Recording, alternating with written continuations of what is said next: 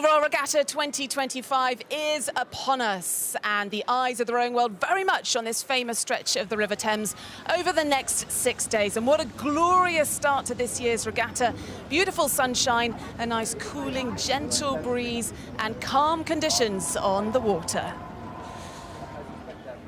Yeah, welcome along then to our viewers all over the globe. Welcome to the 186th edition of Henley Royal Regatta. Over the next 6 days, we're going to be bringing you 404 races with well over 4,000 athletes, and also a new event this year. And to tell us a little bit more about that, I'm delighted to be joined by Richard Phelps, who is overseeing the regatta for the first time as chair of the committee. Congratulations, Richard. We'll talk about the new event in just a minute, but first, how are you feeling ahead of before the first race has even been rowed? I'm feeling totally fine. I mean, basically all the hard work's been done. We've got a great team, great bunch of stewards, great group of volunteers. So in some ways, nothing I can do now to impact the regatta. We're up and running, we're up and away. So it's just sit back and enjoy, watch and have a good time. So tell us about the new event that we've got this year. Well, the Bridge Challenge Plate is for intermediate women. That's the level between club and university up to the Premier Olympic level. Great to have, finally to have a women's event at that level. An amazing entry of 11 domestic crews. A lot of local clubs or UK clubs have stepped up to have a go at that. Very exciting. We're expecting great things. It kicks off soon and it's going to be a great week of racing. As a global sporting event, how do you find the balance of obviously trying to move forward and evolve the event, but equally staying and celebrating the traditions and history of an event like this? Well, look, Henley is steeped in tradition. The magic sauce, which no one has fully captured, is how do you make it timeless? How do you make it feel like nothing's changed, but actually constantly evolve? So that's our mission, is to make people feel they are walking into the wonderful, magical world of Grace Kelly, but equally down here we've got the most modern, up-to-date, contemporary athletes with the most modern equipment. We hope to achieve that year after year. I think in 25 we've absolutely nailed it. And talking of contemporary athletes, we've got the World Championships coming up in Shanghai later in the year. In terms of international stars, who should we be looking out for this week? Oh my God, we are awash with international stars. I mean, whether it be the men's single scull, the women's single sculls, we've got the national 8 from Great Britain. I mean, we have the Olympic #1 nation and #2 nation, and they could be going side by side in an absolute slugfest all weekend. I mean, it's too difficult to highlight which ones to pick out. I mean, basically we are awash. We have a bucket full of Olympic champions, world champions. So it's going to be exciting. Do not miss Sunday. Sunday is going to be a cracking day of finals. Lots of rowing to do before that, and you're a very busy man, so thank you very much for joining us. I know you've got to dash. I'm sorry. No worries, Andrew. Thank you very much to Richard Phelps, who's overseeing the regatta as chair for the first time this year. Right, we are looking forward to building up to our first race of the whole regatta, but first, here's a little reminder of the format with a Henley steward and CEO of Rowing Australia, Sarah Cook. Henley Royal Regatta, first held in 1839, is one of the most prestigious and historic events in the sport of rowing. Each year, thousands converge on the small town by the Thames as crews battle it out over the 6 days of the regatta to win one of 27 famous trophies. These are straight knockout races setting out from Temple Island at the start of the 1 mile and 550 yard course. One boat is drawn on the Buckingham Sch side and the other on the Berkshire station. Crews are aiming to progress towards Sunday's finals. There are 4 trophies for junior crews as school and club rowers aged 18 or under vie for supremacy in quads and eights. 3 student events attract the best university and college crews from the UK and overseas. 4 club titles are up for grabs in 4s and 8s. 4 intermediate events sit between club and Premier level competition. And the best senior scullers and sweepers compete in the 12 Premier events.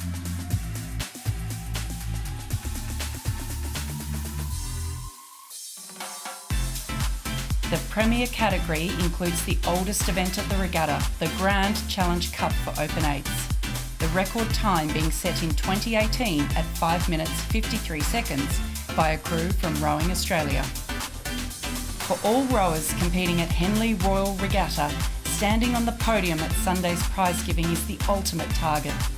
That remains one of the proudest achievements for any rower and a memory to last a lifetime.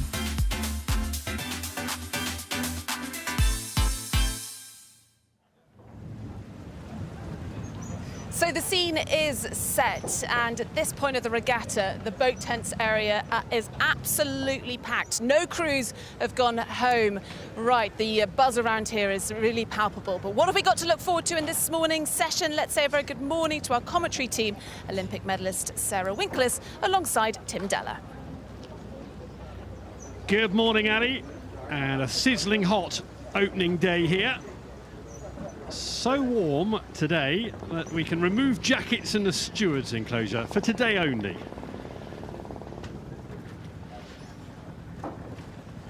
Henley's never looked more glorious. And we got the racing underway in 4 minutes' time. First of more than 400 races this week.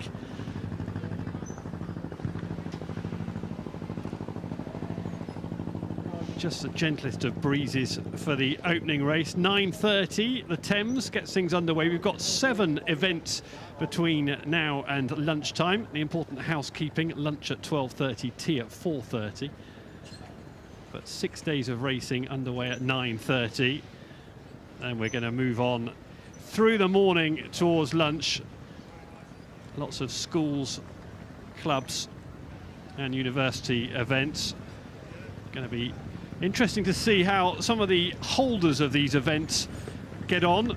In these, we've got the Prince Philip, the Wyfold, the Forley there. We've got some of the holders of the current competitions back. And this is seeing us through until lunch at 12:30. So 7 events, first round heats in the morning session, races every 5 minutes.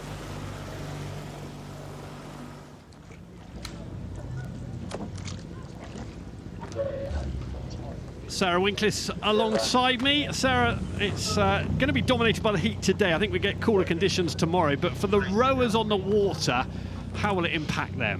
Yeah, I think they'll be delighted to be out of the boathouses and on the water, actually, because there is a slight breeze here, a slight headwind. It'll be coming down the course, and that'll take the temperature down for them. It's hot in the enclosures. Of course, we've allowed gentlemen to remove their jackets, but on the water, it's going to be on the hotter side, but I would say they are prepared and ready for this. Of course, they will be. Hours and hours of training, months and months of mental preparation. All comes down to this opening race. The Australian boat Barbarians Rowing Club against Sabrina Club, Shrewsbury School alumni. And these are nerve-wracking moments, particularly if you've been drawn. I mean, in some ways, Sarah, being in the very first race, what a privilege, what an excitement. But one of these 2 boats this week will be over in around about 10 minutes' time. Yeah, and the Barbarians, they've come a long way, haven't they, from Australia to have this opportunity. A lot of ex-representatives in this, that they've been having dreams of competing for their country at the highest level, and now they find themselves here at 9:30 in the morning, Wednesday, Tuesday, day 1 of Henley Royal Regatta. I've gone back to 5-day racing. Just poised and ready. Go. Get ready, please. So Matt Pinsent on umpiring duty in this first race. Yeah, there he is on the launch number 1. It's a very familiar voice, and he is doing that call over that's so famous for the Henley start, and it'll be for real in a moment. So one of the world's most iconic sporting venues, one of the most historic sporting events, and they're underway in this very first heat. The Thames Challenge Cup, Barbarians Rowing Club to the left of your picture and Sabrina Club to the right on the Buck Station, and we're immediately watching Sabrina Club just drifting in a little bit central, and so Matt Pinsent in the umpire launch has got his eye very firmly on that. Barbarians Rowing Club there in the picture, just moving along nicely on the Berkshire Station, and we will see some boats during this week come to grief at this stage of the race, just coming off Temple Island now. And the early advantage is with Sabrina Club on the Buck Station. Sarah, they've dealt with it pretty well so far, but looking at Barbarians, they are getting very close to the boom on the left-hand side there. Yeah, you can see the coxswain there. He's just looking over to the left-hand side and making sure that they put the rudder on so they can move away from the booms there, because this is really close. Sabrina, they've had that slight steering at the beginning, but they've gone out fast. They've got a lot of Henley experience in this cruise, over 17 Henley Royal Regattas between them, so they will be familiar what it feels like as they're coming to this first marker. And I can tell you, as an athlete, it feels painful at this point. So as they head away from Temple Island, away from Hambledon Valley, there you can see on the faces of those oarsmen the early pain, but they're getting into a nice rhythm actually. Barbarians Rowing Club, you said they've come all the way from Australia. They'll want to certainly be here tomorrow and for later stages of this Thames Challenge Cup, and they've got themselves into a nice settled rhythm there. Yeah, they do. They look like they've got themselves really flat. You can see how strong and athletic they are. Sabrina was slightly higher on that start and they got that early advantage, but it is just at the barrier, the first marker. I think we'll see that Sabrina are ahead at that point, but this race has got a long way to go yet. Yeah, you can see in the bow seat there, Alexander Davis in the Sabrina Club. Just a narrow margin of a lead at the moment for Sabrina, but making steady progress. This is the Shrewsbury School alumni, and Shrewsbury School, of course, their most famous old boy, Charles Darwin. So I guess this race will be survival of the fittest, Sarah. Oh, well, there you go. I like the line, Charles Darwin. Yeah, he was at Shrewsbury School many years ago. Very good. And of course Adrian Cassidy as well, who's on our commentary team and with us later this morning, another old Salopian. Almost as distinguished. Not quite as famous as Charles Darwin. So it's a very even race actually. It's worth noting, Sarah, in this very first heat, the Thames Challenge Cup first heat, Barbarians Rowing Club against Sabrina Club, Australia against Great Britain in a roundabout sort of a way. It's incredibly tight. Yeah, it's exciting, isn't it, to see the Barbarians Rowing Club look like they're getting a little bit up. They'll have that energy as they come towards the enclosures, towards the crowds on that side, and I think they're going to feel themselves coming through the Salopians as we're watching this. So let's keep an eye on the distances from this camera here, but it's an exciting race. We're within half a length at the moment. So on the buck station, Sabrina Club with half a length advantage over Barbarians Rowing Club on the Berkshire station. But it's still anyone's race, isn't it? These eights take a little bit more time to shift their order, but that is a tight enough race for things to happen in these final few hundred metres, quite a few hundred metres still. Yeah, and just looking at Sabrina Club, they're really flat at their blades, so it looks like they're light and they're fast. The Barbarians on this side, on the camera here, their puddles look like they're a little bit deeper, they're a little bit frothy, there's a lot of power in their boat, but at the moment, Sabrina, they're just keeping lighter, quieter, calmer, looser in the shoulders, and that is keeping them away. Yeah, Cox Archie Duckworth, you can see there in the Sabrina boat, and you can see the face of Adam Patton, the stroke seat rower there,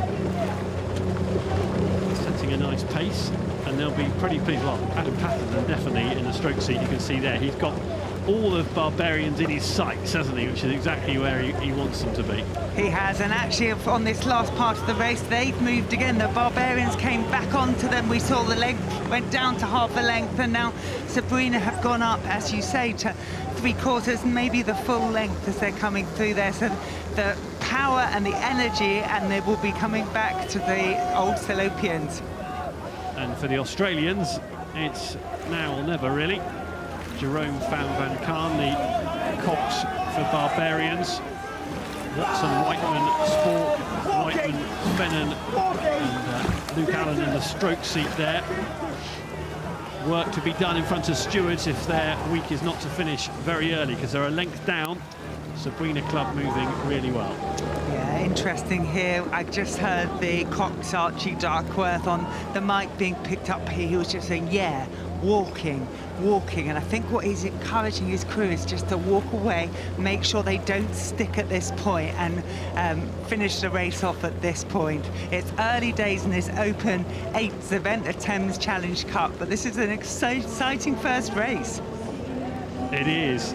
3/4 of a length separates the two boats as they come in front of an already congested stewards enclosure. Sabrina Club in the Thames Challenge Cup. Not too far to go now. Barbarians Rowing Club, no time is running out here. And as you'd expect, they're fighting to the line on that Sabrina. You can see their rate coming up. The barbars are moving again. I'm not sure we call them barbars, but I think they look like they're coming up. They're going to sprint this all the way to the line, but the Sabrina Rowing Club are moving away. They got that early victory, early advantage. Yeah, very controlled victory in our opening heat of Henley Royal Regatta 2025 in the Thames Challenge Cup for Sabrina Club, who win by 3/4 of a length against the Australians Barbarians Rowing Club. An early exit for them, but a good race, a really good race first up. Lots of racing to still go on, Tim, but that was a great start for the old Salopians.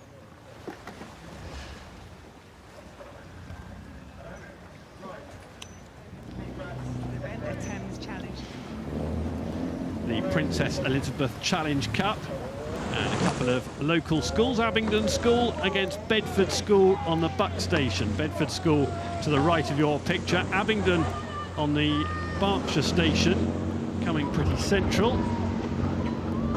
It's so important. Look how close those blades are coming now. The steering next to Temple Island is so challenging.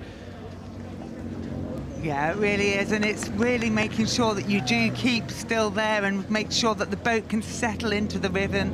The pink blades of Abingdon on the left-hand side, you can see how clean and quick they're coming down to the water.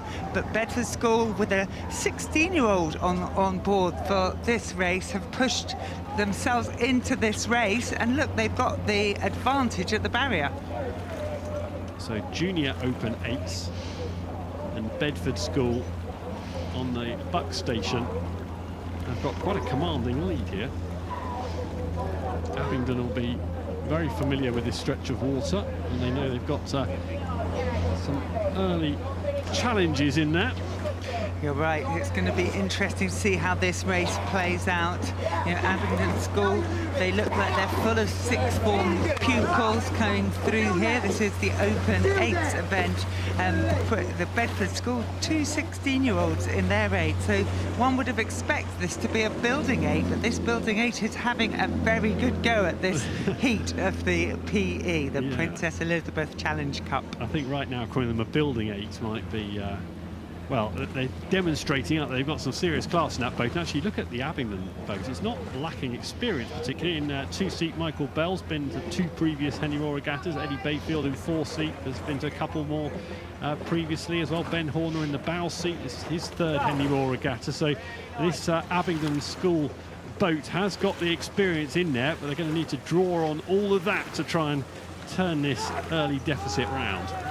Yeah, and Bedford School have really gone out. You can hear people turning up at this stage in the regatta to cheer them on. And they've got an interesting setup with their blades. They've got a bucket, and so they've got the stroke side and then 2 on the other side coming out, which allows them to make sure they keep their power through the boat. So a double bucket in this boat, which is an unusual formation, but it's working for Bedford School. Yeah, Bedford School cruising away from Abingdon here. Look at that lead as they head in front of the enclosures, in front of the regatta enclosure. There's the Abingdon boat. We can see there Sammy Kynet, the stroke. Lucas All in 7. They'll be urged on by their cocks there. Dennis Osterpratt, the cocks. They'll be trying to get them back in this race, but it's a lot of work to even make it competitive here.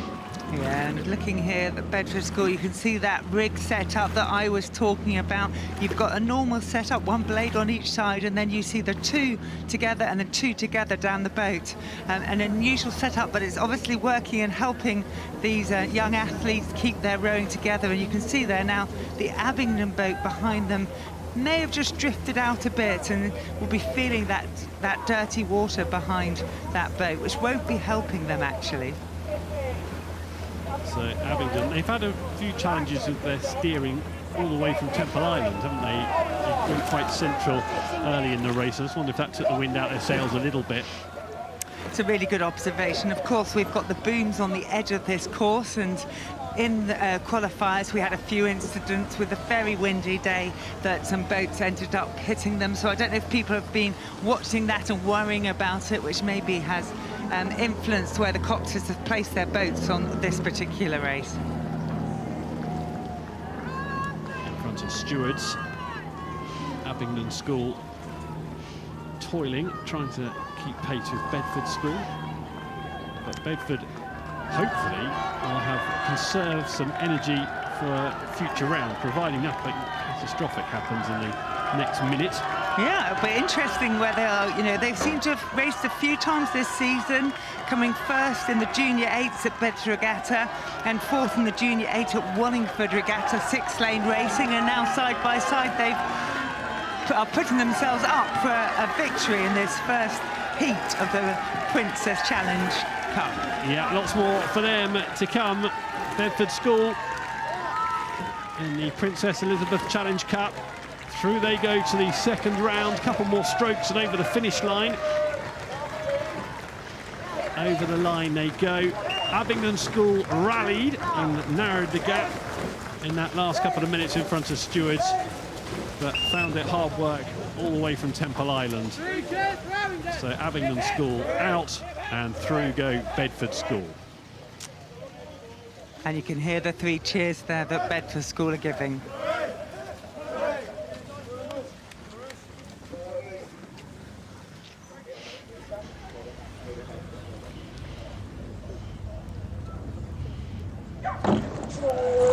Next up, the Prince Philip Challenge Trophy. Pangbourne College from just down the way against Henley Rowing Club, or even more local. This is a proper local derby, this one. This really is, isn't it? You know, having Pangbourne to Henley. Henley train on this stretch from Henley Rowing Club, the other side of the bridge from us, to every day, every week, and they'll know it really well. But of course, it's only a few weeks of the year you get to row the course this way round. Usually they'd be rowing up the course the other way. So junior women's eights, and they are familiar with the water.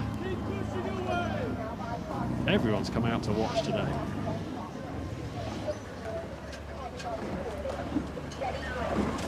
And a really good start for Henley Rowing Club on the buck station there, seizing the initiative early. It must be an advantage being this local, and I know you're right about the course setup only being for this most recent couple of weeks leading up to it, but let's keep a little look on what's happening in that boat, because the boom's coming perilously close there. Yeah, and Pangbourne, it's the first time they have qualified as a school for this event, so fantastic to see them here in the main draw of the Prince Philip Challenge Trophy, and they are holding onto this Henley Rowing Club crew.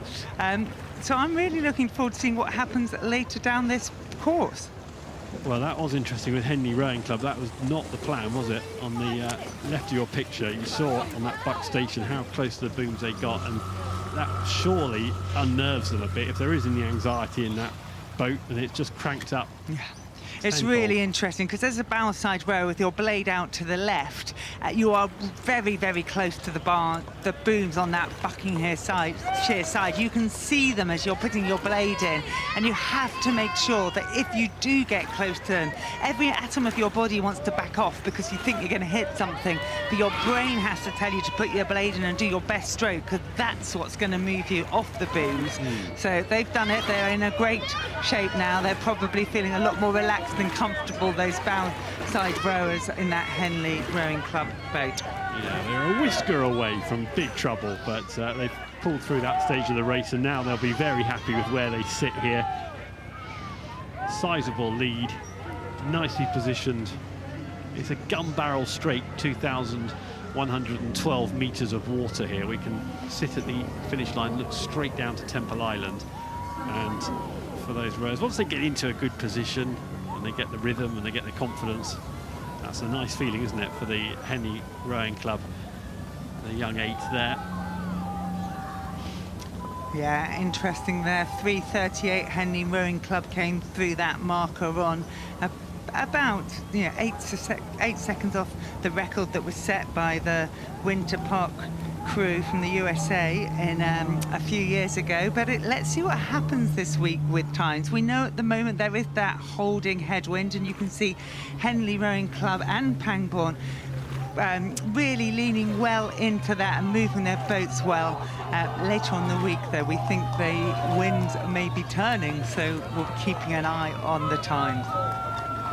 Which makes it a good week, doesn't it? We've got a bit of everything thrown at us between now and Sunday. Today it's all about the blistering heat, and none of us are complaining. It's great to see Henley looking glorious, and this is a good race again. The Prince Philip Challenge Trophy heat.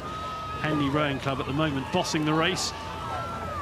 Yeah, great to see, though, the Pangbourne College still pressing on, moving well together. A naval college with a great history on this. It's great to see their young female athletes coming here and competing at Henley Royal Regatta. And you can see, how much it means to them. They're racing it, their rate is high, they're working together as hard as they can to stay in touch with this Henley Rowing Club crew. Henley debuts for everybody here, and worth mentioning that the Cox from Pangbourne College is Rory Cuthbert, only 15 years old, so hopefully he'll be back in years to come and have his appetite whetted by this experience, I'm sure. And sometimes these early rounds of early experiences are around gaining hunger and gaining experience. So when you go back to the college or the club after you've finished racing, you know what it feels like to be here, and you become a bit more purposeful in every stroke that you take. And Henley Rowing Club purposeful and to the end here, holding off Pangbourne College, going by. Cox Elise Pendoria will be very pleased with what her boat has produced there in the bow seat. Jemima Butterworth is going to be first over the line. Last couple of strokes, Jemima Butterworth and the rest of her eight over the line now. A win for Henley Rowing Club. Good command, good control of that race. Yeah, Coach Leon Redmond will be watching on, pleased with his women's performance. Well done, Henley Rowing Club. So the Prince Philip Challenge Trophy, and it's Henley Rowing Club who go through.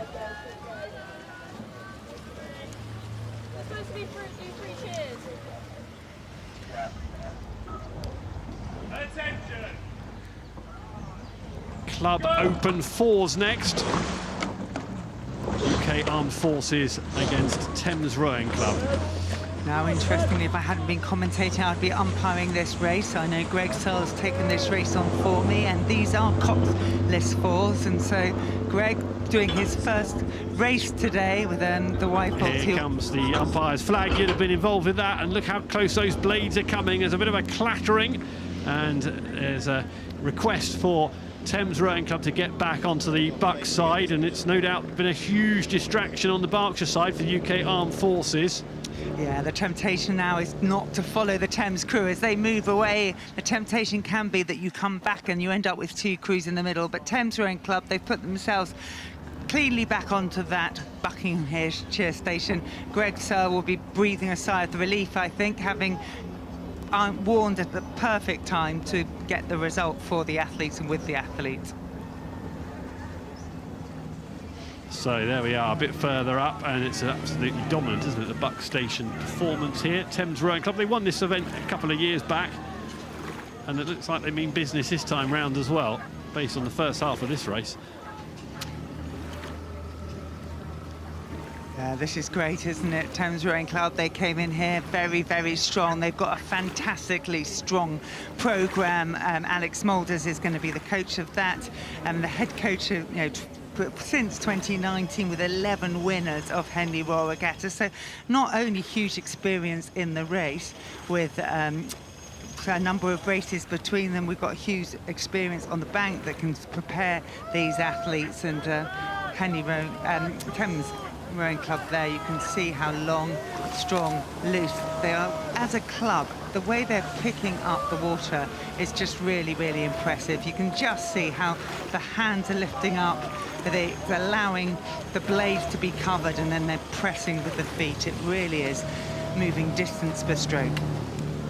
Last year's winners, Marlow Rowing Club, will be on the water a bit later on. But for now, it looks like it's Thames Rowing Club enjoying the better of this one for sure.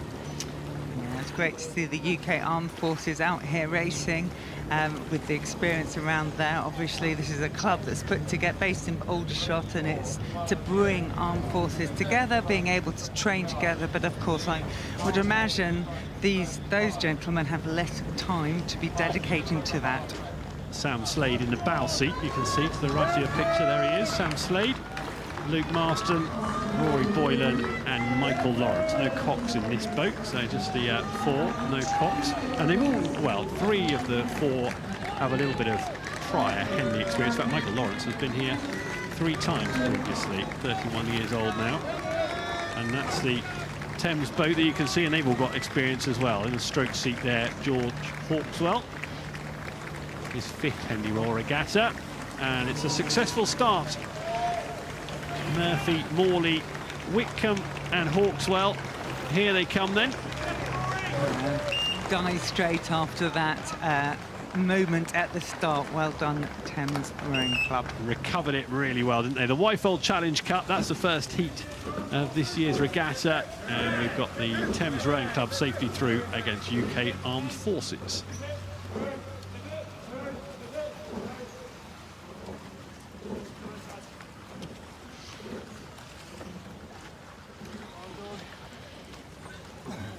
Lots of heat, lots of fans, rowing fans, and fans to keep you cool.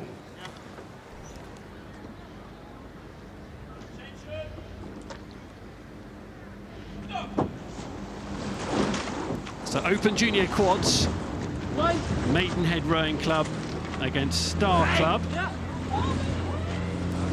This is the Forley, and it's a pretty feisty start from both boats here, Sarah, both quite punchy starts.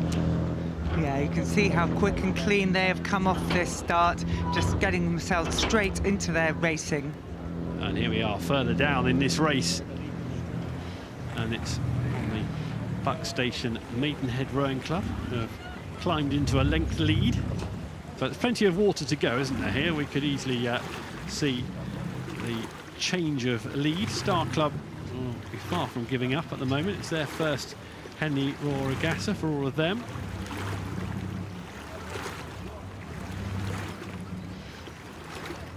There we are, you can see in that boat in Star Club, in the stroke seat, Cameron Mackenzie, he's only 17 years old. Benjamin Howard, and then moving across to Maidenhead Rowing Club in their stroke seat, Charlie Davis.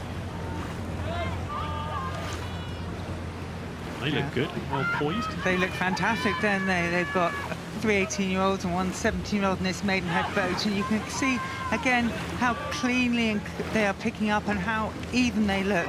Coach Victor Kleshnev used to work with us on our biomechanics way before every university and school and club had biomechanics, so he has such a deep knowledge about what makes a rowing boat move and how to help them move well. So he's instilled this into these young men, and they are pushing their way through to this middle part of the course. All the science moved on as well, hasn't it? I guess since he first started in the game. Oh, it really has moved on since and I feel so utterly grateful that I got to see every world, because we used to start with feel, and I got so much feel around the boats, and you can see when you're just relaxing, feeling the boat, you have to stay loose to allow that. And then as technology and time moved on, we got more data that helped us understand what bit of that field was working, and now, of course, there's huge amounts of data for everyone. It's very readily accessible, and hopefully it's being used by the clubs and crews to prepare. Yeah, I'm sure it has. It's amazing how coaches have managed to stay on top of it, isn't it, as it evolves. It's great. You mentioned these experienced coaches who have managed to stay apace and know what's coming up, what's coming down the track. Yeah, and it's interesting, the Star Club coach, Tom Burton, he went through that international journey with me, and we're now seeing him giving back to the sport with Star Club. And of course, Star Club has had some fantastic alumni in the past, most notably Tim Foster, who won gold in the 4 with Steve Redgrave and Matt Vincent and James Cracknell in 2000. Well, we had a local winner of the Forley last year in Windsor Boys. And I wonder if we might be seeing something on Sunday similar, because Maidenhead Rowing Club, a bit early to be talking about who might or might not get through to the finals, but a little glance over the shoulder there in the bow seat from William Snoxall, who will be very pleased with what he sees, because it's going well here for Maidenhead Rowing Club.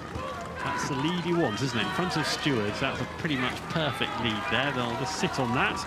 It is, and what we can see there, Star are just moving over in front of them a little bit, but Maidenhead, they're on their station in good space. And Windsor Boys School, they've got 2 boats in this, last year's winner, and they will be watching this heat, I'm sure. I think so, and Maidenhead Rowing Club, based on that opening heat in the Forley Challenge Cup, might be ones to watch. Windsor Boys will be aware of that. Star over the line, well done to them. Early exit, yes, but creditable performance. Coming very dangerously close to crashing into our commentary box, but as they go over the finish line. Yeah, they've definitely given it everything, haven't they? Look at that. Maidenhead make it look so easy, but they've pushed so hard.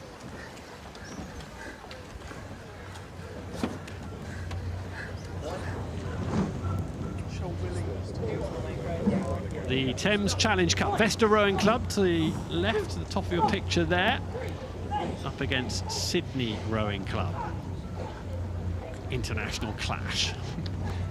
This is going to be very interesting. You can see them sitting there looking really easy at the moment. I suspect the boats aren't quite aligned. What we can see here by that Henley Royal Regatta is the aligners. They're looking at a mirror and a line to make sure that the bow rolls are perfectly aligned, and once they're happy with that, they'll press a button, get a green light, and the umpire who's standing behind these crews will know that they're able to start the race when the time comes. Yeah, this race scheduled to go in 1 minute and 50 seconds, to be very precise.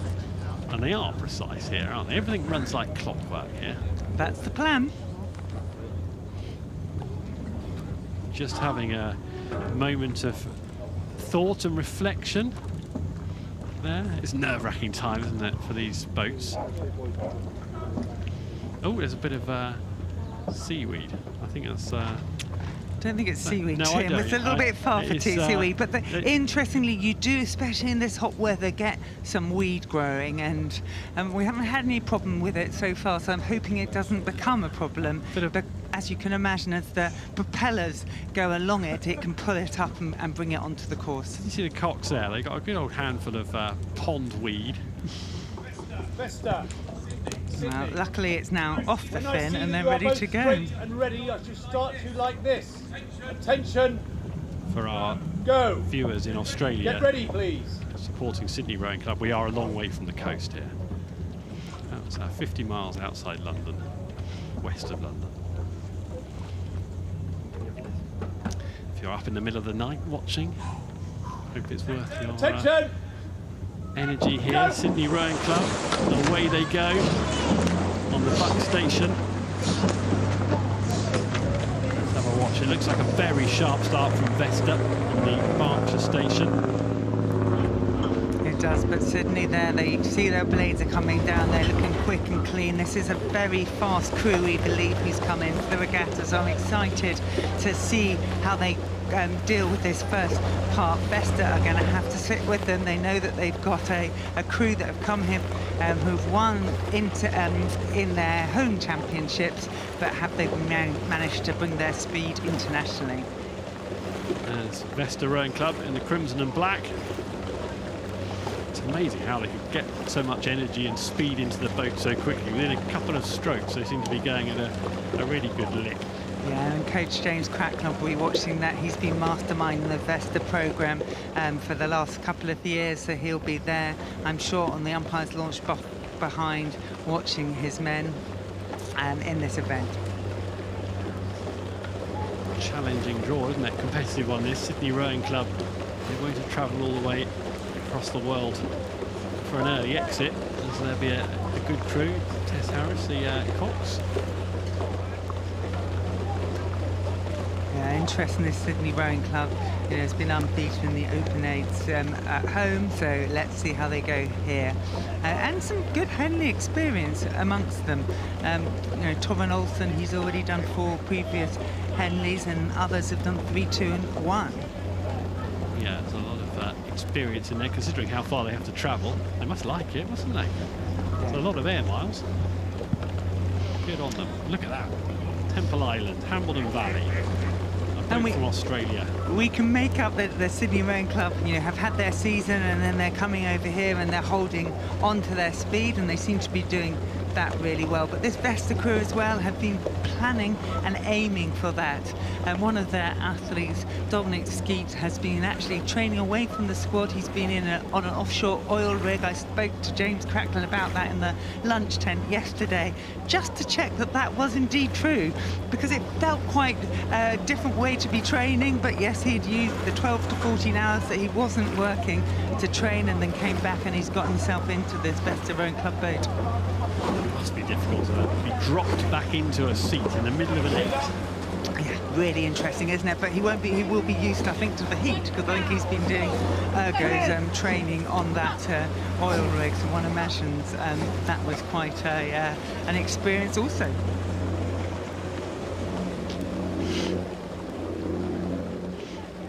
Sydney Rowing Club now taking control.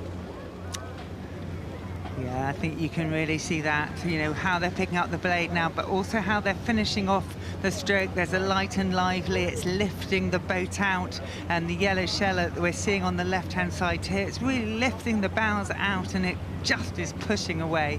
Rates a little bit lower than Vesta, strokes a little bit longer. One of the really historic events, this one's been going since 1868. There aren't many sporting competitions, you can say that before. No, you're right. It's a long old history, and if you get your name on the cup on a Sunday and a red box, it'll be an absolute highlight. Yeah, career highlight for sure for any of them lucky enough to do that. And Sydney Rowing Club, you certainly wouldn't discount at this stage, would you? Look, they've dropped the rate right down, and they're just paddling, and this is still quite a long way. I mean, not mid-race really, isn't it? And they've decided they've got plenty of opportunity here to enjoy it. Yeah, look at that. They're really working on their power per stroke. They've allowed the rate to drop. You can see how still they are. Franz Infeld has been coaching out there. He was coaching at Molesey. He's got a huge amount of Henley experience himself, and that familiar style that he really does get athletes to row flat and make a really good use of that second half of the straight. You can see the light blue backs of the Sydney Rowing Club all in one, just coming back towards you, pressing through, and you're really convinced that the legs and the backs are finishing off that stroke. Yeah, Torren Olsen in the bow seat for Sydney Rowing Club, you can see nearest to the picture.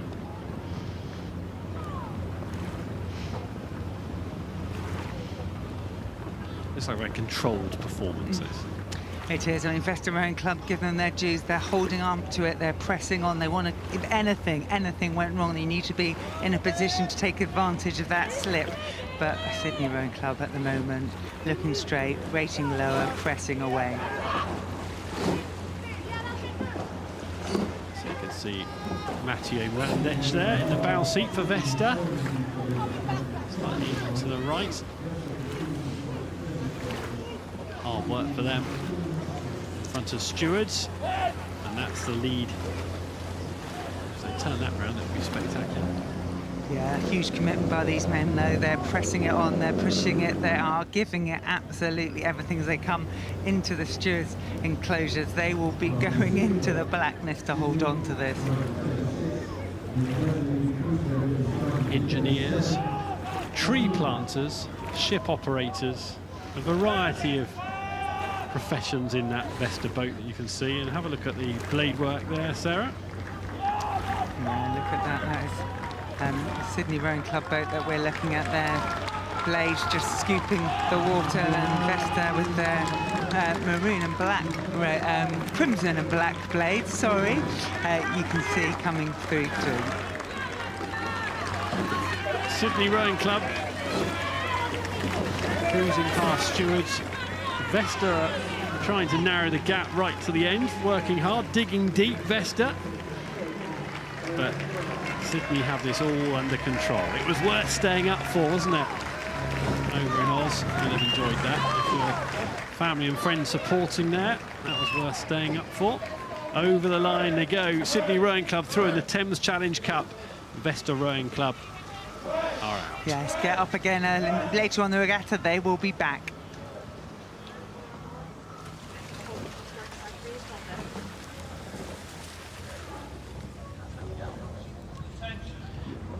The Wargrave Challenge Cup next up. Race number 7 on our programme. Nottingham Rowing Club. They're angled slightly towards the centre of the course at Temple Island, off the Berkshire station to the left. They've gone a little bit central, but helped out by Shiplake Vikings Rowing Club staying in a good spot on their side. Yeah, and you can just see that the Shiplake Vikings boat on the right-hand side of our screen has had their rudder on, because you can see where their wake has been going, or that trail is, and they're pushing themselves up onto that station, making sure that they are on each side of the river to give their athletes then the best chance of rowing. In the Nottingham Rowing Club boat, it's Cox Tamsin Jones. Brings some experience to the party, Sarah. Yeah, it's an interesting boat. There's Nottingham Rowing Club. It's great to see them coming here for this Wargrave Challenge Cup, the women's 8 event. Great to see how the more new clubs are coming into this event. I think it's the first time we've seen a Shiplake Vikings in this event also.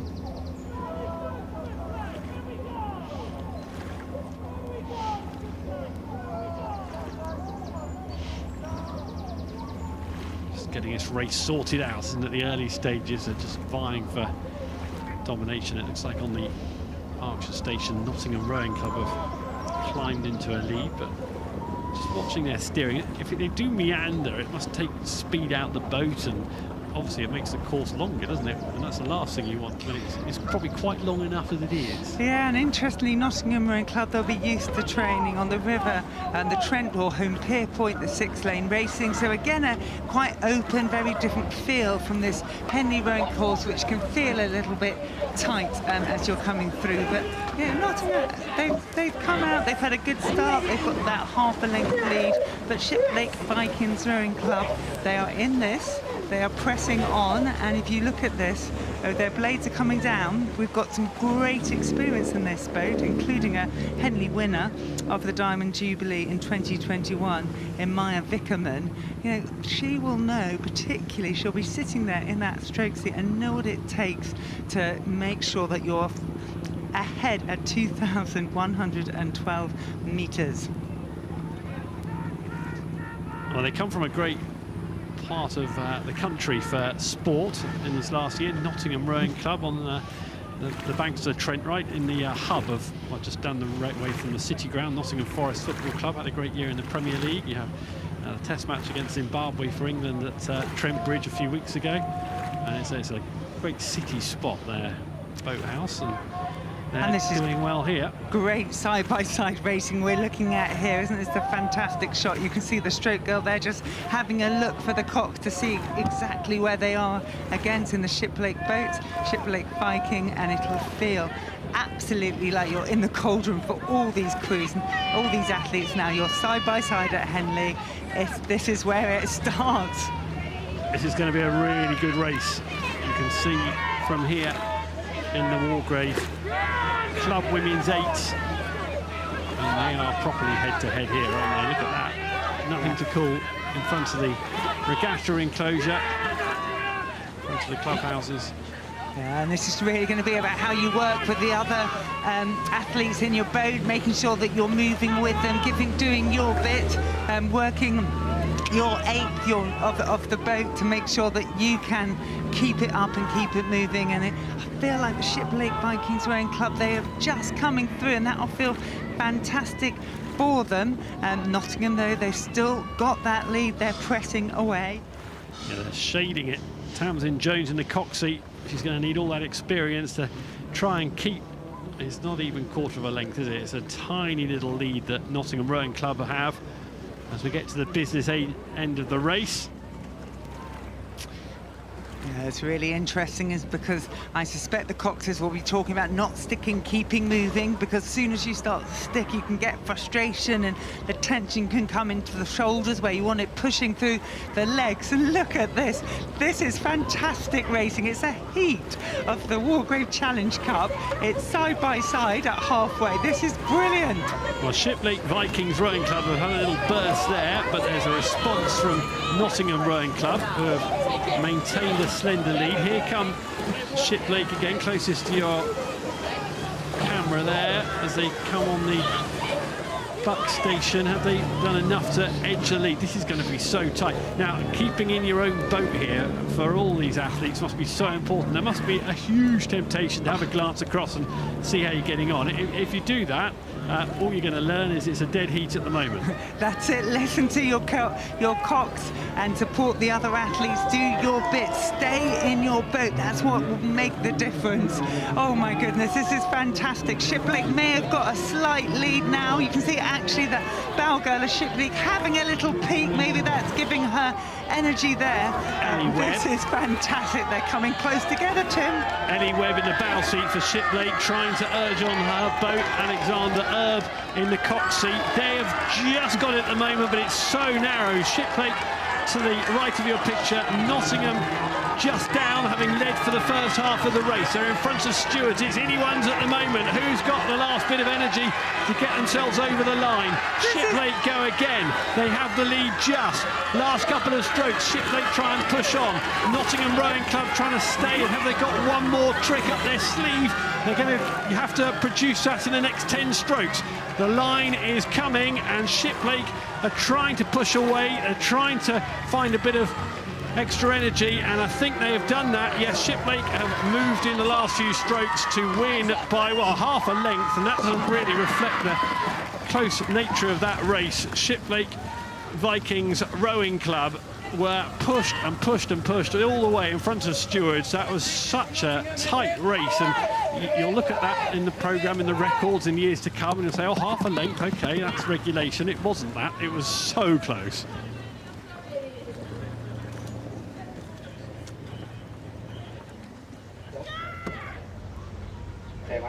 The Princess Elizabeth Challenge Cup, St George's College up against Shiplake College.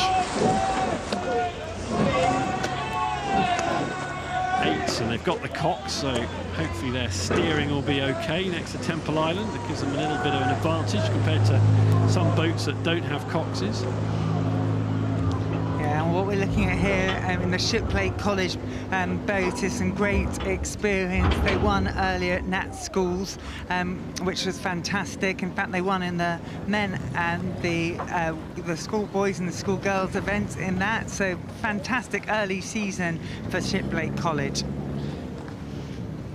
Junior Open 8. Let's go down the course and pick up the action as the race moves on. And on the buck station there, you can see that Shiplake College demonstrating their familiarity with the water.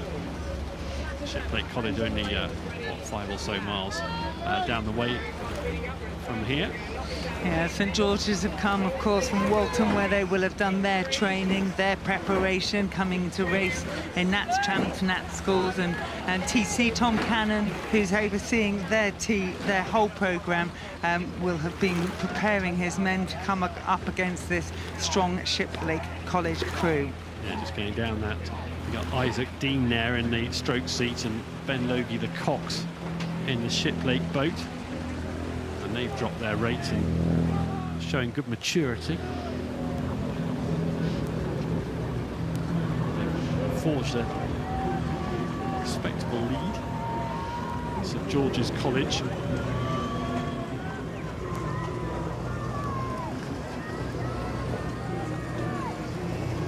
Working hard, aren't they? And in the bow seat there, Noah Croft. They won't have given up. They look like a pretty well organised crew. James Kent in the cock seat there. In the stroke seat, you can see Benjamin Winfield. They're digging deep. Little glance over the shoulder from Noah Croft, trying to track the Shiplake boat. Amazing power and strength in the Shiplake College boat. That's early start. They've got away. It's allowed them to drop their rate against St George's College, holding on. They're pressing on. Their coach, James Dunley, who is behind in that boat, will be leaning out, and he'll be watching how his athletes are keeping on this. You can see actually how clean their blade work is there, and how quickly they're picking up. You know, they're doing everything they can to stay in touch with this Shiplake boat. Yeah, they're keeping them honest and true here, aren't they, St George's College? Battling away, just nipping at their heels. How important is it to try and manage your way through the week rather than take each race as a one-off? Because for Shiplake College here, they've put in a really controlled, authoritative performance. They'll presumably have half an eye on round 2.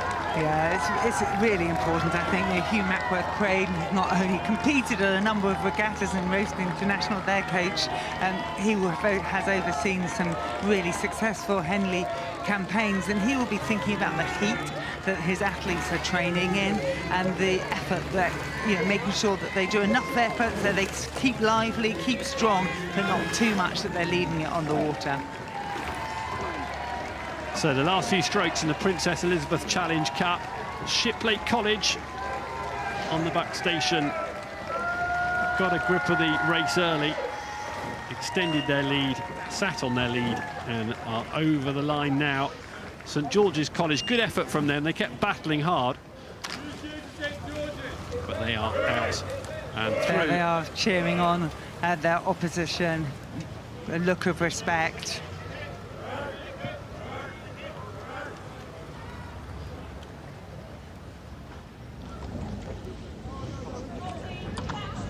The Wyfold Challenge Cup, Molesey to the left, and then on the back station, Black Sheep Rowing Club. Keeping a tight eye on these starts. Club open 4s. And where are Black Sheep Rowing Club heading here, Sarah? Just want to sort their steering out, because they've left the side of the water and darted out into the middle, but they've, as you can see here, a little bit away from Temple Island, settled down into their race rhythm. The bowman of the Black Sheep Rowing Club has got the steering foot on, so will have been making sure that they get themselves in the right part. In fact, both these boats are steering from the bow seat, which is quite sometimes easier when you are in these straight courses, and also on river rowing you can see what's going on behind you. So Molesey Boat Club, business as usual. Such a successful club over the years here at Henley Royal Regatta.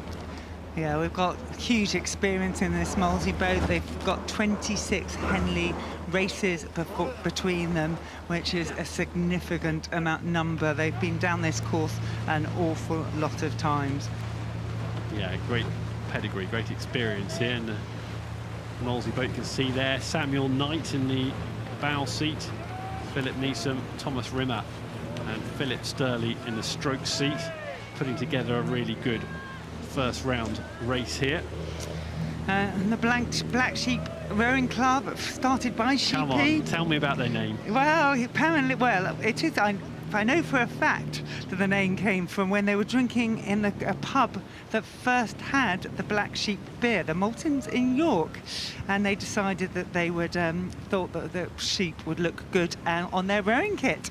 So that is why we're watching Black Sheep Rowing Club. I wonder, what was it, 30 odd years ago, wasn't it, that it was formed? Spot on, and we've seen them compete in the regatta over the years, and it's great to see them here today in this heat. Some work to do though to keep up with Molesey Boat Club. Private members club providing rowing to juniors and adults on the River Thames between Hampton Court and Sunbury-on-Thames, Molesey. We see them every year. Henley Royal Regatta. Yeah, it's a really strong rowing programme. It's great to see that they've come here in force, but that's the really exciting thing about Henley Royal Regatta. You do get lesser-known clubs coming and competing and being able to get into the main draw on multiples of occasions. And you know, the Black Sheep have been down the course themselves 8 times before, so they know what it feels like, looks like, tastes like, and they'll be looking to try and hold on, because in these Y-fold fours they are cockless boats and you just need to stay on it. Yeah, it's a lovely clash, isn't it, between a really old established club, Molesey, all the way back to 1866. They had their boathouse in the same spot as it is now, way back then, and then a much newer club, Black Sheep Rowing Club. That's a clash of old v new. And they're almost to the end of the race here. You can see Stewart's enclosure to the left-hand side of your picture, St Mary's Church in Henley. You can see town centre, the bridge, and the finish line, most relevantly, looming large for Molesey Boat Club. Got through safely into the second round of the Y-fold Challenge Cup. Last few strokes for them. Just making sure they keep their power on, if not the rate, to make sure nothing goes wrong in the final stages, making their way through to the next round. Through they go. Knight, Neusser, Rimmer and Sturley are through to the second round of the Y-fold Challenge Cup. The Molesey Boat Club beating Black Sheep Rowing Club.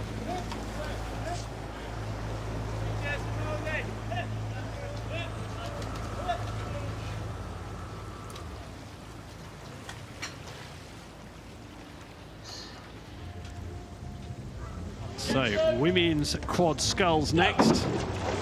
Diamond Jubilee Challenge Cup. Hartbury College to the left of your picture on the Berkshire station. Battling away with Headington School to the right.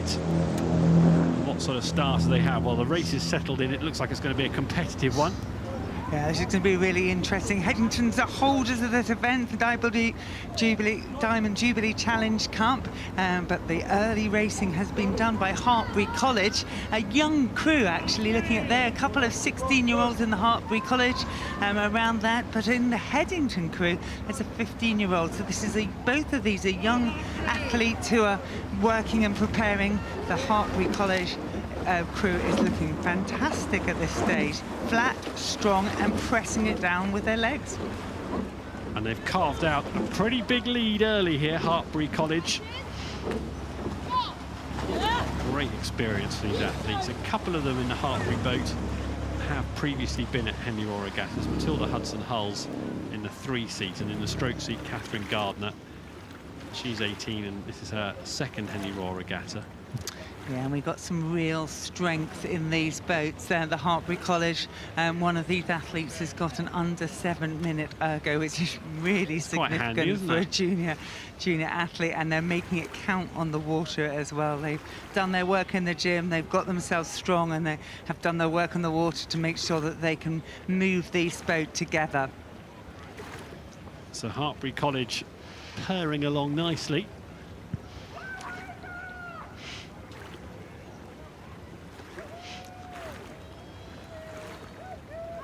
And keep an eye on this Headington boat. They will want to stay into it. I think they've been a little bit frustrated with their form over the season, but there's certainly a lot of class and experience in that system and that squad. So let's keep an eye on them. They're keeping their rate up. You can see here from the shot, it feels a little bit close. I need to keep my voice down as they're coming up towards those booms. You can see that the Hertfordshire College crew has just got themselves into a perfect place in the river, a little bit away from the boom, nice and flat, nice and straight. Yeah, sitting very nicely in the channel that they need to be in there. Hertfordshire, the lead boat. Headington School. So, Sarah, in a race like this, day one, you've spent months preparing for this moment, and you find yourself lengths down. You just got to keep battling away and hoping something goes wrong, because things do go wrong, don't they, in boats in Henley Royal Regatta. You just never know what might become of Hertfordshire College in these last few hundred metres. So for Headington, just hang on in there. Spot on. We've seen crews go through from this point, and what I'm seeing that Headington doing is keeping their rate up. They're keeping it flat. They're moving well together. They're just picking it up. You can see how hard they're working. I mean, if they could just lift their hands out a little bit and bring their blades to us, but really good technique by these young athletes. Hertfordshire, you can just see the power though that those athletes have in the other boat. It is just moving the boat so cleanly, so long. You can see that it's just they're being, both crews are rowing really well, but one crew is stronger. Yeah, they're well drilled, and Headington hammering along at a good old pace, aren't they? But it's just the power of Hertfordshire College here is, you suspect, going to make all the difference. A good lead at the minute for Hertfordshire. Hertfordshire boat, you can see the back of Gracie Jones in the bow seat, 17 years old, first Henley Royal Regatta. Won everything last season.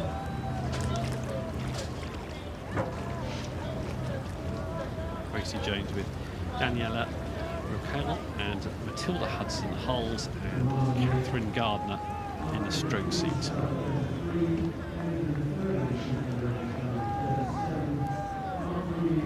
You can hear the crowds cheering Headington on, cheering Hertfordshire on. The support is here in the stands to support these young athletes.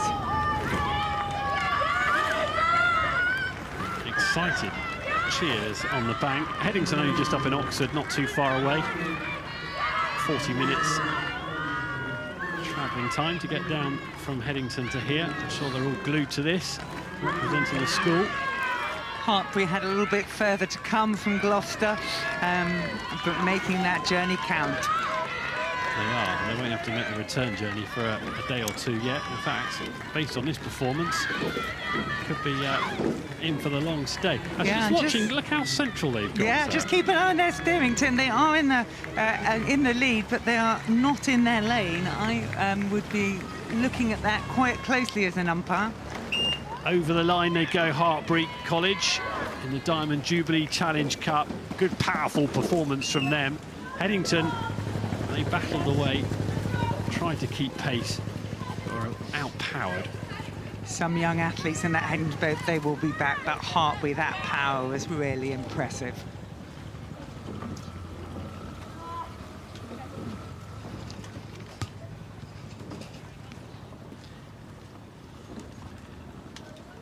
Hi, it's Adrian. Thanks very much to Sarah Winklis. Thank you to Sarah Winklis. Adrian Cassidy is here alongside me, looking very sharp this morning in a... Well, I'll leave you to describe your magnificent look this morning, Adrian. Doing me for style, well and proper. Yeah, I've got on my Illawarra tie on. My daughter was racing earlier, so that's her house and her school. Pink polka dots are in this year, aren't they? Certainly are, I'm wearing them. Now, I'm really excited about this regatta. Just so early doors, heat straight out there. There's been some really tight racing already. Some people sadly going into stewards later on, and others will be racing again tomorrow. Nervous moments these, aren't they, on day one, this early in the programme? Yeah, Marlow here racing in the Thames Cup here. They won their first ever Henley win last year, and they won the Wyfolds. It's a club that's had many athletes win medals at Henley, but it's the first time a whole crew won.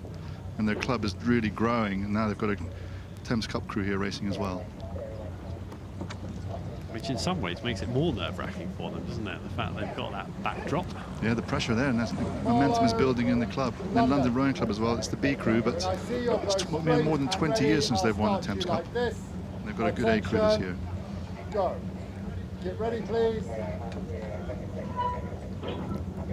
So Coxes drop their hands. We're ready to go.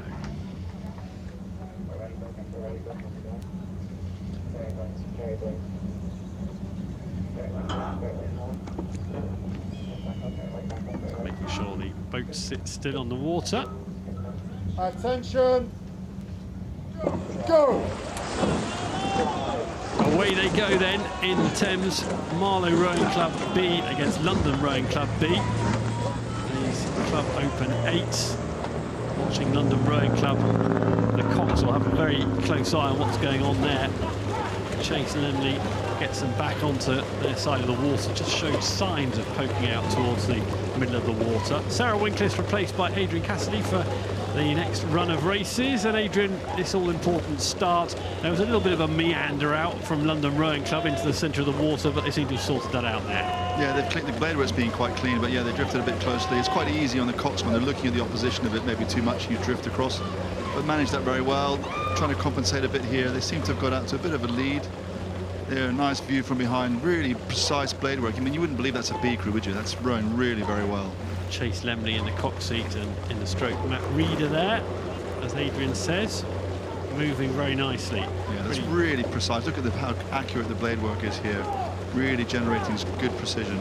Yeah, perfect synchronization, isn't it? Bang, into the water, those blades. Yeah, it's good view. You can see the heat coming off the water, can't you? It's been hard for these athletes trying to warm up. They have paddle in the morning and then try not to get too hot when you're warming up down there. So London Rowing Club.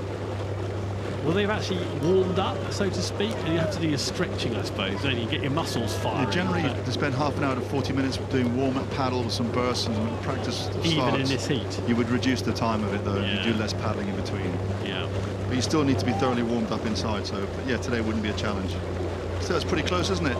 Very close. Marlow really sticking close to the booms, but have a very straight line from the start. London maybe moving over a little bit towards them. They've definitely had the better racing line, haven't they? Marlow Rowing Club. They've gone straight as an arrow so far, whereas London have been swerving left and right a bit more. Arrow, yeah, now Cox, the Cox. Yeah, and the umpires making sure that London Rowing Club get back onto their side of the water, because they, as we were just saying, their steering is questionable. Yeah, and they're steering back towards them again. And this could get them in trouble, because they are up, but it's not enough to go and take the water of the opposition. This could be a trouble for them. They could get a real umpire's warning now. Well, we're waiting. The umpire's already shown a flag once. Let's see if that happens again. I think they're satisfying the umpire just for now. London Rowing Club. You can see those crews here, their hips, all 8 athletes, how well their legs are going down at the same time. That's generating really good acceleration. Yeah, they've got clear water now probably on Marlow. And also you can just see in the London crew here on the left-hand side how when they finish, there's a moment where their bodies are quite still as their hands are moving, and that's just giving the boat really good acceleration from the finish. Whereas Marlow maybe cutting it a bit short and chasing their bodies quite early off the finish. And when you're down, I suppose there's a temptation to do that more, is you're trying harder, which is perhaps the last thing you want to do. Yeah, it's counterintuitive. If you're under pressure, you're chasing it a bit because you're trying to generate maybe more than you can, and then things are less efficient. And then because rowing is so unique, isn't it? Because you can actually see people you're beating. Yes. Normally when you're winning, you can't see who you're beating. Here you can actually see and keep them under control. It's a good feeling. And on the flip side, you feel very lonely and left behind, don't you? Yeah, especially if you're in the stern of the 8, you lose contact with the other crew really early. The bows might think they're still in a race because they're overlapped, but the stern think it's well gone. But here at London look very in control, actually coming down here past the halfway mark. And yeah, they should be able to have control of this race. James King in the bow seat. He's got so much Henley Royal Regatta previous experience. This is his 8th trip to a Henley Royal Regatta, age 30 now. And he's not alone either for experience. What about in the stroke seat? Matt Reader, 10 previous Henley Royal Regattas. That's a good CV. Yeah, it's very good. And Stuart Heath, who's the club coach at London, has been there for a few years, and he's really starting to build a system. is starting to generate. This is kind of showing this. I mean, this is London 8-1, the Club 8's a Met Regatta, which is like the right event for the B crews. And here they're coming here and putting a really slick performance. I mean, I said it earlier, but it doesn't look like a B crew. They're rowing really very well drilled. They should go through a few rounds. And it can't be a coincidence that in the stroke seat and the bow seat, they're the two with the most previous Henley experience, is it? You load up those important 17 seats. years between them. It's quite a lot of races, isn't it? Isn't it? Yeah. And between them, less experience, but still some. Yeah, still some. One novice, David Knight, in the 4 seat.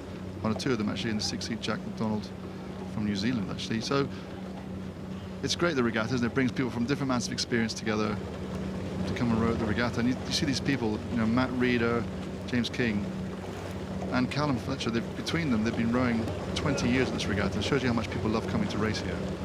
Club Open 8s. So Marlow's coached by Pete Chambers, who himself rowed at a high level. Yeah, and they were 4th at Club 8 actually at Met. So they've raced each other before. So I guess this result isn't probably a surprise to the two crews, but it still would have been nerve-wracking because you don't know how much people have improved. You know, even if you've beaten someone before, it doesn't mean that you're going to beat them again. Pete Chambers, Olympics 2012 lightweight 4 silver medalist. No, that's his brother. Richard Chambers. Richard They're Chambers. both in the boat, aren't they? Both of them. Oh, there, you're right. My mistake. Yeah, you're right. both in there. Yeah. So here, London Rowing Club really in control of this race. You can see their stroke rate, their cadence has dropped. The boat's running further between strokes. So we get a view at the top. You can see the puddles of the 8, and you can see how much cover, how far they travel between sets of puddles. There's the blade work we talked about earlier. Really well timed. Yeah, the entry's really precise. Good work, London Rowing Club. Not too far to go now. Stewart's is getting noisier, isn't it? Despite the heat, there's enough energy coming from the crowd to help London Rowing Club over the line here. Yeah, it's good. It's a job well done. Marlow still going for it, as you always should, but it's clean and easy for London there. Yeah, they've got clear water and some. Well done to London Rowing Club. Thames Challenge Cup, couple more strokes and they're through to the second round. Yep, they've safely secured that. Marlow Rowing Club just coming over the finish line now. Decent effort from them on the Berkshire station.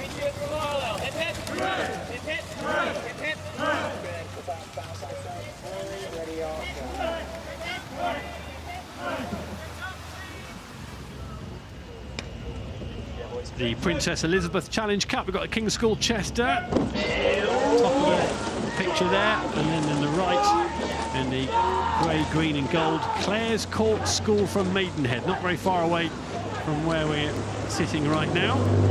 Yeah, really good aggressive start from both crews. Looks like Clare's Court maybe slipping out a little bit. It's hard to tell from here, but really clean, and off they went. And Clare's Court looked like they might have moved out to clear water by now. Big contrast here. The clubs have come a very different trajectory.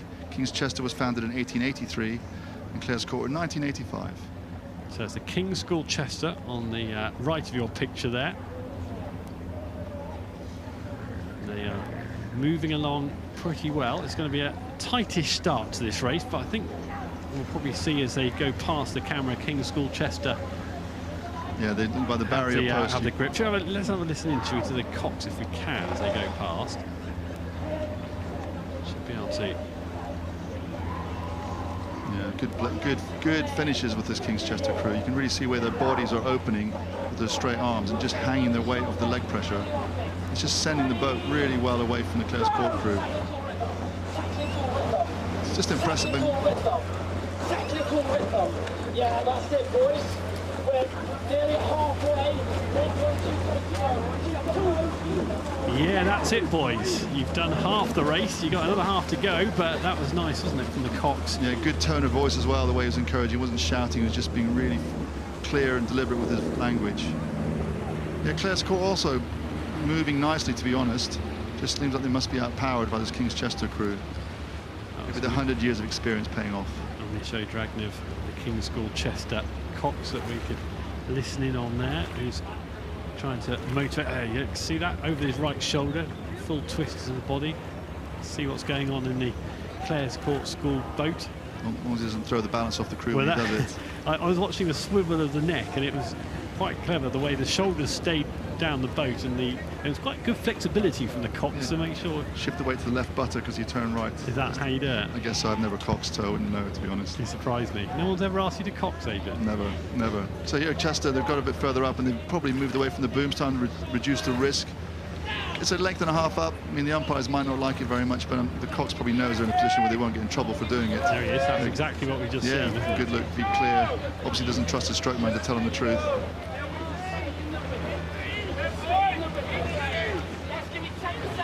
It's a good view of the crew here. And this makes you realise roughly how far away the other crew from Players Court are behind them. That's the kind of margin. And here we talked earlier about the puddles. If you can see there's 4 sets of puddles, and you can see there's the 2 nearest us, how they're clearing the puddles, probably by about a foot. Yep. And that, depending on the stroke rate, the more you can clear the puddles, that's distance per stroke. That shows you how fast you're going. So we might get a picture of the Players Court crew. We might be able to see how much are they clearing their puddles at a similar rate. So that's the King's School Chester boat. Envision them moving really nicely there. Massive commanding lead. What a great way for your first day, huh? Just to get that kind of lead and be able to enjoy the last bit of the race. Yeah, I was thinking with the role of the cox there, it's just to keep them calm, isn't it? Keep them steady. They don't need to be cajoled along too much. And here we are, we can see Players Court School moving along there. And you can see how they're sort of sliding into their own puddles a little bit there in comparison. And that's the difference. The beach stroke, they're going maybe 2 or 3 or 4 inches less distance, and that's why Chester managed to open up this margin. Oliver Payne-James, the cox, has got it all ahead of him. A long way ahead of him as well. Sebastian Shaw in the stroke seat, you can see there, in that Players Court School boat. You see Players Court, 8th at the school's head, 2nd at Junior British Championships. I mean, this is a good crew. King's Chester doing a really very good job of just dispatching them, in fact. There you go, you can see the clearing the puddles there, just probably a foot cover maybe, and that's the technical term we'll use, cover. This is in the King's School Chester boat. Harry Paul in that bow seat, 17 years old, his first Henley Royal Regatta experience in the last few minutes. He'll be acquiring a taste for it, won't he? I'll be thinking, well, maybe I'm born to do this. Yeah, exactly. This could be the beginning of his run at Henley. It could be. So, I mean, this is a difficult point now for the Chester, actually, because they need to try and save a bit of energy for the week. But if you bring the rate down too low, then it gets really, really hard work. It's almost easier to keep it at 30 strokes a minute and maybe pull a little bit less hard. Some people will try to work harder and take the rate down. And that can get quite tiring. It's difficult to get that transition down when you're unfit. Well, that's what I was getting at, because you look at Mario Dragnev here, and he's really barking the orders still, isn't he? Trying to make sure that there's no relaxing going on in that King's School Chester boat. They're still going for it. Misho Dragnev driving the King's School Chester boat over the line there. Massive lead. Well done to them. Little high five in the front of the boat. And here come Players Court School from Maidenhead. In the bow seat, Maxwell Moore slumped over his oar. That looked painful. Hard work, but well done to them.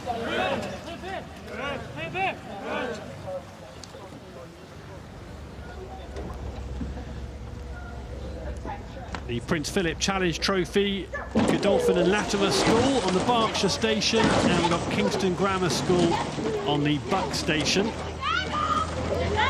going to head down to the live action. It was a pretty clean start from both boats, and we can join the race live now, and you can see that the Godolphin and Latimer School boat is enjoying a lead. Yeah, certainly are. I love the way actually their blade work at the front, the way their blades just sort of move in at the end of the recovery as opposed to the part of the drive. It's very loose entry, and that's given them some really easy speed to move away here from an untested Kingston Grammar School. Quite a young crew as well. There's 3 J16 girls that won the Cox 4 in that schools, so they really feel like there's something building in the club, and this is some young girls getting some experience here. Godolphin Latimer, fast crews, 6th at the school's head, 7th at national schools, winning the B final quite comfortably actually in the end. They felt like they had a really great race on that day. And here they are again, getting the chance to win a race down the Henley course. These drone shots are absolutely amazing, aren't they? Spectacular, yeah. This is the Forley box. This is the halfway stage. of the race, and they've got about, I don't know, 5-6 feet of clear water. It's a particularly nice drone shot for any Godolphin and Latimer School supporters. They'll be enjoying that a little bit more. Relatively new competition, this one, this event, Prince Philip, new for 2022. Junior Women's 8, Headington won it last year, beating Royal America Rye USA. 7 minutes and 36 at the final time last year. So we can have a look at the time set today and try and work out whether it's faster or slower. I mean, conditions are not at all bad, are they? No, they're great. I mean, it's hot, obviously, but there's not much wind yet. It's picking up a little bit, I think. But the water will be warm, and there's no stream this year because we've had no rain. So actually, we should have some really good conditions. And if we get a day with a big tailwind, there might be some record-breaking conditions here in the regatta. The red and black of Godolphin and Latimer School. Through the boat we go. Alice Kenny and Jessica Palmer. Maria Plantaggi and Chloe Stefani. Hannah Corrigan. Messiah Massaro. Olivia Isla Pujol. And then into the stroke seat, Lara Bone. And the Cox, Olivia Wilson. She's doing a very good job, actually. She's keeping them, you know, 6 feet off the boom, straight down the line. Not too close, but giving herself plenty of space. It's really well steered. It looks trivial, doesn't it, to steer like that, but it's not. Yeah, well, it's like everything. It's effortless when it's done at high level. And it all looks so easy, doesn't it? Yeah, even that Kingston school, the KGS school crew, they're rowing really very nicely. Just the younger girls with less experience. It's Bethan Thomas has been there for a few years. It's her last year.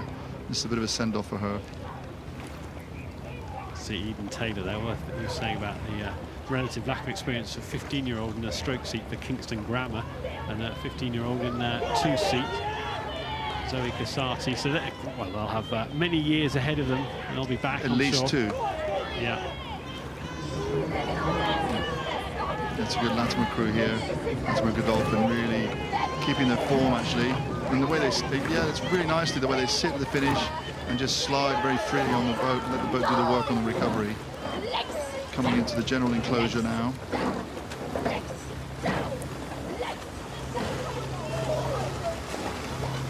Yeah, the Cox trying to get a bit of rhythm. And the noise as well of the oars and the finishes and the cocks all going on. There's lots of stuff going on in these 8s. It's a very noisy environment when you're racing. And it gets noisier as the week goes on, doesn't it? The banks will be fuller, and the pleasure craft to the right of your picture there, you can see one big boat coming down the water, but there'll be many more of those by Saturday. It's the one time as rowers we get to feel like stadium athletes. We actually get to hear the roar of the crowd in our ear. Normally in rowing you're just out in the lake on your own doing it for yourself, but here you actually get a massive cheer from people who know you are and people who have no idea what you're doing, all cheering you at the same time. Yeah, it's the contrast of the hours and hours of solitude in training to the raucous atmosphere of Henley. And it's going to be more fun and games for Godolphin and Latimer later on this week. There they are on the Berkshire station, putting in an excellent performance. Really well done. Yeah. Pretty mature performance from them as they head towards the finish line now. A few more strokes and they'll be home and hosed. Not too far to go. And they've enjoyed that, I'd have thought. Adrian, that was a good, solid performance right from the start. Very good, very well done. So over the line, Godolphin and Latimer School beating Kingston Grammar School. Here they come now on the back side of the water over the finish line in the Prince Philip Challenge Trophy.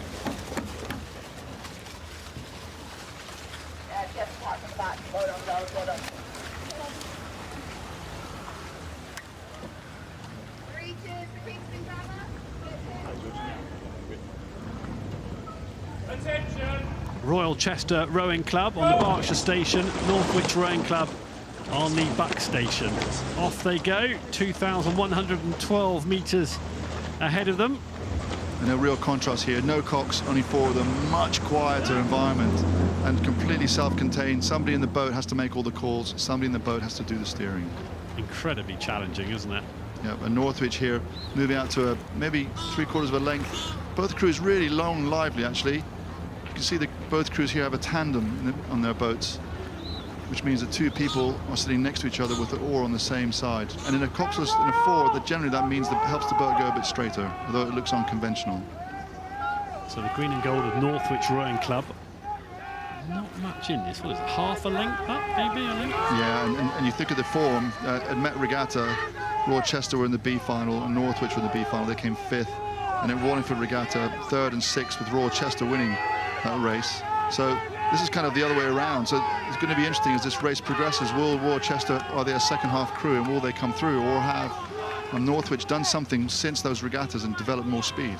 Just whilst you were speaking there, Norwich Rowing Club accelerated and have got more than a length lead now. It's good work from them. Yeah, the tandem there in the Northwich boat, they're really quite close together, the oars, and it's really aggressive rowing. And it's really paying off for them. They managed to get almost a length here. You can see there from the 3/4 mile mark at the back there, length of water, length lead.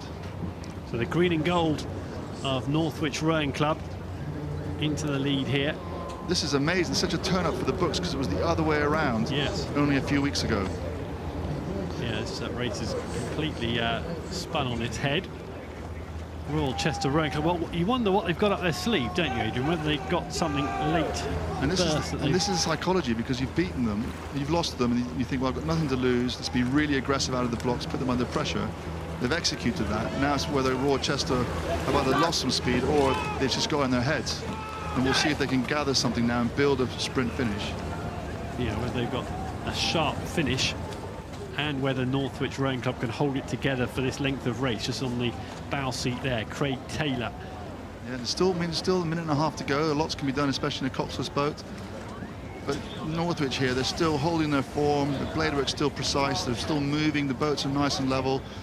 Unless they completely run out of steam, Rochester are really going to have to generate some boat speed. Not much of a breeze so far today. You can just see a bit of fluttering on the bank, suggesting the very slight breeze picked up. And Northwich, they're really keeping that stroke way up. They are. Craig Taylor, Jack McGinn, Harry Taylor and George Norton. And fair play to the steersmen, both crews. They're both under pressure. They've both steered really good courses down here, really giving themselves a chance to row their best row. So this is a good race, very tight, and that turn of pace that we were talking about from Royal Chester Rowing Club, they're trying to get back and level with Norwich Rowing Club. They're not going to manage that because there was a response there just as Royal Chester tried to show. Yeah, there's actually a bit of a half chance here because Norwich Rowing Club got slowed up. They've still got enough in the tank, but Adrian, that was a tighter finish because they, what, 10 strokes from the end? Oh, they got away with that. Wow, that was close. They had just enough momentum in the boat to get them over the finish line. Royal Chester Rowing Club, they would have been unaware, but that is a great lesson to everybody, isn't it, Adrian? Why you have to keep racing right till the end. Because there's something like, I mean, that really was nearly catastrophic for Norwich Rowing Club. So we have a look. Let's look, just watch this. Yeah, there, look at that, on the left-hand side. That could have completely changed the race, having had a good row. That could have changed everything. And they got away with murder, to be honest. In a couple of ways. If it had happened maybe 10 strokes earlier, that would have given them more of a chance. But that's how it finishes. Norwich Rowing Club just enough to get through in the Whitefold Challenge Cup.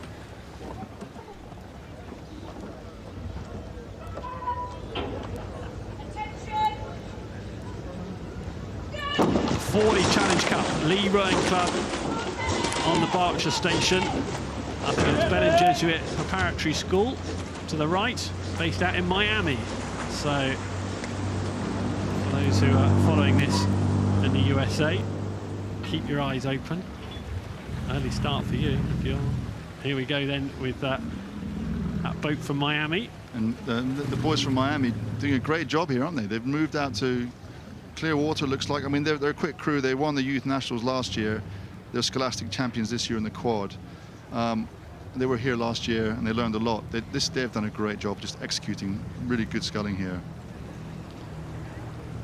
Creating a decent lead. Yeah, their cox, Hunan Cabrera Torres, learned to row in Cuba. He rowed in Cuba and he coached there for a while. Then he's come over to the Belen Jesuit Prep School in Miami. And he's quoted here as saying that the purpose of my program is embracing the rowing principles of discipline, hard work, not only while rowing, but also after leaving my program. So he's trying to make men out of these boys, as well as fast athletes. Club or school junior open quad sculls. Very technical, this, isn't it? There's a lot going on in a quad, and you look at these youngsters and how well they've got that skill. Yeah, here now we've got two hands, and the hands overlap when they come forward and go through the water, so it's very easy to bang, especially on the recovery, to bang your hands together and knock the boat around. So it is pretty skillful, and you can see they generally tend to lead away with their right hand when they finish the stroke to get it out of the way, and that gives them the space then when they come forward. Yeah, and this is a dominant performance, isn't it? I mean, they're sliding a little bit over to the middle of the course, but you would if you had a margin. Yeah, it's safe to get away from the booms, and also could just slightly interfere with the opposition. Yeah, and the Lea rowing clubs, it's a club with tradition, but they've lost a lot of their junior men recently. They've gone to other clubs, and they're just starting to build their program again. Fortunately, this year they haven't got a girls' crew, but there's a big group of J16s coming up. So the club is also building from something that used to be quite a strong club. And Stephen Mitchelson is part of this group. So Belen Jesuit, Miami boat leading. And now you can see Benjamin Ramos in the bow seat.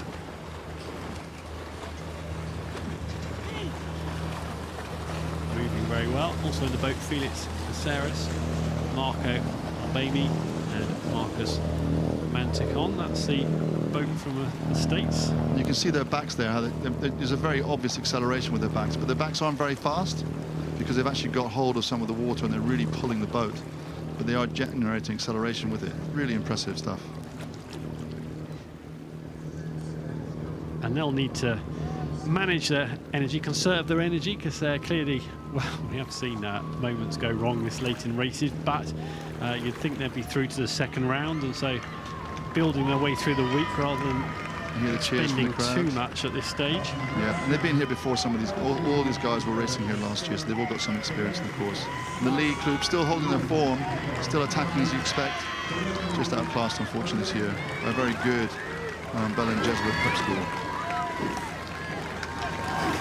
Good work from them. Not too far to go now. It's getting noisier in stewards as the crowds build. That cheer's great, isn't it? Getting some good support. Belen Jesuit Preparatory School over the finish line in the Forley Challenge Cup, beating a Lea Rowing Club pretty comfortably. They did well to hang on in there, but that is the end of that for Lea Rowing Club in the Forley Challenge Cup.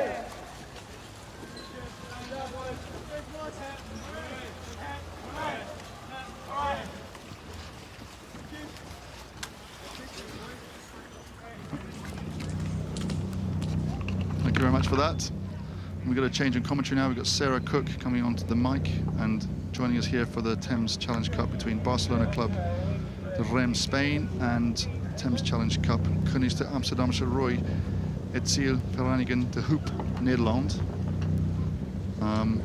Hi Sarah, and welcome to the commentary position. Thank you. I was just thinking how good it was that you did that transition and said that name on my behalf. Yeah, I messaged a Dutch friend of mine to WhatsApp me the pronunciation of it. I still didn't get it right, but it was fine. So welcome back. This is going to be an interesting race. I mean, the Hoop are a class crew. They were here last year.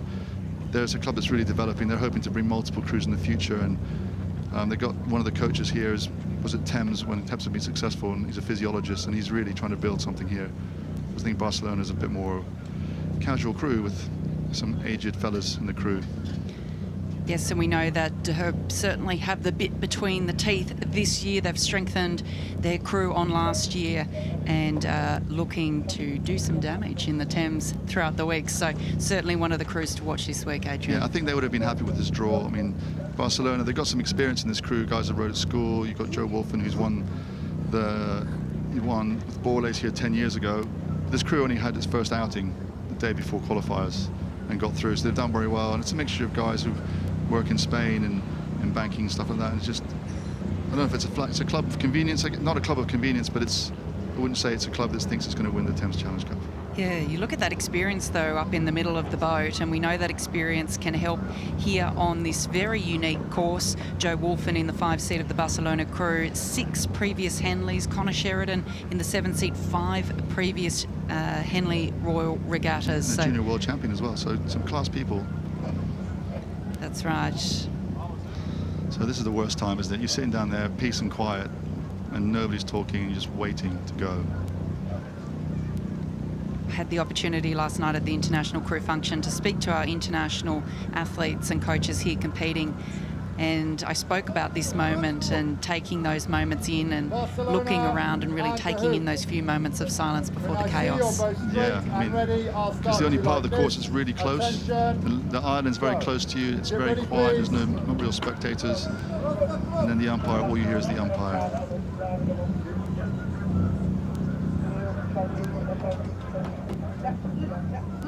I don't miss this. And the hands are up from both coxes, so they're not quite straight. They're not happy with their boats. It's a game of poker this sometimes, isn't it, with the coxes? Both hands are down. Attention. Go. Clean start. Yeah, a really patient start there from De Hoop, I thought. There wasn't any rush in the first few strokes, just really getting a hold of that water. And as we so often see, just getting pushed out around the island there, so the Cox will have to get that boat back under control, but they're coming back onto their line now. Yeah, and a really aggressive start as well by the Barcelona crew, like you said, with guys of experience. But De Hoop, just very long from the very first stroke, and you can see the power. They have quiet power, like you said, under the water. That's just going to show dividends when they transition into their pace. It's a great view down that course, isn't it? 2 crews just hammering down the course.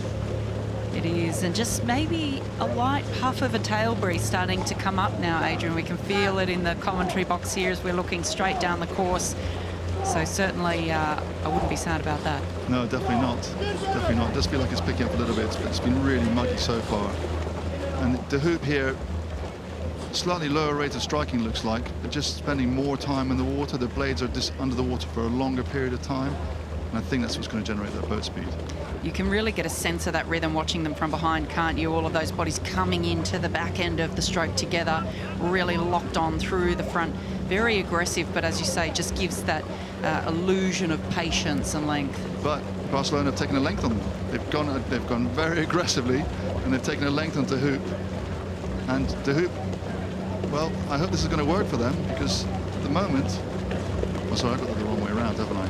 My mistake. De Hoop is on the far station, and they have got clear water. Yeah, they're making that look very comfortable, aren't they?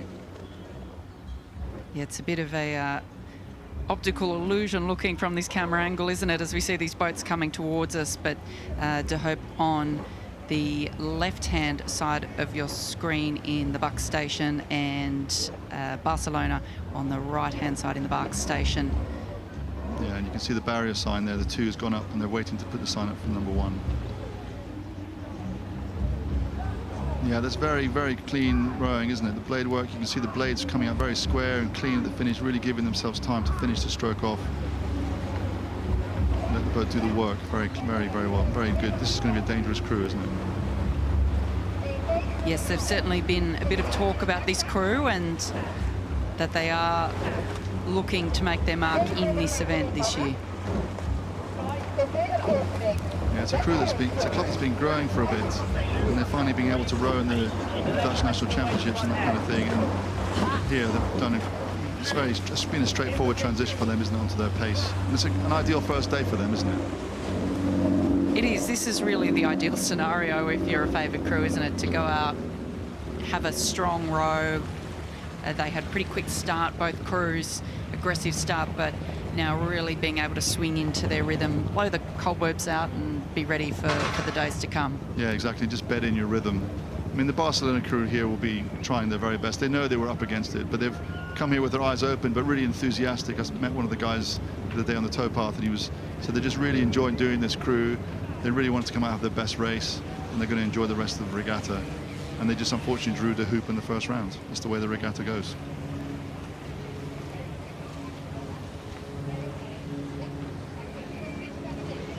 You can really see the impulse, can't you, from this De Hoop crew? When the blades are in the water and pushing, the boat really does accelerate. Yeah, it does. Well-drilled crew. It'll be interesting to see how they go when the pressure comes up during the week, but we're seeing a pretty relaxed row here from them. And we talked about this in the previous race, the cover. And you can see this De Hoop crew. We saw the other crews, they're only just clearing their puddles. And this crew here, they're clearing their puddles almost as if they were going back into another slot. It's what we call chaining. And it looks like a chain all the way down the course.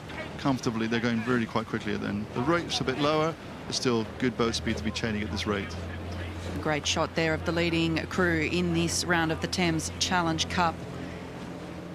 In the stroke seat, Dolph Rutten, 27 years of age, no previous Henley Royal Regatta experience, unlike the 7 men behind him. And the coxswain, also the only other athlete in the boat who hasn't raced here. But she will be getting a very quick lesson on how to steer this course, and it can be tricky. It can be a tricky course, especially when there's a bit of movement in the water. Yeah, exactly. I mean, today's a good induction, actually, because the wind's not too bad and there's not many pleasure boats out and the river's quite calm. But as the week progresses, it gets much more chaotic and it gets very much more difficult. Yeah, here, De Hoop totally in control now. So we're looking at this crew here from Barcelona. The 3-man is older than the bound 2-man put together. So still out here racing at 42, so good effort. There's 3 of them in the 40s actually in this crew, the stroke man. And I was talking to one of the guys, the stroke man doesn't speak any English and the cox doesn't speak any Spanish. So they have some sort of weird sign language between them to communicate during the outings, because otherwise there's no way of knowing what's going on. I love these stories at Henley. It's excellent. Yeah, it's for there's something for everybody at this event, isn't there? I mean, for them, the big win was qualifying. They turned up, did an outing, got into the regatta. That was their nerve-wracking moment. They got what they wanted. And De Hoop are here to win, yet they're still competing against each other. It's great. Barcelona Club de Rem was founded in 1992, and their goal has been to promote rowing on the Olympic Canal and to grow the rowing family throughout Barcelona. So fantastic to see them here at Henley Royal Regatta. A great effort, rowing really well together, but really a very tough ask in this first round to come up against a crew with the experience of De Hoop.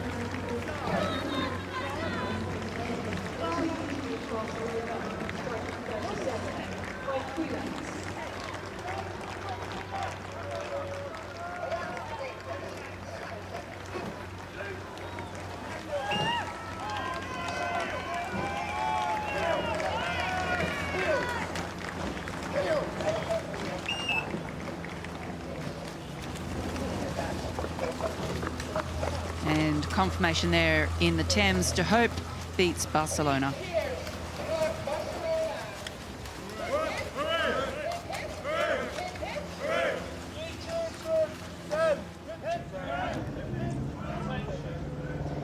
So the contrast here now from the men's Club 8 to the women's Club 8. And one of the fantastic new additions to the regatta program in recent years, the Club Women's 8, the Wargrave Challenge Cup. On the left hand of your screen, Upper Thames Rowing Club A up against St Andrew Boat Club. Yeah, so this is a club event. So by and large, these are athletes, these are ex-university students who've got usually full-time jobs and trying to do rowing training at the same time here. St Andrews again caught by this slight stream that bounces off the island. Upper Thames are going to get a great cheer halfway down their course. Their boathouse is literally halfway down the course on the left-hand side. So they're going to get cheered there and at the finish.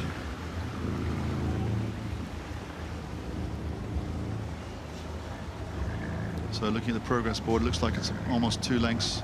Upper Thames. No, it's not there. The funnies put it up. It's a 1/3 of a length. Oh, so everything to play for here. I think I probably would have expected to see Upper Thames. They took it off pretty hard and fast, but really this is a ding-dong battle between these two crews. Only a 1/3 of a length in it. Yeah, it's a slightly contrast in the rhythm, isn't it? The St Andrews crew is a bit more chunky. On a big steering there from Upper Thames, that's going to cost them a bit of boat speed. St Andrews really look really chunky, don't they? They look, they've got a rhythm that might sustain them for a long way. Yeah, they do really punch into the back end there, as you say, chunky. They've really got a hold of it. And this Upper Thames crew, they're all full-time workers. They train 8 times a week, full-time jobs. This is sort of like the last athletes in the club. So every athlete bar one, I think, has made Henley this year. So it's a really growing program on the stretch, which takes most of the girls get taken to Leander if they want to have any international experience. So it's the club that takes people who want to do the club racing. And the St Andrew crew are all pretty well new to Henley Royal Regatta, the only athletes with experience in the stroke and the coxswain seat, with 3 Henley regattas between them. So new experience for this crew from St Andrew Boat Club, who are really trying to stay on terms here with Upper Thames Rowing Club, who just have the edge at this stage. Yeah, they might get a bit of a boost here as they come past their club, coming up to Forley. St Andrews got back on terms. It seems like that steering that Upper Thames had hasn't disrupted them too much. They've moved out to still overlap, 3/4 of a length. It's been there for quite a while now. This is where it gets difficult. If you're up that far, you don't do something, it starts to eat in at you, doesn't it? Yeah, it does. You really need to make a decision. Are we going to break away and perhaps move outside of our race plan to get this done, or are we going to sit here with overlap and be at risk? And you need to be confident. The stroke person and the cox need to have a feel that, are we happy being here? Are we using less energy to sit this position? Or like you said, just kill it off, put an extra bit of effort in and psychologically break them. It has to be, I don't know, it's a difficult decision to make. Perhaps, though, that's what we're seeing happen here, Adrian, but it looks like perhaps this Upper Thames crew just moving back into the middle of the course again. Let's see what happens here. The umpire flag comes up. The coxers from Upper Thames is looking at the other crew quite a lot from St Andrews, and that's going to drag you across. You need to be careful about not looking at them too much. And just adds, as soon as the rudder comes on, it's just like a brake, isn't it? It takes speed off the boat. Especially when it's as close as it is. Yeah, this is the kind of, if you're in this Upper Thames crew, you're just thinking, can you just go away?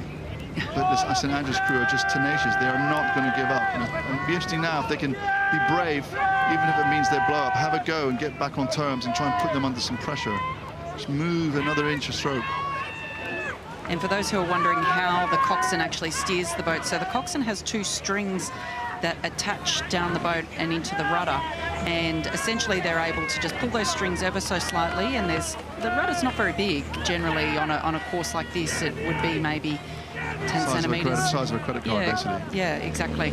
Maybe in some of the head races where you have more turning, you might put a bigger rudder on. I know for the famous 8th race in Australia, the head of the Yarra, the crews put on very, very big rudders to get around some of those big corners. And a small fin. Small fin, that's right. So, but here you'd be looking for minimal drag, so having a small rudder on the boat. But the coxswains aiming to have as minimal adjustments as required, because of course when you put that rudder on, it does kill some boat speed, but it also can upset the balance of the boat as well. So really you're wanting the crew to row with even pressure so the boat stays straight. Because the irony, it doesn't turn like a car, it skids like a surfboard. So it's actually the back, when you put the rudder on, the back end skids out, and the 3-seat roughly is what stays still.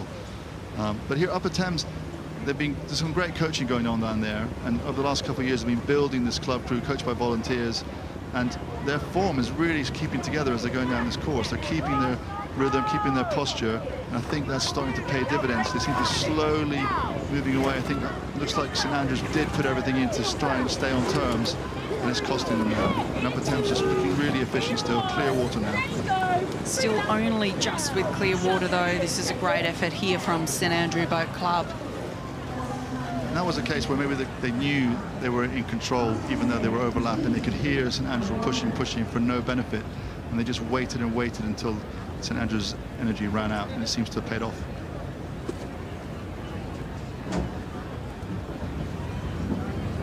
So St Andrews were 47th at the women's 8's head this year, whereas Upper Thames were 12th. So this is probably the form, it's probably what they expected, but it's a big difference in positions. It's a really close race. And St Andrews still staying at it.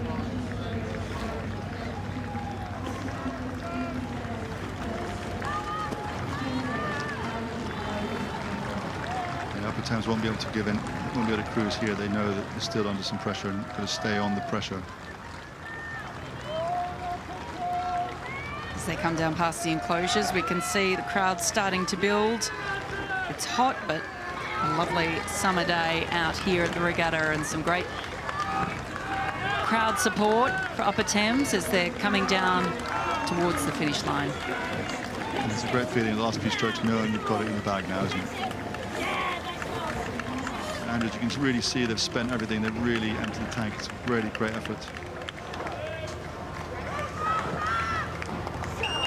Yes, it hurts either way, doesn't it? But it hurts a little bit less when you cross the line first.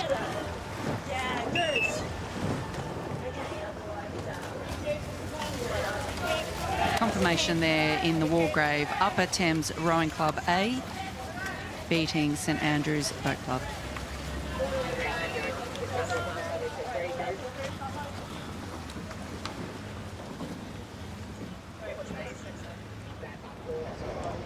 Good morning to everybody in Redwood City, California.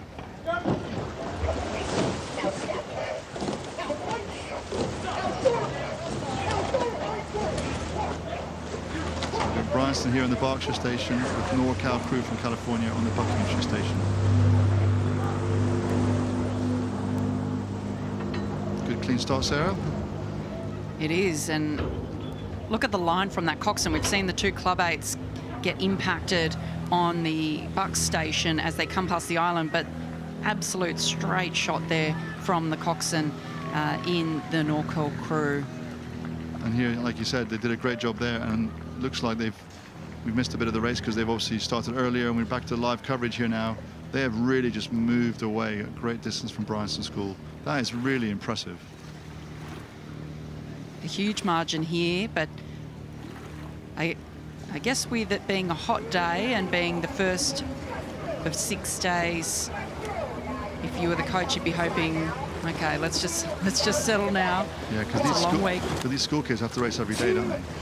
That's right. It's a huge week, but to be honest, they look pretty relaxed. The rating is down. I think that they're staying within themselves. They're not going out too hard here. So I think the coach and the crew hopefully are happy that they're going to progress in. Maybe they were happy to have the hot conditions, whereas Bryanston maybe not quite the same. But here, I mean, NorCal, yeah, 7th ahead of the Charles at 24. They were 2nd in San Diego Crew Classic this year. So they've been really high-performing crew in the US racing circuit.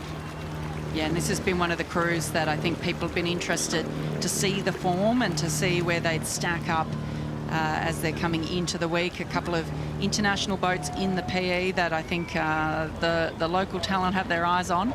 It's going to be a very hot contest, but we see a very strong performance and here. There's the California bear on the back of the shirt there. It's the emblem of the state emblem of California. So Bryanston, they were 5th in championship Cox Fours at national schools. So they were finalists at national schools only a few weeks ago. Kind of shows the pedigree of this NorCal crew. They're going to be dangerous this week, aren't they? They are. They're really composed there. Their rates down in the probably low to mid-20s, just really swinging it along. Good run down the course. Certainly one of the crews to watch. Warm conditions. It's about 28 degrees so far, but we expect it to heat up to low 30s this afternoon as they come through there.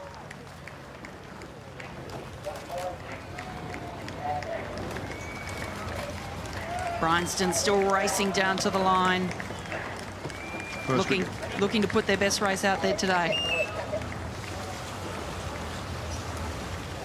Good racing, boys. Good racing.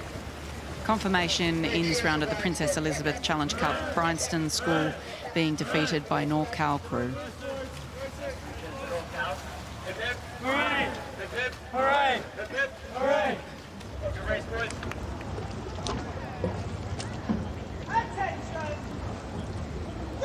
And we're away in the Whitefold Challenge Cup, UK Armed Forces Rowing Club in the Berkshire station on the left-hand side of your screen, and Commercial Rowing Club from Ireland on the right-hand side in the Bucks station. Yeah, the UK Armed Forces crew qualified to get into this regatta. They have 21 Henley appearances between the crew. Highly experienced crew. Commercial here doing a good job, huh? Yeah, Ryan Notter in the stroke seat, 8 Henley regattas at only 26 years of age. Stroking that UK Armed Forces Rowing Club crew, as you mentioned, Adrian. We get a great shot there of them coming past. They've got the look back on Commercial Rowing Club. Yeah, Commercial here really in control of this race. Really clean technical rowing there from them. Really feels, it looks like they're really up in the boat. It is not heavy in the boat. The boat's just up and running, doing the work for them. And they were third at Open Coxless Fours at Met, and they also did the Cox Four, where they were ninth at Met Regatta. So a flexible crew, happy to row coxed or coxless. Maybe just some steering adjustments there from the Commercial Rowing Club crew. They veered over to the centre, but back over to the booms and coming back out now. So I think they're just struggling to keep their line. Was that a deliberate push from the wily steersman? Who knows? We'll never get told the truth, will we? Tom Stevens steering that boat in the bow seat. So what do you think about steering? Where's the easiest place to steer a Coxless Four from, you think? I, being a control freak, was the steerer, and I used to do that from the two-seat, so that was my preference. I felt like I had a better gauge from the two-seat with the steering because you can see more of the boat, so I felt like I had a better idea than in the stroke seat. I found it a little bit difficult, so yeah, two-seat steering was my preference, but I would say typically it would be the stroke seat with the steering forward. Particularly on a straight course, yeah, you can see where the boat's gone. Here, it looks like the UK Armed Forces crew started to get caught in the commercial wash and it's starting to put their steering off, making that much more difficult. And the commercial crew here staying nice and comfortable away from the booms. That's some good rowing, to be honest, Sarah, don't you think so? Really clean, parallel blades, bodies moving very in sync. Yeah, very efficient. We get such a great view, don't we, looking down like that. You can really see just how simple it is, what they're doing. They're just straight up and down the boat, popping those blades in. They're not going too deep, just really moving the boat very nicely. Yeah, you can see the bowman on his right arm. There's a little strap on his arm. It's one of those Whoop armbands.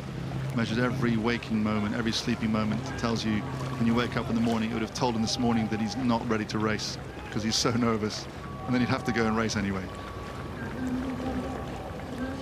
So I love this drone shot here. Seeing the crews just going down, you can see what's ahead of them. The enclosures down the left-hand side. There's a noise. It's a quiet area down here, isn't it? Down past Remenham, through this bit. There's no crowds. You're far away from the bank. And as you get towards the stewards, you can see here, as the bank comes back towards the course, the noise will build again.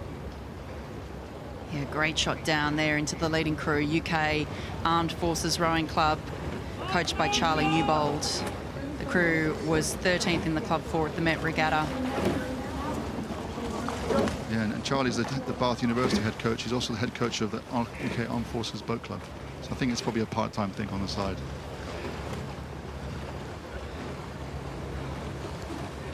Yeah. And then yesterday was UK Armed Forces Day. So celebration to them. So I mean, some good rowing. These guys are really experienced. Like we said, there's 21 Henley appearances in this crew. These guys have got lots of experience. You can see the rowing is really pretty good. They're pretty well drilled and everything. Just come up with a superior commercial crew who've got to be in with a look, you'd have thought, with coming third at the Open Coxless Fours at the Met. They're going to be a quick crew. Yeah, Commercial Rowing Club.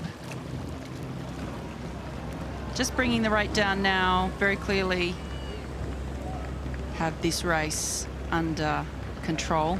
I think that, to your point about the two-seat, I think also for me the two-seat was also the best seat for making the calls.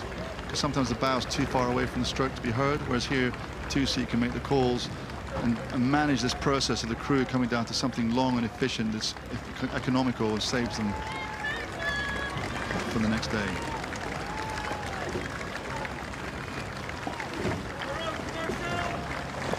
You see how the rhythm's changing now they're coming down. There's much more patience in sitting at the finish, and that's where they let the boat do the running. Plus, that's where you want to do your best rowing, isn't it, when you can't pass the crowd? One hand off, wave at the crowd.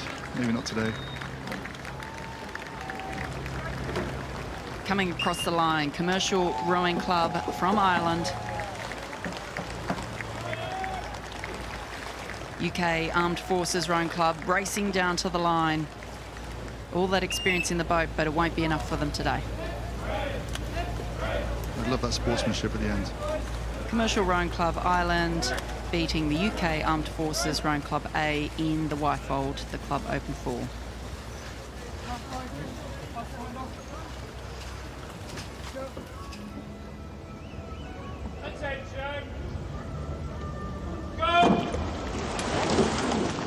The Diamond Jubilee Challenge Cup, Shiplake College in the Buck Station and Marlow Rowing Club B in the Buck Station, which is the right-hand side of your screen.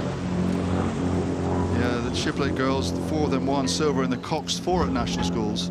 So they're pretty adaptable. They rode rowing during this, and for Henley, they've got into the quad. But Marlow Rowing Club here, 3rd at the schools, they got silver in the Cox and the quad. So they came silver, but in this boat type at national schools, and half a length up. Yeah, coached by Peter Chambers. Marlow Rowing Club, one of the really strong junior programs, particularly in sculling. Yeah, they've been thereabouts for the last few years quite a lot, and it's been really good to see the momentum and the consistency that's coming out of that club now. The senior club is now starting to win stuff as well, but the juniors have been doing it for a bit longer. And moving out here with their rhythm to clear water out from Shiplake.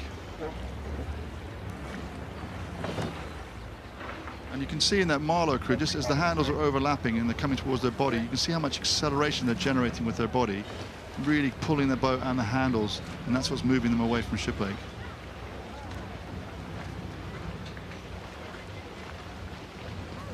Yeah, it's pretty physical, isn't it? That's great to see.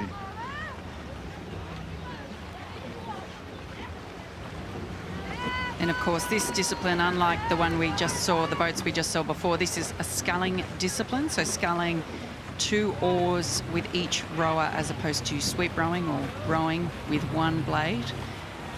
And we were talking about the 4s and the Cox 4s versus the quad. Quad is a much faster, lighter boat, isn't it, compared to the 4s? Yeah, it's a very different feel. The Cox 4 is just heavy because you're carrying the extra 45, 50 kilos of the Cox, whereas in the quad you don't have that. And also, the blades are smaller and narrower and everything, but you actually have a 1/3 more blade surface area when you're sculling.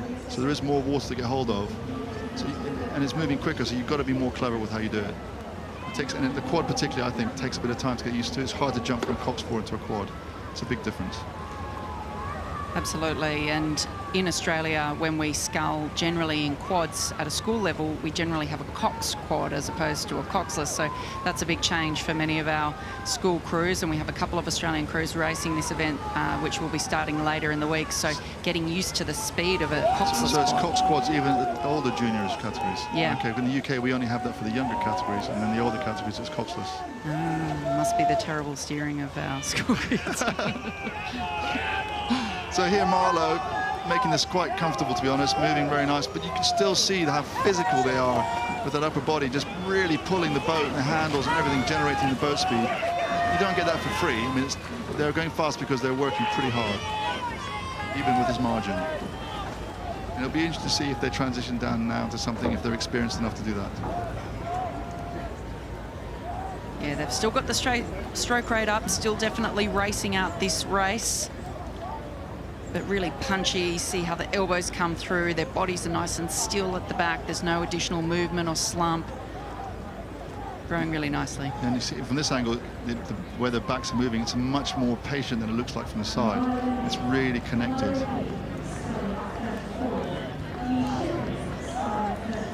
And you see there, force is there even before the back moves, and then it just starts to accelerate, and the boat really comes through. Brilliant bit of sculling there. And Shiplake there, still staying on it. They're near the booms. Close, hardly any experience. Only Florence Dallas in the stroke seat has been here before, whereas the Marlow crew, there's 5 years, 5 representations in that crew. Only Libby Frampton in the stroke seat is the first timer. And here, even Shiplake sculling nicely.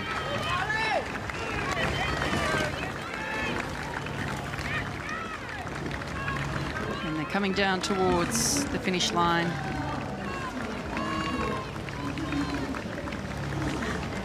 Strong start here for Marlow Rowing Club. It's only going to get tougher as the week goes on.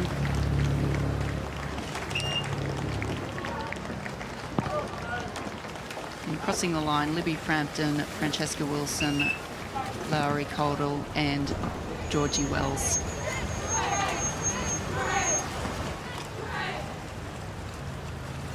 And the Diamond Jubilee Challenge Cup, Marlow Rowing Club defeating Shiplake College.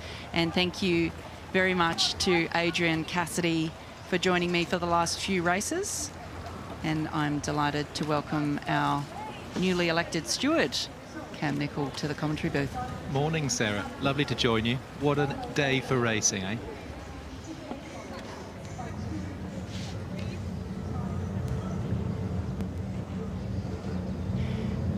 It is an absolutely cracking day, Cam. Such great racing on this Tuesday of Henley Royal Regatta 2025. And at the start, we have the Thames Challenge Cup. It is the City of Cambridge Rowing Club in the Berkshire Station and Tideway Scullers School in the Bucks Station.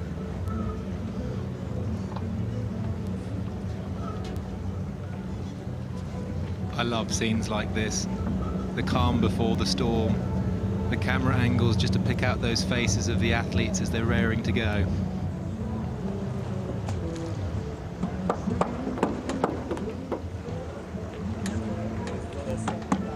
See the spectators, you can get a sense of how close they are to the boats, can't you?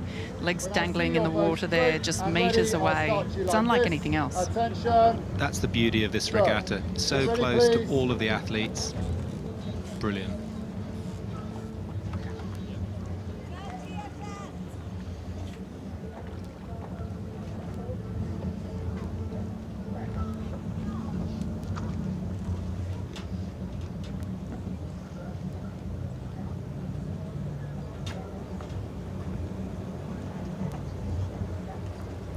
As you say, Cam, the calm before the storm. Attention. Go.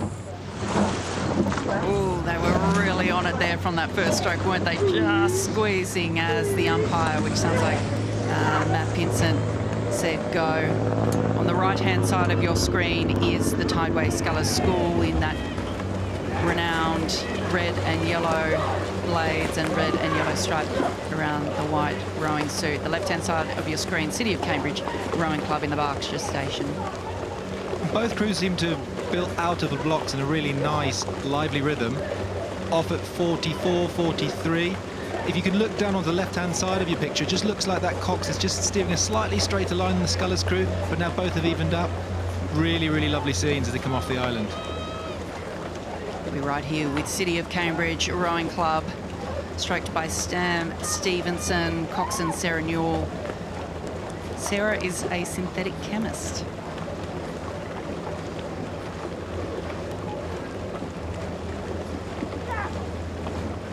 And this is such an important time in an 8, isn't it? When they've come off that start phase and they're trying to get into something that's lively, that's edgy, that feels like it's racy, but not losing that top-end boat speed. What are your thoughts around that, Sarah?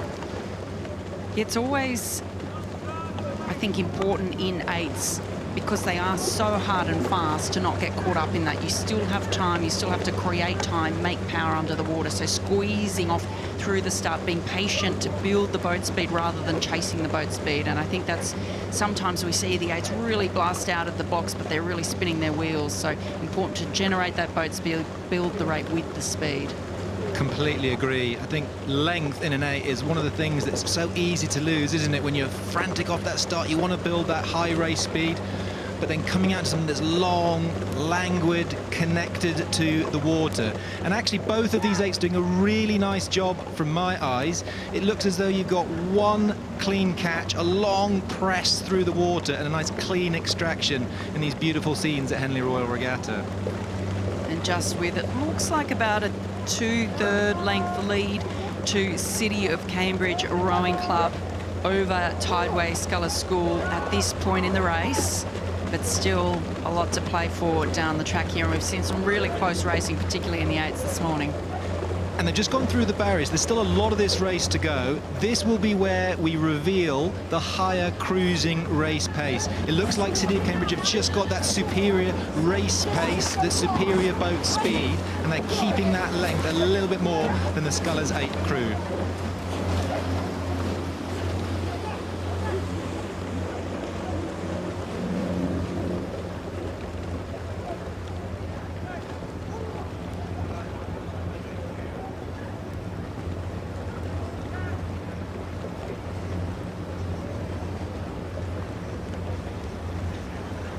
We've got some pretty great conditions this year, Cam. We've got a little bit of just a following, I call it a following breeze. I wouldn't call it a tail breeze yet, but just the wind is certainly with them. We've seen some pretty hefty windy conditions in recent years, and last year, for those who were here, it was absolutely freezing. and wet and windy. So certainly conditions much more amenable to the regatta, both for the rowers and the spectators. Yeah, I think qualifiers for Henley this year, big strong cross headwind, and a lot of these crews that we're seeing today will have had to come through that process for Henley qualifiers. Just catching the Scullers crew has caught my eye. They seem to have made a move. They look as though they've called a push, called a rate change. I can just see that bow coming back at that Cambridge 8. Wow, good spot there, Cam. It looks like they've really stepped up here and made a big push. And in this style of racing, it's so critical that when you make these moves, you make them decisively and you go for it. So it looks like they're absolutely shooting their shot now. Are they going to get through City of Cambridge? Because they're really only going to get one crack at it with an effort like this. Yes, and it will have cost energy, but they will have that mental push that they're moving and they're feeling them move back against a crew that they'll think, have they gone out a bit too fast? This is evolving into a really lovely race on the Tuesday of Henley Royal Regatta. And there's nothing more deflating than having a crew start to step through you and push through you. So City of Cambridge, they're going to have to keep their heads together here, stay strong, notwithstanding that there's a huge push coming from Tideway Scullers School. Does City of Cambridge have a response here, because Tideway Scullers are on the charge? And if I'm Sarah Newell in that Cox's seat, I'm just staying calm. We know we have a good long rhythm. Yes, they're coming back, but it's costing energy. It's time to communicate with that stern pair of James O'Dell in the 7th seat and Stam Stevenson. Let's keep the length, let's move, and let's get our rhythm going. I think the momentum is with Tideway Scullers School here. I think they're level now. I think the momentum is with that boat on the right-hand side of your screen. Does City of Cambridge have a response? We see them wobbling around a little bit. They're getting flustered here. They're starting to step, but have they left their run too late, Cam? This looks to me like a tale of two different outcomes. The left-hand side with the Scullers School looks now very, very edgy. They've got a lively racing rhythm, and Cambridge need to respond. They just look a little bit slow. The front's being missed a little bit, and we're getting into the business end of the race. 300-odd metres to go. Who's going to take it? Wow, what a tactic there from Tideway Scullers School. They absolutely gave it everything in the middle of the race there, and it was a brave move, because if it hadn't have paid off, that would have been race over for them. But they have managed to get themselves into the lead and kept on pushing. They're now a length up on City of Cambridge Rowing Club. Right, this is where we need cool head. Tideway Scullers have done the move, they've done the business. This should be race done, but they've got to stay composed and just finish off those last 10 strokes to the line as they go through that progress board on your right-hand side of your screen. Sensational race here. Wow, what a change up in the middle of the course. I think that they caught them absolutely by surprise. City of Cambridge Rowing Club, they looked flustered, they weren't able to respond, but what a decisive move in the middle of the course there. Brilliant move from Tideway Scullers School. In the Thames Challenge Cup, the Club Open 8s, Tideway Scullers School sensationally taking City of Cambridge.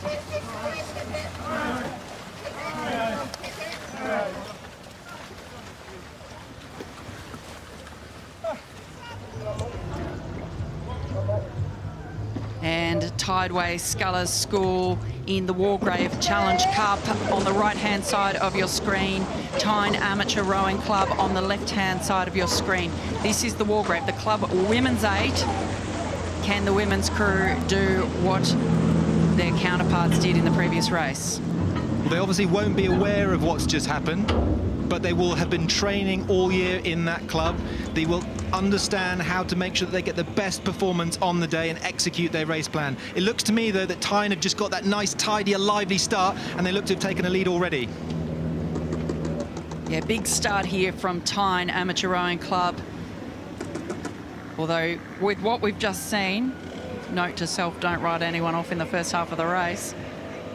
But that's the beauty of this course, is it's such a long race, and sometimes if you're quite used to 2-kilometre racing over that Olympic format, multiple lanes, you can just get a little bit lost. I've been there myself racing at Henley, and you just don't, where are the markers, where am I in the race? Sometimes it can just be a little bit more challenging as you pace yourself over the course.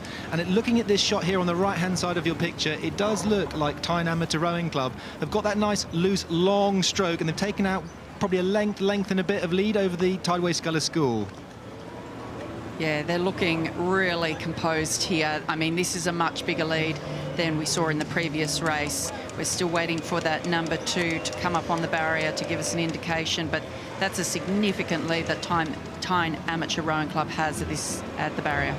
And what I love with this shot is it just shows, if you look at the front of the boat, the bow of that white boat on the right-hand side, you can just get that sensation that as the oars are going in the water in complete unison, that hull is popping out of the water, and that allows you just to get a bit more boat speed out of the water. Brilliant. Lovely shot. Yeah, look at the elbows coming through, really punchy into the back end there. Keeping the handle moving, not getting caught up at the back end of the stroke. I just get the sensation from this crew that the strokes are also really well pressed out. You could just hear that clunk at the finish of the stroke, and each of those spoons is really finishing and pressing that stroke out, which is so important in 8s racing. So still fairly handy lead here for Tyne Amateur Rowing Club. Jennifer Peacock in the stroke seat, 26 years of age, 4 previous Henley Royal Regattas. She's no stranger to the Wargrave. It's the only event that she's entered at Henley Royal Regatta. And we're here on the Tuesday of the regatta. We know that finals day is Sunday. These events, they'll be racing 5 times across the 6-day regatta. So now that we've got a few lengths of lead in that Tyne Amateur Rowing Club, there's a little bit of gamesmanship, if you like, about trying to manage the whole regatta so that you're not getting yourself so exhausted on the earlier rounds, isn't there? That's right, and these athletes are so experienced, they'll know how to handle this event. It's really only the bow and 2 seat, Halima Sharif and Chloe Matthews and the coxswain, who haven't done Henley, but every other athlete in the boat has. And Catherine Bulmer in 5 seat, 32 years of age, is the most experienced with 5 Henley Royal Regattas under her belt. So certainly the front end of that boat, the stern 4, very experienced in this event and at the regatta. And look, this will be a brilliant experience for Tideway Scullers School. So from bow, Eden Fisher, Hannah O'Flynn, Beatrice Robertson, Katerina Vickers, Sophia Turner, Eleanor Bonas, Melinda Asnar-Klein, Annabelle Noonan and Cox by Sita Phillip. They will use this experience as they try and deliver their best performance to go from A to B as fast as they possibly can. They'll get a score, they'll get a time, and then they can build. Really lovely rowing and great effort from the Tideway Scullers School.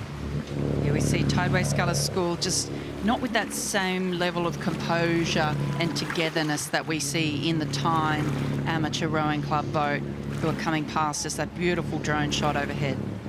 Yeah, for those of you new to rowing or new to the sport, you can see this boat in your shot now. They've just reduced the frequency of strokes, so their rate of striking from mid-30s to 35, 36 strokes a minute, now in their sort of high 20s, maybe 28 strokes a minute, as they try and conserve that energy for later down the course. Nevertheless, you want to be practicing great technique and also rehearsing your calls, your pushes as you come down the Henley Straight, so you can get even more reminder of those markers for the future rounds.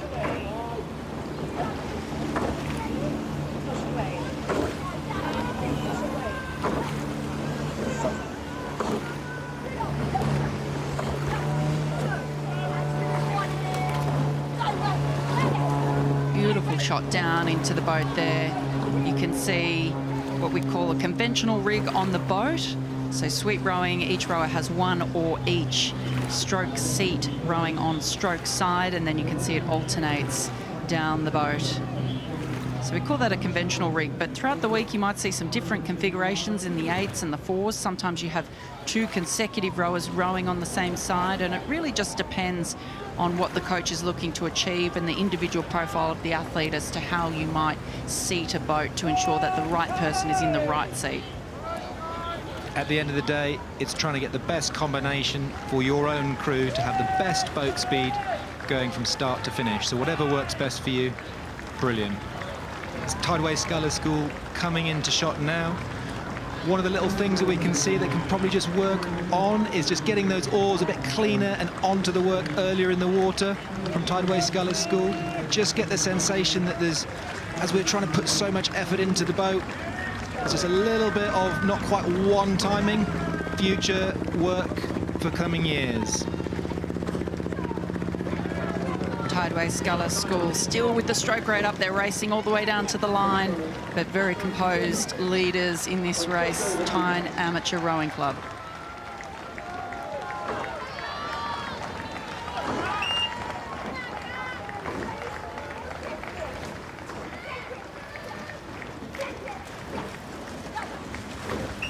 And confirmation there in the Wargrave Challenge Cup. It was Tyne Amateur Rowing Club over Tideway Sch School.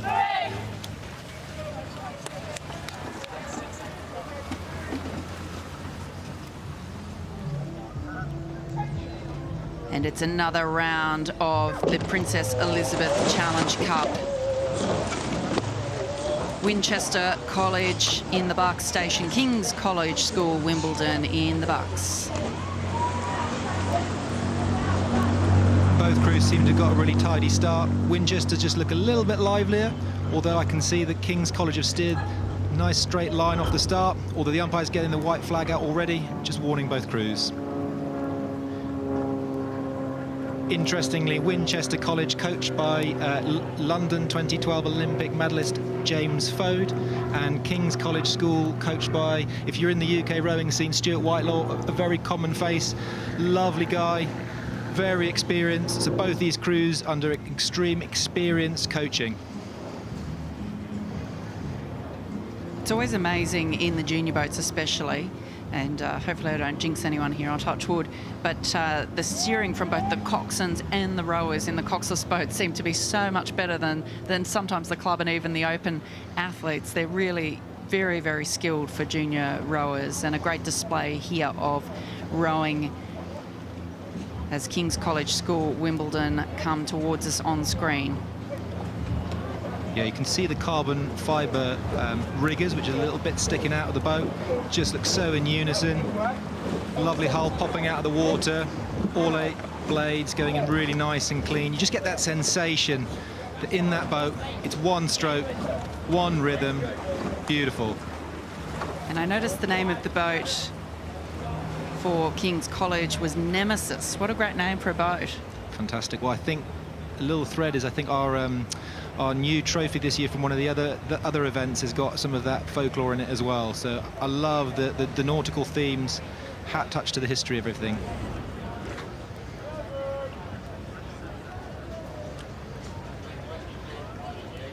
Great shot from the back there.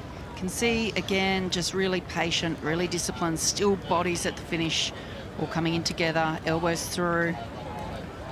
Yeah, you can just see the bowman, a lovely sense of rotation. So you can see the middle of his spine is nice and straight, but his shoulders are rotating round. He's really getting the maximum amount of length as he rotates to the left onto that bow side. And that proud yellow hull of the Empacker is just sitting out of the water, which means there's less boat in the water, and in theory, it's a faster hull.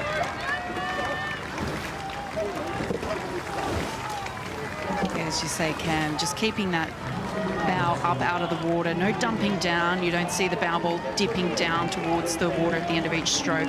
That's what we want, consistent velocity, just tapping the boat along. Commanding performance. Winchester College, right up, they're coming down past the steward's enclosure towards the line.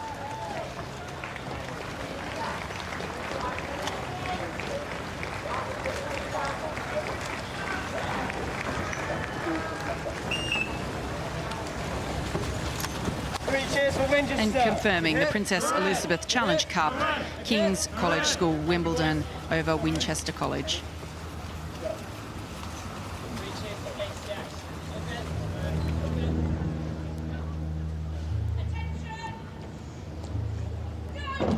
And we're away in the Whitebowl Challenge Cup. On the left-hand side of your screen, City of Cambridge Rowing Club. On the right-hand side, Sydney Rowing Club, Australia. So I understand that the Sydney Rowing Club crew have had a rapid improvement over the past 6 weeks.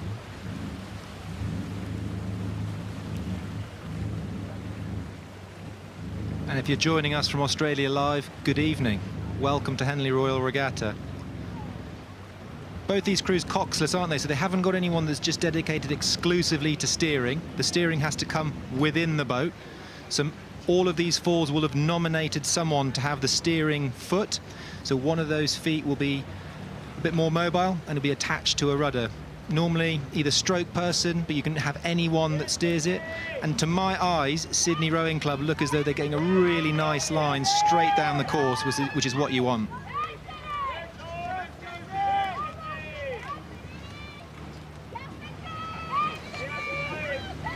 Franz Imfeld, a name that would be well known here in Britain, looking after Sydney Rowing Club. He's put together 3 men's crews this year. It's a Y-fold, a Thames and a Brit from memory. This is a nice shot of both crews, just to shows you how much of an illusion this shot can be, because actually the Sydney Rowing Club are a couple lengths up, but they look almost neck and neck from this behind shot of both crews. Crew on the right-hand side of your picture, City of Cambridge, with Harry Caulfield, George Travis, William Gasson and Edward Davis. Doing a good job of keeping nice and steady, though, very close to that right-hand side booms. The last thing you want is for an oar to hit one of those wooden logs, those lining the course all the way down. That's disaster and race over, so doing a really good job of managing that. And look at this shot of the Sydney 4. Lovely unison, pressed out stroke, lively rhythm. We see the back there coming towards us of Thomas Patrick, 18 years of age, currently on a gap year.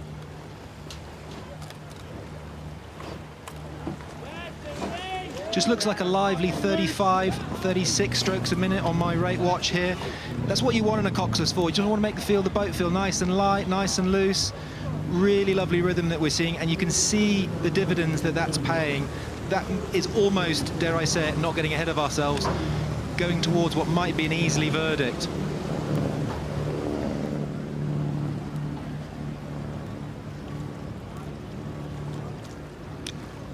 Yeah, this is one of the events that Sydney Rowing Club is certainly targeting with this crew. Ambrose Hennessy in the stroke seat, Jackson Gersoy in 3, Charles Hine in 2, Thomas Patrick, as I mentioned, in the bow seat. Charles Hine and Jackson Gersoy, both from St Joseph's College. And we just saw that lovely lycra from Sydney Rowing Club with the white stripe down the middle. It just gives that sense of how symmetrical the rowers are and that sense of rotation, putting the oar into the water. Lovely to see.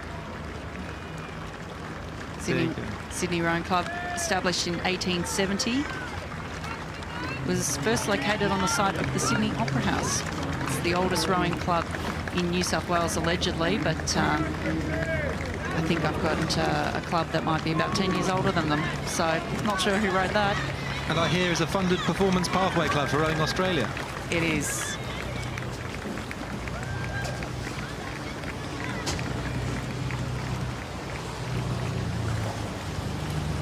Crossing the line with a very comfortable victory, Sydney Rowing Club in the Y-fold Challenge Cup.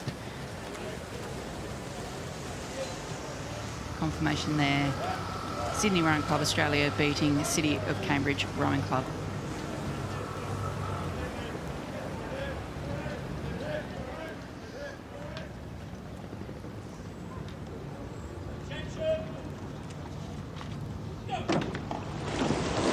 And in the Fawley Challenge Cup, Marlow Rowing Club versus Leander Club A.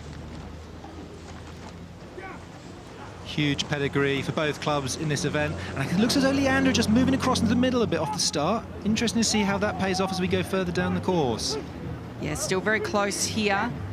It is just Leander Club with the advantage over Marlow after an early steering correction there. We saw Marlow in the Diamond Jubilee just a few races ago, so the women getting the job done on day one. Can the boys do the same in the Fawley? And of course in Great Britain we've seen the last few Olympiads, the continued improvement and resurgence of British sculling. I'm sure that both of these crews will have watched the Paris, the Tokyo, the Rio Olympics and be inspired by those fantastic scullers that we've seen in the national team, trying to put their best performance here today on the Tuesday of Henley Royal Regatta as we come down the course and try and get bow in front of bow. It looks like Marlow, to me, has just got a length lead over the Leander crew. Both crews sculling really nicely. What a push there from Marlow Rowing Club. It's a real grudge match, this one. And so early in the regatta as well, the calibre of all these Forley quads. I was really proud to see almost 50 quads trying to qualify at the qualifiers of Henley on Friday. These are some of the best quad sculling crews that we'll see in this age group in the country, and dare I say it, some crews from abroad in the world. Fantastic scenes here at Henley Royal Regatta.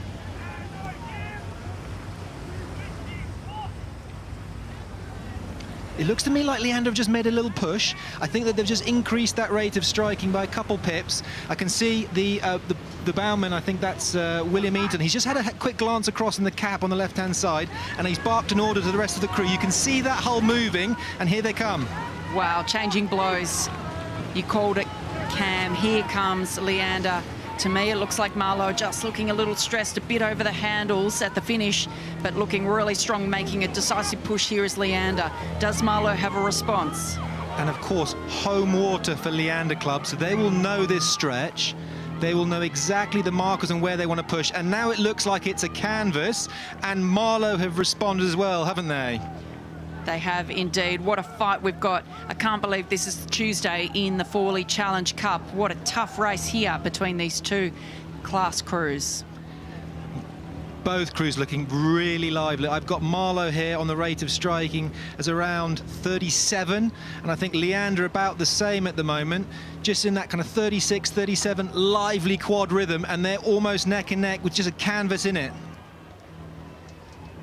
Yeah, Marlow just getting themselves back under control and fighting off that move from Leander. I thought it was going to be a decisive blow from Leander. And they're keeping the pressure on Cam. I think this has just gone the milepost, so it's just before the enclosures. We've got about 500 metres left. So for those of you that watch Olympic regattas, multi-lane racing, this is the last 500 building nicely. Look at that shot. Expect some noise here as we come past the enclosures. And it looks to me like the Leander rhythm looks a bit more lively, and dare I say it, the hull is just moving slightly faster. I wonder how this will evolve in the closing stages of the race. Still locked together, bow ball for bow ball. It's Marlow Rowing Club and Leander Club. Marlow, what a fight they keep putting on. These attacks keep coming from Leander, but they can't get through. And they've just responded. So Marlow have increased that now, the rate of striking to about 40. They've glanced across. I just saw the strokeman, John Ken. He had a quick look. He's moved it, and he can get fueled by the echoes and the bellows of the enclosures. They've increased their rhythm. The Marlow crew, coached by Peter Chambers, they've responded. They kept being attacked by Leander all the way down the course, but they couldn't get the better of them. They look across. They're going to have to go for it here, but Marlow seems to be moving on. Yeah, that was William Eaton just shouting progress boards, 10 strokes, let's go. He's going to get all the way to the line, but it looks like Marlow have just got the upper hand at the moment. Wow, what a race. Heartbreak for Leander. Beautiful race. Well done, both crews. Wow, exhaustion. What a race here from these junior men in the Forley Challenge Cup. Marlow Rowing Club, brave. They kept their heads cool, and they fought off those repeated attacks from Leander Club, who could not get the better of them on their home water.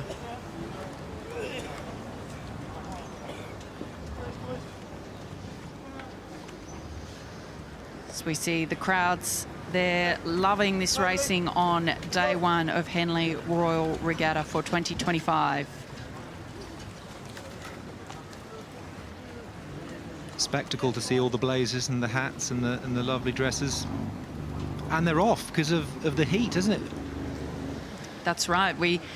For the first time ever, the announcement was actually made on social media the night before the regatta to say that jackets would not be required. So I did verify that. That's the first time ever that note's come out beforehand. Well, credit to the chair, committee and stewards for being so on it and organised.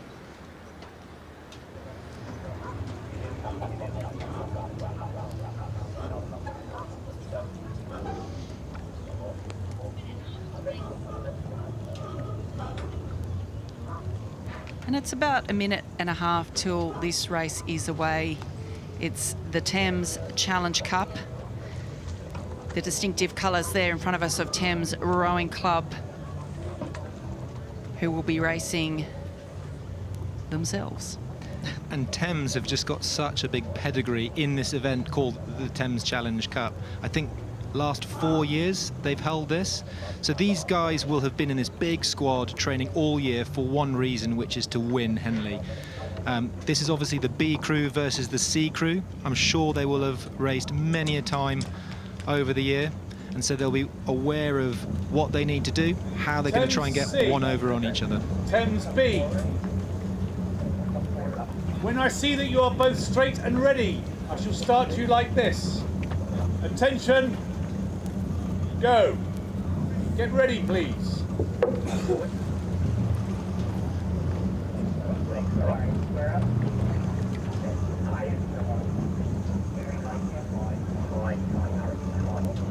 And we're at the start for the Thames Challenge Cup.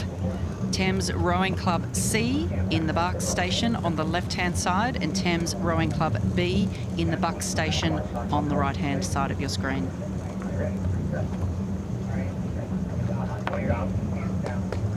Attention, go.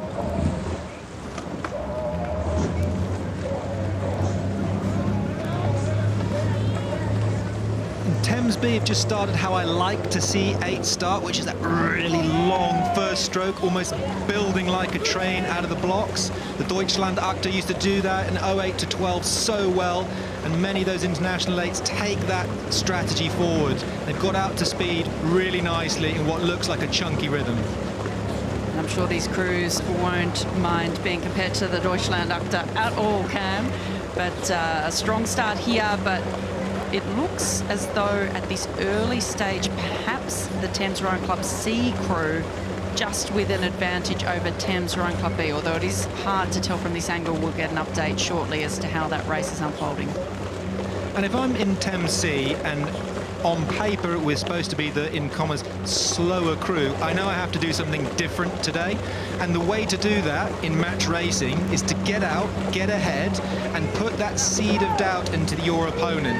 That's the beauty of this format, unlike multi-lane racing, where it's sort of A to B as fast as you can. You can race your opponent and have much greater influence over what they can do. So this is what I will be doing on the right-hand side of the picture. The Thames C crew is just giving it everything, putting that other crew under pressure, and then let's see what happens, because all bets are off. And coming through there, it looks as though just with maybe a canvas lead is the C crew, so they've gone out hard and fast, and no doubt will be looking to hold on for as long as they can, because that B crew is going to start to chip away. Yeah, and you can just see Temple Island with the lovely Temple Island building there, and then you've got the numbers 1 and 2. That's the quarter mile, which is about 400 metres, and then on the left-hand side of your screen you can see something called the barrier, and that's around 630, 640 metres into the race, so another 1,500 metres to go, and that is where true race pace will be revealed. So if I'm in these crews, I want to be thinking, let's get to length, get to a chunky rhythm, and just sit in this rhythm, sit in this length, and see that our boat speed can hopefully stack up. And coming through the barrier there, the C crew still had the lead, and it looks as though when they're coming to us here on the screen, that perhaps they've just got an ever so slight lead, but it looks like a move now coming from Thames Rowing Club B in the Bucks station. And look, these crews are well matched. I think at Met there was less than 2 seconds in it, so 1.5 seconds between both crews. This is not going to be an easy, the B on paper is supposed to be faster than the C. This is going to be a real humdinger as they go down the line, and they will need to make sure that they extract every ounce, every stroke to get their bows in front of the other.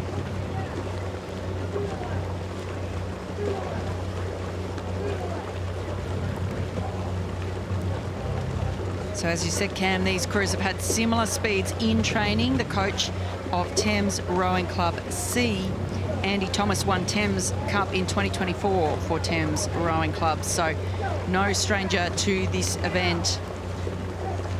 Still really close here, but I think just the advantage with Thames Rowing Club B.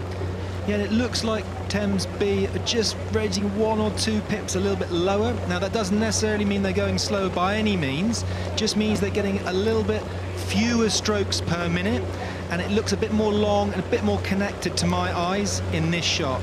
We can see that's rewarded by what looks like almost half a length of boat speed. Wow, and as they come past us now, Thames Rowing Club B with about 3/4 of a boat length, so they've really done the job in the middle section of the race here. And this is where you want to be in an 8. A length up, in a nice rhythm. You can see your opponent and start to see the puddles that they're sending down. So those oars, as they come out of the water, they'll just form a nice tight puddle. And they can just start to influence the water when you're about this far ahead. If you're the losing crew, you can just start to feel that wobble of the water as the crew that's ahead of you sends that down towards you. And this will be a disheartening place to be if you're Thames C. Just feeling that crew ahead of you slip away out of earshot. It's been a great fight from Thames Rowing Club C. They hung in there for as long as they can, but we're just not able to stave off a little bit more power in that Thames Rowing Club B crew, who is now through, and I think will just break into clear water. Cox by Richard Hill, stroke by Konstantin Ludloff. And interesting, that Thames B crew just bow rig. I don't know if you noticed that stroke person there rotating to the left-hand side, to the bow side, whereas on Thames C, it's normal convention rig, as you said earlier, Sarah, to one of the other crews, just that stroke side rig. Lovely shot, the bow rigged 8. Long, languid rhythm.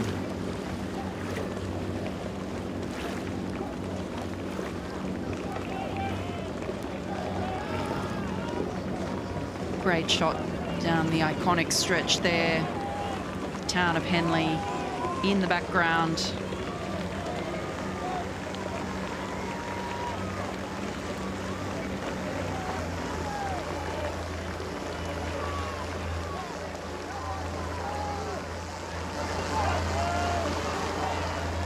Fantastic shot there of the leading boat. Thames Rowing Club B.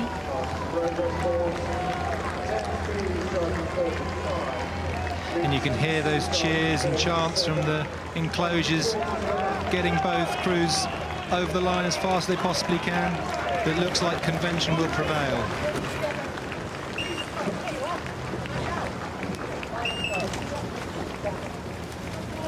So by about 3/4 of a length in the end, it was Thames Rowing Club B over Thames Rowing Club C in the Thames Challenge Cup. Yeah, Thames. Love you all, boys. Love you all. That's going down. And the Wargrave Challenge Cup, it is City of Cambridge Rowing Club on the left of your screen, Vesta Rowing Club A on the right-hand side of your screen. Both crews away here.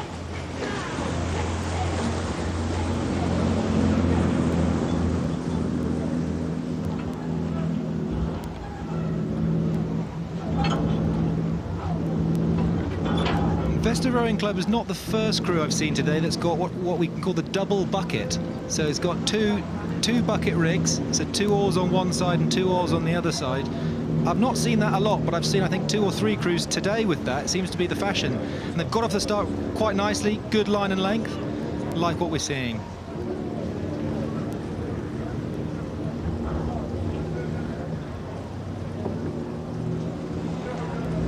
Did you ever row with a bucket rig?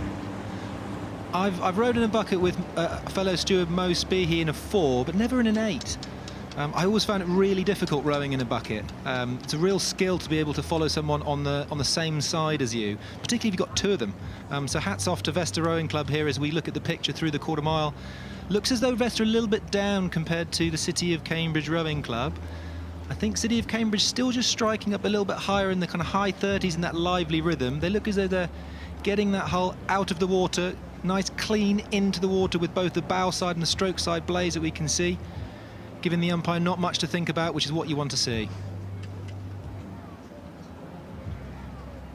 City of Cambridge with a length just over a length perhaps coming through.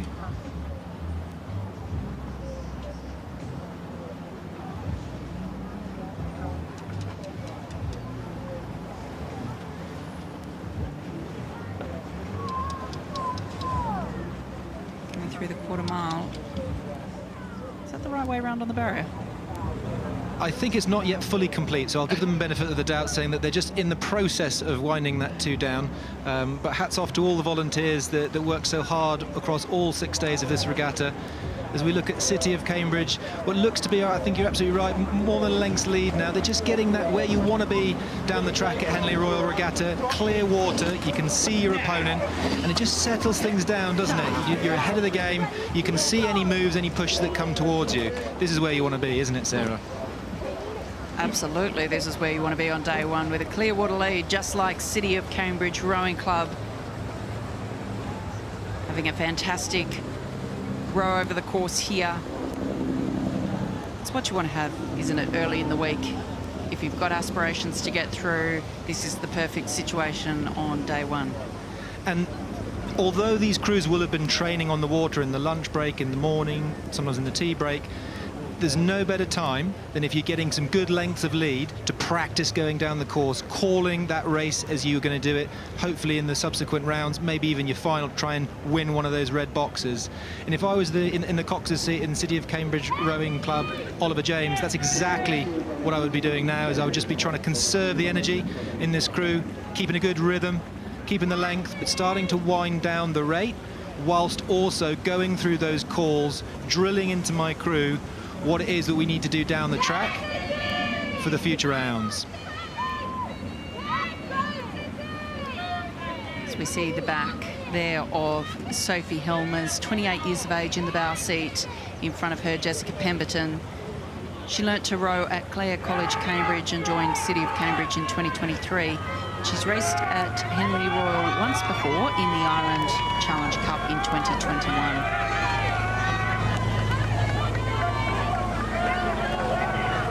Great sense of unison in that white Felipe hull. I like the way they're picking up the water at the start of the stroke and the catch, just really slinging it through with good acceleration. We could just see this Vesta Rowing Club crew trying to give it everything. On the left-hand side of your picture, really making sure that they can put in all the pushes, all of the strategy it needs to go in now if they've got any chance of trying to get back on terms with City of Cambridge. You can see the gritted teeth of Natasha Johnson in the stroke seat, gritted teeth leading her crew down, as her and Elizabeth Barnett in the stern pair really trying to send a rhythm that the women behind them can follow.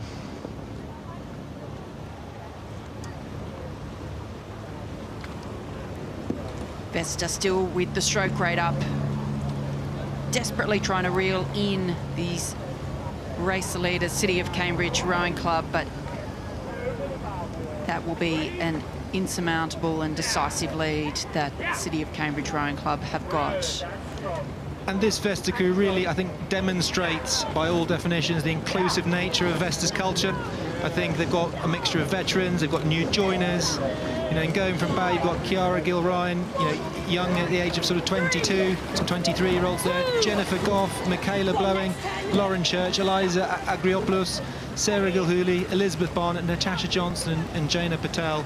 Just fantastic club, really making sure that they can come together on the Tuesday and put a performance in that they can all be proud of. I love to see that they've increased their striking, trying to get the most out of the boat to get the hull as close as they can to this City of Cambridge Rowing Club, who you're looking at now.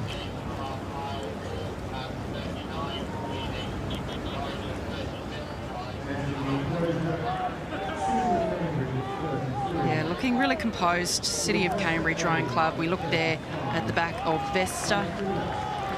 And I don't know if you noticed, but you can see the wires that are just attached to those silver riggers. That's a bit of a force gauge for that coaching team, isn't it? So that they can have a look at this performance, analyse it, regroup, and they can see what they can improve for future years.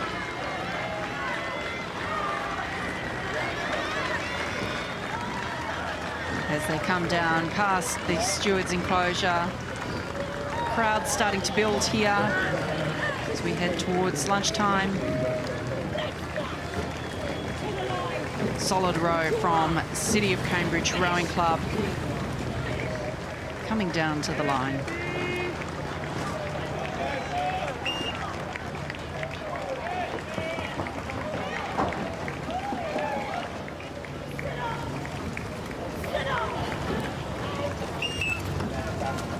And confirmation in the Wargrave Challenge Cup, City of Cambridge Rowing Club beating Vesta Rowing Club A.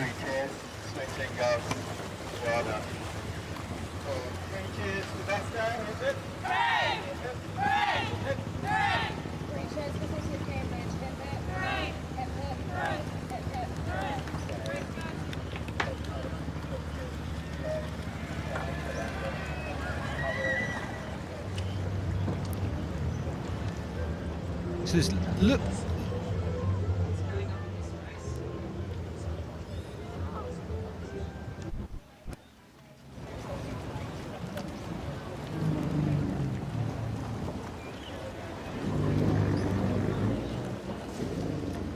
And we're getting ready now for the Princess Elizabeth Challenge Cup in the Berkshire Station Norwich School. And in the Bucks Station, it's St Paul's School. Yeah, and St Paul's, of course, really big pedigree in this event, haven't they? Over the years, they've just had so many fast eights. I think the record is actually set by the 2018 St Paul's crew. I think that's one of our highest viewed races on YouTube, with something like 200,000 or 300,000 views. And we're away in the PE. St Paul's School on the right-hand side of your screen, Norwich School on the left-hand side. St Paul's, one of the favoured crews in this event, potentially.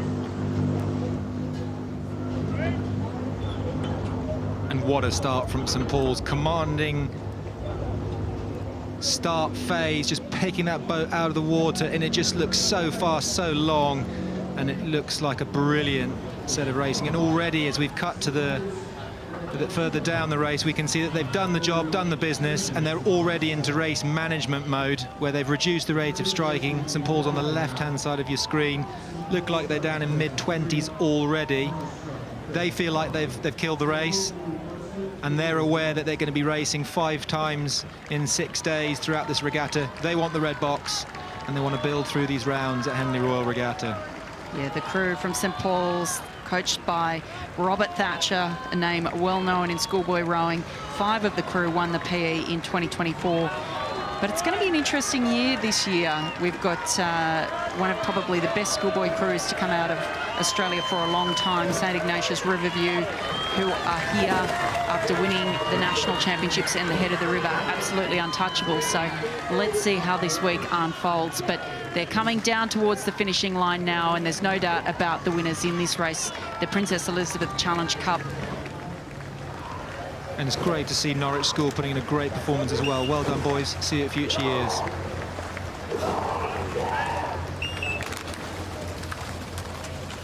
Confirming the Princess Elizabeth Challenge Cup, St Paul's School over Norwich School.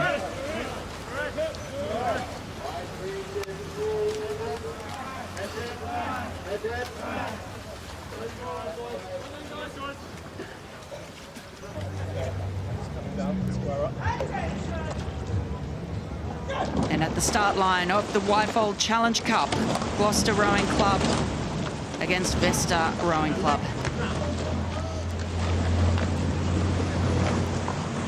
And Gloucester look like they've got a really nice clean start with the bucket rig with 2 bow side oars to one side in the middle. And Vesta just steering across. You can see the umpire, I think it's Sarah Winkler's, already warning Vesta. Zigzagging down the course is not where you want to be here at Henley. Yeah, we've seen a few crews really struggle with just that little push of the stream as they come around the island. They're going back onto their line now, and it looks like both crews have settled. So tricky, isn't it, in those Cox-less boats? So the Cox-less 4s, the Y-folds here. Just trying to make sure that you get a nice line, aware of where you are on the course, but also putting in maximal effort to make sure that you're sending that hull down the course. And a little steering correction there from Gloucester Rowing Club, but they're back onto their lane. Vesta Rowing Club looking very comfortable out in the lead. Yeah, Vesta rhythm just to me looks what you want to be doing. It looks long. It looks really well pressed out, and they've reacted to umpire Sarah Winkler's command just to move back over onto their station. But they haven't just thrown the rudder straight on, have they? They've calmly moved back. You can just see the yellow MÁ‑n‑chener hull on the left-hand side of your screen, just moving across the booms and then straightening up. Whereas Gloucester, you can just see drifting across into the middle. So both crews finding it quite tricky with these lines. I'm not quite sure what the conditions are doing out there, but they certainly look calm from where we are in the commentary box, don't they? They do. Some steering, as you said, from both of the crews, but Vesta back onto their lane and looking pretty comfortable here. We've been talking a lot about the rigs of the 4s and the 8s, and you can see here both crews have what we were referring to before as a bucket rig, so you get a great shot there of Vesta that the two middle rowers are rowing on the same side. So that's in colloquial rowing terms is a bucket rig. Bucket, or the frig rig, I think it's so technically difficult. That two-man there, so Tristan Taylor, he'll be following Finn Meinecke, who is just rotating round to the bow side, and you've got to make sure that you're perfectly in time. You've got that shot there showing the two oarsmen in the middle. It's not something that you necessarily always train with growing up in the sort of junior or the university programs. Normally you're used to sort of rotating away from your teammate in front of you, so it is a real skill. And you can see how close those oars are together, making sure you're not trying to hit the spoons, and the splash as the oars come out can sometimes affect the person in front of you as well, as they just extract the oar cleanly from the finish. Yeah, they look great, don't they? Hugely experienced, 11 Henley regattas between them in the Vesta crew. The most experienced, Tristan Taylor, 5 Henley regattas at 27 years of age. The coach, James Cracknell.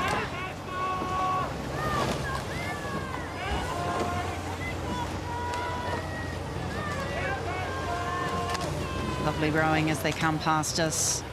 Gloucester Rowing Club, relatively less experienced, certainly here at the regatta. The bow 2 and 3 seed, Matthew Jones, James Goodwin, William Berridge, their first time racing at Henley Royal Regatta. The stroke seed, Alexander King, 26 years of age, 4 Henley regattas under his belt, their coach, Sue Jones. And this is a lovely shot of bowman Matthew Jones. Just rotating across. Might be giving the calls, or it might actually be two-person James Goodwin. Normally it's the sort of in the bow pair, isn't it? You give the calls to one of those two people in a 4. They can make sure that they're nice and loud and make the race calls as you go down through the track. What a shot, both 4s.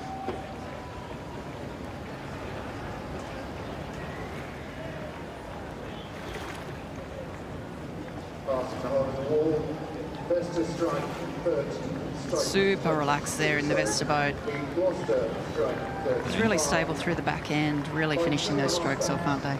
Yeah, and you can hear the echoes from the steward's enclosure over the microphone saying that Vesta have just reduced their rate of striking. I'm sure coach James Cracknell will be watching this from the umpire's launch, pretty proud. Got a few words of wisdom to share with his crew, building for the future rounds. Lovely race.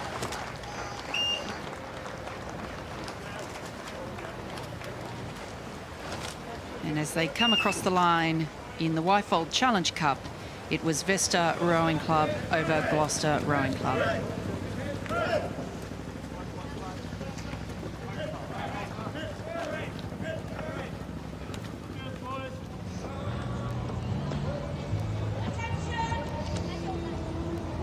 We're at the last race of the morning session in the Forley Challenge Cup. It is Leeds Rowing Club on the left-hand side of your screen and Shiplake College. And reading through the biographies of all of these fine athletes, this is the first Henley Royal Regatta for all of them. So what a way to kick it off on this fantastic Henley Tuesday.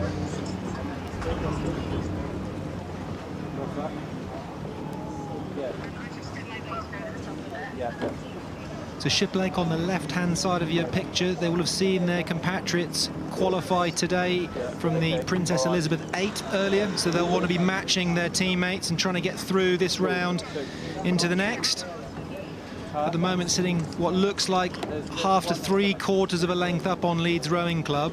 Both quads just moving lovely and symmetrically and smoothly through the middle of this race. Yeah, Leeds have got the stroke rate up. Just looking a little bit more flustered, really racing it out. We see here Shiplake really strong through the back end there, pressing the water, the blades away with every stroke.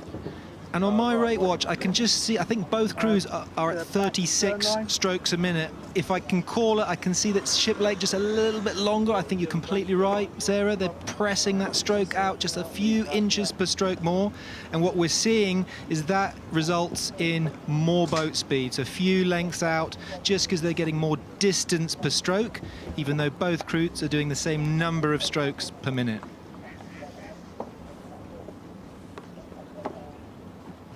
Little look across there from the bow seat in the Shiplake crew, Thomas Whale, 17 years of age, steering foot in the bow seat there. And both crews steered by their bow person. I think that normally I would see the strokeman or stroke person be steering, but it'd be interesting to see why they're both chosen for their bow.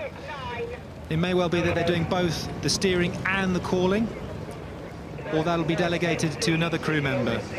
But what we can see here is Shiplake are taking a commanding lead as they start to approach the regatta enclosures. And the Shiplake crew, they've only recently changed into sculling a few weeks ago. They're made up from rowers from the Shiplake second 8. So they'll no doubt be looking to make it into the first 8 next year. Young crew, 16, 17 years of age. What a shot of this quad. You can just see, actually looking from the back, it almost looks like a single sculler, doesn't it? You've got one bow side or one stroke side or complete unison, which is what you're after. Not just what the bodies are doing and the arms are doing, but more importantly, what the spoons, so the oars, that's where you want to have complete unity. So everyone is working as one, just to push that white Felipe hull down the course, cutting through the water.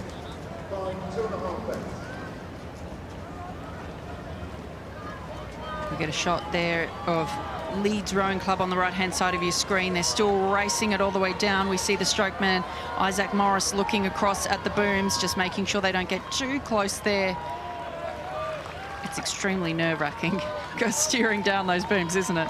Yeah, and Zach's just taken a quick glance, make sure he's got his line sorted, and he has. He's doing a really good job.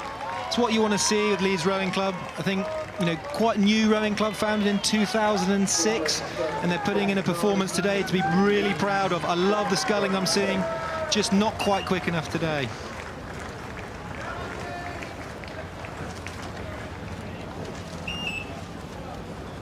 And that's the last race of the morning session in the Forley Challenge Cup. Shiplake College defeating Leeds Rowing Club.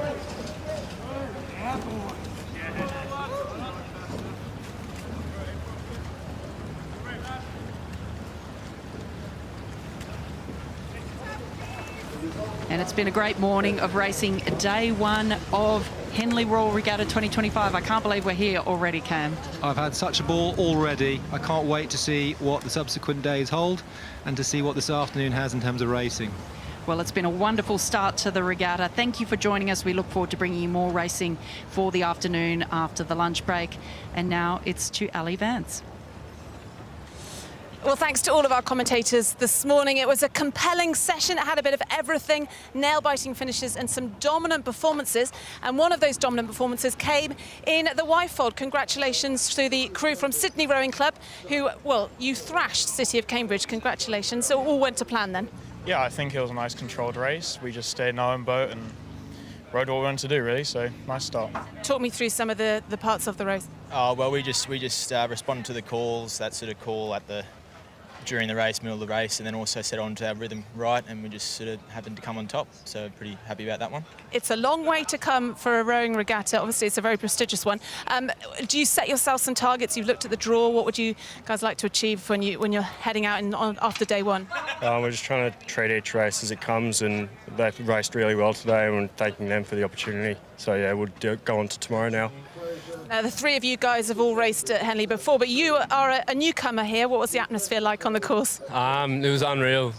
Just really excited to be here. The competition's world class. I mean, coming up against a crew like Cambridge, first race, they're phenomenal. So we were just grateful for the opportunity to represent ourselves and Sydney Rowing Club, and we're also representing the Black Dog Institute. It's a Australian Mental Health Institute conducting research and providing resources for all Australians. So we're really, really proud to be representing them and their better mental health for everyone. So, yeah. Well, congratulations then with a dominant first round win over City of Cambridge. Good luck in your following rounds. We are going to be back with our commentators just before 2 p.m. local time. So head off and make yourself a cup of tea or have some lunch. And we've got another really full-on afternoon session then to take in. If you missed any of this morning's races, then the highlights will be playing during this lunchtime interval. That's to come. But first, let's have a closer look at a regatta initiative that aims to get more young people into the wonderful world of competitive rowing. For more than 25 years, the Henley Royal Regatta Charitable Trust has been supporting projects across the country that encourage young people to row and scull. So far, it has invested £6.1 million in grassroots initiatives.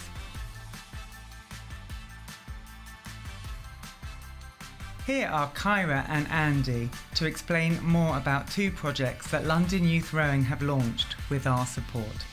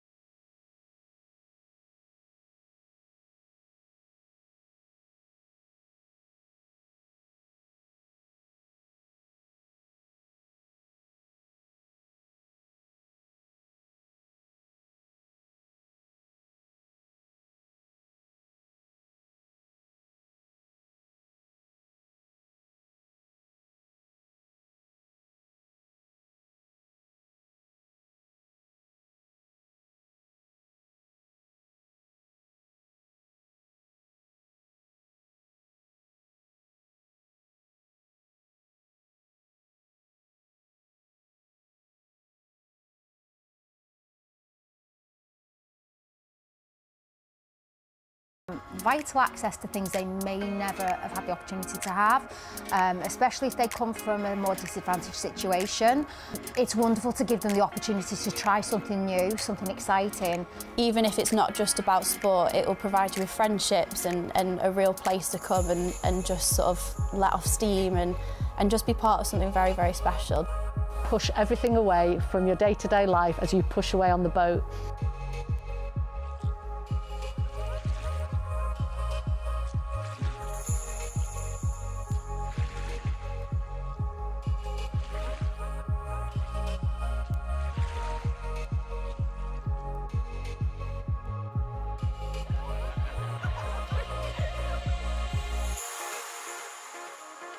All we want to do is give you the best start to a sport that might just be absolutely perfect for you, and to see them thrive in an environment that's actually probably more suited to them than being in the classroom. It's nice to see that they have an outlet to go to which provides them with a different environment to thrive in.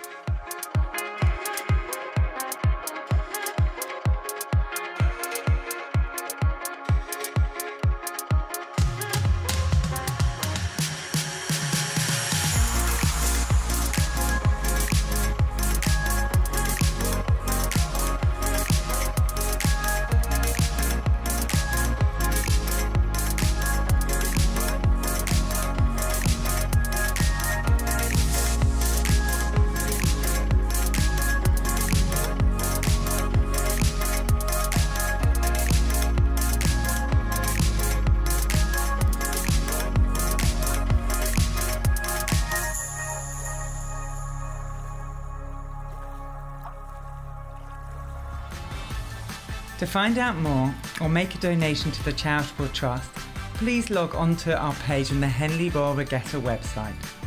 Thank you.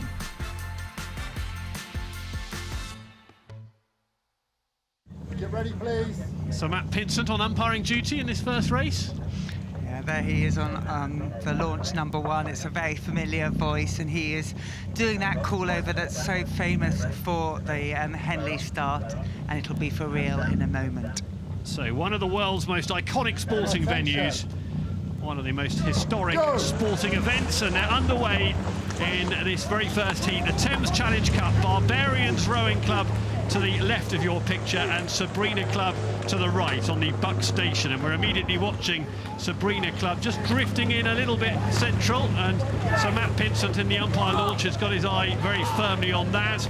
Barbarians Rowing Club there in the picture, just moving along nicely on the Berkshire Station, and we will see some boats during this week come to grief at this stage of the race, just coming off Temple Island now.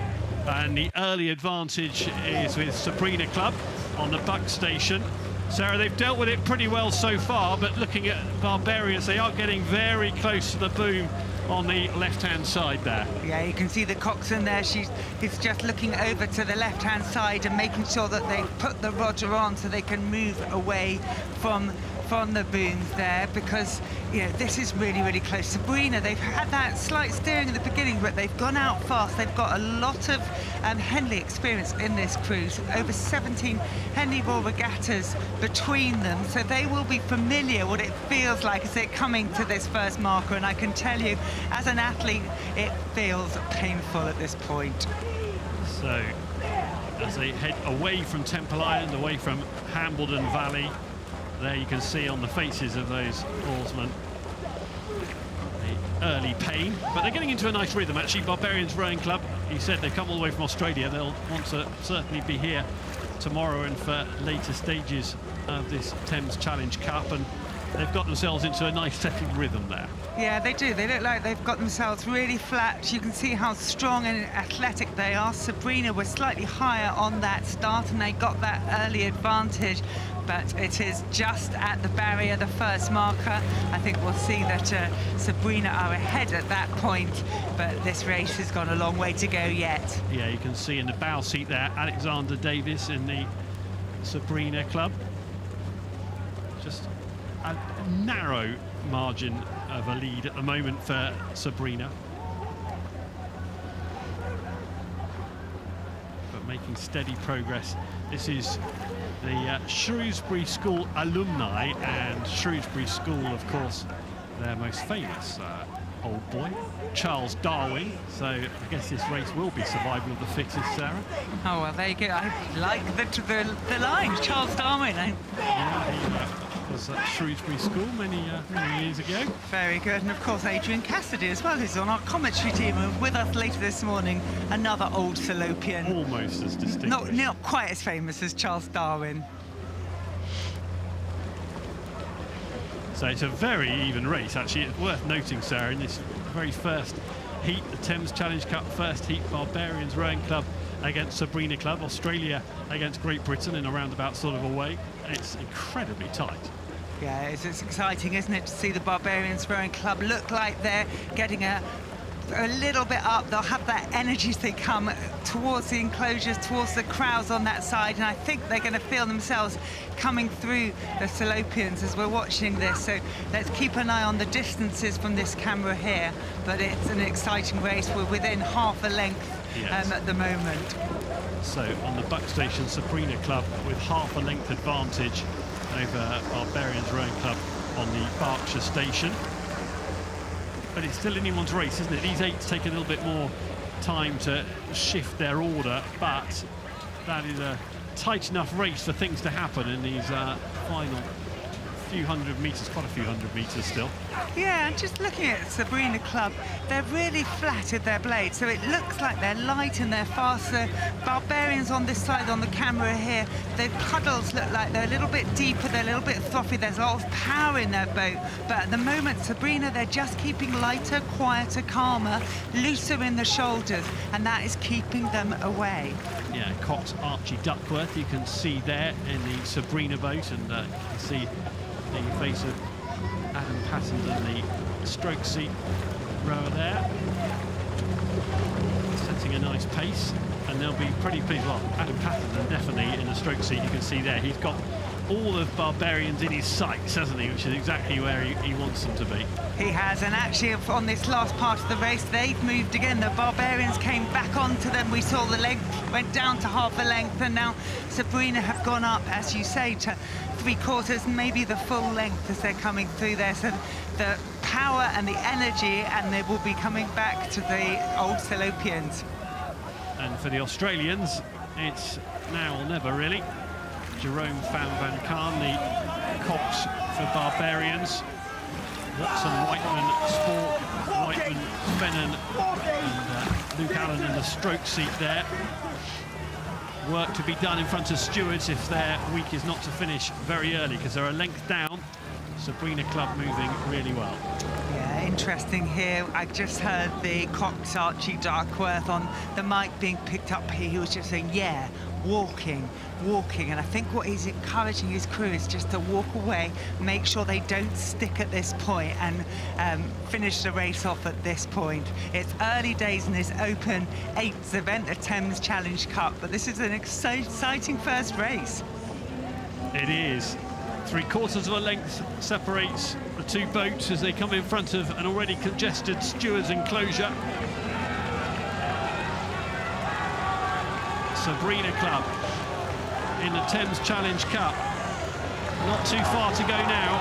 Barbarians Rowing Club, no time is running out here. And as you'd expect, they're fighting to the line on that. Sabrina, you can see their rate coming up. The barbars are moving again. I'm not sure we call them barbars, but I think they look like they're coming up. They're going to sprint this all the way to the line, but the Sabrina Rowing Club are moving away. They got that early victory, early advantage. Yeah, very controlled victory in our opening heat of Henley Royal Regatta 2025 in the Thames Challenge Cup for Sabrina Club, who win by 3/4 of a length against the Australians Barbarians Rowing Club. An early exit for them, but a good race, a really good race first up.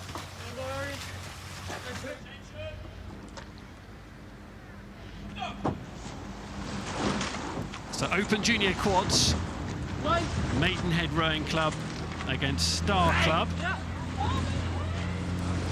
This is the Forley, and it's a pretty feisty start from both boats here, Sarah, both quite punchy starts.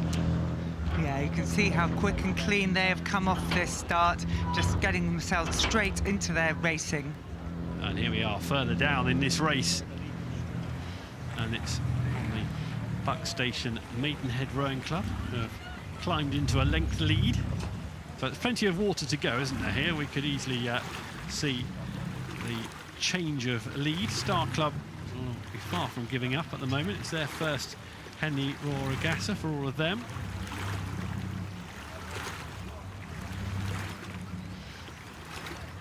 There we are, you can see in that boat in Star Club, in the stroke seat, Cameron Mackenzie, he's only 17 years old. Benjamin Howard, and then moving across to Maidenhead Rowing Club in their stroke seat, Charlie Davis. They look good, well poised. They look fantastic, don't they? They've got 3 18-year-olds and 1 17-year-old in this Maidenhead boat, and you can see again how cleanly they are picking up and how even they look.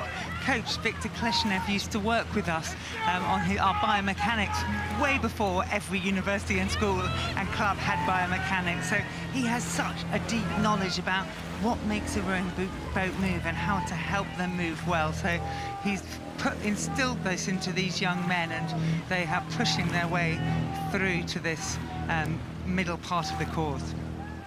All the science moved on as well, hasn't it? I guess since he first started in the game. Oh, it really has moved on since and I feel so utterly grateful that I got to see every world, because we used to start with feel, and I got so much feel around the boats, and you can see when you're just relaxing, feeling the boat, you have to stay loose to allow that.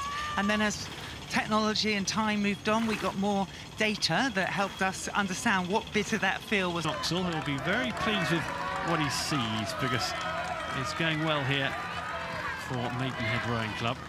That's the lead he wants, isn't it? In front of stewards, that's a pretty much perfect lead there. They'll just sit on that. It is, and what we can see there, Star are just moving over in front of them a little bit, but Maidenhead, they're on their station in good space. And you know, Windsor Boys School, they've got 2 boats in this, last year's winner, and they will be watching this heat, I'm sure. I think so, and Maidenhead Rowing Club, based on that opening heat in the 4-League Challenge Cup, might be ones to watch. Windsor Boys will be aware of that. Star over the line, well done to them. Early exit, yes, but creditable performance. Coming very dangerously close to crashing into our commentary box, but as they go over the finish line. Yeah, they've definitely given it everything, haven't they? Look at that, Maidenhead make it look so easy, but they've pushed so hard. The Wargrave Challenge Cup next up. Race number 7 on our programme. Nottingham Rowing Club, who are angled slightly towards the centre of the course at Temple Island, off the Berkshire station to the left. They've gone a little bit central, but helped out by Shiplake Vikings Rowing Club staying in a good spot on their side. Yeah, and you can just see that the Shiplake Vikings boat on the right-hand side of our screen has had their rudder on, because you can see where their wake has been going, or that trail is, and they're pushing themselves up onto that station, making sure that they are on each side of the river to give their athletes then the best chance of rowing. In the Nottingham Rowing Club boat, it's Cox Tamsin Jones. Brings some experience to the party, Sarah. Yeah, it's an interesting boat. There's Nottingham Rowing Club. It's great to see them coming here for this Wargrave Challenge Cup, the women's 8th event. Great to see how the more new clubs are coming into this event. I think it's the first time we've seen a Shiplake Vikings in this event also.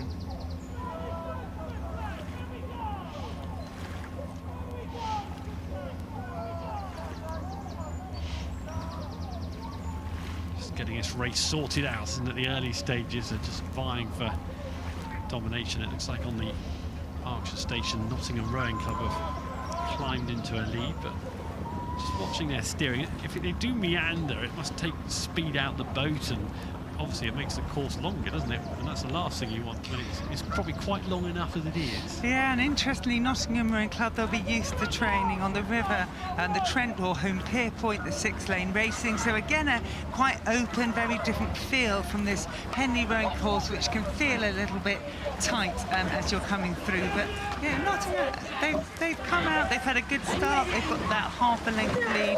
But Shiplake Vikings Rowing Club, they are in this. They are pressing on, and if you look at this, their blades are coming down. We've got some great experience in this boat, including a Henley winner of the Diamond Jubilee in 2021, Emanuel. You know, she will know, particularly, she'll be sitting there in that stroke seat and know what it takes to make sure that you're ahead at 2,112 metres. Well, they come from a great part of the country for sport in his last year. Nottingham Rowing Club on the banks of the Trent, right in the hub of, well, just down the right way from the City Ground. Nottingham Forest Football Club had a great year in the Premier League. You have a test match against Zimbabwe for England at Trent Bridge a few weeks ago. It's a great city spot there, boathouse, and this is doing well here. Great side-by-side racing we're looking at here, isn't it? It's a fantastic shot. You can see the stroke girl there just having a look for the cock to see exactly where they are against in the Shiplake boat, Shiplake Viking, and it'll feel absolutely like you're in the cauldron for all these crews and all these athletes now. You're side-by-side at Henley. This is where it starts. This is going to be a really good race. You can see from here in the Wargrave Club Women's 8. And they are properly head-to-head here, aren't they? Look at that. Nothing to call in front of the regatta enclosure, in front of the clubhouses. Yeah, and this is really going to be about how you work with the other athletes in your boat, making sure that you're moving with them, doing your bit, working your eighth of the boat to make sure that you can keep it up and keep it moving. And I feel like the Shiplake Vikings Rowing Club, they are just coming through, and that'll feel fantastic for them. Nottingham, though, they've still got that lead. They're pressing away. Yeah, they're shading it. Tamsin Jones in the cock seat. She's going to need all that experience to try and keep. It's not even quarter of a length, is it? It's a tiny little lead that Nottingham Rowing Club have as we get to the business end of the race. Yeah, it's really interesting is because I suspect the coxers will be talking about not sticking, keeping moving, because as soon as you start to stick, you can get frustration and the tension can come into the shoulders where you want it pushing through the legs. And look at this. This is fantastic racing. It's a heat of the Wargrave Challenge Cup. It's side by side at halfway. This is brilliant. Well, Shiplake Vikings Rowing Club have had a little burst there, but there's a response from Nottingham Rowing Club, who have maintained a slender lead. Here come Shiplake again, closest to your camera there, as they come on the buck station. Have they done enough to edge the lead? This is going to be so tight. Now, keeping in your own boat here for all these athletes must be so important. There must be a huge temptation to have a glance across and see how you're getting on. If you do that, all you're going to learn is it's a dead heat at the moment. That's it. Listen to your cocks and support the other athletes. Do your bit. Stay in your boat. That's what will make the difference. Oh my goodness, this is fantastic. Shiplake may have got a slight lead now. You can see actually the bow girl of Shiplake having a little peek. Maybe that's giving her energy there. This is fantastic. They're coming close together, Tim.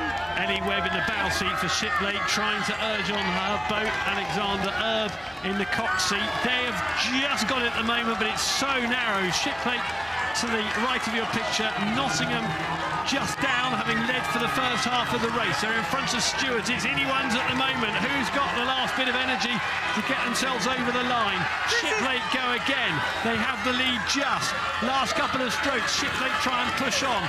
Nottingham Rowing Club trying to stay. And have they got one more trick up their sleeve? You have to produce that in the next 10 strokes. The line is coming, and Shiplake are trying to push away. They're trying to find a bit of extra energy, and I think they have done that. Yes, Shiplake have moved in the last few strokes to win by, well, half a length, and that doesn't really reflect the close nature of that race. Shiplake Vikings Rowing Club were pushed and pushed and pushed all the way in front of stewards. That was such a tight race, and you'll look at that in the programme, in the records in years to come, and you'll say, oh, half a length, okay, that's regulation. It wasn't that. It was so close.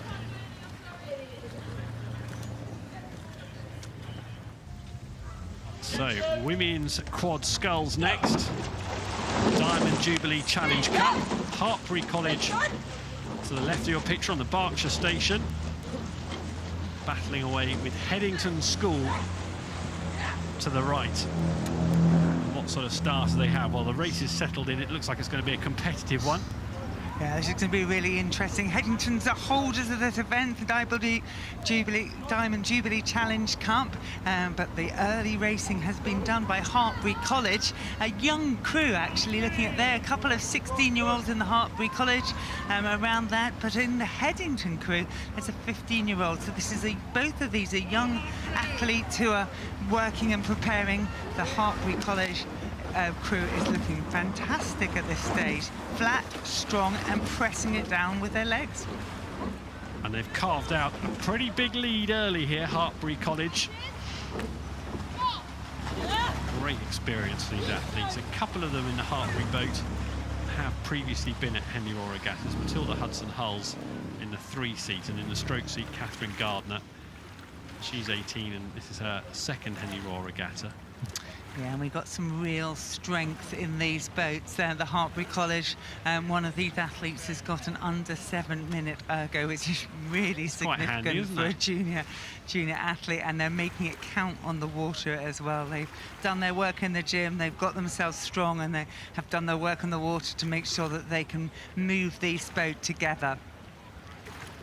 So Hartpury College purring along nicely.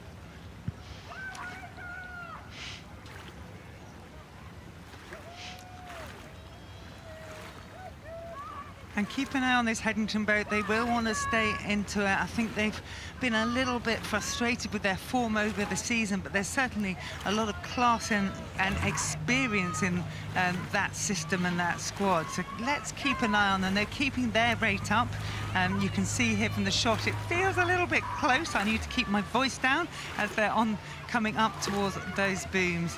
You can see that the Hartpury College crew has just got themselves into a perfect place in the river, a little bit away from the boom, nice and flat, nice and straight. Yeah, sitting very nicely in the channel that they need to be in there. Hartpury, the lead boat.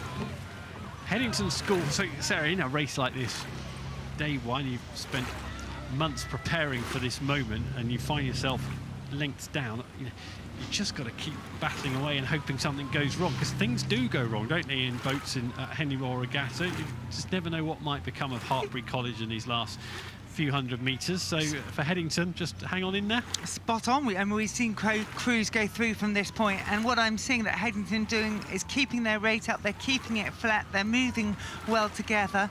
They're just picking it up. You can see how hard they're working. I mean, if they could just lift their hands out a little bit and bring their blades to us, but really good technique by these young athletes. Hartpury, you can just see the power though that those athletes have in the other boat. It is just moving the boat so cleanly, so long. You can see that it's just they're being, both crews are rowing really well, but one crew is stronger. Yeah, they're well drilled, and Headington hammering along at a good old pace, aren't they? But it's just the power of Hartpury College here is, you suspect, going to make all the difference. A good lead at the minute for Hartpury. Hartpury boat, you can see the back of Gracie Jones in the bow seat, 17 years old, first Henley Royal Regatta. Won everything last season.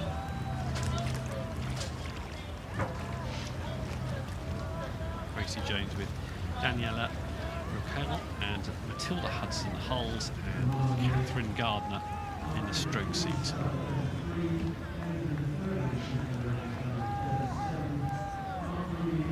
You can hear the crowds cheering Headington on, cheering Hartpury on. The support is here in the stands to support these young athletes. Excited cheers on the bank. Headington only just up in Oxford, not too far away. 40 minutes travelling time to get down from Headington to here. I'm sure they're all glued to this, representing the school. Hartpury had a little bit further to come from Gloucester, but making that journey count. They are. They won't have to make the return journey for a day or two yet. In fact, based on this performance, could be in for the long stay. Just watching, look how central they've got. Yeah, just keep an eye on their steering, Tim. They are in the lead, but they are not in their lane. I would be looking at that quite closely as an umpire. Over the line they go, Hartpury College in the Diamond Jubilee Challenge Cup. Good, powerful performance from them. Headington, they battled away, tried to keep pace, were outpowered. Some young athletes in that Headington boat, they will be back, but Hartpury, that power was really impressive.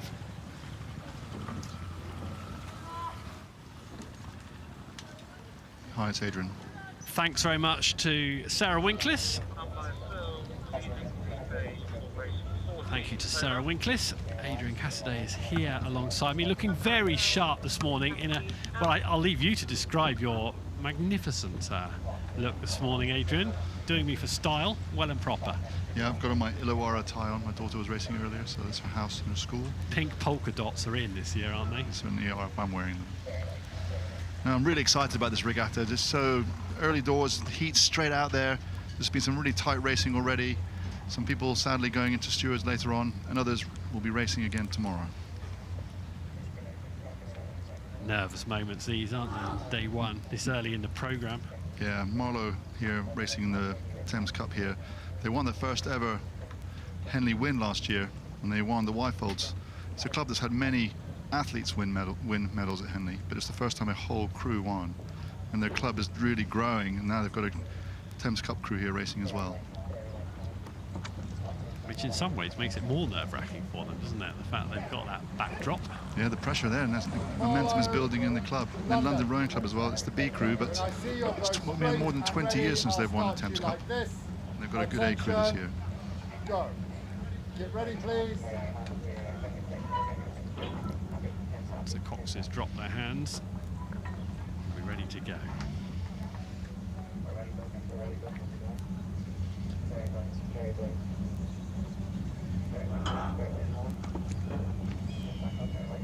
Making sure the boat sits still on the water. Attention. Go. Away they go then in the Thames. Marlow Rowing Club B against London Rowing Club B. These Club Open 8. Watching London Rowing Club. The Cocks will have a very close eye on what's going on there. Chase Lemley gets them back onto their side of the water, just showed signs of poking out towards the middle of the water. Sarah Winkliss replaced by Adrian Cassidy for the next run of races, and Adrian, this all-important start. There was a little bit of a meander out from London Rowing Club into the centre of the water, but they seem to have sorted that out now. Yeah, they've cleaned, the bladework's been quite clean, but yeah, they drifted a bit closely. It's quite easy on the Cocks when they're looking at the opposition a bit, maybe too much, you drift across, but managed that very well. Trying to compensate a bit here. They seem to have got out to a bit of a lead. There, a nice view from behind, really precise blade work. I mean, you wouldn't believe that's a B crew, would you? That's rowing really very well. Chase Lemley in the cock seat and in the stroke. Matt Reeder there, as Adrian says, moving very nicely. Yeah, that's really precise. Look at how accurate the blade work is here. Really generating good precision. Yeah, perfect synchronisation, isn't it? Bang, into the water, those blades. Yeah, it's good view. You can see the heat coming off the water, can't you? It's been hard for these athletes trying to warm up. Paddle in the morning and then try not to get too hot when you're warming up down there. So London Rowing Club. Well, they've actually warmed up, so to speak, and you have to do your stretching, I suppose, don't you? Get your muscles firing. Yeah, generally, to spend half an hour to 40 minutes doing warm-up paddle with some bursts and practice starts. Even in this heat? You would reduce the time of it, though. Yeah. You do less paddling in between. Yeah. But you still need to be thoroughly warmed up inside, so but yeah, today wouldn't be a challenge. So it's pretty close, isn't it? Very close. Marlow really sticking close to the booms, but have a very straight line from the start. London maybe moving over a little bit towards them. They've definitely had the better racing line, haven't they? Marlow Rowing Club. They've gone straighter than an arrow so far, whereas London have been swerving left and right a bit more. Yeah, and the umpires making sure that London Rowing Club get back onto their side of the water, because they, as we were just saying, their steering is questionable. Yeah, and they're steering back towards them again. This could get them in trouble, because they are up, but it's not enough to go and take the water of the opposition. This could be a trouble for them. They could get a real umpire's warning now. Well, we're waiting. The umpire's already shown a flag once. Let's see if that happens again. I think they're satisfying the umpire just for now. London Rowing Club. You can see those crews here, their hips, all 8 athletes, how well their legs are going down at the same time. That's generating really good acceleration. Yeah, they've got clear water now probably on Marlow. And also you can just see it in the London crew here on the left-hand side, how when they finish, there's a moment where their bodies are quite still as their hands are moving, and that's just giving the boat really good acceleration from the finish. Whereas Marlow maybe cutting it a bit short and chasing their bodies quite early off the finish. And when you're down, I suppose there's a temptation to do that more, is you're trying harder, which is perhaps the last thing you want to do. Yeah, it's counterintuitive. If you're under pressure, you're chasing it a bit because you're trying to generate maybe more than you can, and then things are less efficient. And then because rowing is so unique, isn't it? Because you can actually see people you're beating. Yes. Normally when you're winning, you can't see who you're beating. Here you can actually see and keep them under control. It's a good feeling.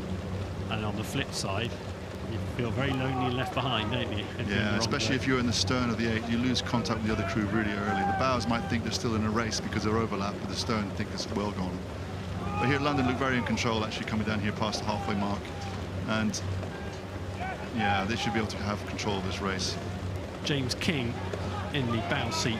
He's got so much Henley Royal Regatta previous experience. This is his 8th trip to a Henley Royal Regatta, age 30 now.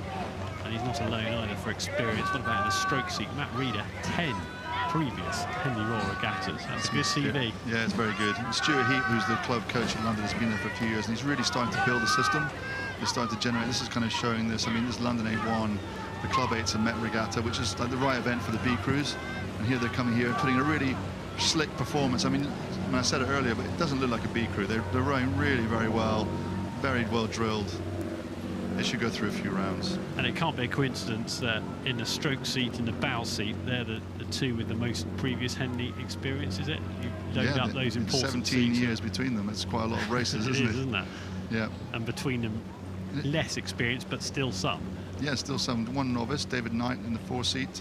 One or two of them, actually, in the 6 seat, Jack McDonald from New Zealand, actually. So it's great, the regattas, and it brings people from different amounts of experience together to come and row at the regatta. And you see these people, you know, Matt Reader, James King, and Callum Fletcher. Between them, they've been rowing 20 years at this regatta. It shows you how much people love coming to race here.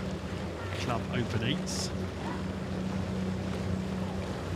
So Marlow's coached by Pete Chambers, who himself rowed at a high level. Yeah, and they were 4th at Club 8 actually at Met. So they've raced each other before.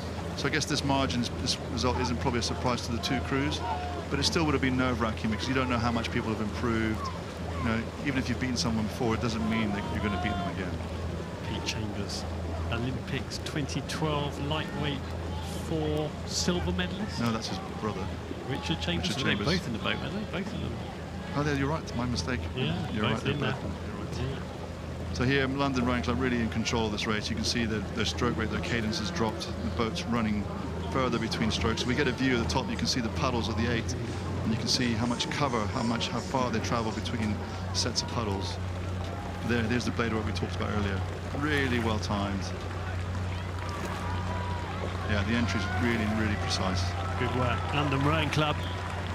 Not too far to go now. Stewart's is getting noisier, isn't it? Despite the heat, there's enough energy coming from the crowd to help London Rowing Club over the line here. Yeah, it's good. It's job well done. Marlow's still going for it, as he always should, but it's clean and easy for London there.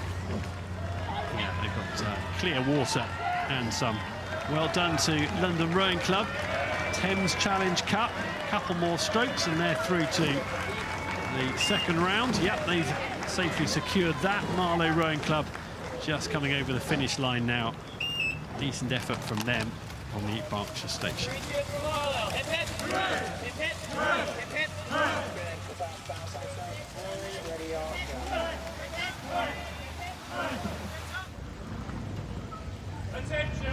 Royal Chester Rowing Club on the Berkshire station, Norwich Rowing Club on the Buck station. Off they go, 2,112 metres ahead of them.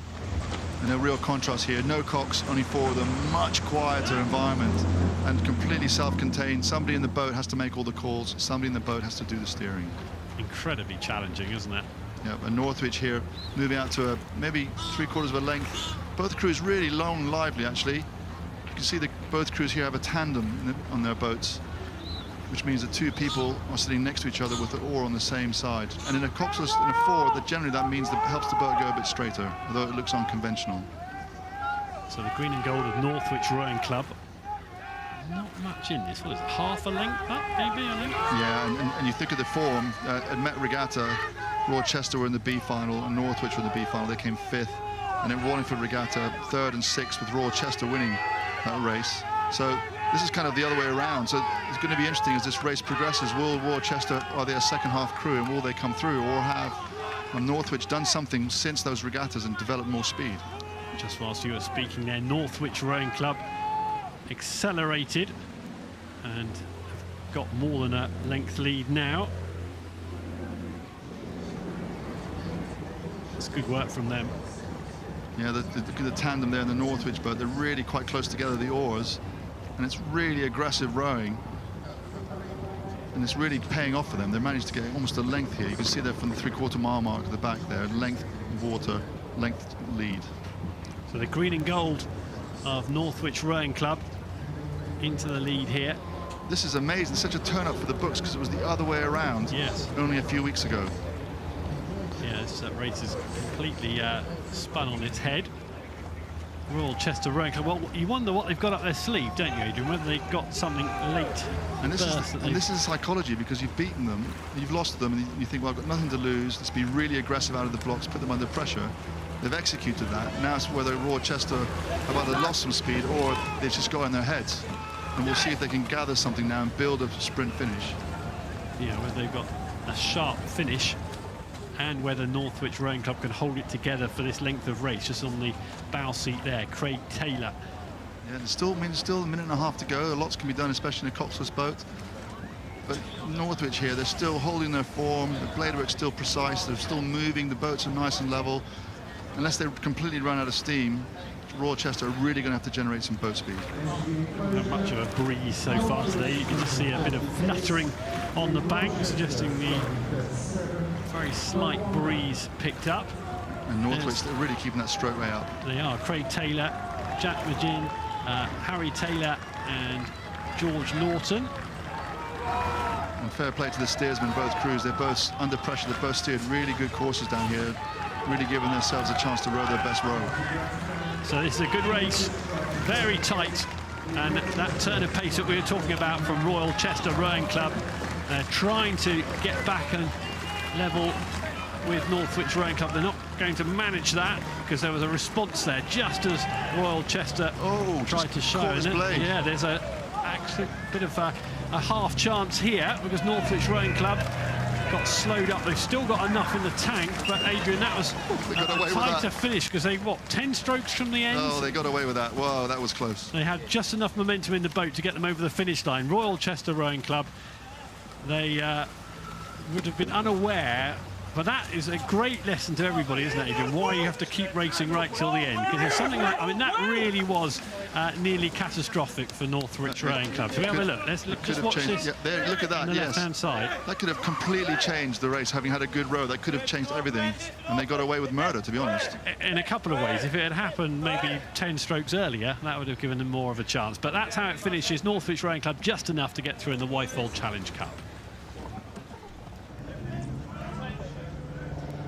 The contrast here now from the men's Club 8 to the women's Club 8. And one of the fantastic new additions to the regatta program in recent years, the Club Women's 8, the Wargrave Challenge Cup. On the left hand of your screen, Upper Thames Rowing Club A up against St Andrew Boat Club. Yeah, so this is a club event. So by and large, these are athletes, these are ex-university students who've got usually full-time jobs and trying to do rowing training the same time here. St Andrews again caught by this slight stream that bounces off the island. Upper Thames are going to get a great cheer halfway down their course. Their boathouse is literally halfway down the course on the left-hand side. So they're going to get cheered there and at the finish.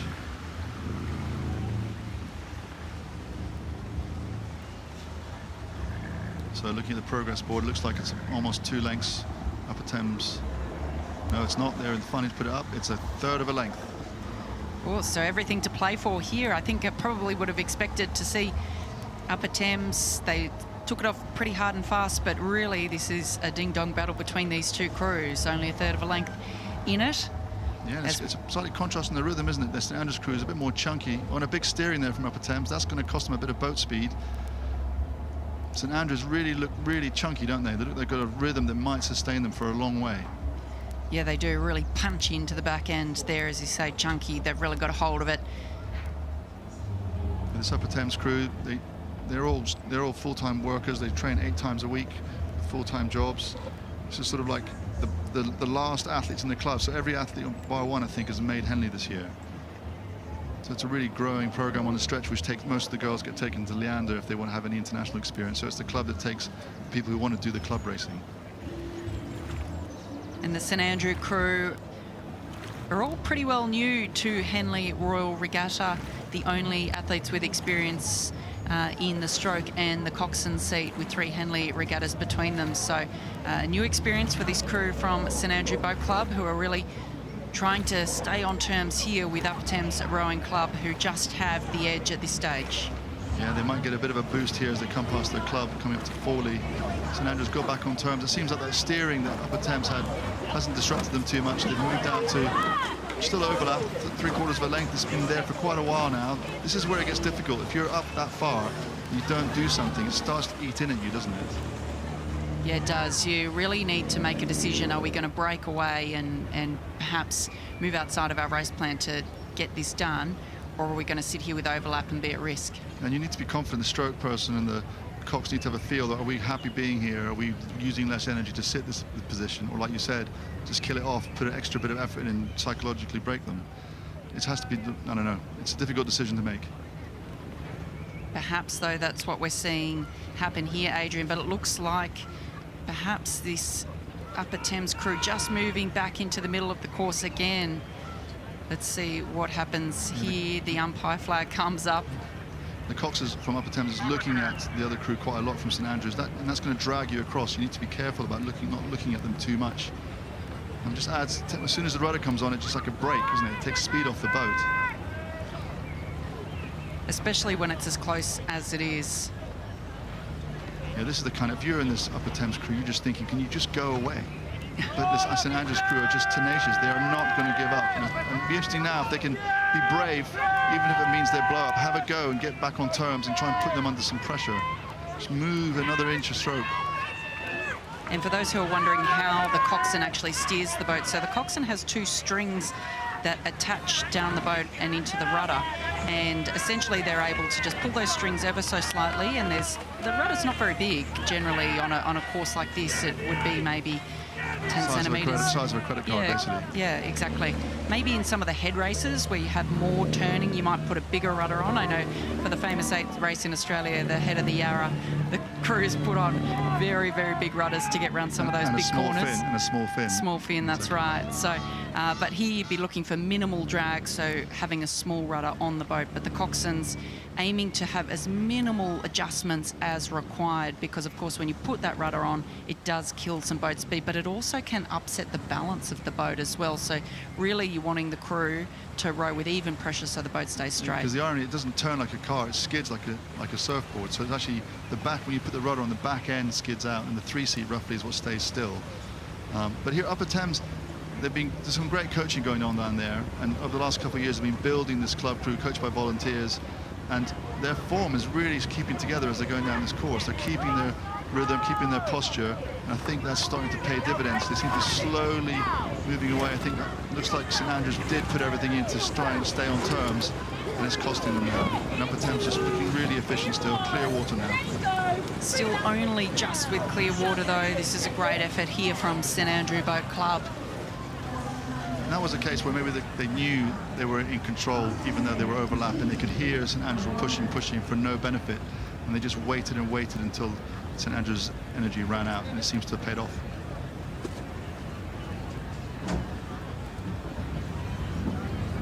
So St Andrews were 47th at the Women's 8's Head this year, whereas Upper Thames were 12th. So this is probably in form, it's probably what they expected, but it's a big difference in positions.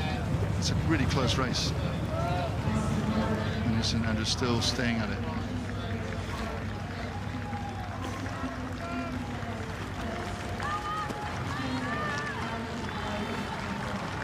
And Upper Thames won't be able to give in, won't be able to cruise here. They know that they're still under some pressure and got to stay on the pressure. As they come down past the enclosures, we can see the crowd starting to build.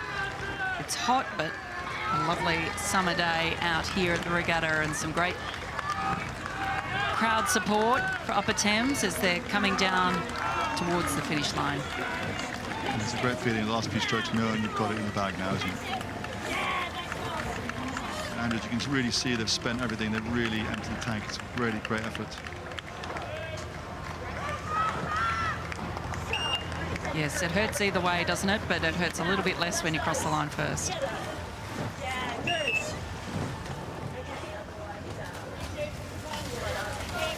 Confirmation there in the Wargrave. Upper Thames Rowing Club A beating St Andrews Boat Club.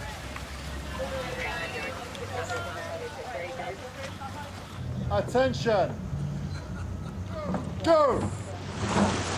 Oh, they were really on it there from that first stroke, weren't they? Just squeezing as the umpire, which sounds like MÁ~nchener said go.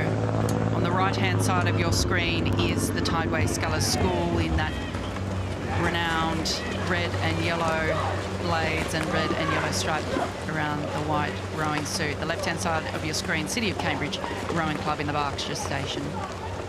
Both crews seem to have built out of the blocks in a really nice, lively rhythm. Off at 44, 43. If you can look down on the left-hand side of your picture, it just looks like that Cox is just steering a slightly straighter line than the Scullers crew, but now both have evened up. Really, really lovely scenes as they come off the island. We'll be right here with City of Cambridge Rowing Club, stroked by Stam Stevenson, coxswain Sarah Newell. Sarah is a synthetic chemist.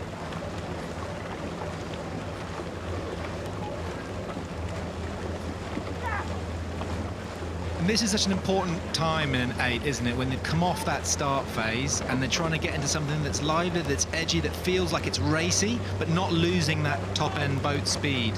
What are your thoughts around that, Sarah?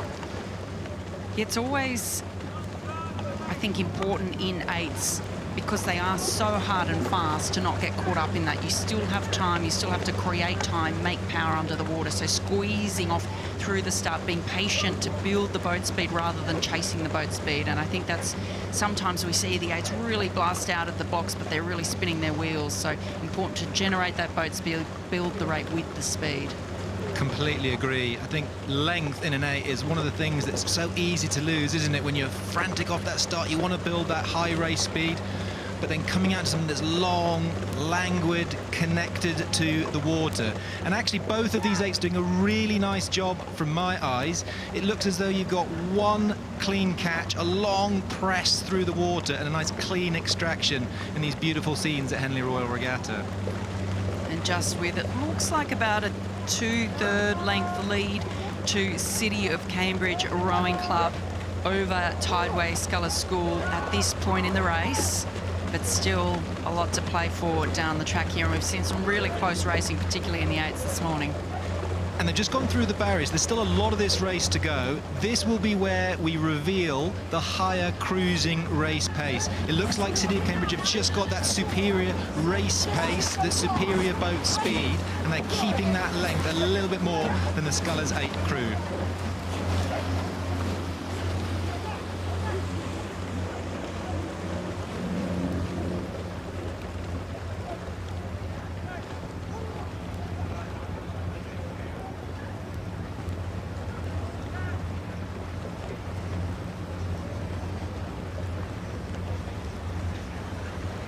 Some pretty great conditions this year, Cam. We've got a little bit of just a following, I call it a following breeze. I wouldn't call it a tail breeze yet, but just the wind is certainly with them. We've seen some pretty hefty windy conditions in recent years, and last year, for those who were here, it was absolutely freezing and wet and windy. So certainly conditions much more amenable to the regatta, both for the rowers and the spectators. Yeah, I think qualifiers for Henley this year, big strong cross headwind, and a lot of these crews that we're seeing today will have had to come through that process for Henley qualifiers. Just catching the Scullers crew has caught my eye. They seem to have made a move. They look as though they've called a push, called a rate change. I can just see that bow coming back at that Cambridge 8. Wow, good spot there, Cam. It looks like they've really stepped up here and made a big push. And in this style of racing, it's so critical that when you make these moves, you make them decisively and you go for it. So it looks like they're absolutely shooting their shot now. Are they going to get through City of Cambridge? Because they're really only going to get one crack at it with an effort like this. Yes, and it will have cost energy, but they will have that mental push that they're moving, and they're feeling them move back against a crew that they'll think, have they gone out a bit too fast? This is evolving into a really lovely race on the Tuesday of Henley Royal Regatta.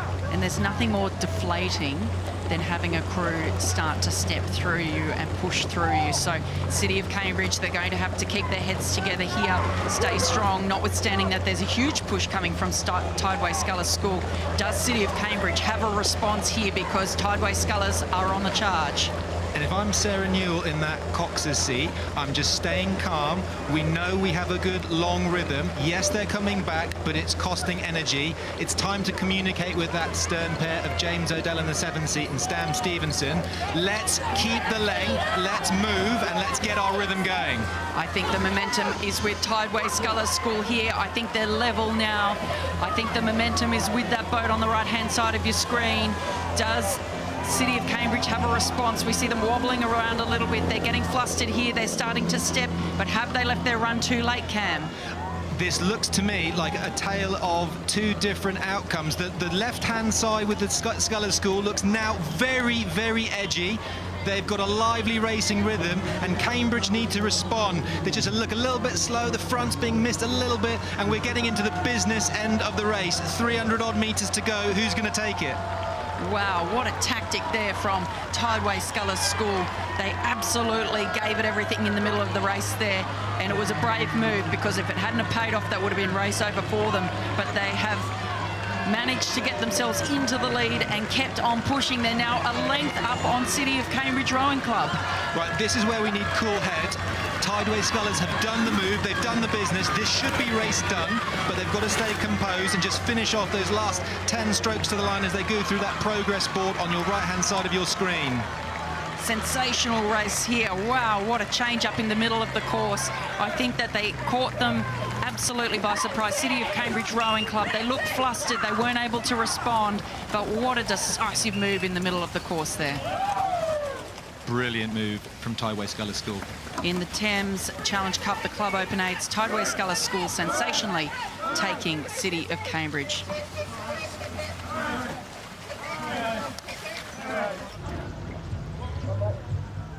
And Tideway Scullers School in the Wargrave Challenge Cup on the right-hand side of your screen. Tyne Amateur Rowing Club on the left-hand side of your screen. This is the Wargrave, the Club Women's 8.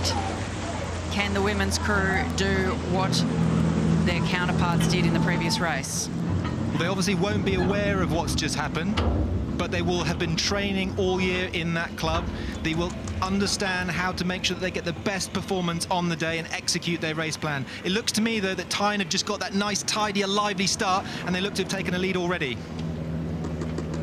Yeah, big start here from Tyne Amateur Rowing Club. Although, with what we've just seen, note to self, don't write anyone off in the first half of the race.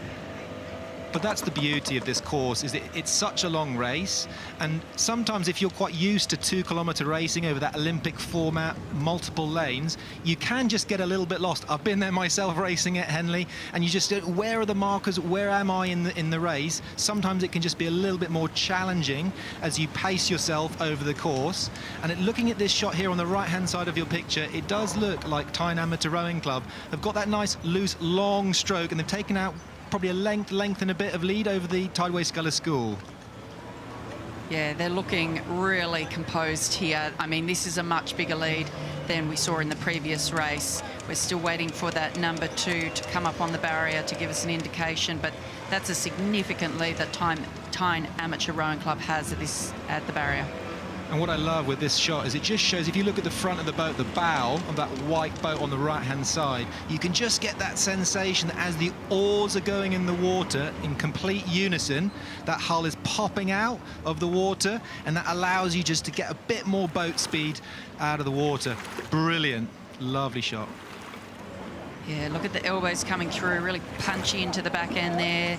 Keeping the handle moving, not getting caught up at the back end of the stroke. I just get the sensation from this crew that the strokes are also really well pressed out. You could just hear that clunk at the finish of the stroke, and each of those spoons is really finishing and pressing that stroke out, which is so important in 8s racing. So still fairly handy lead here for Tyne Amateur Rowing Club. Jennifer Peacock in the stroke seat, 26 years of age, 4 previous Henley Royal Regattas. She's no stranger to the Wargrave. It's the only event that she's entered at Henley Royal Regatta. And we're here on the Tuesday of the regatta. We know that finals day is Sunday.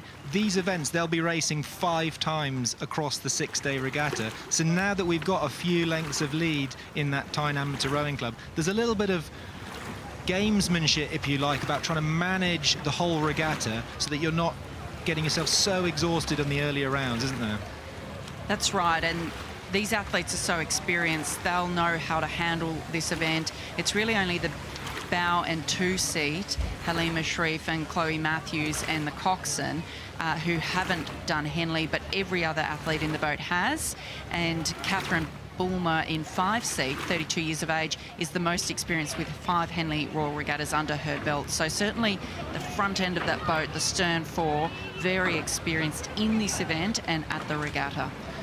And look, this will be a brilliant experience for Tideway Scullers School. So from bow, Eden Fisher, Hannah O'Flynn, Beatrice Robertson, Katerina Vickers, Sophia Turner, Eleanor Bonas, Melinda Asnar-Klein, Annabelle Noonan and Cox by Sita Phillip. They will use this experience as they try and deliver their best performance to go from A to B as fast as they possibly can. They'll get a score, they'll get a time, and then they can build. Really lovely rowing and great effort from the Tideway Scullers School. Yeah, we see Tideway Scullers School just not with that same level of composure and togetherness that we see in the Tyne Amateur Rowing Club boat, who are coming past us, that beautiful drone shot overhead. Yeah, for those of you new to rowing or new to the sport, you can see this boat in your shot now. They've just reduced the frequency of strokes, so their rate of striking from mid-30s to 35, 36 strokes a minute, now in their sort of high 20s, maybe 28 strokes a minute, as they try and conserve that energy for later down the course. Nevertheless, you want to be practicing great technique and also rehearsing your calls, your pushes as you come down the Henley Straight, so you can get even more reminder of those markers for the future rounds.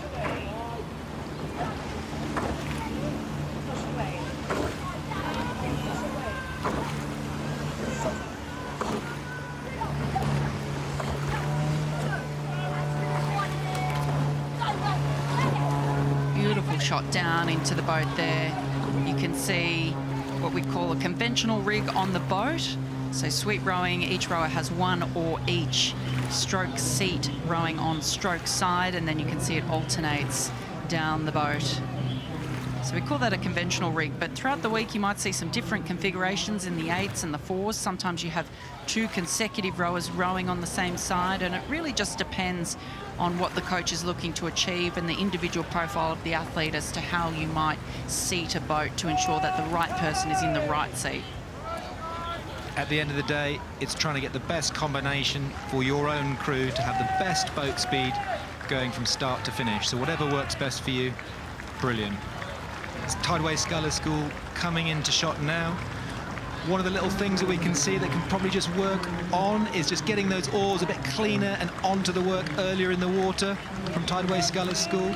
Just get the sensation that there's, as we're trying to put so much effort into the boat, there's just a little bit of not quite one timing, future work for coming years.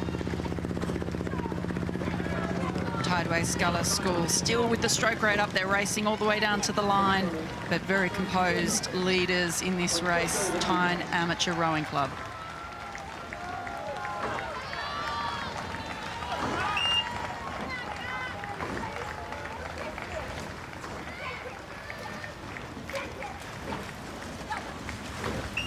And confirmation there in the Wargrave Challenge Cup.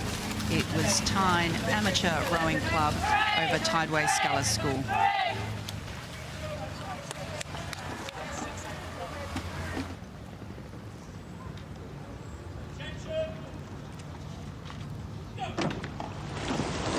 And in the Fawley Challenge Cup, Marlow Rowing Club versus Leander Club A.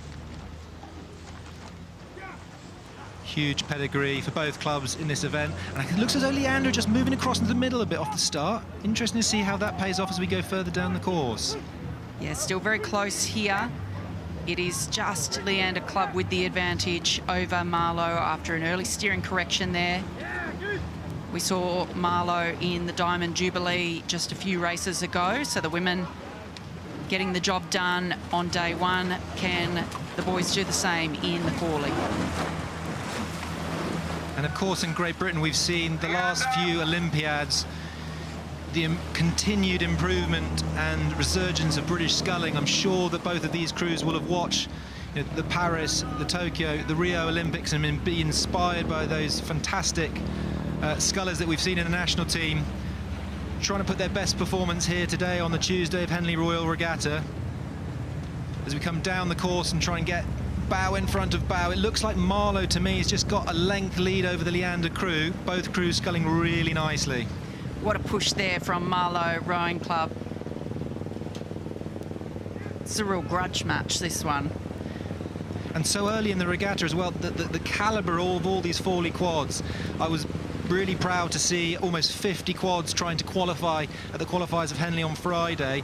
These are some of the best quad sculling crews that we'll see in this age group in the country, and dare I say it, some crews from abroad in the world. Fantastic scenes here at Henley Royal Regatta.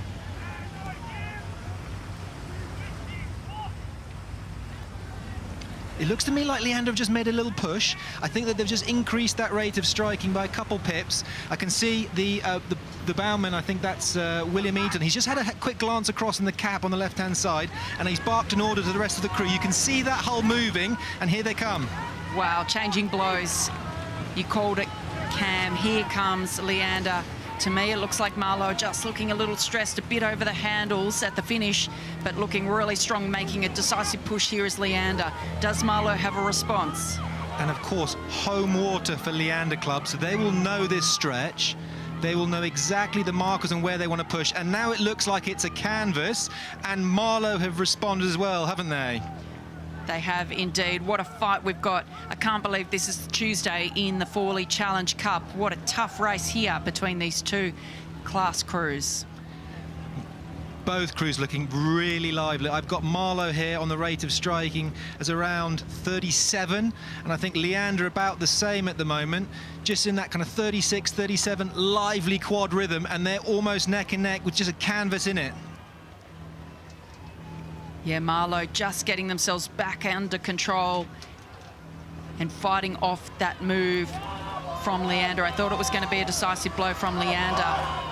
And they're keeping the pressure on Cam. I think this has just gone the milepost, so it's just before the enclosures. We've got about 500 metres left. So for those of you that watch Olympic regattas, multi-lane racing, this is the last 500 building nicely. Look at that shot. Expect some noise here as we come past the enclosures.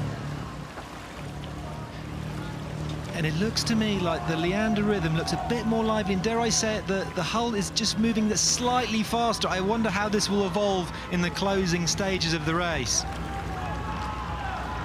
Still locked together, bow ball for bow ball. It's Marlow Rowing Club and Leander Club. Marlow, what a fight they keep putting on. These attacks keep coming from Leander, but they can't get through. And they've just responded. So Marlow have increased that now, the rate of striking to about 40.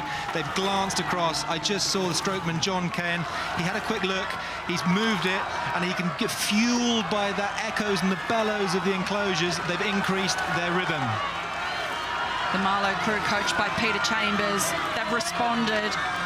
They kept being attacked by Leander all the way down the course, but they couldn't get the better of them. They look across, they're going to have to go for it here, but Marlow seems to be moving on. Yeah, that was William Eaton just shouting progress boards, 10 strokes, let's go. He's going to go all the way to the line, but it looks like Marlow have just got the upper hand at the moment. Wow, what a race. Heartbreak for Leander. Beautiful race. Well done, both crews. Wow, exhaustion. What a race here from these junior men in the Forley Challenge Cup. Marlow Rowing Club, brave. They kept their heads cool, and they fought off those repeated attacks from Leander Club, who could not get the better of them on their home water. And we're at the start for the Thames Challenge Cup. Thames Rowing Club C in the Bucks station on the left-hand side, and Thames Rowing Club B in the Bucks station on the right-hand side of your screen.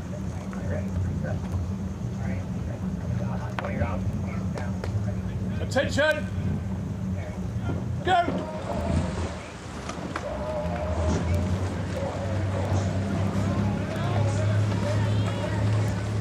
Thames B have just started how I like to see 8 start, which is that really long first stroke, almost building like a train out of the blocks. The Deutschland Actor used to do that in 08 to 12 so well, and many of those international 8s take that strategy forward. They've got out to speed really nicely in what looks like a chunky rhythm. And I'm sure these crews won't mind being compared to the Deutschland Actor at all, Cam. But a strong start here, but it looks as though at this early stage, perhaps the Thames Rowing Club C crew just with an advantage over Thames Rowing Club B, although it is hard to tell from this angle. We'll get an update shortly as to how that race is unfolding. And if I'm in Thames C and on paper we're supposed to be the, in commas, slower crew, I know I have to do something different today. And the way to do that in match racing is to get out, get ahead, and put that seed of doubt into your opponent. That's the beauty of this format, unlike multi-lane racing, where it's sort of A to B as fast as you can. You can race your opponent and have much greater influence over what they can do. So this is what I will be doing on the right-hand side of the picture. The Thames C crew is just giving it everything, putting that other crew under pressure, and then let's see what happens, because all bets are off. And coming through there, it looks as though just with maybe a canvas lead is the C crew, so they've gone out hard and fast, and no doubt will be looking to hold on for as long as they can, because that B crew is going to start to chip away.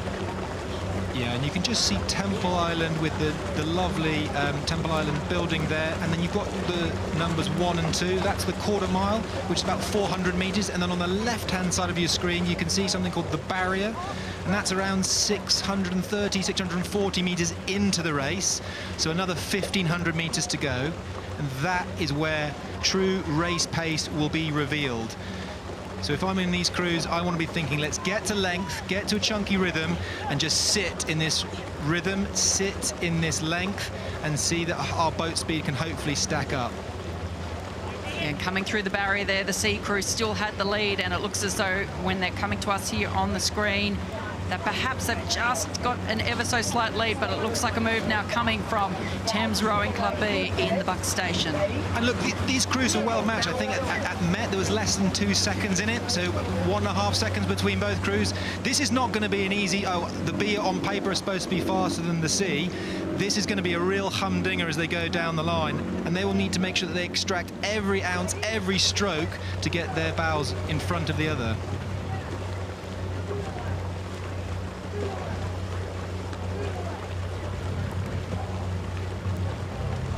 So as you said, Cam, these crews have had similar speeds in training. The coach of Thames Rowing Club C, Andy Thomas, won Thames Cup in 2024 for Thames Rowing Club. So no stranger to this event. Still really close here, but I think just the advantage with Thames Rowing Club B. Yeah, and it looks like Thames B are just rating 1 or 2 pips a little bit lower. Now, that doesn't necessarily mean they're going slow by any means, just means they're getting a little bit fewer strokes per minute, and it looks a bit more long and a bit more connected to my eyes in this shot. We can see that's rewarded by what looks like almost half a length of boat speed. Wow, and as they come past us now, Thames Rowing Club B with about 3/4 of a boat length, so they've really done the job in the middle section of the race here. And this is where you want to be in an 8. A length up, in a nice rhythm. You can see your opponent and start to see the puddles that they're sending down. So those oars, as they come out of the water, they'll just form a nice tight puddle. And they can just start to influence the water when you're about this far ahead. If you're the losing crew, you can just start to feel that wobble of the water as the crew that's ahead of you sends that down towards you. And this will be a disheartening place to be if you're Thames C. Just feeling that crew ahead of you slip away out of earshot. It's been a great fight from Thames Rowing Club C. They hung in there for as long as they can, but we're just not able to stave off a little bit more power in that Thames Rowing Club B crew, who is now through, and I think just break into clear water. Cox by Richard Hill, stroke by Konstantin Ludloff. And interesting, that Thames B crew, just bow rig. I don't know if you noticed that stroke person there rotating to the left-hand side, to the bow side. Whereas on Thames C, it's normal convention rig, as you said earlier, Sarah, to one of the other crews, just that stroke side rig. Lovely shot of the bow rigged 8. Long, languid rhythm.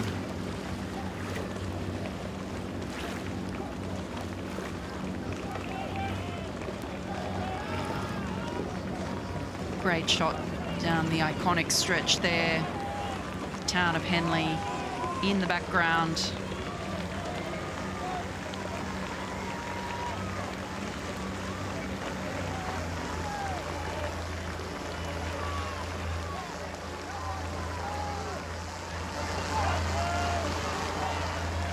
Fantastic shot there of the leading boat.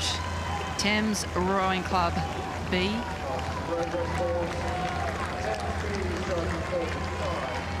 And you can hear those cheers and chants from the enclosures, getting both crews over the line as fast as they possibly can. But it looks like convention will prevail.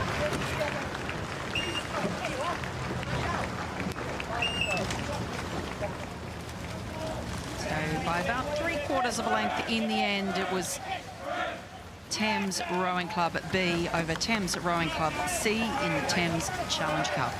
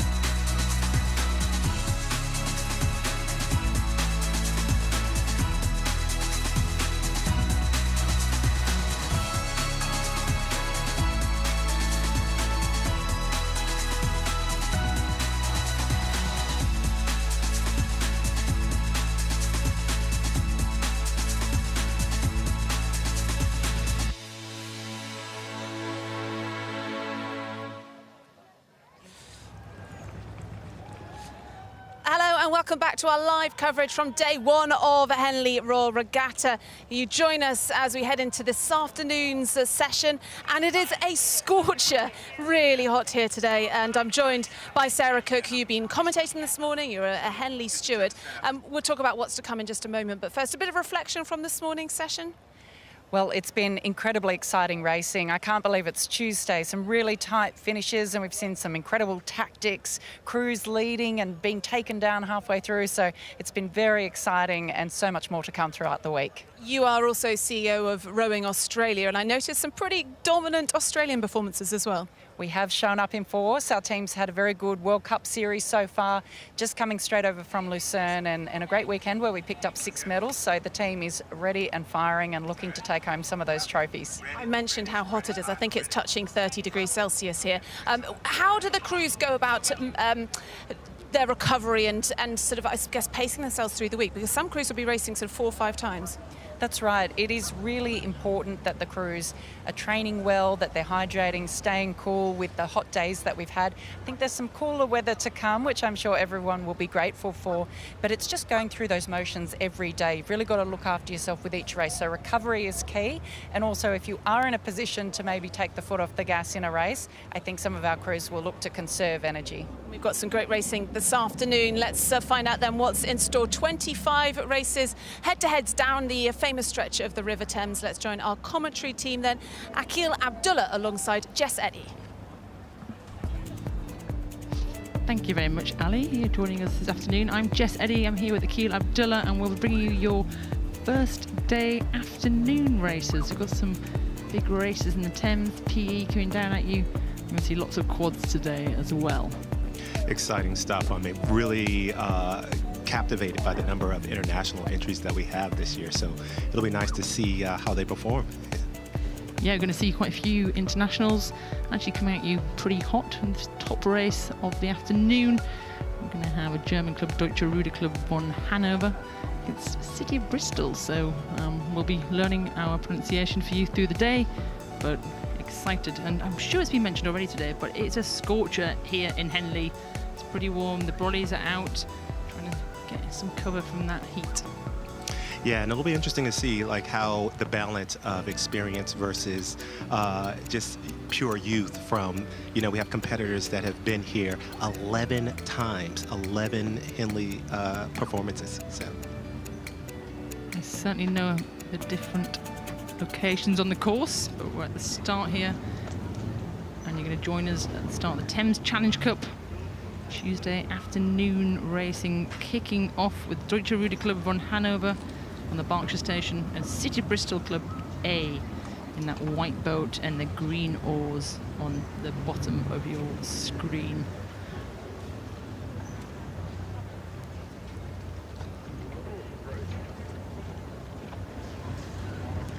So they're just taking it easy at the moment now. Just a few nerves, first race of the regatta for these boats. yeah, it's really exciting to see the start of the race here. You know, there's so much energy going on. It's really electric. All of the athletes are there. Like, this is their moment for people that have been here before. They're excited about just starting the race, and for people's first time, all of the nerves going on. Not much wind. Look at those flags, Akil. There's barely anything there. Barely a breath of wind down this course today. Yeah, you know, I think that it'll play a course. You know, it'll be the impact of the wind. It's nice because it's a hot day to have that breeze, but we'll see what that can do for the times today. Go. Get ready, please. Getting the starting orders from Sir Matthew Pinsent there as they come forward, ready to start this first round of the Thames Challenge Cup.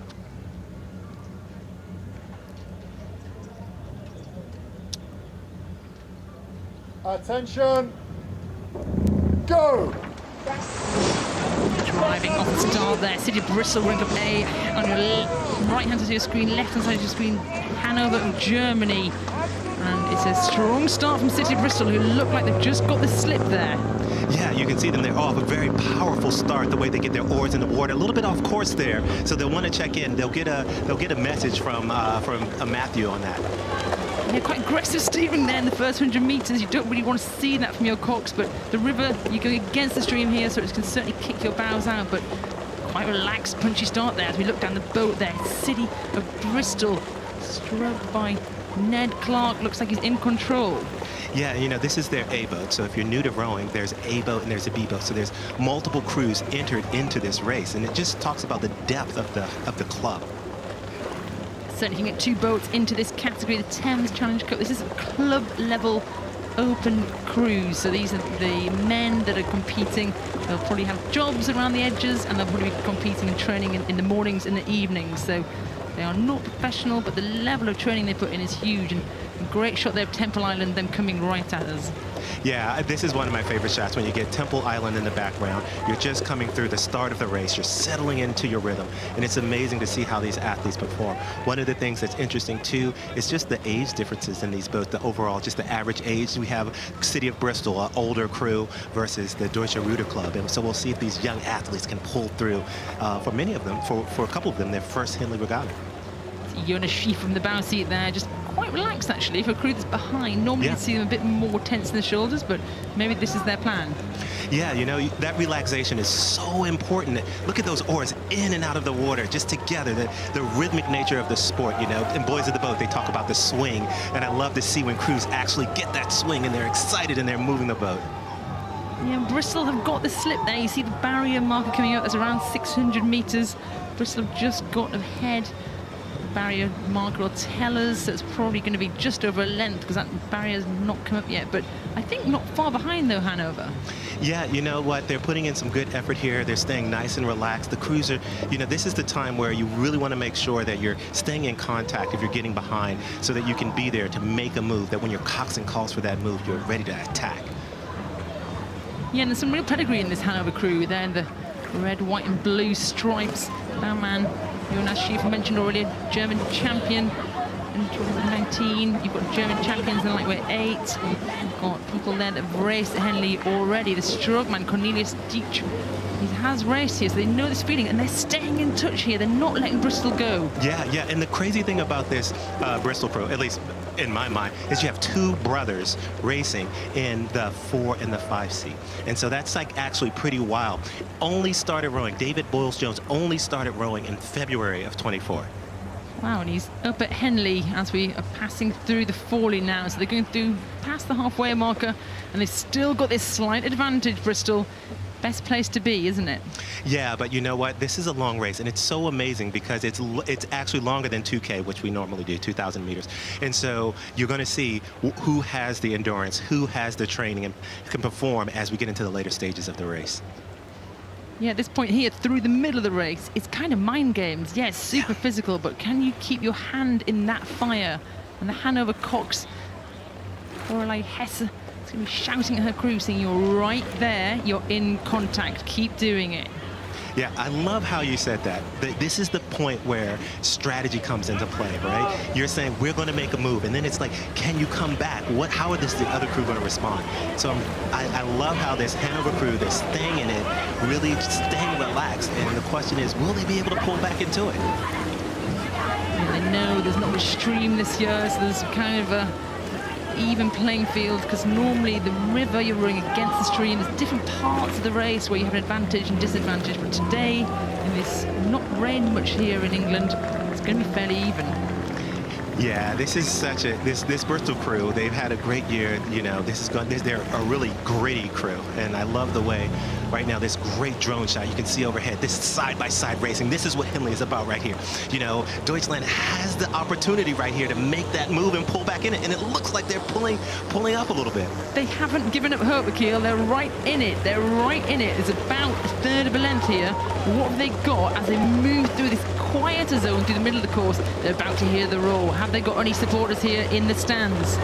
And this is where it's going to get crucial right here. You know, that Bristol crew is going to hear, you can hear it right now. They're starting to cheer. And this is the point where the coxswain has to make a decision. It looks like they're pulling up, and they've gained some seats on that Bristol boat, and right now they're digging deep. Here's the move from that coxswain.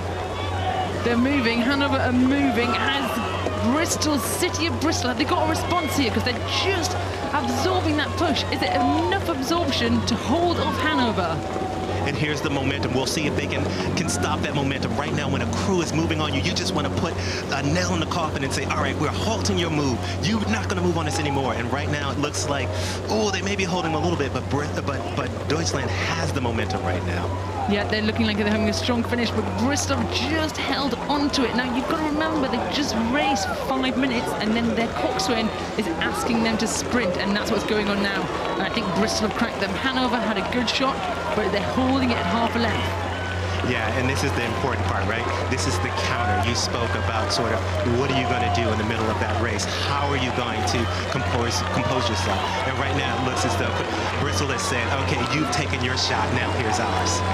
They've dropped the hammer as well, and they've moved. So both crews have a bit of a ding-dong there, but Bristol heads up, hips up, breathe up, because you're going to be going through to the later stages of this race. The cox has got to stay on course, but as they come here, past the floating grandstand, past the crowds, we see them take their final stroke in the first round of this Thames Challenge Cup. Victorious in a cracking race. It's City Bristol Rowing Club A take the win over Deutsche Rudder von 1884 EV Hanover, Germany. That was a great race. You know, you can see it in the athletes right now. And one of my favorite things is about to happen, where they cheer for each other.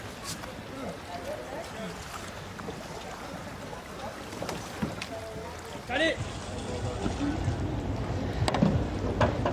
At the start of the Princess Elizabeth Challenge Cup Junior Schoolboy A, it's Boulogne, France against Canford School of England, and off they go. And this is interesting. Boulogne, this is their first competition for all of these athletes. This is their first Henley Royal Regatta. And so they are going to have a lot of excitement right now. Yeah, it's great to see that there's diversity, having different international crews here racing at regatta. It's a very strong start for both crews as we peer down towards Temple Island now. Yeah, and this is an interesting part of the race we spoke about before. You're coming down off of that initial sprint. You sprint down to the island there, and then you're trying to see how do you settle in, what is your rhythm, and then just a small look over to see what the other crew is doing. It's such a delicate part of the year for these athletes. Most of them have gone through huge exams here in the UK and abroad, so they've managed to juggle studying alongside racing at the very highest level here at Henley. And as we come up towards the barrier, the end of the island, there was a quarter of a length in it, so barely anything in it, Akil, there. As the barrier signs go up, I think it's going to be very, very tiny between the crews. Yeah, and this is what you want. You want to be in the race at the beginning. And, you know, I always look at it as, you know, I was a single sculler, so for a large part of my career. And so the mental games that you're playing, the tactics that you're employing, you know, your coxswain is coming up and saying, all right, we've got them. And you can listen for those calls throughout the race. I like going it alone, Akil. Not me. Big boats are for me. These big, fastest, strongest boats. Boulogne there. Great shot of them coming towards us. So synchronised, really powerful. And they've got the slip on Canford, I think, slightly. Let's listen out for their coxers here.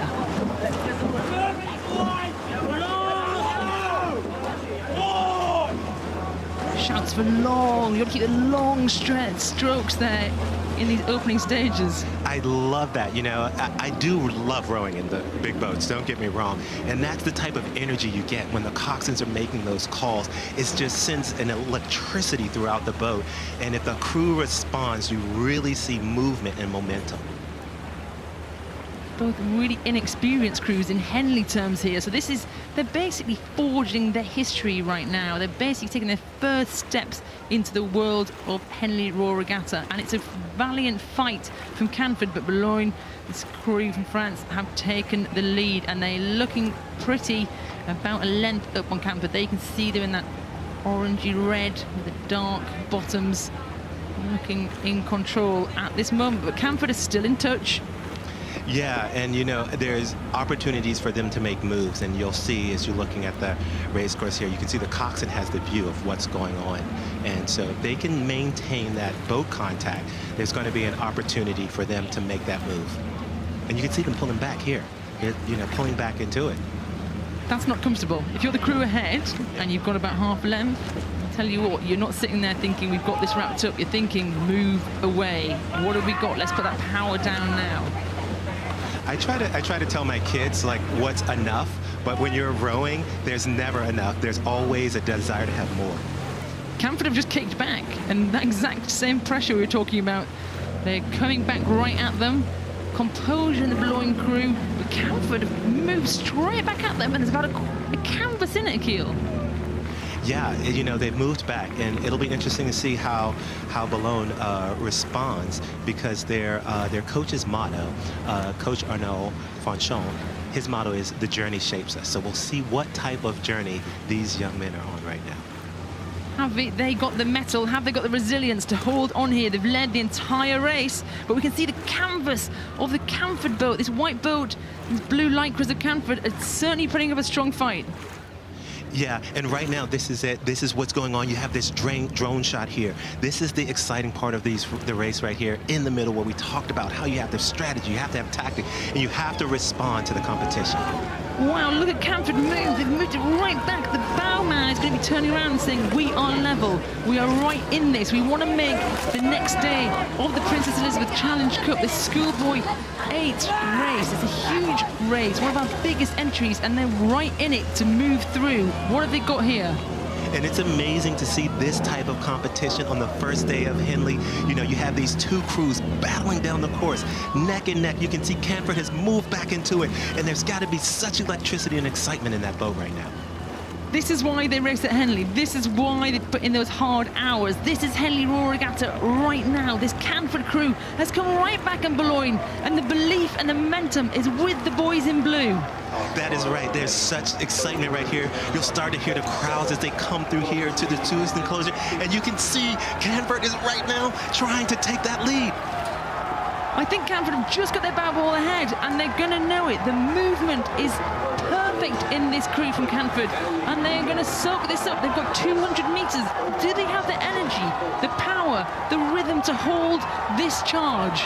Right now, it's all about momentum, and Camford has that momentum. You know, Boulogne has held the race for so long, and now they've just been, there's just such excitement. I'm getting tongue-tied here. They've been destroyed, and Camford had an answer. They were down by almost a length, and they've come back to what is a heroic victory.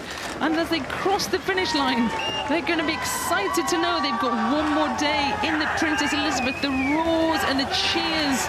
Boulogne hit the water in anger, but it's a win for Camford School in the Princess Elizabeth over Boulogne 92.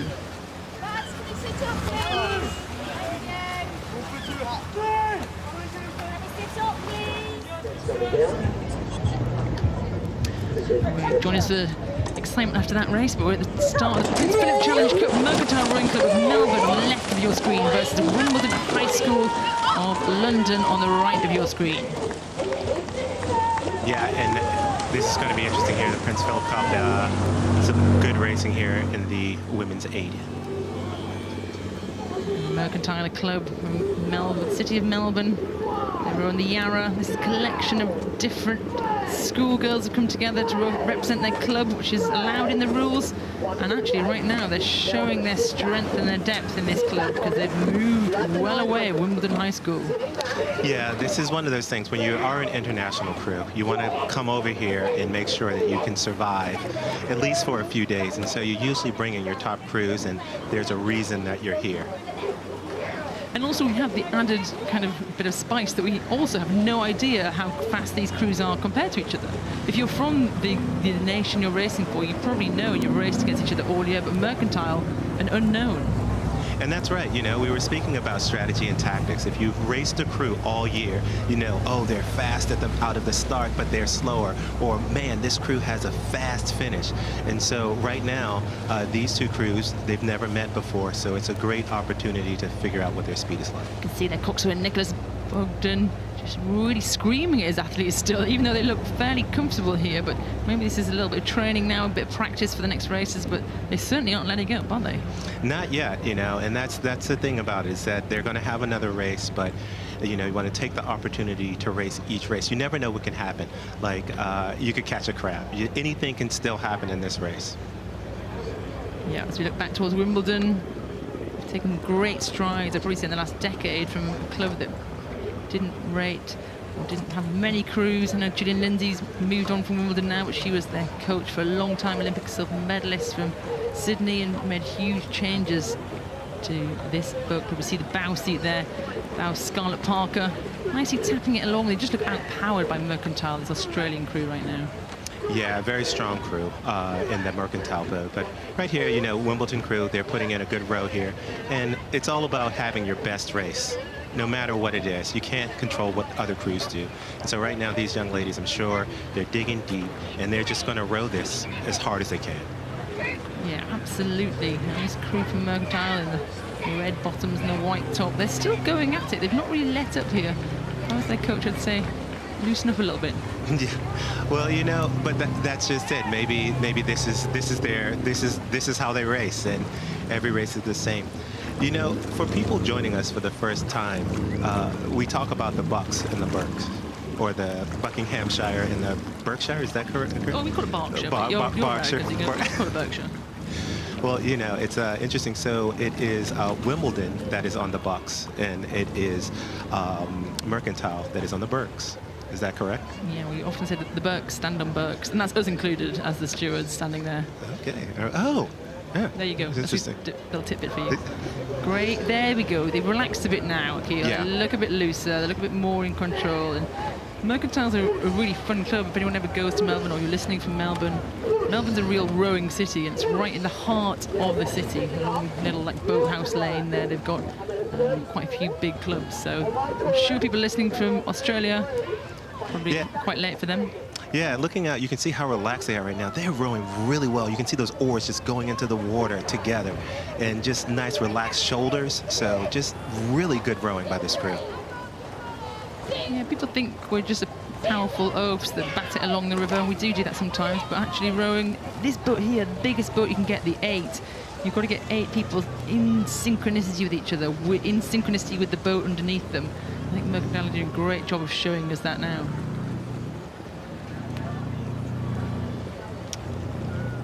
If you look back there, you can see that the oars of Wimbledon putting up a fight still sitting tall, they look loose. Yeah. Good rowing here. I think, as you mentioned, though, maybe a little overpowered just in terms of that Mercantile crew, but still some great rowing here from these young ladies. You can still see they're nice and relaxed and still flowing very well. Most of the crew are very young. A lot of this crew is 17, so we're going to see these names back at the regatta, I hope, and hopefully they watch this back and have a bit of analysis of that rowing, just catching it on the rise. You want to put those oars in as the boat travels backwards. Be a little bit sharper. Hopefully the duck moves out the way. That's the thing. There's all types of adventure here at Henley. You have the ducks and the geese, and they're sometimes making trouble. But right now it looks as though this Mercantile crew is nice and relaxed as they come in through those final strokes of the race. It looks like they are going to take the regatta here. You can see they're getting those oars up off the water. Just some really good rowing right there. Nice and relaxed. Yeah, finally relaxed into that finish line as Mercantile take the win in the Prince Philip Challenge Trophy here on the first day of the regatta over Wimbledon High School.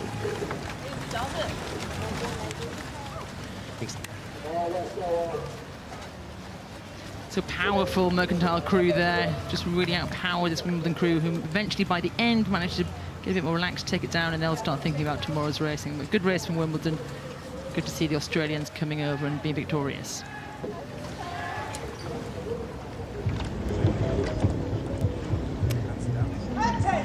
Start of the Whitefield Challenge Cup, Calgary Rowing Club of Canada versus Tyne Amateur Rowing Club of England on the right of your screen.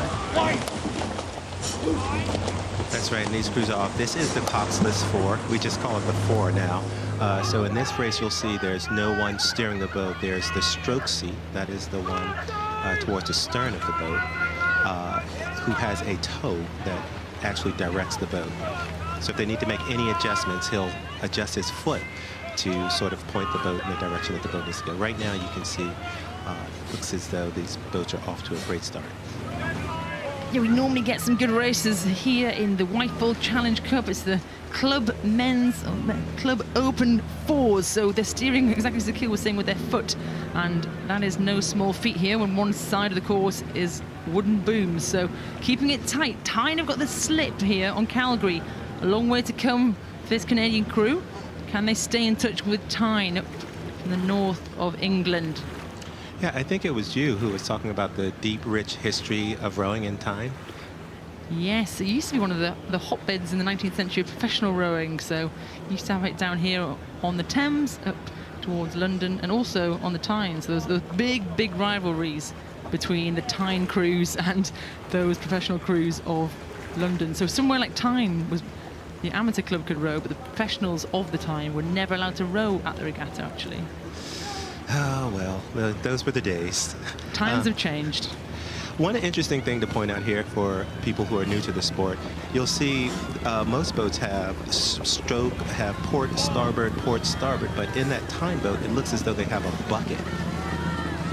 Yeah, as we call it here in the UK, bow side, stroke side, but we understand that stroke side is port, starboard is bow side, but they've got two of the same oars on the same side. I think actually physics-wise, that's the best way to row one of these forwards. You'll see a lot of it up to the Olympic level. As you see the bow man there of the Tyne Amateur Rowing Club, Joseph Adamson. Very neat and tidy, this crew. Yeah, they're rowing really well, and you know, it's interesting. This is deceiving. You can see the wake from the chase launch, but the rest of the water is actually really calm. So the water that they're rowing into right now is pretty nice, pretty calm. And as they come into the Stewart's closure, it looks as though Tyne has a nice low rhythm, and it looks as though Calgary is still trying to make a charge here. Yeah, great rowing here from Calgary. It's really hard to be behind by about a length. A little look around before we saw that shot there at the bow man, Archer. La Rochelle having a little look. We're still in contact. Let's put up the best fight we can. As Tyne move a little bit across, they'll probably get a steering warning for that. I think they've just moved back again. But Calgary putting up a great fight to stay in contact here. Yeah, and you know, when you've only got a few strokes left, you can put it all out there. Tyne is holding on, but it still looks as though Calgary is still trying. They brought up the rhythm again, brought up the rating again, and they're really pushing through that line. The experienced Calgary crew there, so they'll be disappointed to be turned over, but they've been outmatched today by this really experienced Tyne crew. We've taken the win by just over a length. Great result there in the White Bull Challenge Cup. That's a win for Tyne ARC over Calgary Rowing Club Canada.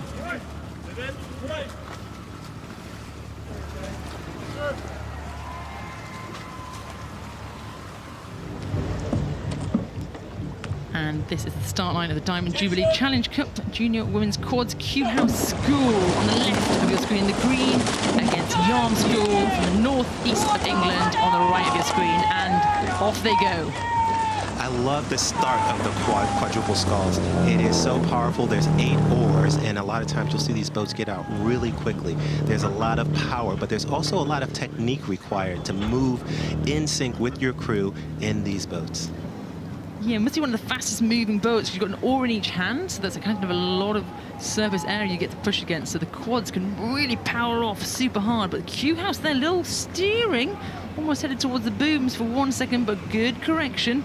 And they've moved back, and now they can look back at Yarm School, and that's a strong start to the barrier. First 600 meters down, all Kew House. Yeah, we talked about the difficulty of both rowing and being responsible for the steering. You know, when you're in the 8 or you're in a 4 with a coxswain, you don't have to worry about the steering. But imagine coming off of the starting line with booms on both sides of you and having to also manage the steering. So really impressive that these young ladies could come back from that steering sort of blip and make that correction and continue on. Yeah, nice shot there for Kew House. We're on the tideway, so if anyone's watching the stretch of water where the boat race happens, see Mortlake and Putney, or Putney and Mortlake really happens, but they were not really on the scene at all of actually national junior rowing, but they've really jumped onto that scene. Their coach, Rufus Tilt, has kind of taken the bull by the horns there, and we'll see many Kew House schools here this week, which is exciting to see, because we love to see that diversity in clubs. And great shot there. Look at the oars, they're really in sync. The looseness of this crew, Keel, they're barely moving. Yeah, I mean, this is what you want to see in a crew. Very efficient stroke. You don't want to see jerking around. You don't want to see sharp movements. Right now, they're staying relaxed. If you look at the way they go when those oars get in the water at the catch, it's just nice and relaxed, putting in, and then really accelerating with the legs.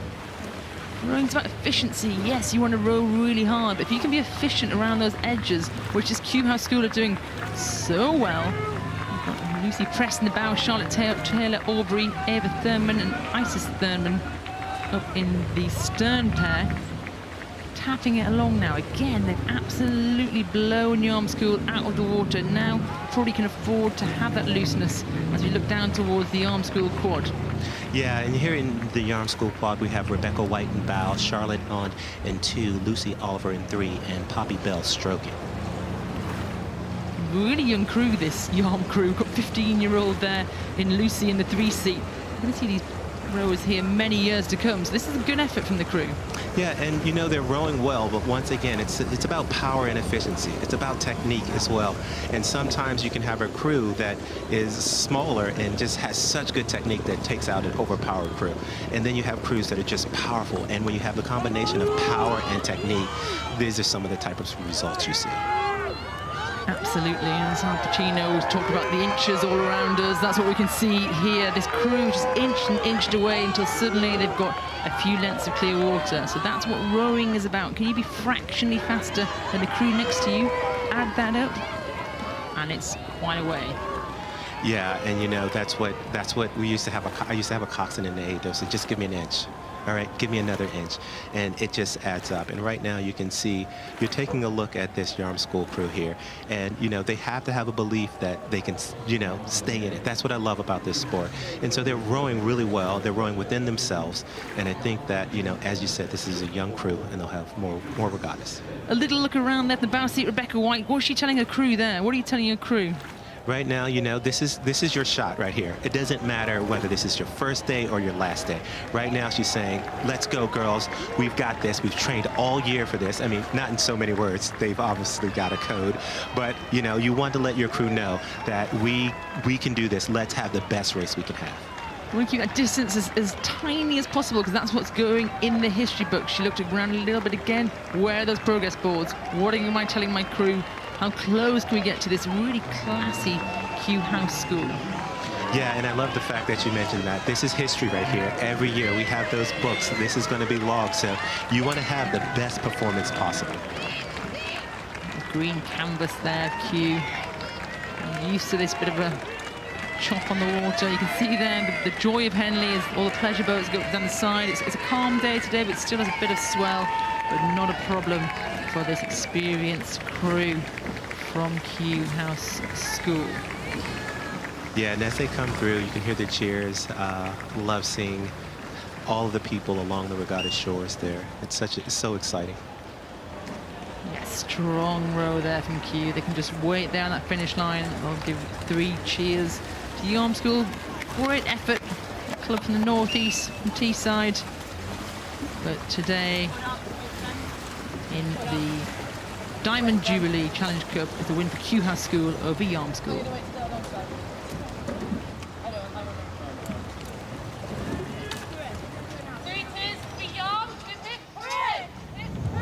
And with the start line, the Thames Challenge Cup Open 8s, Club 8s here. We're going to see the City of Bristol again for the second time this afternoon. The top of your screen there in the white boat, green oars, green lycra, against Thames Rowing Club A in that black canvas, yellow boat. Strong crew from Thames, one of the very favourites for this event. Thames in the Thames is something we say most years, and again, I think not disappointing us this year either. Yeah, and a lot of experience in this boat. So you have athletes, they're not going to be rattled off the start. They're going to know exactly what they need to do and when they need to do it. See a towel there over the shoulders of the stroke. Timothy Gutsev. It's warm out there. It's a bit overcast, but don't get us wrong. It's kind of 33, 34 degrees down that course. A bit uncomfortable for the rowers today, probably. Yeah, you know, you train in all conditions, though, and you have to be ready. So we'll see if these athletes are ready. You know, staying hydrated is so important. When I see your boat straight Sir Matthew and ready, Pinsent I'll start in you that like umpire's this. role, Attention. shouting at his crews. Go. Probably a bit intimidating for those Ready, crews please? that want to look back at a 4-time Olympic gold medalist, but they're there to do their jobs today as they come forward, ready for the first race of the regatta. Yeah, you're going to have to put all the fanboying out of your head right now. Starting your race, a legendary rower such as Sir Matthew. Attention. Go. powering off the start there in the Thames Challenge Cup Open 8. Thames on the right-hand side of your screen are just ahead, probably. Those first opening strokes so powerful of the City of Bristol Rowing Club B crew. Yeah, and I love the start of the 8. It's just raw power. You can hear the oars going in and the cha-cha. It's a lovely thing to behold. It's brutal, the start of an X-race. Just got to get your bow ball ahead and keep moving. This boat is about momentum. You want to get it up and moving. The boat weighs 97 kilos, and then add up how many bodies you've got in there and oars. There's almost a metric ton to try and get moving. You need all those weight sessions right now as we look down at the City of Bristol. You can probably feel that Thames have moved on them. Yeah, and you know, this is where you have to stay composed, right? You have your plan, you have your strategy, and you need to execute. So the question is, can they get more out of the boat, more speed out of the boat by staying relaxed and efficient? Yeah, it's always a tough gig, isn't it, to come up against a crew that's one of the favourites, and that City of Bristol crew, with the qualifiers to get here, have had a race already. Last Friday, we do a whole qualifying regatta. You can't just turn up here at Henley, you have to be deemed good enough, and then beyond that, there's a qualification regatta. But as we look back at them now, Thames on the left-hand side of your screen right now, got a comfortable 1 length as we head off the end of the island. Yeah, and the question is, you know, like Thames has, I think, all the way down to a C boat. So this is their A boat. So there's a lot of competition inter-squad just to make it here, just to be in that top boat. That's what people don't understand, is, I guess, how it's quite hard to explain. Imagine if you're in like a football team or a netball team, you're probably in the same squad, whereas rowing, you train in that squad all year, but at the end of it, when the big races come, Henley Royal Regatta is brutal.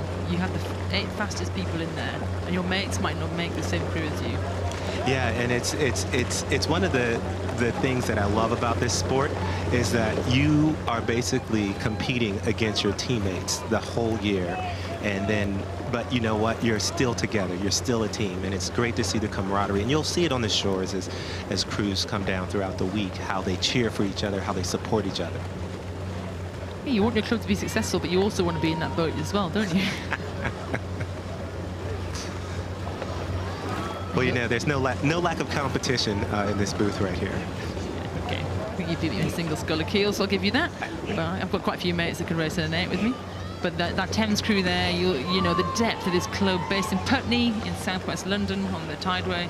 The club is right at the start of the start rate of the race, of the boat race. They've won multiple times here in recent years. Their squad is so strong, men's and women's, and it's a name we say quite often when we link it to the Thames Cup, because the Thames Rowing Club have won it quite a few times. And right now, they're going through that 40 mark. You'll see the flag drop to let the timing team know that the first crew is past the 40 marker, and it's no doubt it's in the hands of Thames Rowing Club A. Yeah, and we spoke about this a little bit earlier, but you know, these crews here, they have jobs. And so it's interesting to see this Thames crew is actually average age a little bit younger than the City of Bristol crew. Not that that is going to impact, you know, sort of the results, but you have a lot of like youth and vigor in this Thames Rowing Club boat. Yeah, so they're balancing working, and some of them are rowing coaches, some of them have jobs in the city. You have a real range of people here with how they balance that rowing and that training. I think is incredibly hard. You'll see them, if anyone happens to walk over Putney Bridge at 6 a.m. on a morning, they'll be out there rowing through the dark, cold winter months. Same with the City of Bristol. These rowers here you'll see are training around their jobs. Yeah, and I saw in one of the comments about an athlete that wanted to thank his wife for allowing him to get up on those early mornings and train. And it's, you know, when you have a kid, that's Alexander Lawrence there. You know, I'm racing this year for my granddad. You know, there's so much family involved. He's like his wife Emily, you know, for letting him train. You know, can you imagine? Also, like when you have young kids, you know, it's tough. Yeah, that is hard. It's a sacrifice these rowers make, and to be honest, we're grateful for it because they bring out these incredible crews to race down this course, and they all push the level up, don't they? You're looking at the outstanding Thames crew there who are making it look easy, but without the depth of this competition, you just wouldn't get those top crews. So City of Bristol, great shot there. Again, we've said it all afternoon. Great synchronicity, maybe a bit outclassed, outpowered by the Thames crew, but fair play to this Bristol crew because they're still powering it along as they come into the enclosures. Yeah, you know, it was hard to find something wrong with their rowing there, and so they're not doing anything wrong, and you can't control your competition. And so it's just amazing to watch them race. The Thames crew here is taking it down, taking the rating down. You can see right now, nice and relaxed. They've got the race well in hand, and right now they're looking, you know, not looking towards tomorrow yet, because there's still a lot that can happen. But they are working to just get in a nice row here. Yeah, that's what you want. They know they've got a long week. Okay, it's Tuesday, the finals on Sunday. You've got to get through 6 days of racing. It's about using your pennies, your beans that you've got in your back pocket. You don't want to spend them all at once, do you? Yeah, and as you mentioned before, you know, with the conditions the way they are today, being heat, it's, if you have the lead, it's a great opportunity just to sort of make sure that you get the race in control, and then you're nice and relaxed, and you're sort of conserving that energy and making sure that you're optimizing your performance. These multicolored hats, probably all representing their university clubs or their first clubs, I'd imagine, coming down through this black, red and white of Thames. They're really in control there, look powerful, look long. They can look back knowing they've got through this first day. Comfortable row of a really punchy City of Bristol crew, but no match for this Thames crew today. Yeah, you can see Thames crosses the line there. And City of Bristol is bringing it on here, and they're still giving, you know, it their all right there. It's great rowing. As you would in your Henley race. That's the cheers from Thames Rowing Club as they take the win in the Thames Rowing Club A over City of Bristol Rowing Club B. Bring down, hand is down, smiles, breathe. Start line, the Princess Elizabeth Challenge Cup, Great Marlow School in the red versus Eton College in that light blue. Eton, a perennial powerhouse here at Henley Royal Regatta. We'll see how Marlow stacks up against them in this race.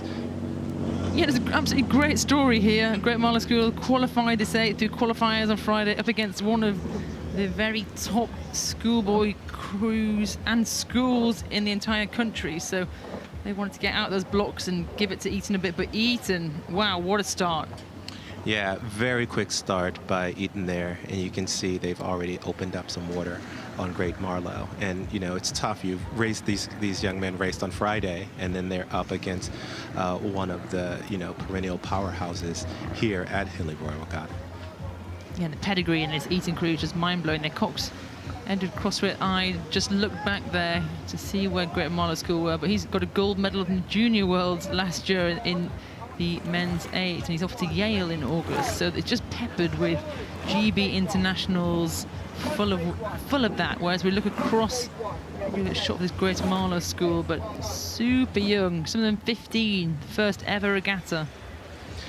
You know, but it bodes well for them that they could come through the qualifiers with such a young crew here in this race, which is probably one of the toughest junior races.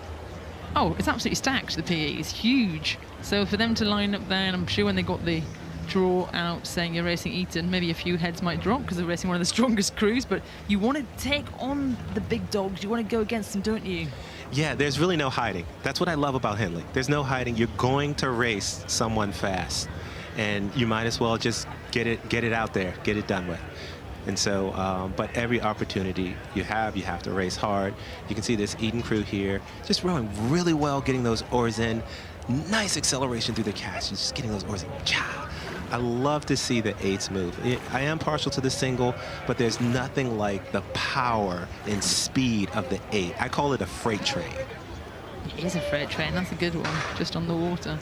Yeah, and this Eton crew looking very tidy now, and I must say probably one of the best resourced schools, private school in the country. They've got their own rowing lake.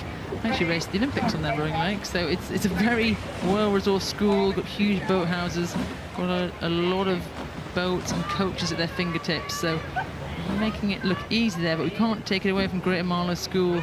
A comprehensive, actually very famous alumni from Greater Marlow School. Do you know who that is? I do not. Little pub quiz for you. Sir Stephen Redgrave went to Greater Marlow School. Oh, well, there you go. Yeah. use that on your pub quiz. So, you know, we don't see them very often, and having them here qualified is absolutely cracking. And these rowers looking strong there still.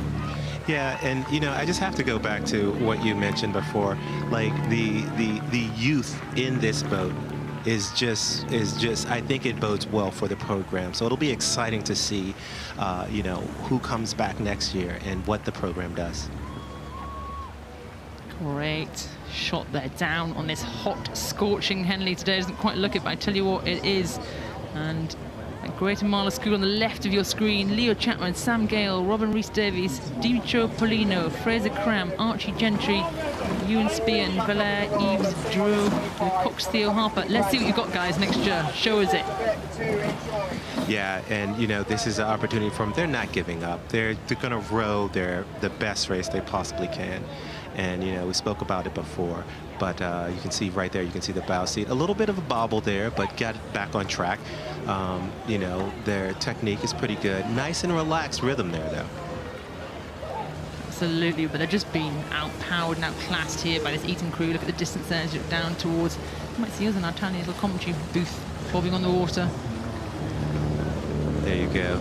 You know, I'm really impressed at like the drone shots these days. Their ability to really bring us into the regatta. You can see the little head turn of the coxswain. You can get in and hear the words, the excitement and the thrill. So just lovely racing here from both of these crews.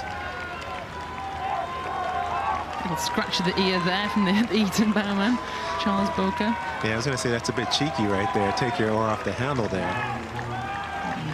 Quite relaxed now, and they can probably start. Would you start thinking about tomorrow yet in any sort of race when you've got multiple races?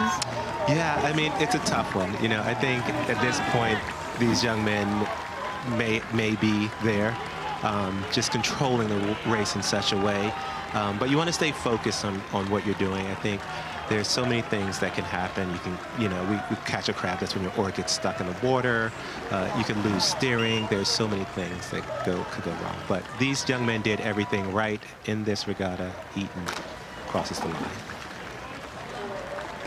No wait there as we see the closing stages of Great Marlow School. The power still taking that strokes per minute, keeping that high. Again, making their history books record this day. Eton are going to give a clap, tip their hands in the water, but it's a win in the PE, Eton College or Great Marlow School.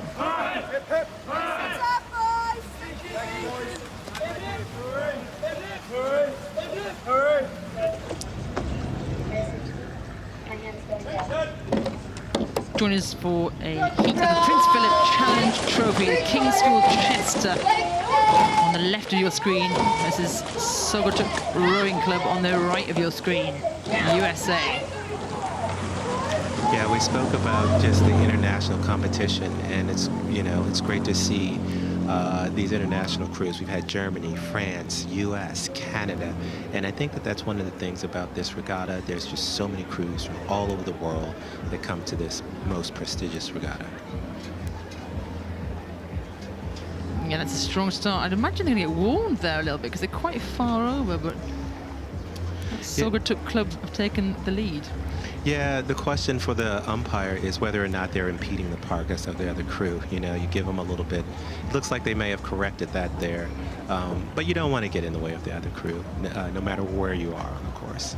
It's a bit unsportsmanlike, isn't it? You don't want to wash them down, but certainly what happens in these big boats, if you are ahead, the course is quite skinny, I would say. You've got booms, these wooden booms on either side of you, so there's not much between you and your next crew.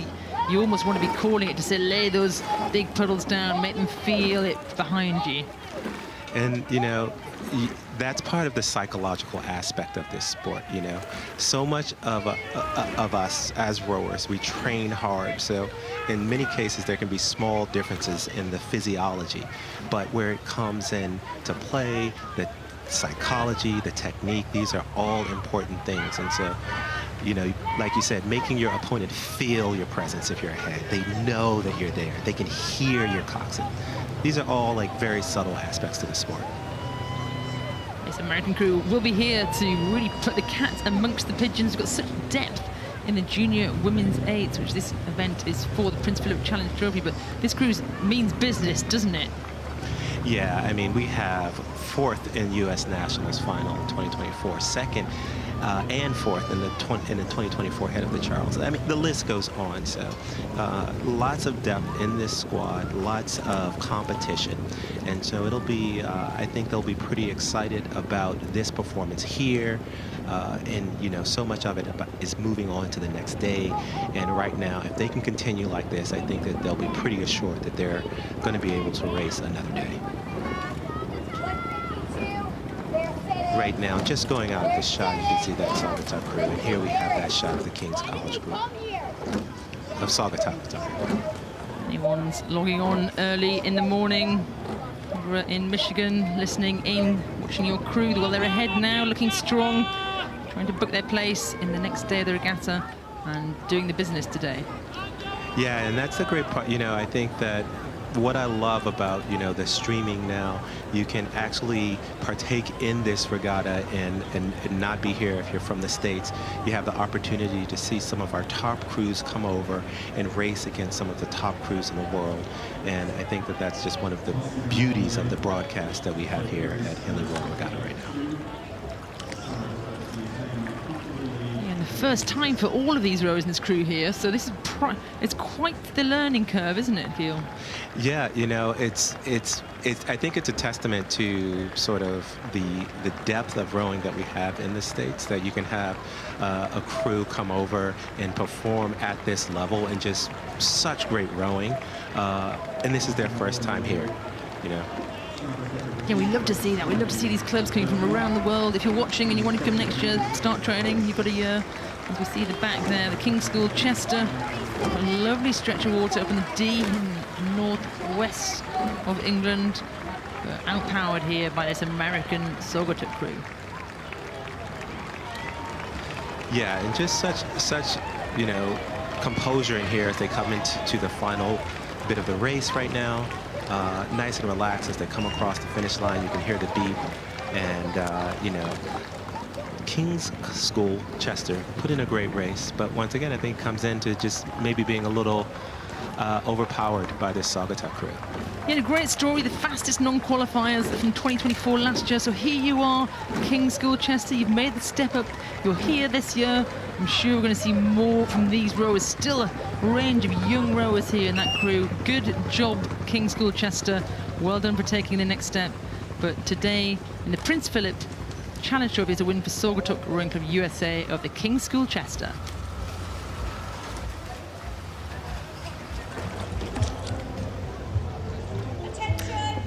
This is a heat of the Whitefold Lea Rowing Club versus Crabtree Boat Club. Strong squeeze at the start by both crews here. Yeah, and as you can see in this race, both crews have that bucket where you have two rowers on the same side racing in the same boat behind each other. Super experienced Crabtree Boat Club here. I mean, between them, they've got a heck of a lot of racers. Nathan O'Reilly there in the bow seat is 15-time previous Henley Royal Regatta. In fact, I don't think Nathan's in the bow seat. I think he's in the stroke seat if I see the shot again. Yeah, they like to mix it up sometimes to confuse us. Both crews came through qualifiers, so they've raced a race already in the past few days, so they won't really know how fast each other is, and right now, they've got overlap. Yeah, and it looks right now as though this Crabtree boat is taking the lead and holding up quite nicely. Nice long strokes. Here we have this shot of Lea coming through in their orange blades and orange kit here. Yeah, the Lea Rowing Club race in Hackney in east of London. Adele famously had a song about the River Lea. That's where they row on the canal that runs right through the Olympic Park over in Stratford. But Crabtree are just holding on here as they're coming along through the middle of the course. They've only got about 3/4 of a length. They've got to keep moving. The Lea are quite close. Yeah, it looks as though they may have shortened up just a little bit in their stroke, but they're still holding on to it. Lea is nice and long right now, and they look very loose. So I think that there's a great possibility, but they're getting really close right now. Wow, they're going to get warned. Alison Fair's there. The umpire's warning both crews to move across. Crabtree, get back over to Books. And let me see if the Lea will get warned as well. They're almost like a clash there of oars. And a huge move by Crabtree. Yeah, and so this is where they're going to have to turn the screws a little bit, and you know, they're trying to hold that move by Lea, and it looks as though Lea has got their rhythm back again. They're staying nice and long, and I think they've moved back maybe a seat. Yeah, they absolutely have. Crabtree had to move, they had to adjust their steering, which is almost putting like a little handbrake on. And I think Lea got wind of that, and they're moving back because there's still about half a length between them as we come roaring down through regatta enclosure. Yeah, and this is the meaty part of the race. You know, you have the sprint at the beginning when you're coming off the blocks, and you have, you know, right now you can see Lea is trying to continue that momentum, and you have Crabtree, but you got to watch that course, Lea. You can see them moving a little bit over into the booms. I think Crabtree had pushed them over. If I was the umpire, which I am not, I'd be telling them to move over because Lea have been squished over, and they are millimetres from those wooden booms. Yeah, that's a tough one. You can see Crabtree is actually right there. You can go. Allison is telling Crabtree to move over, and we'll see if Lea can capitalize on that, because it does slow the boat down. It absolutely does, and they better move because they are squashing the Lea, and if the Lea get a sniff of this, they know they're in for a fight to the finish. And this is why this race is so tough, because this is a coxless boat. The stroke has to do the steering as well. And right now you can see Crabtree's taking it up, and they're trying to move right now and take advantage of the momentum from the crowd, the excitement. Yeah, Crabtree have got about 3/4 of a length here, but do not be surprised if this crew in orange cross the line and put their hands up to protest, because I think they've been impeded in this race for sure. And it's such a tight race that the umpire's got some decisions to make. Let's see, they've got 50 metres to go. And right now it's Crabtree have a length in the Whitefield Challenge Cup opening rounds. As they cross that finish line, what's going to happen here? Let's see what happens. Is there going to be... Allison has given the white flag. Nobody from the Lea put their hands up. I would have done it if I was in that crew. I tell you that, Akil. Yeah, that was a tough one to call there. But that's a win in the Whitefield Crabtree Boat Club over the Lea Rowing Club.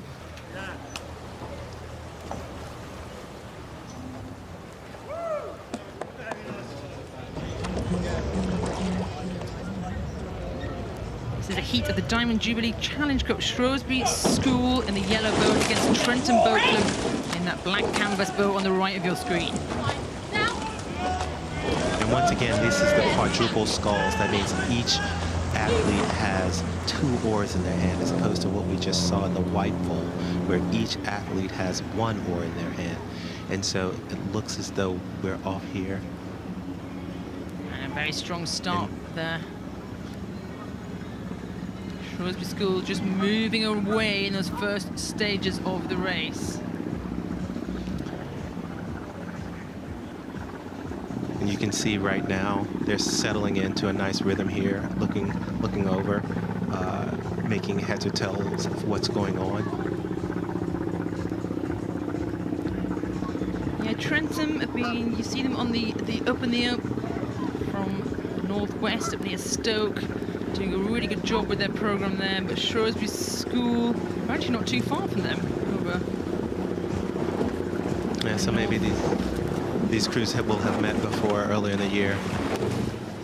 For sure. And actually what happened this year, if you're watching the National Schools Regatta, the racing got kind of squashed together because it was so windy. For lots of the junior crews you'll see this week, not necessarily a fair reflection of where they're at, but Trentham, maybe a little look around there to make sure they're not going to head towards those booms. There's plenty of water. They need to move back on course because they're heading towards the booms at the moment. And that's the wild thing about this race, at least when I first came over. The umpire doesn't correct your course if you're going to steer into the booms, you know. So in one of my first races, my competitor ran into the booms, and I was like, oh, I couldn't imagine. But the umpires don't tell you what you're doing. No, we like to do that at Henley, actually. There's no one above the start telling you to get on the starting blocks. There's not many people telling you what to do. Once you're here at this elite race, you know, you're ready to go. So the umpire will only warn you if you're impeding another crew. You can see that great shot of Shrewsbury coming alongside them, those floating wooden booms we keep talking about. In normal races, you'd have buoys or buoys, if you're watching from the States, that kind of guide the way, but you can normally hit them and they're going to do you no harm. These bad boys, you crash into them, it's pretty much race over. Yeah, so you have you have athletes, and they're really working hard to stay focused on the racing, and to have that ominous boom lurking over to the side is one of the things that actually makes Henley a little bit exciting and exhilarating.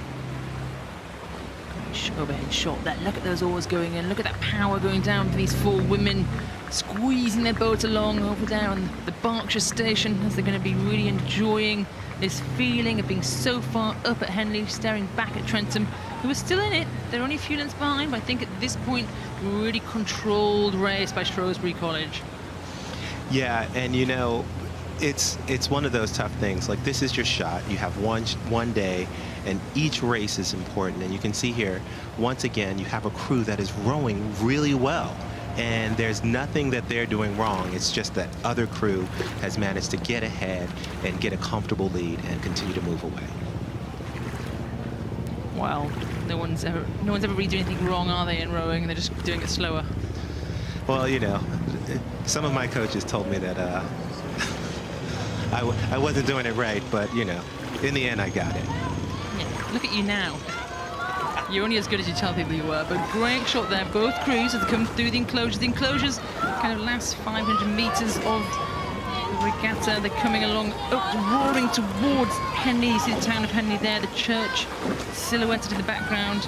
And a great shot for us. All the rowers will see, though, is pain behind them in the rest of the course, and either victory or a loss. And as you say, this is an iconic shot here. You have all of the crews, you have the church in the background, you have the enclosure on the side, and to me, this is one of the things that just shows all of the great things about Henley. Oh, shot there, the blue oars of Shrewsbury School.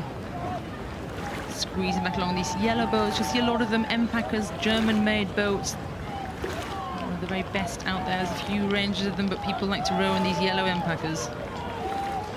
Yeah, they've produced some great boats throughout the past. One of the things I love about our current state in terms of rowing technology is that a lot of boat manufacturers have managed to catch up, I think. And so there's just such a wide variety of boats that you'll see out there. What did you row in, Felipe? I rode in Felipe, I rode in Hudson, I rode in a bunch of different boats. Gets around. Resolute, I won Henley in the Diamonds in a Resolute. Drop that in, he's won Henley. Yeah. As we stare down here in the last couple of 100 metres, is textbook rowing from Shrewsbury. They're still keeping striking up pretty high. Still racing against this Trentham crew. Put in a strong finish. They're coming towards us through the progress boards. Really fair play to them. This is their Henley. This is their history today. How close can they make that race? A little look around in the bow seat there. Molly Pierce, you can tell her crew, we've got this, as they cross the finish line.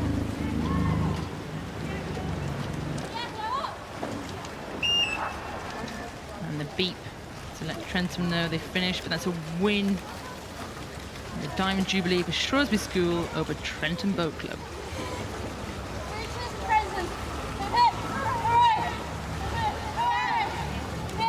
Well, thank you so much for my wonderful guest speaker there, Akil Abdullah. I'm pleased to say we're having an equally wonderful guest here. Grace Prendergast, Olympic champion, is alongside me to call you through the next few races. As we get to the start line here of the Thames Challenge Cup, London Rowing Club A against Molesey Boat Club B. The dark navy blue there of London Rowing Club. On your screen, you're going to see the black of Molesey. So welcome, Grace. Thank you for having me. Very excited to be here. Silent moments before they get called forward to take their first strokes in anger. A hotly favoured London Rowing Club A crew here throughout the season. They've been really one of the ones to watch. But what have Molesey B got? Can they stir this crew? One-on-one racing, kind of anything can happen really. Molesey London, probably like Molesey. to give it a poke. When I see you're both straight and ready, I'll start you like this. Attention, go. Get ready, please. Big stretch there for Molesey as they come forward under starters' orders.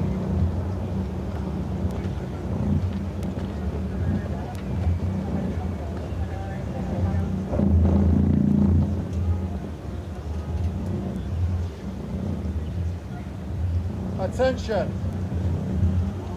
Go. And off the start they move in the Thames Challenge Cup. London Rowing Club A in the top left hand of your screen. Molesey Boat Club B in this Club Open 8.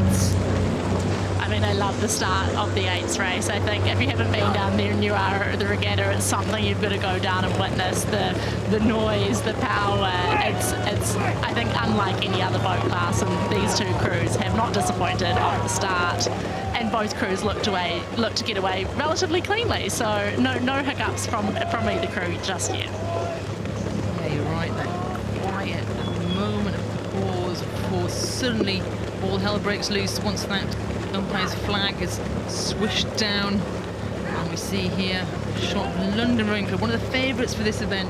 They've absolutely dominated in this category throughout the domestic season.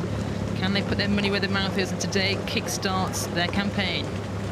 Yeah, I mean, London's looking very relaxed. I think they look like their power is down low. This is a point of the race where you can get a little bit tense. You're trying to get out as quickly as you can, and sometimes that can result in a lot of the tension going to the arms and shoulders, but they look very in sync, very in unison, and I'm sure when we zoom out and see another shot, it looks like it is paying off for them. Yeah, exactly, Grace. That's really hard to describe in a rowing boat because it is a powerful movement, but you're also telling people to relax at the same time. What's the difference between power and relaxation? It's a funny thing because I think sometimes as a rower, you want to feel like you are doing all you can to move the boat. You want to feel like you're putting in maximum effort, but sometimes that doesn't result in boat speed. And I think the point of rowing is to try and let the boat do as much work for you as it can, and sometimes that requires a little bit of relaxation, which takes a lot of confidence to actually pull yourself back and be like, is what I'm doing the best for the boat? But if you just see the start from the London rowing crew, and I think when you're out that far, it gives you confidence to be able to settle onto your rhythm, and you can take a moment to breathe and do that under a little bit less pressure. It's a nice shot of the Molesey crew. They were definitely quite horizontal with it there, but the money is with this London boat as they look back. First stages, and they've taken up quite the lead over what you would say the form book would say London would take this race pretty strongly. It has, and I think regardless of who you come up in that first round, you're going to have a great experience, whether it's maybe like this Molesey crew here. You'll learn a lot about how to approach the start, and they've come up with some pretty tough competition in round one, but as you can see, they're still putting in a really solid performance, and I think will take a lot away from racing in round one of the regatta. Yeah, we've got quite the experience here in this Thames Challenge Cup race. London Rowing Club, one of the favourites to win the event last year, and got beaten by Thames Rowing Club. Not in the final, if I recall. I think it was on the Saturday they got beaten, so their hopes and dreams were ruined, and they went back to the drawing board. And what a good drawing board it was, because right now they're looking very in time, very in control. They're still rowing hard here. I should point out, if you're up still, you've got to put some work in to keep being up. Yeah, I think it's funny as a spectator. Sometimes it looks like that they're doing it easily, but I know as a rower they'll still be putting in a lot of effort, and they won't be breathing easy even though they're out in front, but they have had the added benefit of being able to take the rate down a little bit, maybe relax a little bit more, but yeah, they're looking very smooth, very efficient currently. As you look back at this black and white lycra Molesey crew, boat clubs up next to Hampton Court Palace. Lovely stretch of water, so they'll be there training all year round on that great stretch, but no match at the moment for this tideway crew, but good rowing there from this Molesey B crew. Yeah, and I think this is when the Molesey coxswain will really have to take control. I think it's difficult as a rower to row in a race when you can't see your competition, so I'm sure they will be giving their crew encouragement. They'll be staying internal, but trying to coax them as much as they can, because you never know what's going to happen. You can never sort of predict, and you want to stay in that race as much as possible. There's a real temptation as well when you're kind of a crew that's behind to peek a little look, isn't there? Have a look across. Did you ever do that in a rowing race? And why wouldn't people do that? Yeah, I mean, I spent a lot of my time in a pier, so I felt like I had the permission to do it. I was like, I'm bow seat, this is my job. So I was always allowed to take a little peek. I think my other seat was 5 seat of an 8. If I did it in there, I think I would have had a few stern words told to me from behind. But there is always the temptation, and it is a risky move, as you know, you're not used to facing that way, and who knows what impact that can have on the blade. Yeah, I used to race a lot against the Romanians. The Romanians always looked at their oars, but they were quite used to it. For us, we were told to keep our heads facing forwards. You can't really do anything. There's no positives by looking over at the crew next to you, really, is there? No, and especially when you have a coxswain, I think their role in the boat is to relay that information. I think if you can create a dynamic and innate where you trust and rely on your coxswain to feed you the information that is needed, that is the goal. That is the goal. And you know, they're not rowing, so they have the time, the capacity, the mental capacity to be able to do that job, and you don't need to take it on as the rower. Rosie, the cox there, that London crew, will be telling her crew, long and strong, let's tap it over here. Enjoy those claps of the crowd. You can hear it now. A lot of London chants, a popular club, a big club, as they come past the progress boards. Really strong, powering their way through the week. This is an amazing moment as a rower if you've been able to take it down a little bit and maybe enjoy the crowd, enjoy the atmosphere, because it doesn't happen very often. Really looking forward to get in out of that heat. It's over 30 degrees here in London today. A pause for the London crew as they wait for this Thames B crew to cross the line, but really methodical. Went to the textbook. Thames Challenge Cup, a win for London Rowing Club A over Molesey Boat Club B.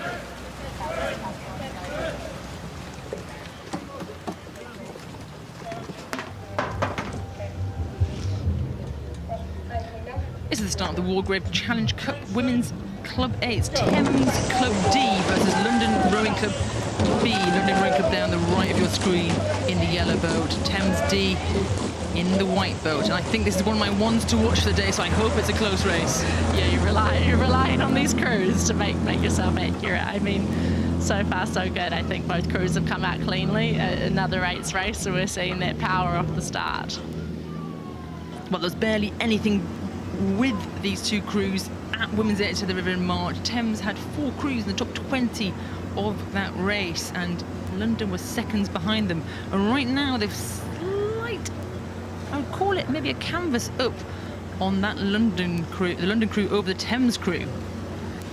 Yeah, and I think we mentioned it in the race before. This is such an important part of the race where you're pushing onto your rhythm, and just having that little bit of lead does give you a little bit more time, a little bit more relaxation and confidence to push on there, and this is such a vital part. If you can lock onto your rhythm, it means that regardless of what the other crew can throw at you later on, you can respond to it. The bow there, London Rowing Club powering towards here. Ella Thompson. Now these crews, we haven't really seen them a great deal because this crew is mixed and matched at Women's Henley, and some of this crew lost out in the A final at Women's Henley to a Thames crew, so this is their chance to get a bit of revenge here at the Royal as they row alongside us. Nice and low, nice and long, powerful here. This is the B crew, about a length up on Thames D, so that's their 4th ranked boat versus London's 2nd ranked boat. So you would say the form boat would be with the B crew over the D crew, but London, this is probably about as close a match as you're going to find given the depths of both clubs. Yeah, London's looking very efficient. They look quite upright to me. They look like they're doing their work out long at the front of the stroke, and then they do swing through, but they finish in still quite an upright position. So they're kind of just moving the boat early in the stroke, and then letting it work in that last part. And you've got to keep moving here, so you go through the first kind of quarter of the race. When you're racing one-on-one like this, match races, you don't want to give the other crew a sniff of you. You want to think that they're so far ahead that you could never get back on them. In London now, I've got a choice whether to really put the nail in the coffin or keep tapping along through the middle. Yeah, that's honestly why I love Henley Royal Regatta. It's a regatta that mind games come into play a little bit more. When you're only racing one other person, it's very different than your 6-boat racing, and a lot of it is about what impression you can give to the other crew, keeping momentum and making them think, actually, we're still in a great place, we're not that tired, regardless of what they do actually feel like. Yeah, Henley's much more like a heavyweight one-on-one boxing match rather than some sort of Royal Rumble where you get to take a rest. So right now we're seeing that one-on-one racing, and squeeze from London there as they pass through the Remnham. They're going to pass through the Remnham Club, which is about 1,500 metres, made up of 7 of the oldest clubs along the Thames Valley, and both clubs there will be represented at Remnham, London and Thames. So you'll get a Remnham roar going past there. I wonder who many got the loudest shouters in there today, but clear water as London B have broken through Thames D as we look down the London crew now. Yeah, London's definitely not letting up, and as you say, I think they're definitely wanting to keep moving, and potentially try and really solidify their place in the first half of this race. And as a rower, I think when you're in this sort of situation, it actually still does feel relatively close. It doesn't feel relaxing, this kind of lead. So even though I think as a spectator you might be like, oh yes, actually they're out quite a bit in front, I can tell you, if you're in the boat, you still feel relatively uncomfortable. Yeah, certainly when it's one-on-one. I think if you're in a 6-boat race like we're used to doing at international level, you're going to have crews around you that draw you up. But right now, you are powering through. Your cox is telling you we've got to get to that next day. I want to break them. But I think just clear water, you're starting to feel a little bit confident. But I would say at this point, your cox is telling you to still stick to the race plan. You're coming down into the enclosures, into those last few minutes of the race, keep it clinical. Yeah, and these athletes have trained so much for this race. So I think when you're racing once a day, they can actually afford to keep going. They'll be so fit, they'll be so strong, that having some good races throughout the week isn't necessarily a bad thing. I think obviously you're wanting to conserve energy, but the training that's gone in before this regatta means that actually testing the lungs, testing the legs is potentially a benefit for later in the week. One of the things about getting older and kicking around this regatta for long enough is that I think this is my boat. I think this is the Jess Eddy. I'm just going to claim that's mine if you can see it at all. And I think I'm racing against one of my friends. I think I'm racing against the Baz Moffat, who I did the World Champs with quite some time ago. So I'm taking a win here on the course. There she is. There's the Jessica Eddy, powering past the enclosures. I'm going to win today, Grace. I mean, being out there winning Henley races without actually having to do the rowing, that is when you know you have made it. It was a tough one, but really powerful rowing. London Rowing Club B crew here, doing the business, looking strong, looking long. They can be really satisfied with that race, turning over Thames D today, who have beaten them earlier on in the season. It hurt them, but they've done the job there. And the Wargrave, that's a win for London Rowing Club B over Thames Rowing Club D.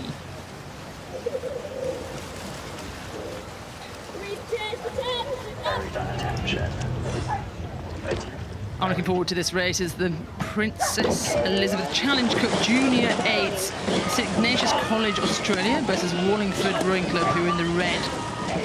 On the right-hand side of your screen there. I mean, I love...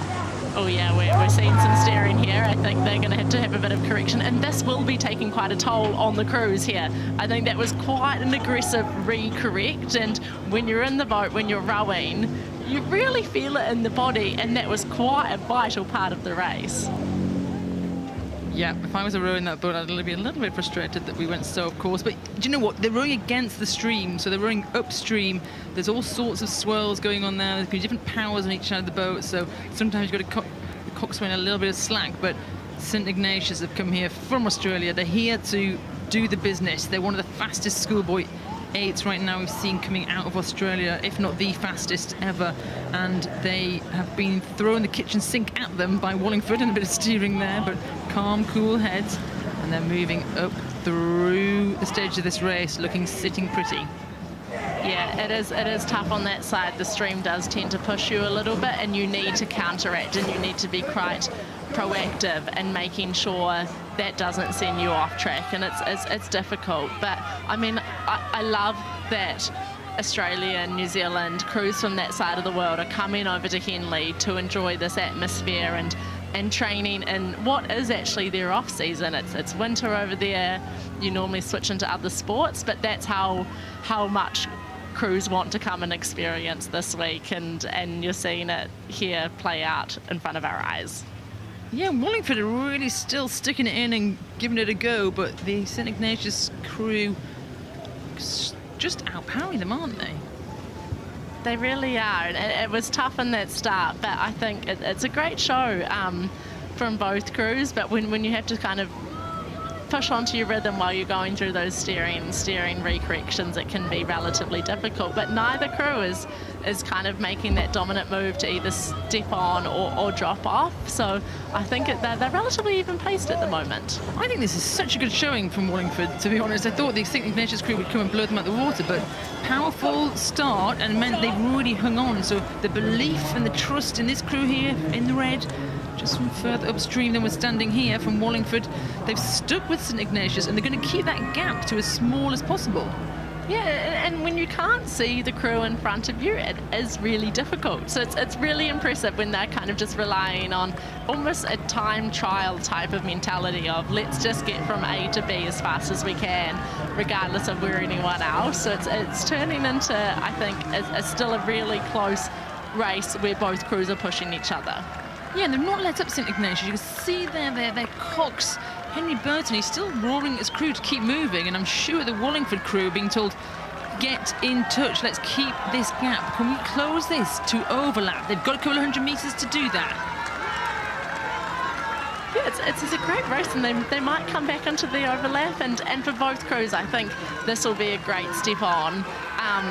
Whether it's you're moving into the next round or dropping out of this round, it's turned out to be a race where you're having to respond to the other crew and actually make some pretty decisive moves from the Wallingford crew. Well, Wallingford, hold your heads up high. Nobody in this crew at all has raced Henley Royal Regatta ever before, and they've come here and they're keeping that margin to just about a length to one of the hotly contested favourites of this entire event. So cracking race there in the PE. A win for St Ignatius College Australia over Wallingford Rowing Club.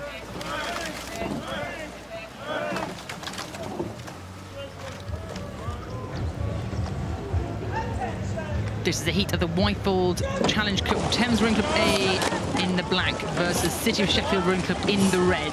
Off they move in the opening stages of the Whitefold.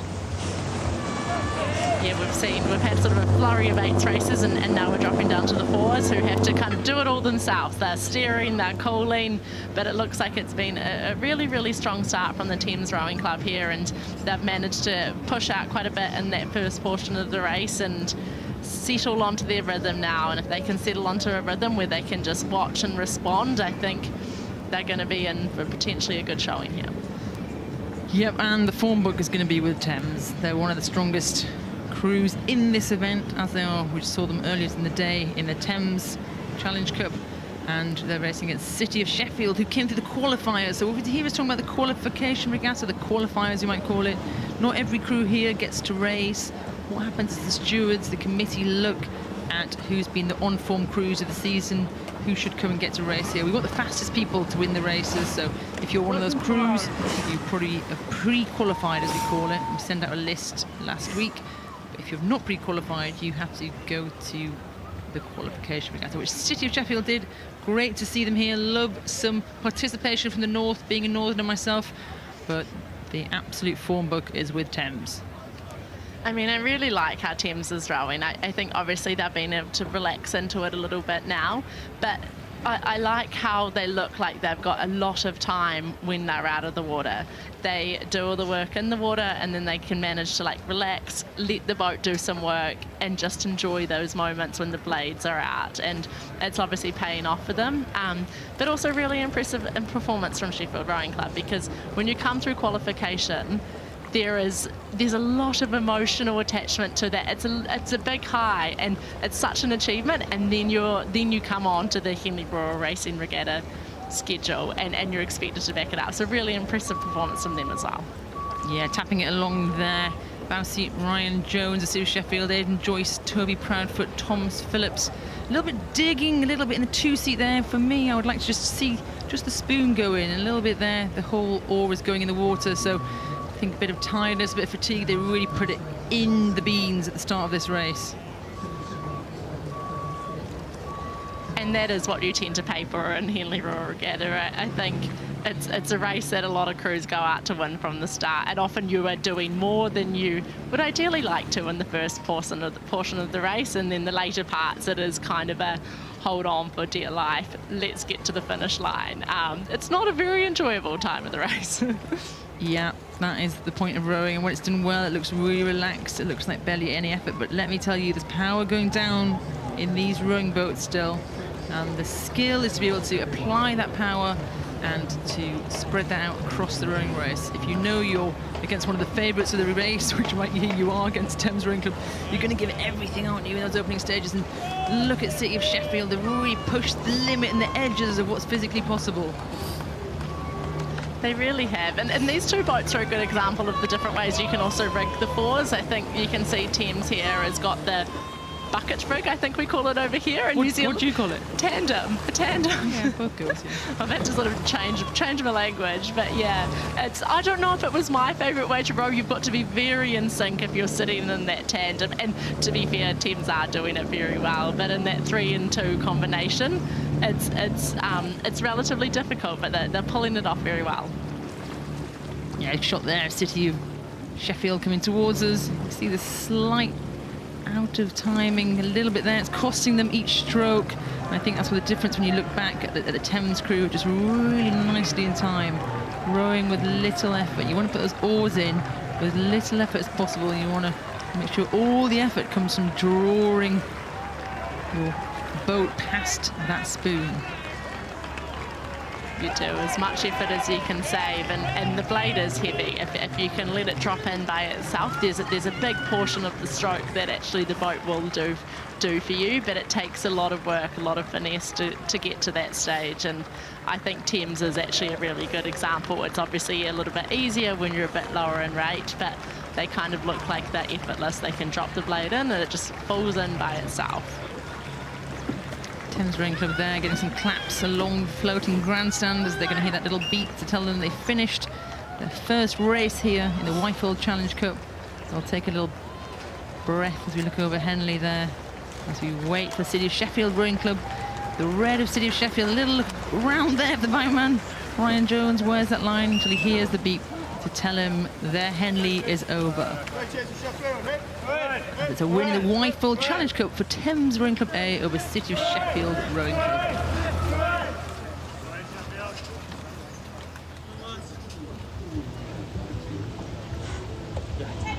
This is the heat of the 4-League Challenge Cup. Myriad Boat Club USA versus Hartbury College of England on the right of your screen. So powerful, punching off the start line. These junior men's quads, look at them go.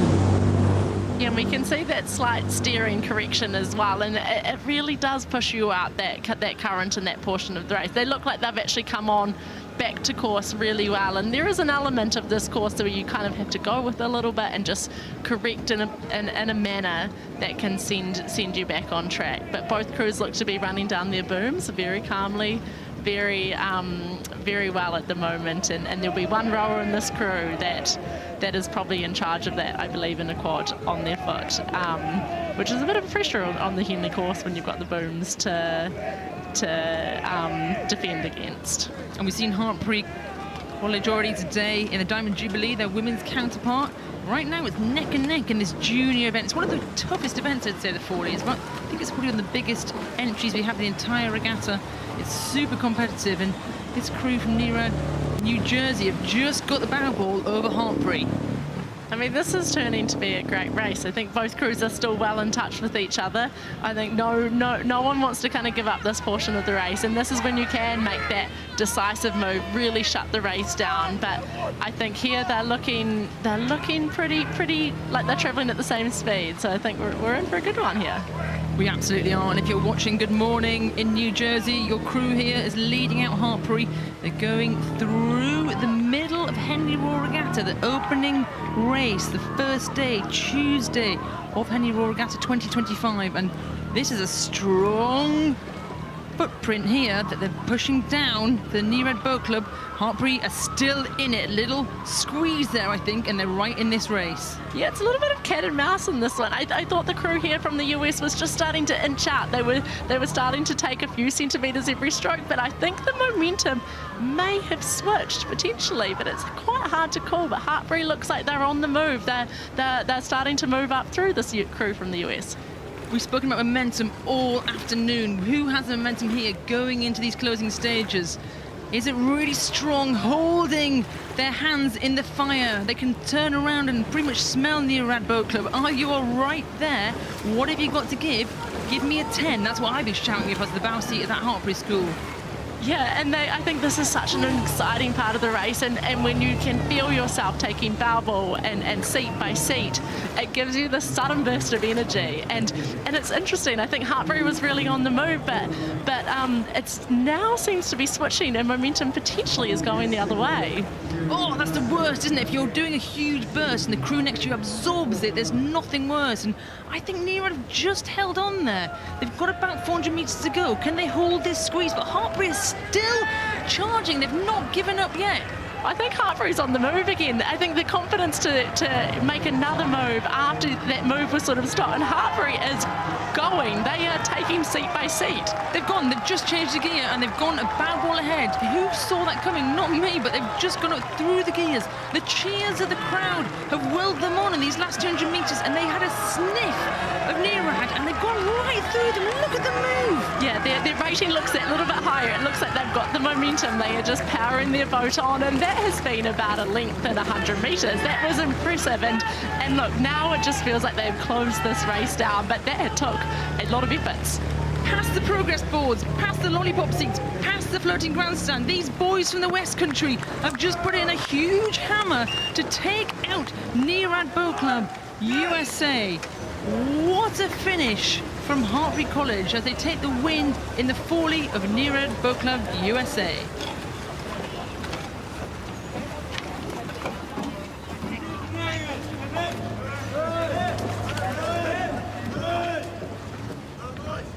Wow.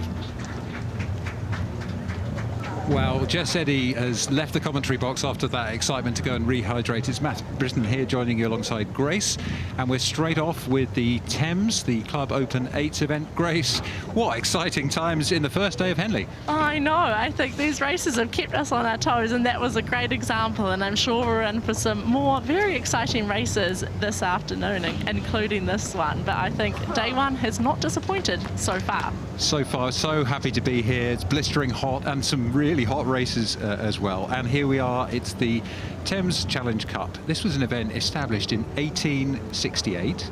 I noticed that the Vesta Rowing Club crew was established their club in 1870, just 2 years later. And of course, against them, we've got the MÁ×nchener R.C von 1880 from Germany. So it's clubs established in a short period of time, such a long time ago. It's the history that makes it special, isn't it? It is, and I think that is what makes this regatta what it is. I think when you've got all this history, all this tradition around it, it's an incredible regatta, and these crews are now making history by being crews that are racing in this event. So closest to us, that's Vesta Rowing Club on the tideway at Putney. And here we're looking at the crew from Munich rowing out of the Starnberg boathouse. First time down the track, and something about being unfamiliar with the course here can be unsettling for some of these international crews. Grace, you know that too well. Oh yeah, it really can. I think it's a slightly different distance. I think the markers are really different, and there is a lot to get your head around, and as a crew that's not familiar with it, it can be a little bit just play it by ear and see how it goes. So it's always tense at this time, isn't it, sitting on the start? So just waiting to come under umpires' orders. How did you compose yourself at a moment like this? It's difficult. I would say this is the most nerve-wracking part of the race. As soon as the buzzer goes, the nerves are out of the window. But I think when I was sitting there, I just tried to remind myself, you have done this so many times. I think I was always slightly more nervous at Henley because there's a little bit more to dodge, a little bit more to manage. So I'm sure the hearts are in beating fast, but that's when you have to rely on your coxswain that they will get you out cleanly. And that's what they're doing now. You see they've come forward and they're sitting ready. Cox's hands being down means they're ready and straight, and the umpire can give them the go. And this is Hartswell sitting forward. Go! But away they go cleanly. It's the first round of the Thames Club Open 8s event, established in 1868. Germany, MÁ×nchener on the left, and Great Britain, Vesta R.C on the right. Yeah, and 8, the start is so important. It's a fast boat. If you get too far behind at the start, it can be very difficult to make it up. So there is a lot of pressure riding on these first 10, 20, 30 strokes, and you want to make sure you're in the race. And you can see here with this Vesta crew, they look like they've gotten away to a good start. Quite upbeat, quite lively, but very in unison. Yeah, absolutely. And there's always a bit of a kind of thought game as to how long you maintain the kind of high anaerobic pace before you try to transition into your pace. Do you really try and unsettle the other crew, get your hand in the flame and see how long you can hold it, or is it time to transition early because you're confident of your mid-race pace? Yeah, and it's a fine balance. You want to hold it for as long as you can, but that sort of distance that you know when you push onto the race rhythm, you still have enough energy to settle there. And I mean, about a minute into the race was probably my least favourite part of the race. I was like, please, call for the length and call for the rhythm, and then you can take that moment to breathe. But it looks like both of these crews are holding it up quite high for quite long. Yeah, and it looks like our friends from Munich, Willkommen, if you're watching this from Germany on the live stream here on YouTube, looks like they've got a length already. And you can look at that crew and see the relaxation and the confidence that's starting to flow. Yeah, I really like how they're rowing. They're very, very low down. Their faces are all very relaxed. And as a rower that had quite a tense face, I don't like to judge that too much. But these 8 rowers look like there is no extra effort going in. They are just rolling forward, placing the blade in, and then doing the work in the water. And it is obviously paying off for them right now. Absolutely. And I think, you know, for Vesta, this is the C crew. 3 Vesta crews qualified for this Thames Cup event, which is pretty impressive, all under the eye of James Cracknell. You might have heard of him. And so this is the C crew. They all had to go through qualifiers on Friday to win a place here. So it's a tall order for them against the men from Munich. It is a tall order. When you're leading up to qualification, that is the goal. And it's really hard to think much further than that, and they've had to go through that really high at the end of last week and then achieve what is an amazing feat to get through to the race schedule of this week, and then it can be quite difficult to then back it up, and it is a tall order, as you say, and it's a feat in itself even making it to the start of a Henley Royal Regatta race. So we watch the Germans really strolling through the middle of this course. They've got the race fully under control. We were saying, Grace, you know, it could be quite hard, this unfamiliar track. Where is the 250 metre marker? Where is the 500 metre marker? Oh, there isn't one. You've got a mark at 612 metres. What's that all about? So you can feel a bit lost. So having the chance to row down the course and just call through the race plan and understand the landmarks can help. Oh, it's hugely important. I mean, coming from New Zealand, we work in kilometres as well, and all of a sudden you turn up to a course that I was like, oh, there's the quarter mile. How long is a quarter mile? It's all quite foreign to crews that aren't used to this. So having an experience like this where they can relax a little bit, do a really, really solid dress rehearsal when you've got the pressure, you've got the nerves, is really invaluable for them later in the week to hopefully keep progressing. Indeed, and for our German viewers, you might not be familiar that at Henley the course is 2,112 metres, so 112 extra metres. In fact, it's the course that led to the Olympic standard and the world rowing standard being 2,000 metres for international racing, but Henley's got that extra little bit at the end which you need to watch out for. Yes, and as a rower you can really feel that extra 112 metres, and there is a slight head current as well, so it feels like a long race, but I think that's one of the beauties here, is navigating the slight quirks of this course, and that's why people love coming back here, and that's why people love racing this regatta. So you can see there the 3/4 mile signal, and if you're watching in new money, that's 1,207 metres down the course, approaching the Reminen Club. Still 40% or so of the race to go as we look towards the end. Henley Church is just on the horizon there. Well, you can see there's Vesta underneath us. Let's just name check this crew, because this will be their Henley experience for this year. So in bow, it's Frederick G-Mac, James Isola at 2, Lucas Warch at 3, Lewis Anderson at 4, Elliot Forey at 5, Oliver Tibble at 6, Adam Smith at 7, and stroke by Charles Wilcock with Alice Alphonse coxing. That's the Vesta C crew. We're looking at them here. Great credit to them. The C crew from the club, all 3 8s had to qualify for the Thames Cup, and here they are on the Henley stretch against international opposition. And that's one of the beauties about the Henley Royal Regatta is you get to come up and race people from all over the world. It's not an experience you get every single day. And sitting in the start line, lining up against a crew from Germany is really special. And these 8 rowers in the coxswain are going to take a lot away from this. And coming through qualification and then getting to here is such a feat. And they will learn a lot and hopefully come back next year and want to do even better. You're so right. I think, you know, the chance here to race the junior crews, today's half junior crews and half club crews out of the 80 races, 40 of each, being on the same track as top internationals. We've got a huge bevy of Olympians returning to the regatta. It lifts you. It shows you that, oh, these people are like me. They might be bigger, might be more experienced, they might be a bit faster, but it makes it, you're in the same category, and I think it's so inspiring. It really is, and I can guarantee, like, these rowers will probably all get back to the boat park, shake hands, have a conversation, and that's what's special about here, is you get to then go and see the other athletes, race against them, socialise with them off the water, and you learn a lot even in just that. So it's a real treat, regardless of how the results go. But of course, ideally you do want to be like this crew, coming away in front. Valentin Piker, Jonathan Schoenecker, Leonard Kausmann, Michael Schramm, Tim Weinam, Sebastian Ritter, Julian Ritter, and Felix Zukunft with Annabelle Tooley in the Cox's seat. They go through to tomorrow, and the socialising that Grace was extolling is going to be something that the Vesta C crew can enjoy. Great credits to James Cracknell as he departs Vesta, qualifying these 3 8s for the Thames Cup. And we are now 46 races through the 80 races for today. Thank you for joining us, and stay with us. We've got plenty more to come through tea this afternoon. So just to confirm, that is a win for MÁ×nchener Rowing Club beating Vesta in the Thames, the Club Open 8s event.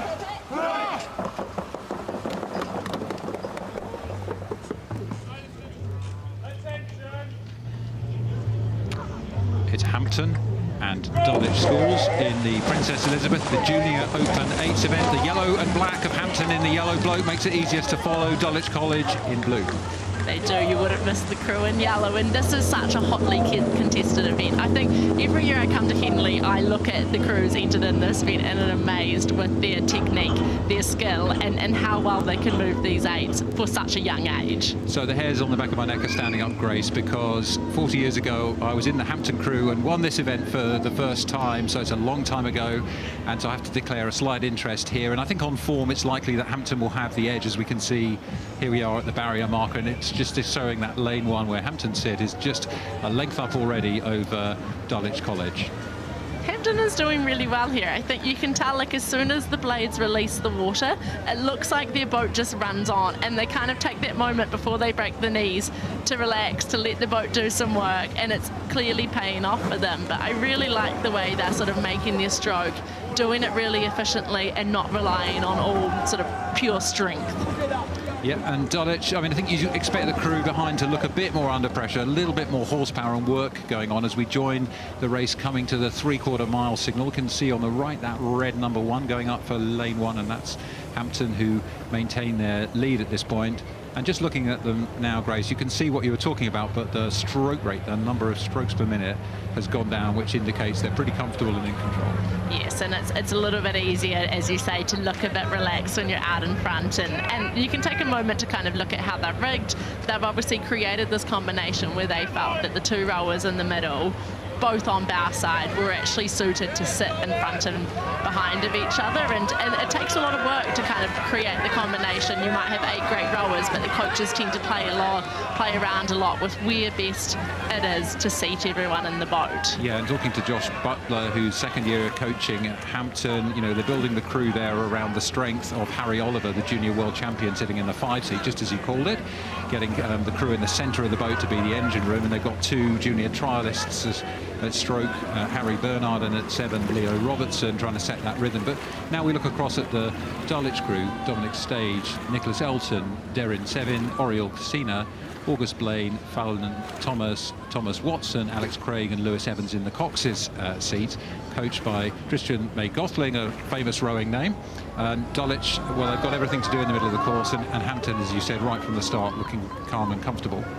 Yeah, and Dulwich has still done a really good job. I think in that shot we just saw before, I really liked how stroke seat Alex was still really long, and we've sort of mentioned it earlier in the race. When you are behind, it's really easy to start to tense up, to shorten up, to panic. And if your stroke seat does that, if your 7 seat does that, it can be very difficult to follow. But it looks like their stern pair is staying confident to row out long, even though they can't see where the other crew is in front of them, which is an impressive feat in this sort of race.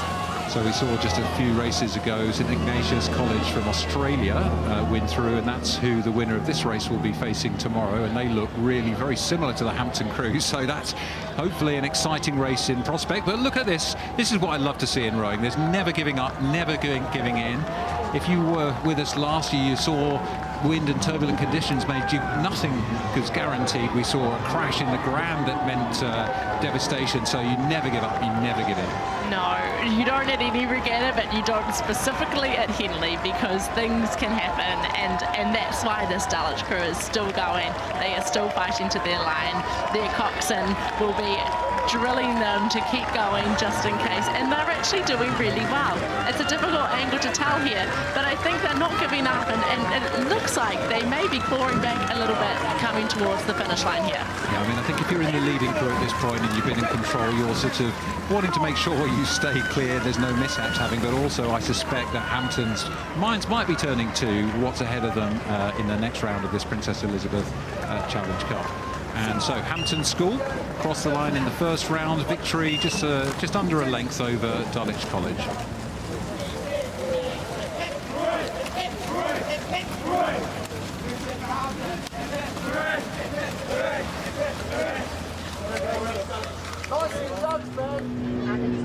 And now it's the women's equivalent event. It's the Prince Philip. So Princess Elizabeth and Prince Philip are a pair. And in this one we have Hinksey Sculling School, a community project from Oxford on the left, and Sir William Perkins School from Surrey on the right. Really great start here. Yeah, really great start. Both crews are quite punchy at the start, and as I sort of mentioned throughout the session, it's really important. They are coming in a little bit together, and it looks like they're being slightly warned for their steering here, because they're kind of drifting into that middle lane. Yeah, it looks like Gwyn Batten, the umpire, has her baton straight in the air, and that means she wants the crews to separate. She's not warning one or the other, they just come a little bit together, as you called it, Grace, absolutely right. But they've moved apart, and they'll be now thinking about that transition as we pick them up just from the reverse angle, and we can see we've got about a length in it at this point. Yeah, and it takes a lot of confidence from the coxswains to just stay calm and make those small corrections. It does look like they're sort of both still sitting in that middle. It looks like the puddles here are going to be floating down to the other crew, and it can make it a little bit unsettling to settle into your rhythm when you're rowing in that washy water. But when you've got a little bit of a lead, the umpire tends to let you away with a little bit more, I think. It's an interesting one in the late as well. I think if you're an oarsman, of course, you can see, or an oarswoman in this case, you can see the umpire behind. The cox can't. So somebody has to relay, probably the stroke seat, to relay what's going on, and it can get a bit antsy. You know, you don't really want to be having to steer around here. So, but I think Hinksey looking good. You can see the young cox there from Hinksey, Ottilie Campbell-Reid, just calling her women on, getting into that rhythm they want to sustain through the middle of the course. Yeah, you can see there's been a little bit of steering, but now they're sort of settling into it, and both crews look like they've come into quite a long, strong rhythm. I think it's really important in this middle stage of the race. As we've mentioned, it's a slightly longer race than these athletes are used to from their usual racing. And and this portion of the race in the middle, if you're not efficient, if you're not working well with the boat, you can pay for a little bit later in the race. And with apologies, I mentioned Ottilie. Actually, she's the stroke, the person setting the rhythm you called, and the cox there is Joel Drake. So apologies, I shall put my glasses on for the rest of this session. So Hinksey leading now strongly through the middle of the course, and Sir William Perkins School struggling a bit to respond. And Grace, you can see the contrast between the two crews a little bit technically here, a little bit more ragged on the right-hand side of the picture. Yeah, you can just see it's a little bit difference in the unison between the crews. And you can see the blades are slightly dropping in at different times here, and that does just come with a little bit of experience. The longer you row, you start to kind of fine-tune those things, but you can see when it's together, when you're working as one in a crew, it tends to pay off, and that's what we're seeing play out here.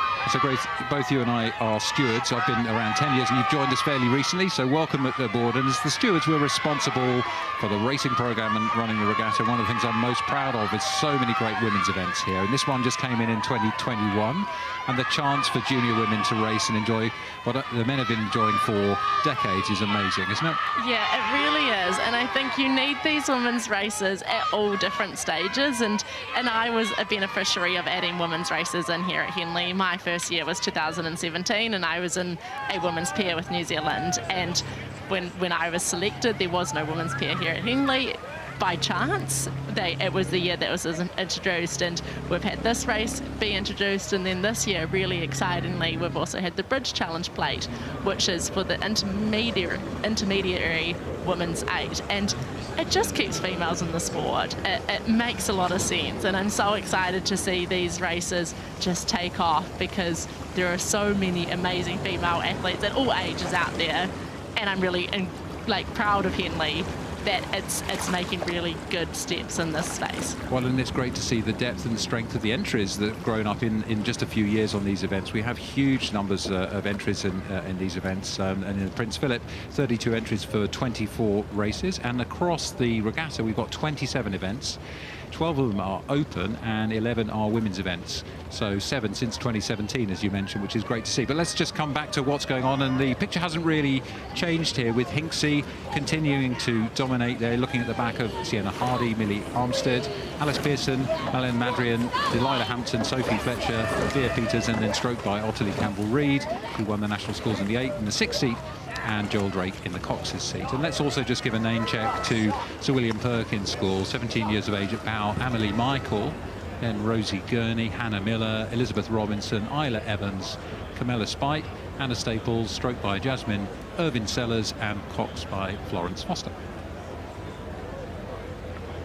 I always love the shot when you're looking down the 8 at the backs, because it's not a shot you get to see at very many regattas, and as a spectator, as a rower, and you can see all the arms moving in unison. You can see right from the bow how the boat's moving, and it's really quite a unique shot to kind of get our heads around. I love it. And also, I mean, from a coaching point of view, by the way, every race is live and on demand, and we're in our 10th year of broadcasting, 11th year, 10th regatta, due to that thing that happened in 2020. And so you can go back and really look and learn from the tactics, but also the techniques, and I encourage you to do that. We've had hundreds of thousands of views on the most popular videos, and William Perkins will hope to be amongst them. A little bit of steering going on there, Grace, as I'm just looking at the bow ball of the Perkins 8, cutting through that Henley water.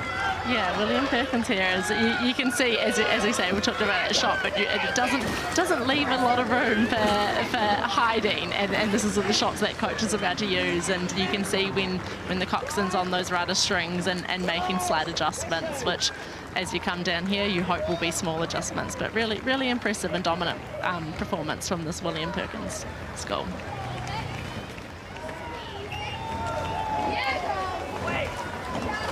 So fantastic crossing the line. And can you hear that sound? That's the sound of what it means to get through around at Henley. And, well, look at the faces there. Really happy with that performance. So William Perkins beating Hinckley School in the junior women's 8s.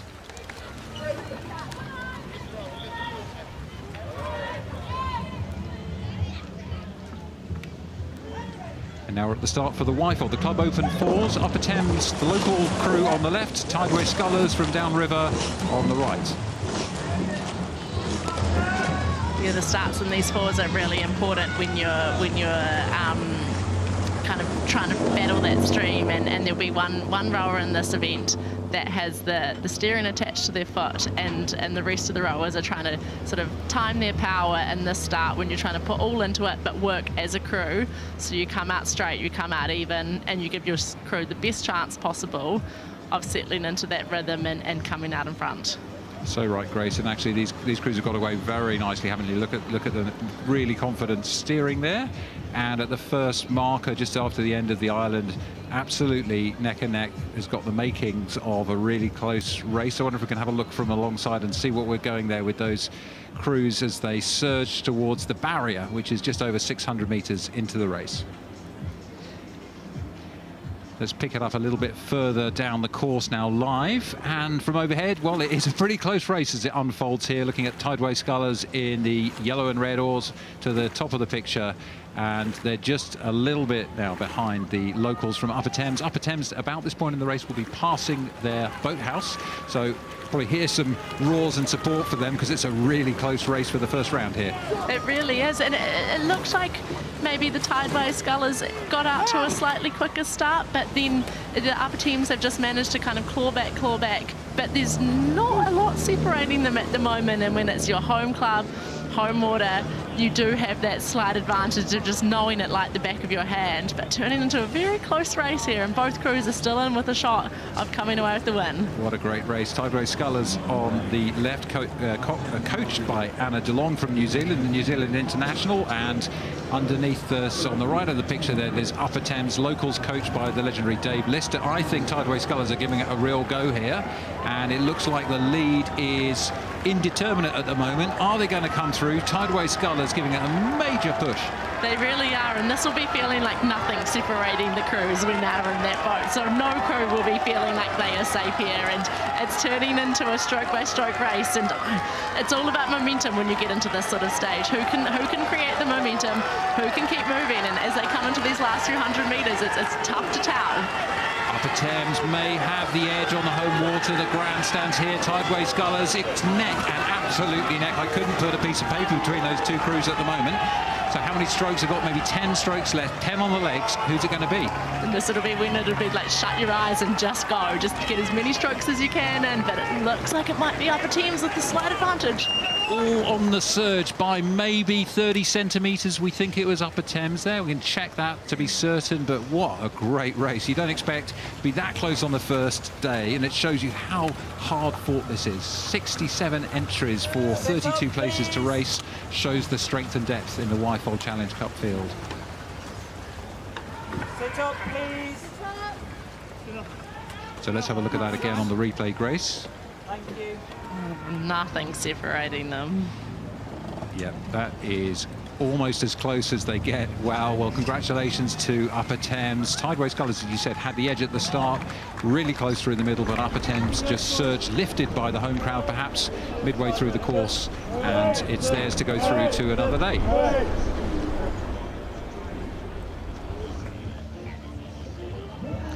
No pause for breath here. It's Putney and Oundle on the start of the Diamond Jubilee Challenge Cup. That's the junior women's quads. Putney on the left and Oundle on the right. And clean starts by both crews here, and it's so important to get away cleanly so you get the best chance of settling onto your rhythm, but I think relatively smooth sailing so far. Yeah, picking them up live now a little bit down the course. Looks like Putney's got a little bit of an edge. Not hard to read. I think they're still pretty close, Grace.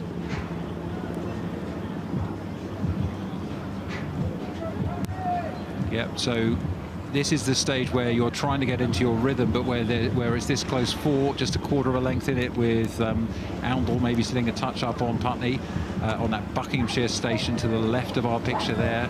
and so Putney need to dig in, but it looks like Oundle's moving away stroke by stroke, doesn't it? They are, and they look like they're in a rhythm where they might just be taking inch by inch by inch, but Putney's definitely not out of it yet. This is a sort of distance where if you can keep the pressure on, if you can keep the other crew slightly on their toes, you're not really sure what sort of errors you can force, and it doesn't feel comfortable if that front crew's out there feeling like they're sort of always trying to push away, you can start to make some inroads. And I mean, it might be the angle here, but it looks like Putney's still really holding on and making sure that if something's happened, they're in with a sniff of taking the win here. I think you're absolutely right. It looks to me like we're just coming towards the middle of the course, the halfway mark. I think you called it right. They got a pretty strong lead early on, but Putney, well, they're coming back, coached by Paul Reedy, legendary international from Australia and GB coach, amongst other things, Melbourne University and so on. So there's some real experience behind this crew. And one thing I love to think about when you look at these crews is it's not just the 4 young women in each boat. It's the friends, the family, the coaches, the other members of the squad that push them together. It really takes a village to get one of these crews on the water here. It really does, and there's the people that miss out on these crews, there's the people that want to make them, there's the people that used to row in them. There's so much that goes into putting on 4 athletes on the water. There's, as you say, the coaches, the families, and this race is still in with a sort of a doubt of who could win it, but it might be starting to become a slightly tougher ask from Putney here with this distance in between. That's right. If you haven't started to really move in this section of the course, it starts to become a bit of a tall order. In these boats without a cox, you're not quite so clear as where you are. They're a little bit, Putney, a little bit close to the booms there. That can get a bit jittery as well. But in these quads, the advantage is everybody can contribute a little bit to the steering. As we look down from our lovely drone at Putney High School, sitting there now sculling more confidently. Lovely long strokes, Grace.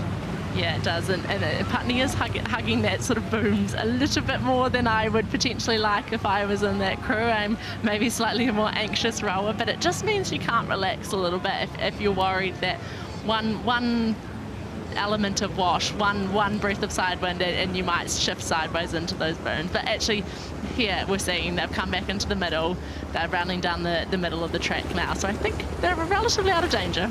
Yep, so a tough call now for Oundle. That's Abby Lawson, Grace Fletcher, Beatrice Sullivan and Maisie Shields. Young crew here, so they've got plenty ahead of them, and it's great to have that experience in the first round of Henley. So, yeah, Oundle are well out now ahead of the Putney School crew, and Putney here, really impressive effort for them to stay composed and pushing it every way down the stroke.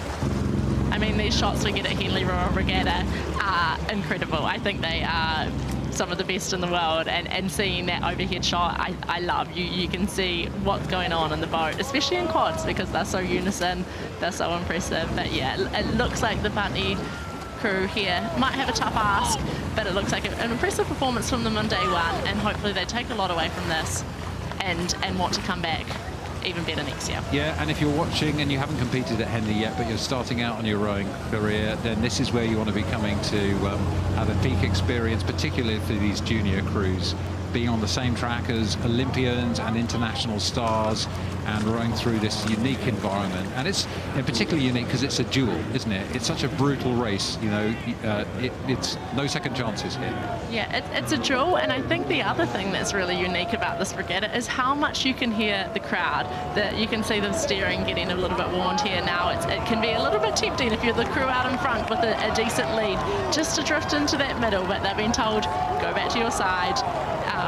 Rules are still in play, but yeah, they'll be hearing the crowd now, and that was something that was so unusual to me, is how much you can soak in that sort of external environment, which both crews will be getting to experience right now. Yeah, a lot of people say that they're just not used to the kind of noise you get, which you get here, even on the first day of this 6-day marathon event. There's really great crowd turnout and lots of interest you can see all the way through the bank as well.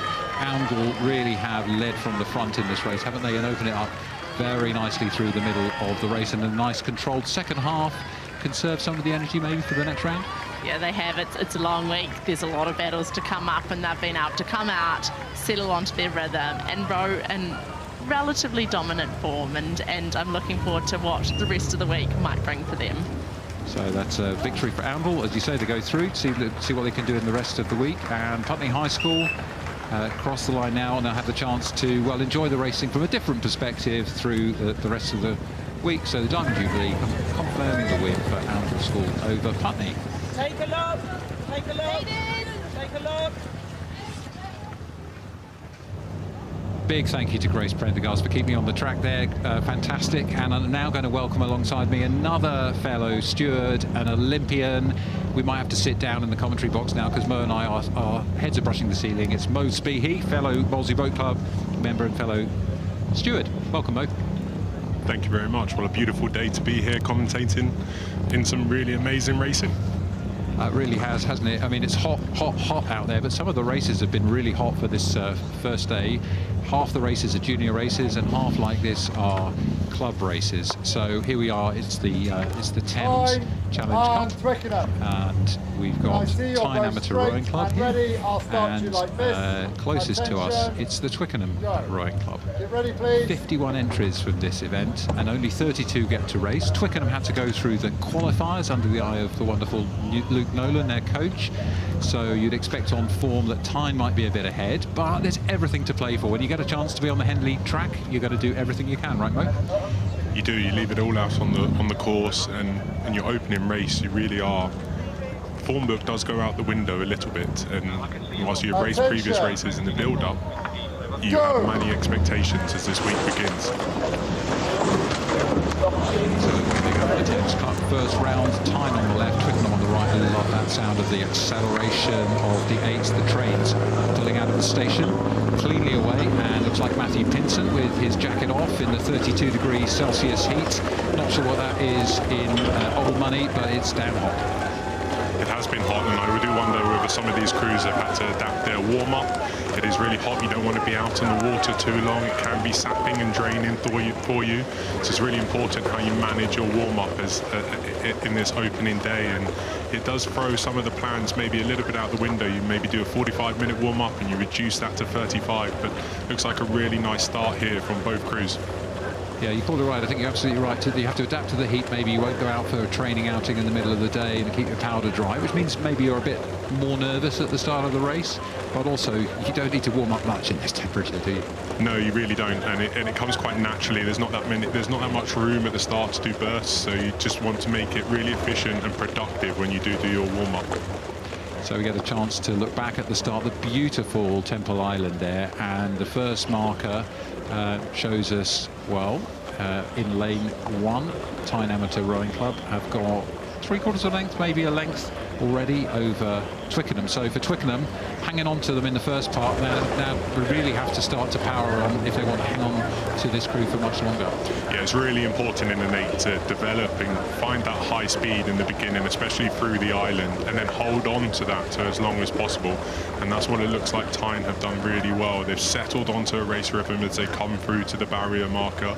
And at this point is when they want to just settle into that inching rhythm, that stroke by stroke, be able to create something that's punchy, powerful, keep moving through. Punchy and powerful it is. It's the barrier. That's 637 metres into this 2,112 metres. Number 1 goes up. That's for Tyne.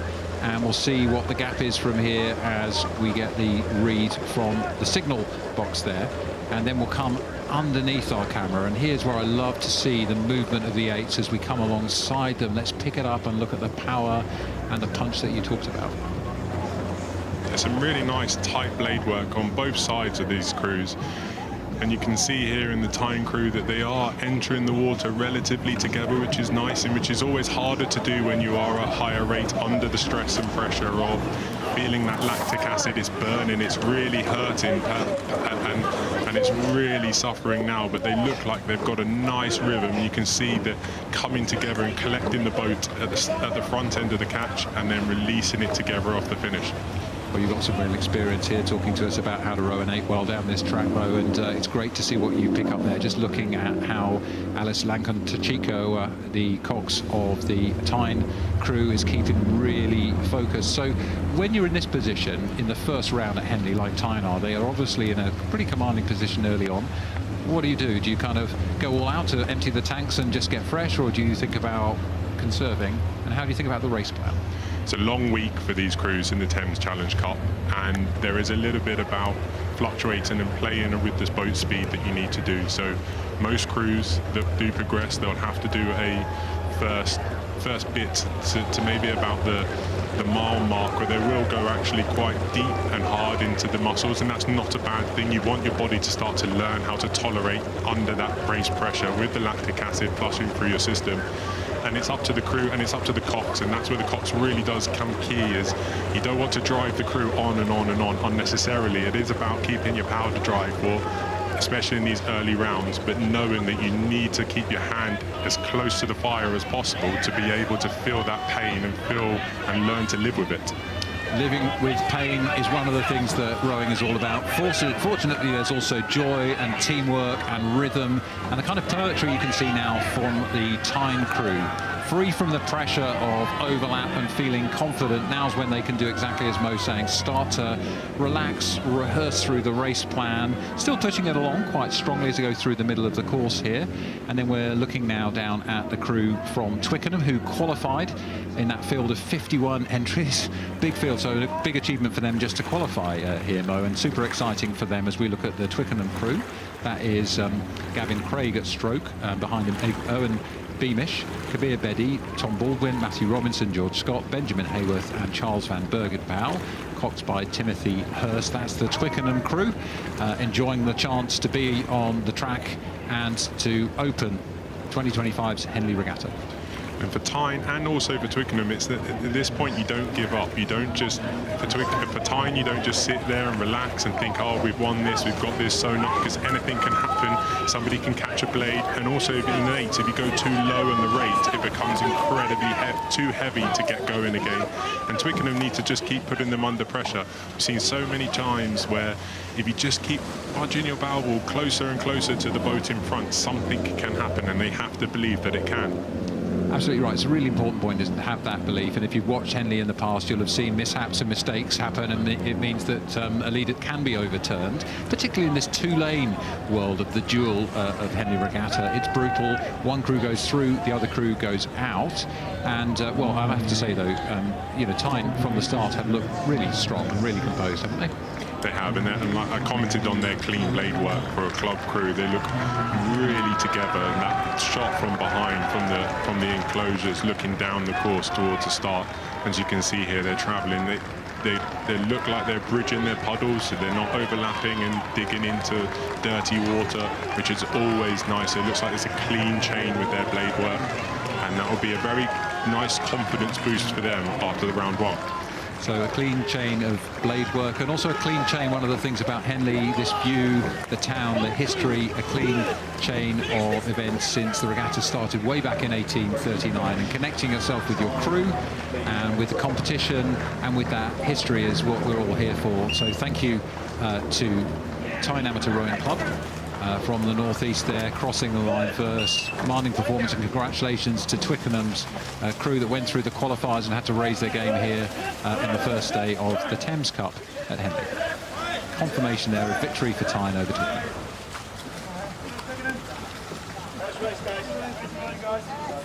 Down.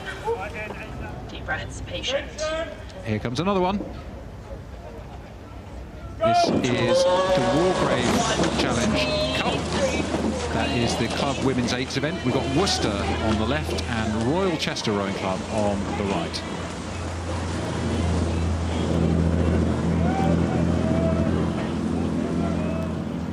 So that was a couple of seconds ago. We now just jump a little bit down the course. These races are run every 5 minutes, which means that as we're finishing one race, the next has already started, and we'll started here in lane 1 on the Berkshire station to the right of our picture. That's Worcester. Looks like they've got a quarter of a length, maybe a bit less, over the crew from Rochester. Looks like an incredibly tight race so far. Rochester just need to keep believing, stay in touch with Worcester Rowing Club as they go out in the front, and it looks like it's going to be a real close race, and it's going to have who's going to have the mental fortitude and strength to be able to keep on their rhythm, keep pushing through. So as the camera comes alongside. We're looking at the Royal Chester crew, but we can see the Worcester crew going through in the foreground of that picture as they come through. And I think, as you said, it's pretty close at the start of this race. And now we're coming into the middle section of the course. So talk us through how you think about the pacing of an 8s race. What do you need to do off the blocks, and how do you think about the middle of the race? Every rower has a slight different take on what they want to do, and my take was always you want to find that red line, that fastest boat speed that you can produce, because it's really key in an 8 to get off the blocks. In the first 10, 15 strokes, maybe 20 is when you reach your maximum speeds. You try to get the highest possible speed, and then it's about holding on to it. If you pitch in or you hook in too low, then actually your race pace as a consequence suffered. It's really hard to be able to generate extra speed as you go down the course. And as you can see, it's an incredibly tight race. What a beautiful shot of this regatta. This has got the makings of an absolute humdinger, as you say, Mo.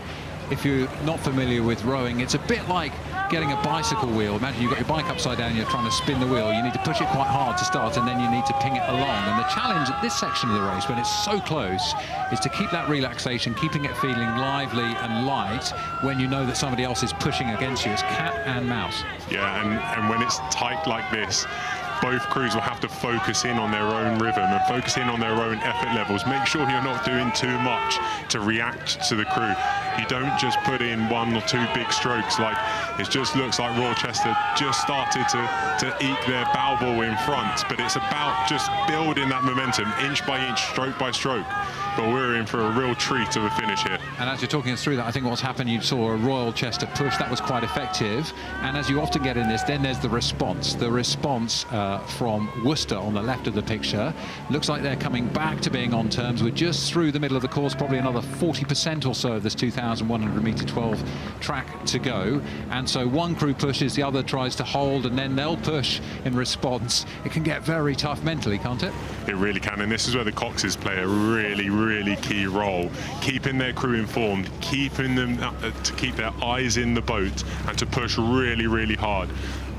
Yeah, so Francis Thomas coxing the Worcester Rowing Club crew here. They need to lift it now, because I think that Royal Chester's got a bit of an edge again now. They pushed out and Worcester responded, and they pushed out again. And the question in the Worcester crew's heads has to be, have we got what it takes to keep it together technically, and also to apply the power as the fatigue really kicks in. This third quarter, so painful. It's incredibly painful when you've taken on that first half. It's hurting, and your mind is telling you to stop. All your mind is trying to do is to get you to ease up, but you've got to overcome that power. The pain is there for a reason, and you want to push it away. Here we go, looking at the back of the Worcester crew. Isabel Potterell's back, and there we are from the other view, as we can see Henley Church on the finish, overlooking the finish line there. It looks like Royal Chester have made a move in the last 20 or 30 strokes that could be decisive. So you come down into the enclosures, a lot can change. It looks like Worcester Rowing Club have just upped their rating, and they're starting to come back slow, not much, but they're starting to come back stroke by stroke. And are we in for another incredibly tight finish? Here we go, Worcester. Come on, now's the time to attack. And in Royal Chester, you've just got to hold them off. Has the push that Chester done to get that sort of quarter length of clear water? Don't know, but Worcester responding and responding. Royal Chester have done very well to respond from that move from Worcester. They've actually managed to nullify it, to just give themselves enough of a breathing space with a quarter of a length, maybe a third of a length. It just enables them to have that breathing space. So this is the Club Women's 8s event. You're seeing a real humdinger all the way down the track. It's gone. We've got Royal Chester on the right with an advantage. They've only got about 10, 12 strokes to go now. It's a tall order for Worcester, and it's how many strokes you can get in and how much you've got left in those legs. Good response from Royal Chester Rowing Club there. So I think that move in that painful third quarter by Royal Chester, that set the finish for them. What a great race for them. Absolute credit for Worcester for responding, as Mo said, responding through the middle of the race. But it was Royal Chester winning through to the next round of the Wargrave, the Club Women's 8s event.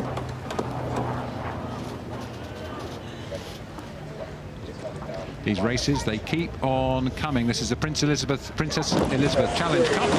It's St Edward's School on the left of the picture and St Peter's School from York on the right. So St Edwards have got the form here. They've won for the first time in a long time, a couple of years back, under the head coach Johnny Singfield, and Yorkshire under my old coach Steve Gunn. Well, it's a tall order for them, isn't it? It is. They look like they had a slight movement off the start, off of the blocks, but they look like they've now settled into their right area. But this St Edward's School crew is incredibly strong, and they actually row really nicely, which is always a mark of being coached by a Johnny Singfield. You can always tell the smoothness in the way that they row and the rhythm that they can generate is very impressive for junior boys rowing. You're absolutely right. It's interesting, you know, some of our contemporaries have gone on to be coaches, and do they coach the way that they row? I used to row with Johnny in the junior team and in the senior team. We won medals together. He always had that really strong but really fluid style. It was a joy to row with him and behind him. My old coach Jürgen Grobler would always say that everybody has a fingerprint, and that fingerprint often translates into the way that you row as well as the way that you coach. And I've heard many good things of being coached by and rowing with Johnny Singfield, so you can often see it in the crews that he is coaching, like this St Edward's School. So Johnny Singfield's fingerprints are all over the St Edward's system, and it's great to see the nice relaxed style that Mo called out there from this crew: Oliver Price, Joseph Rv, Jacques Ménager, Jasper Fritzer, Xenophon Chapman, Elan Hughes, Carter Horrocks, Rufus Henning and Cox by Felix Jameson. And they're really nicely controlled now and relaxed. Mo, as you were saying in an earlier race, you know, they can afford to push through the first half, establish themselves, and then sort of just talk through the race plan. You've got to play the cards that you're dealt, and in this race that they are able to do is to get off the blocks, get off the island really, really punchy and powerfully, generate a lead over the St Peter's School, and then that enables them to sit down, sit at a lower rate, relax, feel nice and confident. But they know that as the week progresses, the races are going to get harder and harder.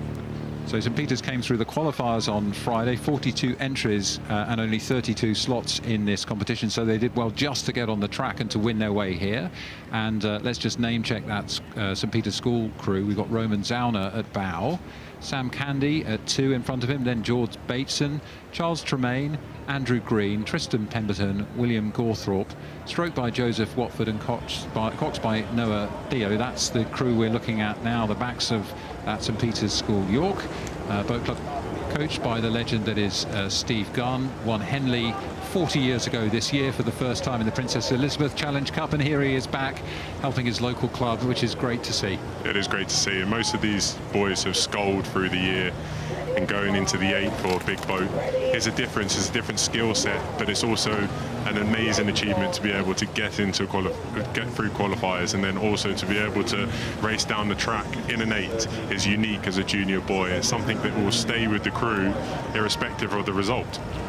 So here we're looking at St Edward's, and you can just see the face of Felix Jameson in the Cox's seat. Won the Princess Elizabeth in 23, as I was referring to earlier, and various other international trophies through the boat there as well. Really class crew, lots of experience here by contrast. And just talk through, you mentioned sculling and rowing. So sculling's the 2 oars. For those people who might be parents here not familiar with the sport, what really is the difference when you move into a boat where you have 1 oar each, no? I'd say the 1 oar each is slightly less technical than being in a sculling boat for the individual, but then to be able to be in an 8 where the boat speed is much faster, you have to be able to connect your oar in the water much quicker, and the same you have to do in sculling. Sculling, obviously, you only get a quad, and then that generates its own challenge, but it's also got its own rhythm. It's a bouncier rhythm, it looks like. So stay with us to learn more about this amazing sport as St Edward's School cross the line first, put themselves through to the next round of the Junior Open 8s events. Happy with that. Nice pipe opener, nice opener from them. And then, well, they fought their way into this competition valiantly through the qualifiers, and this really is the final for them for the St Peter's School from York. Well done to them for making it through the qualifiers and into this competition. And just confirm there in this Junior Open 8s that St Edward's beat St Peter's.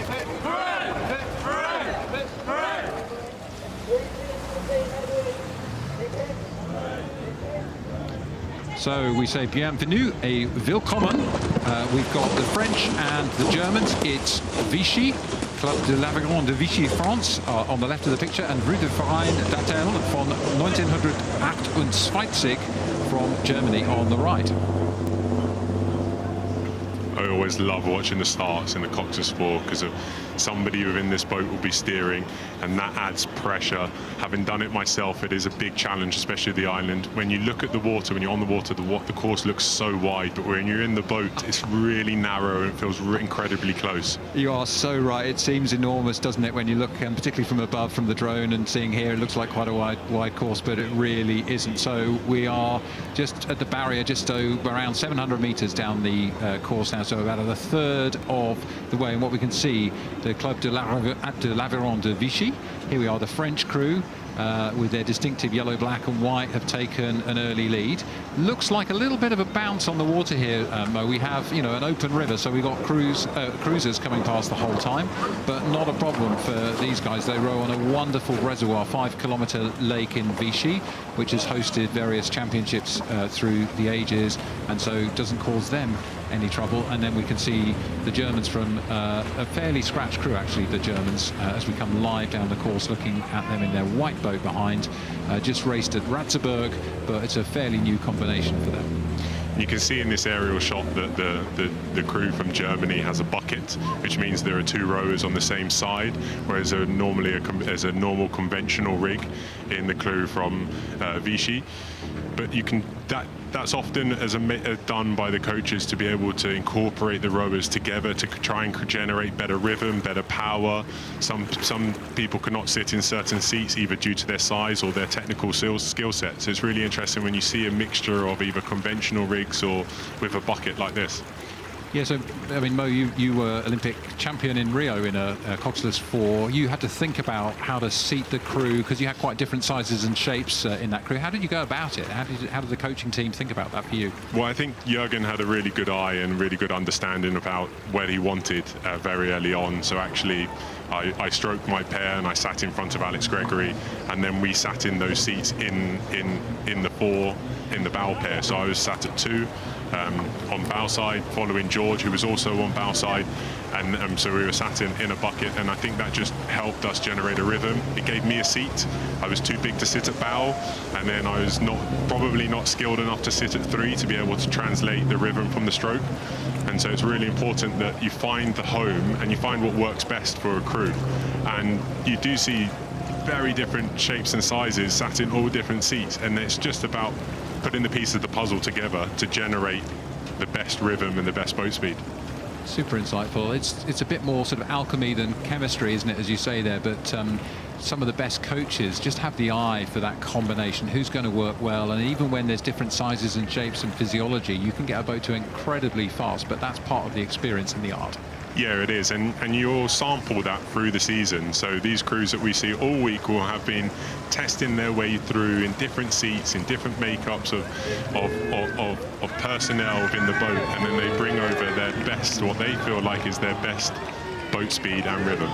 So it looks like the Germans on the right of our picture, the Botman brothers Connor at bow and Leo at 3, with Willem Schulich at 2 and Soren Henkel at stroke.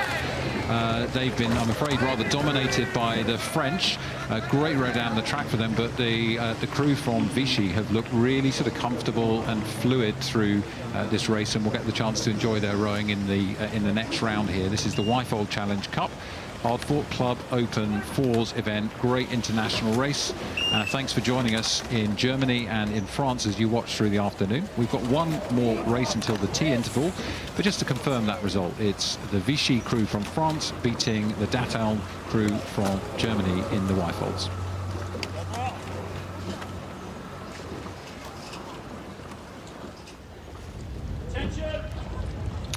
So it's quads, it's the Junior Open Quads events. Hinksey on the left and William Borlase from Marlow on the right.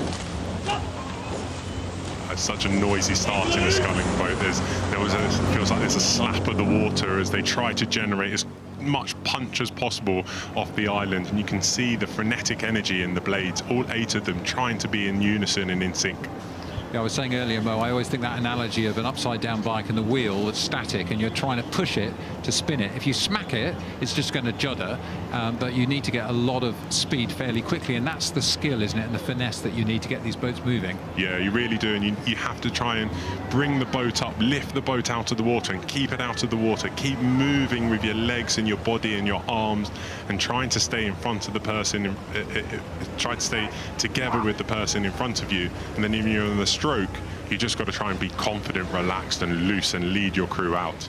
So it's a super competitive competition, and we can see on the right of the picture there, that's Hinksey in the white and blue, have taken a pretty solid lead now over William Borlase Grammar School, who are sitting there on the left of the picture. Just a little look around from the bow steersman, which is Samuel Vinnell, 17 years of age, in the Borlase crew, because they've lost sight of their opposition now, and that's a challenging moment, isn't it, in a coxless boat. You're not quite sure how far the opposition are. You've got to believe in yourselves and push, and I think that's what they're doing now, is call a push to just try to see if they can save this position at the 3/4 mile mark. It's really hard when you lose sight of the crew next to you. In any boat shape size, in an 8, it's really disorientating for the stroke not to be able to see or feel like and have an overlap, and they may feel often like they're much further behind than what they actually are. So it's really important that Samuel in the bow keeps his crew informed that actually they are in touching distance of this crew. Yeah, you got it right. Lovely. I love these overhead shots. You can really see that sort of combination you were talking about there, Mo, as you look at how much these athletes are moving together. But, you know, there is still a bit of overlap here, and real credit to the Borlase crew. I thought they were going to suffer that break, but that little critical moment, we saw the bowman look around, we saw him call for a push, and they are hanging on. Looks like they got into a much better rhythm than where they originally settled down on. So that extra push has given them a little bit more momentum. Hinksey Sculling School will respond. They have the luxury of being able to see and read every single move that comes their way. That's within itself still hard. It's a challenge, especially if you're feeling tired, and especially if you've gone out too hard.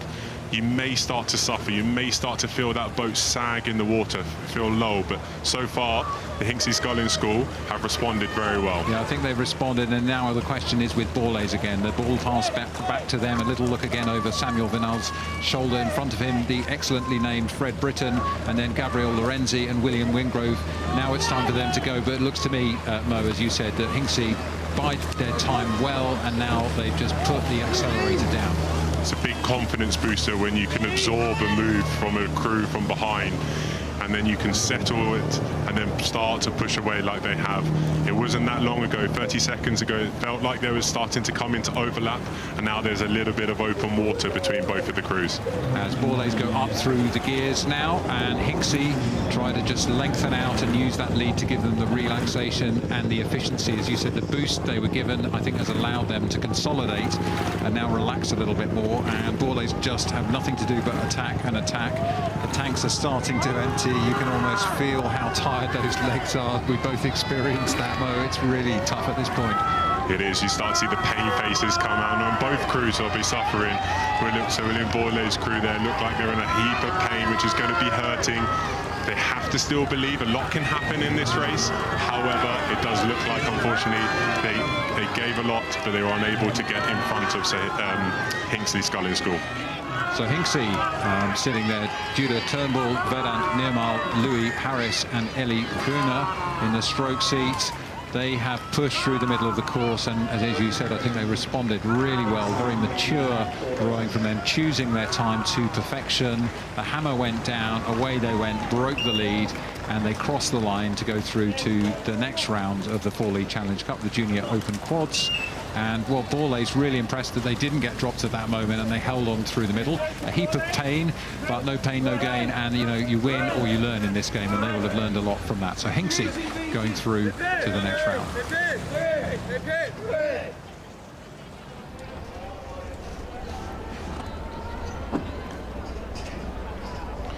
What a lovely early afternoon session we've had. Hopefully in the second half of this session, after tea, we have some wonderful racing. I'm really looking forward to some of the tight racing that we've got coming up.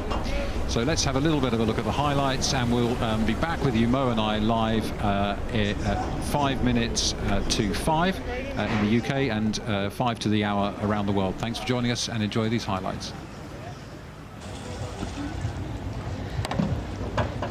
At the start of the Princess Elizabeth Challenge Cup Junior Schoolboy A, it's Boulogne, France against Canford School of England, and off they go.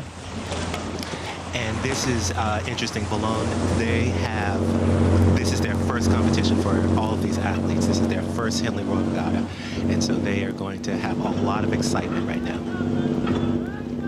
Yeah, it's great to see that there's diversity, having different international crews here racing at regatta. It's a very strong start for both crews as we peer down towards Temple Island now.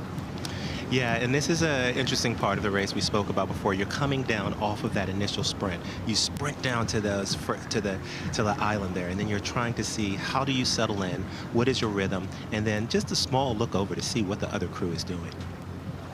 It's such a delicate part of the year for these athletes. Most of them have gone through huge exams here in the UK and abroad, so they've managed to juggle studying alongside racing at the very highest level here at Henley. And as we come up towards the barrier, the end of the island, there was a quarter of a length in it, so barely anything in it, Akil, there. As the barrier signs go up, I think there's going to be very, very tiny between the crews.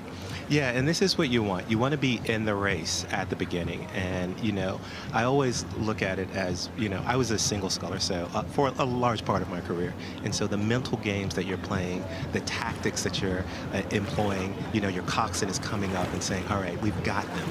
And you can listen for those calls throughout the race. I like going it alone, Akil. Not me. Big boats are for me. These big, fastest, strongest boats. Boulogne there. Great shot of them coming towards us. So synchronized, really powerful. And they've got the slip on Canford, I think, slightly. Let's listen out for their coxers here.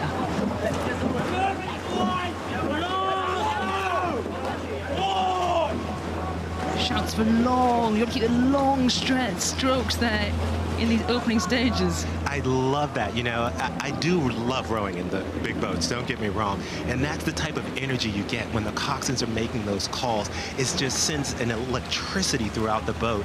And if the crew responds, you really see movement and momentum.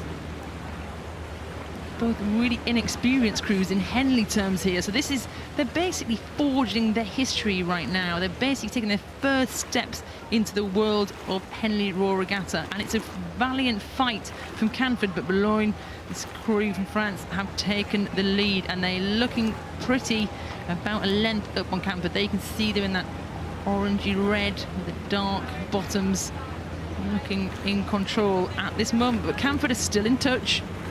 Yeah, and you know, there's opportunities for them to make moves, and you'll see as you're looking at the race course here, you can see the coxswain has the view of what's going on. And so if they can maintain that boat contact, there's going to be an opportunity for them to make that move. And you can see them pulling back here, you know, pulling back into it. That's not comfortable. If you're the crew ahead and you've got about half a length, I'll tell you what, you're not sitting there thinking we've got this wrapped up. You're thinking, move away. What have we got? Let's put that power down now. I try to tell my kids, like, what's enough, but when you're rowing, there's never enough. There's always a desire to have more. Canford have just kicked back, and that exact same pressure we were talking about, they're coming back right at them. Composure in the Boulogne crew, but Canford have moved straight back at them, and there's about a canvas in it, Akil. Yeah, you know, they've moved back, and it'll be interesting to see how Boulogne responds, because their coach's motto, Coach Arnaud Fonchon, his motto is "The journey shapes us." So we'll see what type of journey these young men are on right now. Have they got the mettle? Have they got the resilience to hold on here? They've led the entire race, but we can see the canvas of the Canford boat. This white boat, these blue lycras of Canford, are certainly putting up a strong fight. Yeah, and right now, this is it. This is what's going on. You have this drone shot here. This is the exciting part of the race right here in the middle, where we talked about how you have to have strategy, you have to have tactic, and you have to respond to the competition. Wow, look at Canford move. They've moved it right back. The bowman is going to be turning around and saying, we are level, we are right in this, we want to make the next day of the Princess Elizabeth Challenge Cup, the Schoolboy 8 race. It's a huge race, one of our biggest entries, and they're right in it to move through. What have they got here? And it's amazing to see this type of competition on the first day of Henley. You know, you have these two crews battling down the course, neck and neck. You can see Canford has moved back into it, and there's got to be such electricity and excitement in that boat right now. This is why they race at Henley. This is why they put in those hard hours. This is Henley Royal Regatta right now. This Canford crew has come right back in Boulogne, and the belief and the momentum is with the boys in blue. Oh, that is right. There's such excitement right here. You'll start to hear the crowds as they come through here to the tourist enclosure, and you can see Canford is right now trying to take that lead. I think Canford have just got their bow ball ahead, and they're going to know it. The movement is perfect in this crew from Canford, and they're going to soak this up. They've got 200 metres. Do they have the energy, the power, the rhythm to hold this charge? Right now, it's all about momentum, and Canford has that momentum. You know, Boulogne has held the race for so long, and now they've just been, there's just such excitement. I'm getting tongue-tied here. They've been destroyed, and Canford had an answer. They were down by almost a length, and they've come back to what is a heroic victory. And as they cross the finish line, they're going to be excited to know they've got one more day in the Princess Elizabeth. The roars and the cheers. Boulogne hit the water in anger, but it's a win for Canford School in the Princess Elizabeth over Boulogne 92.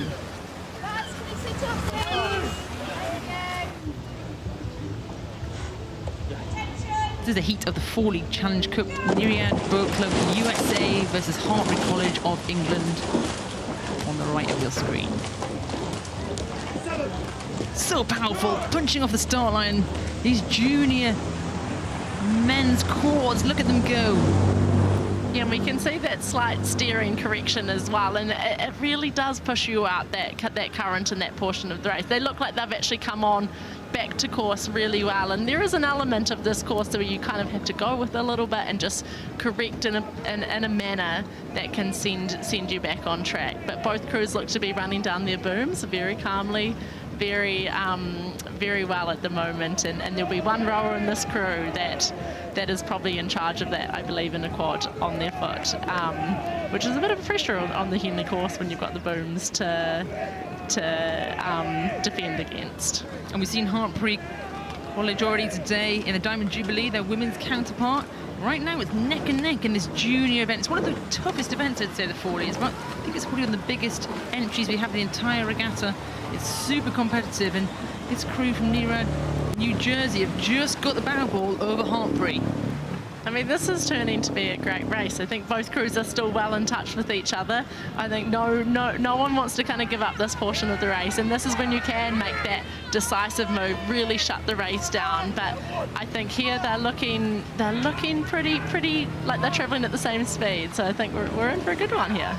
We absolutely are, and if you're watching Good Morning in New Jersey, your crew here is leading out Hertford.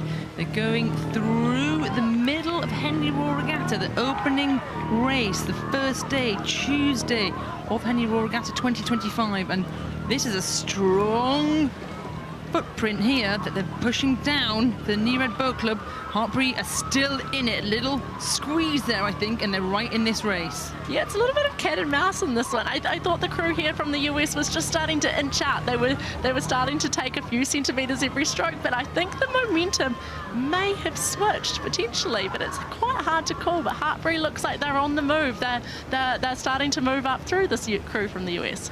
We've spoken about momentum all afternoon. Who has the momentum here going into these closing stages? Is it really strong, holding their hands in the fire? They can turn around and pretty much smell Myriad Boat Club. Are you all right there? What have you got to give? Give me a 10. That's what I'd be shouting if I was the bow seat at that Hertford school. Yeah, and I think this is such an exciting part of the race, and when you can feel yourself taking bow ball and seat by seat, it gives you this sudden burst of energy, and it's interesting. I think Hertford was really on the move, but it's now seems to be switching, and momentum potentially is going the other way. Oh, that's the worst, isn't it? If you're doing a huge burst and the crew next to you absorbs it, there's nothing worse. And I think Myriad have just held on there. They've got about 400 metres to go. Can they hold this squeeze? But Hertford is still charging. They've not given up yet. I think Hartbury's on the move again. I think the confidence to make another move after that move was sort of stopped, and Hartbury is going. They are taking seat by seat. They've just changed the gear, and they've gone about wall ahead. Who saw that coming? Not me, but they've just gone up through the gears. The cheers of the crowd have willed them on in these last 200 metres, and they had a sniff of Neerad, and they've gone right through them. Look at the move. Yeah, their rating looks a little bit higher. It looks like they've got the momentum. They are just powering their boat on, and that has been about a length in 100 metres. That was impressive, and look, now it just feels like they've closed this race down, but that took a lot of efforts. Past the progress boards, past the lollipop seats, past the floating grandstand, these boys from the West Country have just put in a huge hammer to take out Neerad Boat Club USA. What a finish from Hartbury College as they take the win in the folly of Neerad Boat Club USA.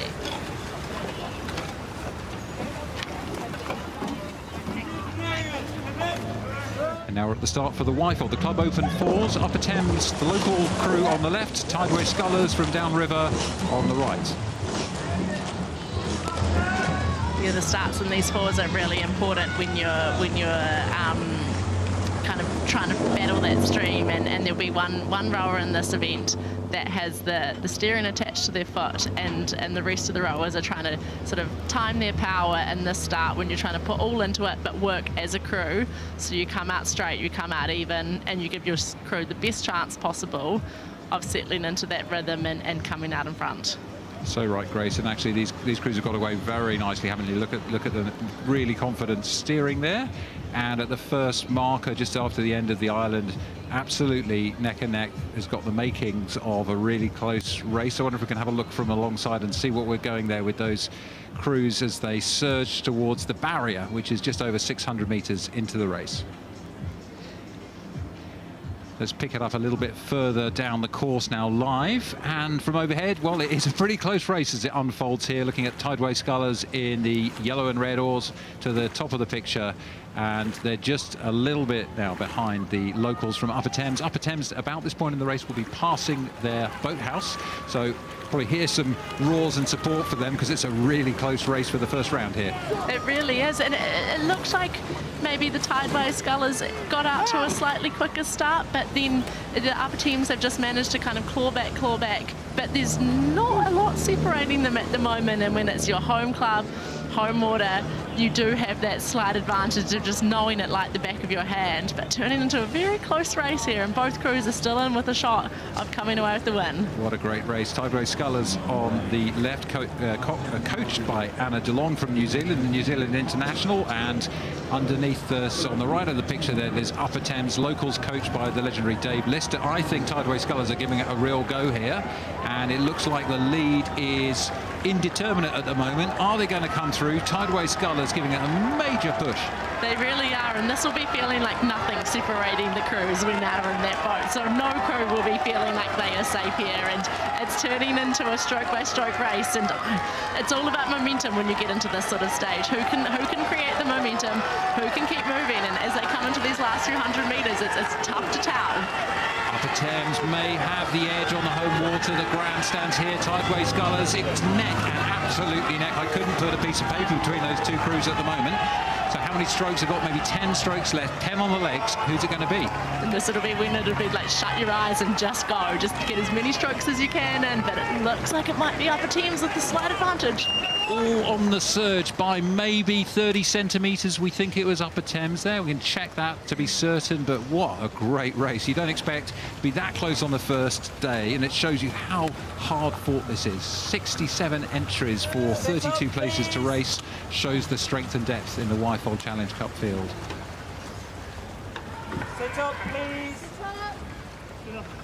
So let's have a look at that again on the replay, Grace. Thank you. Nothing separating them. Yep, that is almost as close as they get. Wow, well, congratulations to Upper Thames. Tideway Scullers, as you said, had the edge at the start, really close through the middle, but Upper Thames just surged, lifted by the home crowd perhaps midway through the course, and it's theirs to go through to another day. Deep breaths, patient. Here comes another one. This is the Wargrave Challenge Cup. That is the club women's 8s event. We've got Worcester on the left and Royal Chester Rowing Club on the right.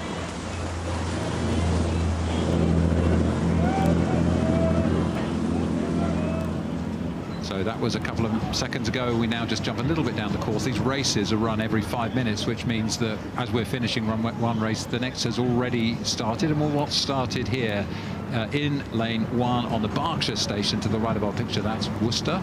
Looks like they've got a quarter of a length, maybe a bit less, over the crew from Royal Chester. Looks like an incredibly tight race so far. Royal Chester just need to keep believing, stay in touch with Worcester Rowing Club as they go out in the front, and it looks like it's going to be a real close race, and it's going to have who's going to have the mental fortitude and strength to be able to keep on their rhythm, keep pushing through. So as the camera comes alongside, we're looking at the Royal Chester crew, but we can see the Worcester crew going through in the foreground of that picture as they come through. And I think, as you said, it's pretty close at the start of this race.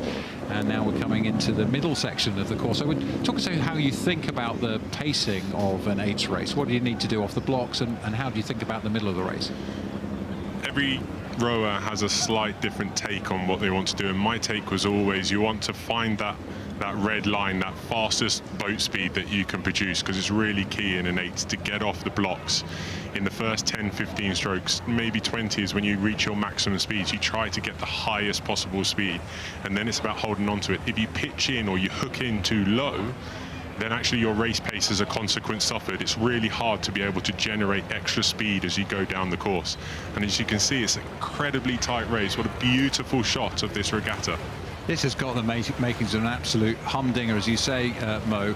If you're not familiar with rowing, it's a bit like getting a bicycle wheel. Imagine you've got your bike upside down, you're trying to spin the wheel. You need to push it quite hard to start, and then you need to ping it along. And the challenge at this section of the race, when it's so close, is to keep that relaxation, keeping it feeling lively and light when you know that somebody else is pushing against you. It's cat and mouse. Yeah, and when it's tight like this, both crews will have to focus in on their own rhythm and focus in on their own effort levels. Make sure you're not doing too much to react to the crew. You don't just put in 1 or 2 big strokes. Like, it just looks like Royal Chester just started to eke their bow ball in front, but it's about just building that momentum inch by inch, stroke by stroke. But we're in for a real treat of a finish here. And as you're talking us through that, I think what's happened, you saw a Royal Chester push. That was quite effective. And as you often get in this, then there's the response. The response from Worcester on the left of the picture. Looks like they're coming back to being on terms. We're just through the middle of the course, probably another 40% or so of this 2,100 metre 12 track to go. And so one crew pushes, the other tries to hold, and then they'll push in response. It can get very tough mentally, can't it? It really can, and this is where the Coxes play a really key role, keeping their crew informed, keeping them to keep their eyes in the boat and to push really hard. Yeah, so Francis Thomas coxing the Worcester Rowing Club crew here.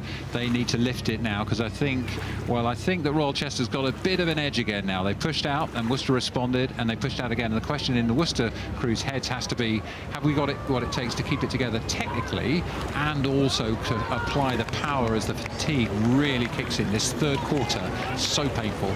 It's incredibly painful when you've taken on that first half. It's hurting, and your mind is telling you to stop. All your mind is trying to do is to get you to ease up, but you've got to overcome that power. The pain is there for a reason, and you want to push it away. Here we go, looking at the back of the Worcester crew. Isabel Potterell's back, and there we are from the other view, as we can see Henley Church on the finish, overlooking the finish line there. It looks like Royal Chester have made a move in the last 20 or 30 strokes that could be decisive.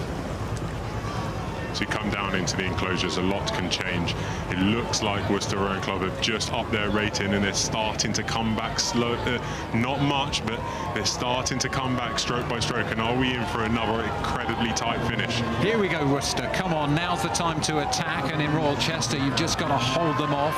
Has the push that Chester done to get that sort of quarter length of clear water? Don't know, but Worcester responding and responding. Royal Chester have done very well to respond from that move from Worcester. They've actually managed to nullify it, to just give themselves enough of a breathing space with a quarter of a length, maybe a third of a length. It just enables them to have that breathing space. So this is the club women's 8s event. You're seeing a real humdinger all the way down the track. It's gone. We've got Royal Chester on the right with an advantage. They've only got about 10, 12 strokes to go now. It's a tall order for Worcester, and it's how many strokes you can get in and how much you've got left in those legs. Good response from Royal Chester Rowing Club there.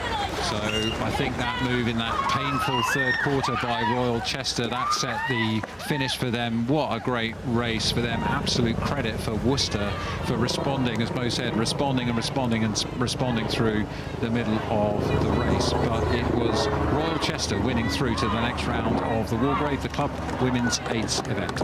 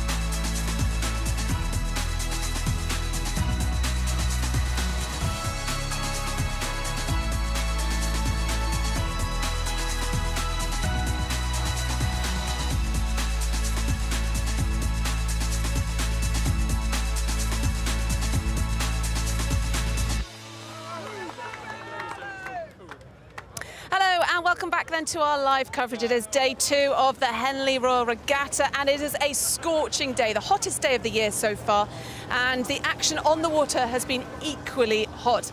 We've just seen their great Marlow school heading out then for their Prince Philip clash coming up in this evening session. This is a wonderful place to be. If I just spin round, this is the boat tent area. And because today is dedicated to the junior and club categories, it makes for an extra special atmosphere around the tent. So many families here to support and friends. It really is quite electric. And this, of course, is the busiest day around the boat tents because all the crews are here and slowly they'll empty throughout the 6 days. Now, one lady who's enjoying her first Henley. Lucy, congratulations on your victory. You're a cox for Chester Rowing Club and you just beat Worcester. Yeah, how have you found it all?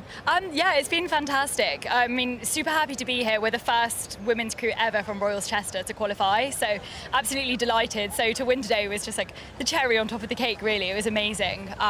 Tough race. I mean, we started 2 seats down off the start, and then we were kind of stuck at that gap basically until about halfway through the course, and then we just really slowly rode through, and I'm really, really proud of the girls. It was an amazing race and won by, I think, a third of the length in the end, so yeah.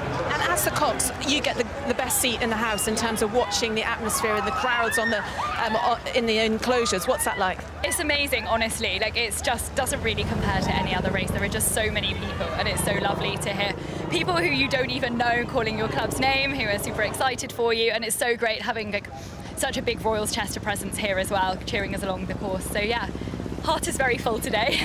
It is super hot. How do you manage your recovery? You're racing again tomorrow? Yeah, so I think the girls are all having a cold shower at the moment. I'll be following them in a second after this.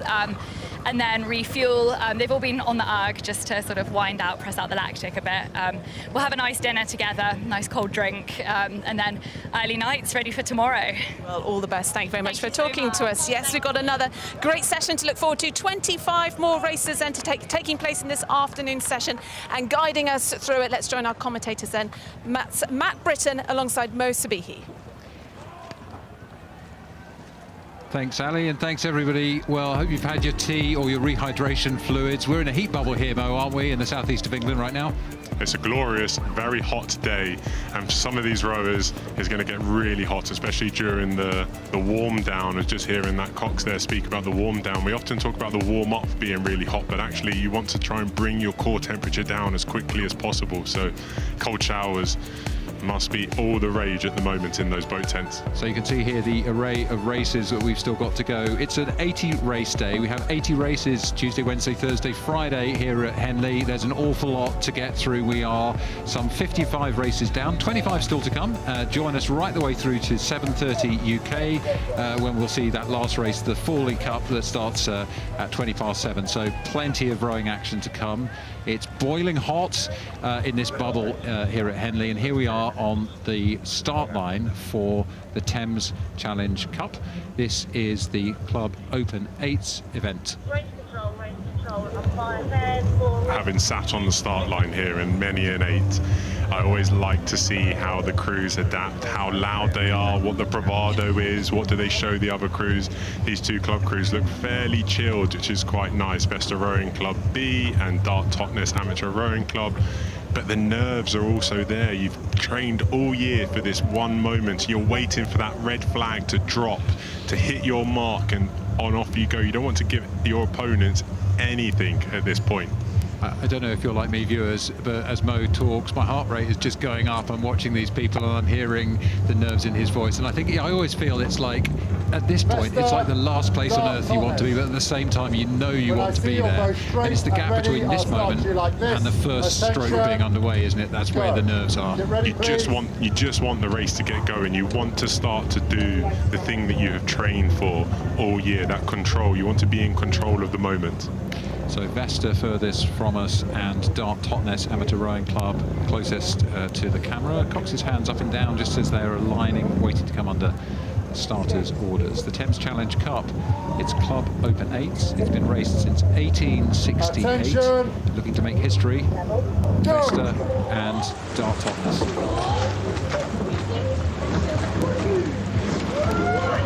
So this is the B crew from Vesta. The A, B and C crews from Vesta all had to go through the qualifying races, as did Dart Totnes. So this is the last of the Vesta crew still to race, and looks like a good clean start from both 8s there. Slightly tentative, I thought, on the Dart Totnes crew there, though. Yeah, quite slow to get onto that second and third stroke. You often see in 8s they take a shorter slide length to just to get that boat speed up and running, that flywheel analogy. But it looks like they've now definitely hit their peak rate as they come off of the island. That's Trudy McComb in the Cox's seat there, just looking to get a straight line down the course. You can see in front of her, she can see the course laid out. That quarter-mile sign can't come too soon to get from that explosive, expensive start phase into a longer rhythm. But I think, you know, it's going to be quite a tough race. It looks like lane 2 here. That's the Dart Totnes crew have got the edge. We see the red sign go up first, and we can see number 1 for Vesta on the Berkshire station. That's the left of our picture. Let's see where they're sitting relative to this crew from Dart Totnes. Looks really punchy, energetic rhythm that they've got. There's power being laid down. They might want to just smoothen that out a little bit as they start to come toward the barrier and hit their race rhythm. Yeah, so those signals confirming that it is indeed neck and neck. This is pretty hard force. Not such experience in these crews. Dart Totnes, just the bow seat there from Dart Totnes. Matthew Daniels has raced here at Henley a couple of times before, and now we're looking at the Vesta crew, and Gerald Barrett at bow has raced here, as have the 6 and 7 seats. Alessandro Topa and Brent Mullenshot both have raced here. So Vesta, these will be athletes who are largely at work. Brett Mullenshot, I just mentioned, is 35 years of age, and the youngest, Alessandro Topa, only 21. So a mix of people, but they're working and training, and that's pretty hard. And I think the same's true of the Dart Totnes club as well. So at the barrier, just over 600 metres gone. Does it look like we've had an edging out by the Dart Totnes crew? Maybe, a fraction. Looks like it's about half a length, quarter of a length, maybe underneath that half a length mark. And it's really important. Amy Young in the coxswain seat of the Vesta Rowing Club B crew has steered a really nice line. She's stuck to her side very, very well. Whereas the Dart Totnes amateur Trudy McComb has had to battle her way through off of the island. Even in the start, you could see some energy moving. But we've got a fantastic race here on our hands. It does look neck and neck coming through. stroke of energy there. As you go past our camera there, you can really sort of see and feel the power and the connection. This is hard fought through that second phase of the race, that second quarter, where you're really determined to try to get into something you can sustain. When it's this close, it's hard to settle, isn't it? And everybody has a race plan that they will want to work towards. There will be a lift as they come through that halfway mark, and then when they start to then hit Birmingham and then the enclosures, they start to build back up. There's no lull in these race plans. There may be a small little breather as they come through at this point where they're just about to move on and push through, but the Coxes will start to call that race plan, push their crew on. But it's looking like Dart Totnes has just taken another quarter, 2 seats maybe. I mean, I'm loving this race, Mo. You may be right. Yeah, look at it. Confirmed you've got an eagle eye, haven't you? Both these crews had to race on Friday against the clock to qualify for this event. There were 51 entries just for 32 spots racing. So just getting to this track is a success for these guys. But now it's a decisive moment as we look. Can we see a break happening here? And that racing on Friday is very different to the racing they're doing today. It's processional. It's you versus the clock and against the other crews, obviously. But this, boat next to boat. Dart Totnes have made a big move here, and they've asked a question of Vesta B, and Vesta now having to respond, and they're responding pretty strongly. These guys have been coached by James Cracknell. He's somebody who knows how to inspire people and make an effort when it's really hurting. My goodness, Vesta B are really starting to sprint now to respond. And they're starting to dig deep. They have made a good effort to come back. It looks like they've managed to hold it to maybe 3 seats. Maybe at best it's a half a length, but it's coming all to play for in this last 500, 600 metres. What a great race we have on our hands here, viewers. Tea time at Henley. A little bit of a glance across there from Alexander Bartle in the Dart Totnes crew. Can we break them? Can we hold the little advantage which we gained here? And this third quarter is where the pain is. It's the pain cave we know it as rowers. So Dart Totnes on the left. Vesta responded hard. I think they moved back a couple of seats there with that big move, Mo. And when that pain cave hits, you want your blade work to stay key. You want it to keep nice and tight to the water. And I think Vesta are doing a really good job at that. Dart Totnes have started to just look a little bit scrappy with their blade work, and maybe that's where they're just losing out on a few inches per stroke. So they've still got the edge. And Mo, if you're in the Vesta crew, what are you doing now? What are you thinking about trying to get get on terms? You're building. Your bow pair will be shouting to the crew in front. The stroke man will not have overlap. They will not be able to see the crew to the left. So when you hear that noise from the bows, you know, you say moving, or you make a call to say how close it is. It will only ever energize the people in front. So they've only got about a couple of 100 metres remaining, and well, Vesta B I think have closed that gap a bit, but they're running out of track, and Dart Totnes will know that sitting at stroke. Alexander Bartle will be raising the rate and trying to push on, and Vesta have to respond. They made that big move. Was it too expensive? I think Vesta are moving.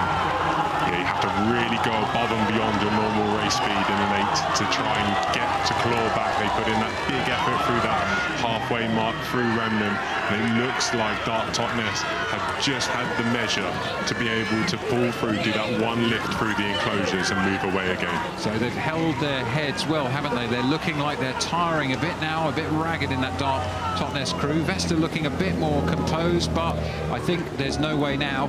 Dart Totnes, coached by William Hawkyard, who had 5 years with the GB Start programme as a coach, and great strong rowing, holding the attack from Vesta by Dart Totnes. So they go through to the second round of the Thames Cup. Vesta Rowing Club B crew, big effort through the middle of the course, big response, and they get the chance to enjoy the regatta from the bars and the banks.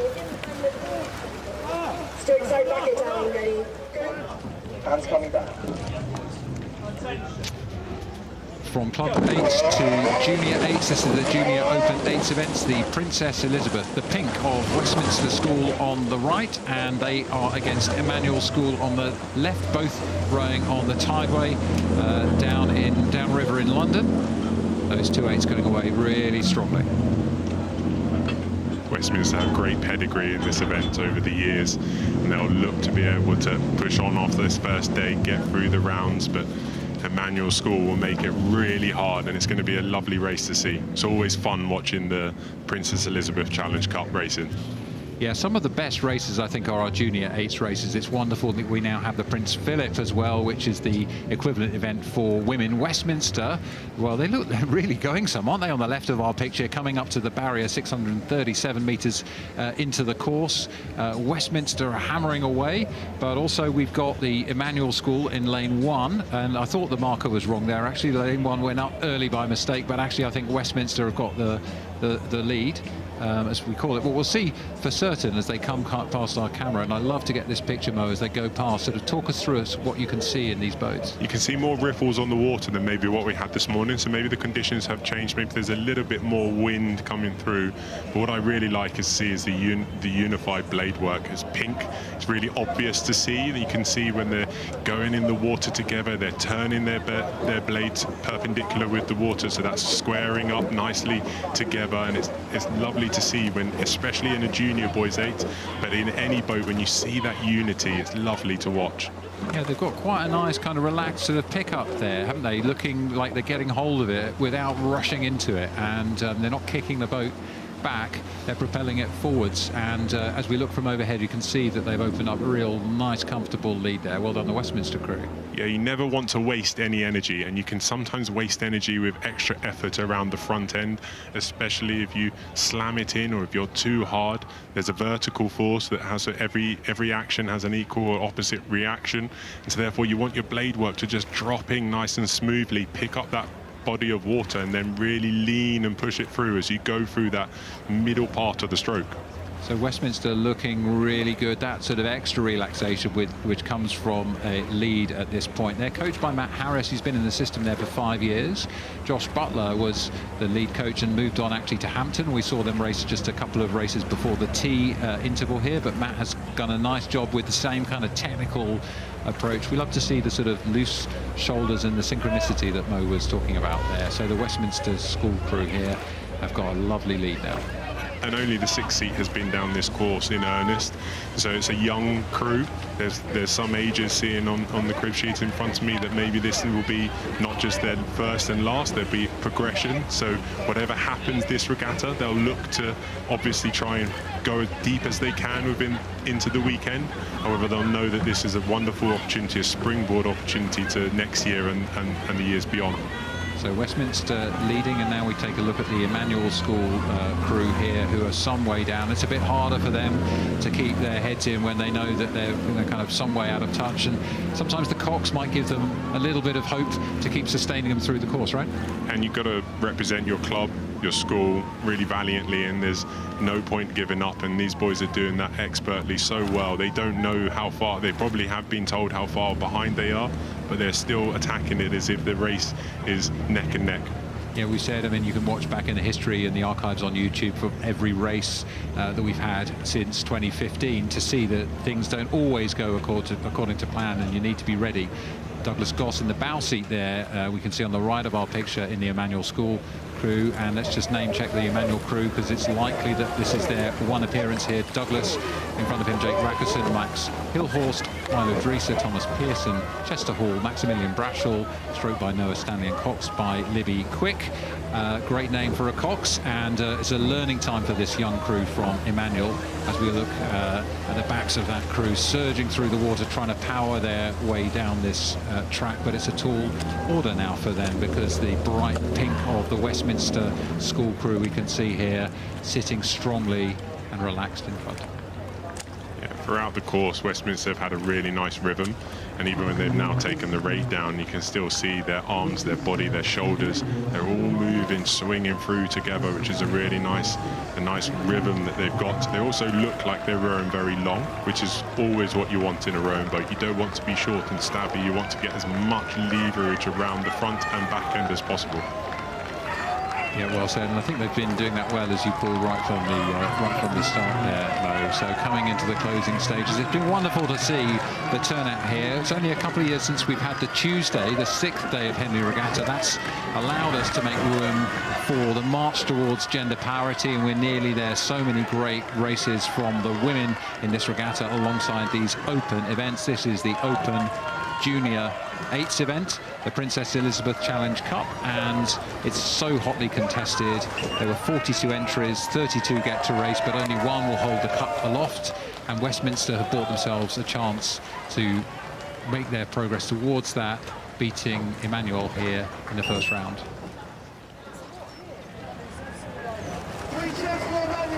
So confirming that win for Westminster over Emanuel, through to the next round.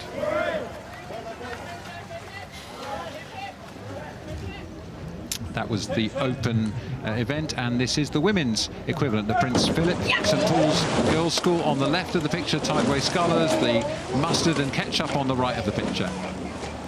Tideway Scullers School got in their second stroke a lot quicker than the St Paul's Girls' School, and then they're just able to pick up that rhythm very, very quickly. So it'll be interesting to see when we pan to this picture how far ahead they may be, because it's jumping off the start. Yeah, so we're live with these crews now, and you know, the expert eye of Molesey B, I love your experience. You just pick these little details out, and you could tell within the first and second stroke that it's likely to unfold in this way as they approach the barrier. Tideway Scullers have got the breathing room, haven't they, just to lengthen out and loosen up and get ready for that mid-race pace. It's a lovely position to be when you do get out in front in an 8. An 8 is so frenetic, it's energetic, it's really tense, and they just be able to push away. So one thing that can make you tense, as we saw the umpire there, looks like Ben Helm raising the flag, just warning the Tideway Scullers crew to stay on their station to the right here. They are on the Buckinghamshire station, that's the Buckinghamshire bank of the river over there, and St Paul's Girls' Schools, well, they're trying to make headway on the Berkshire station, but we're looking at this Tideway Scullers crew, and Mo was just talking in the last race, the open event, about the importance of rowing long, and that's what they're doing. Yeah, and you never want to be warned for your steering, because the cocks will have to make some adjustments. It's never ideal. There's always trying to get into the middle, away from the booms a little bit, to be able to give your rowers some breathing space. But Tideway Scullers have definitely pushed out after that really hard, fast start, and they've been able to sit there and actually enjoy this middle part of the course.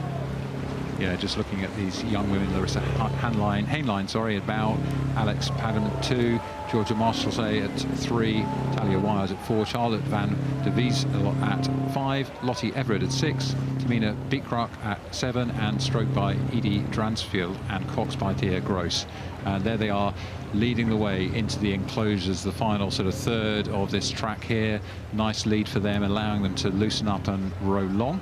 And St Paul's Girls' School, absolutely on it, really pushing themselves hard. Yeah, they are. You can see the pain faces there as we get this lovely shot from just seeing the rowers from the front. Cox is still driving them on, pushing them towards the finish line, but Tideway Scullers, when the camera pans back to them, they do have a lovely loose rhythm.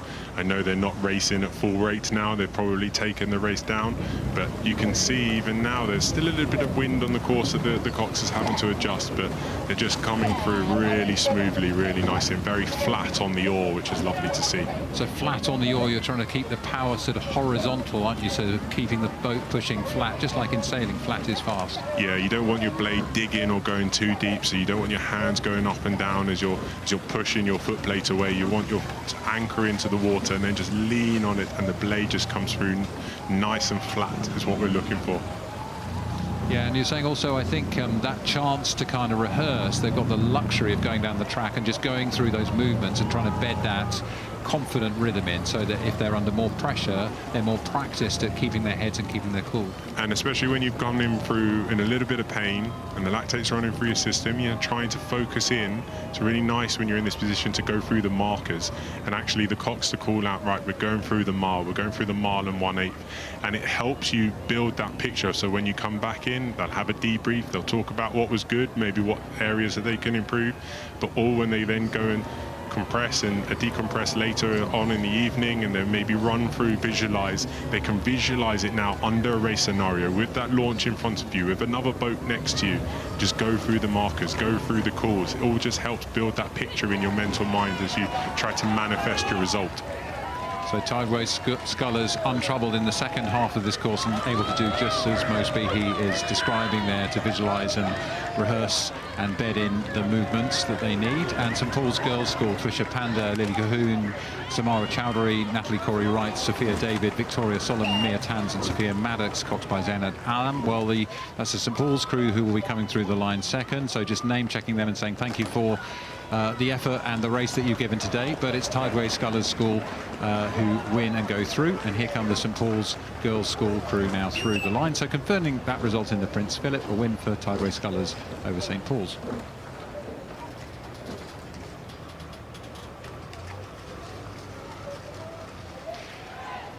Excited for this one though. This is the Vikings and the Romans. Eton Vikings, that's the alumni from the Eton School, and Minerva Bath Rowing Club from that famous rowing Bath Spa City in the Whitefolds, the Open Club Coxless Fours. Oh, great start from both crews.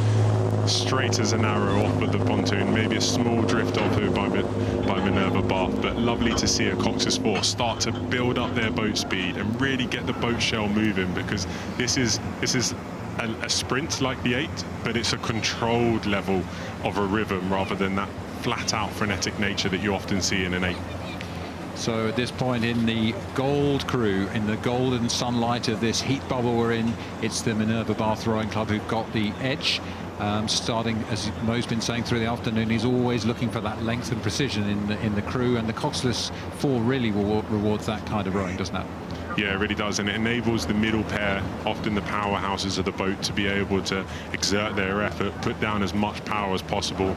You know, when I was in a Coxless Four, if I ever rode too short, it was an ineffective way to get the most out of me. But Eton Vikings are still in touch in that last shot there. I wonder what they're going to be when we pan now.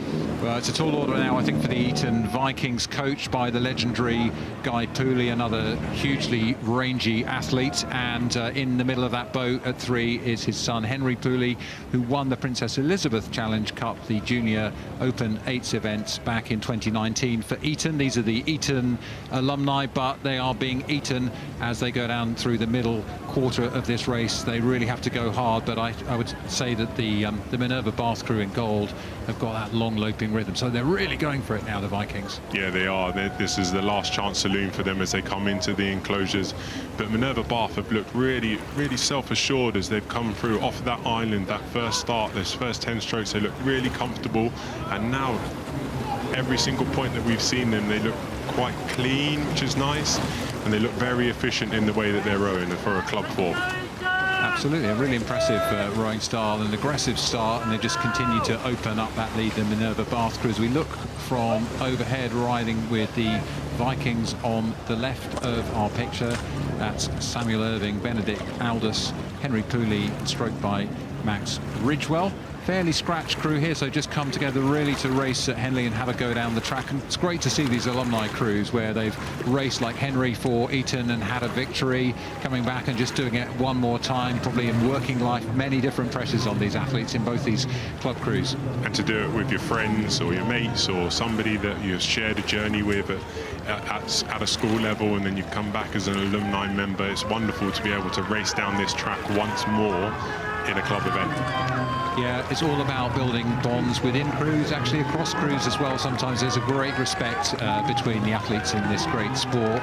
It's one where you're competing to get in a boat, and then as soon as you're in the boat, then you're collaborating to win. And I love that spirit. It's something that teaches us some life lessons. As we look at the backs of the Minerva Bath Club crew, James Crawshaw, Oscar Van Hanover, Jonathan Nagley, stroked by William England.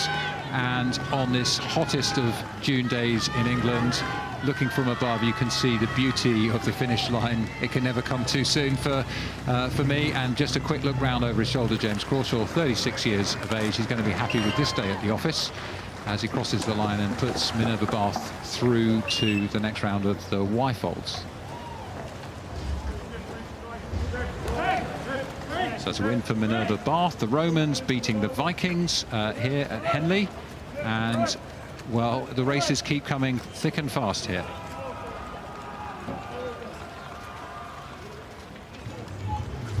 The Junior Women's Quads event, Clare's Court School on the left and Walton Rowing Club on the right. game, Walton Rowing Club getting in that second stroke sooner than Clare's Court School, getting that boat speed up, or there's a small movement across into the middle of the river, so they will be warned by the umpire to get back over onto their station.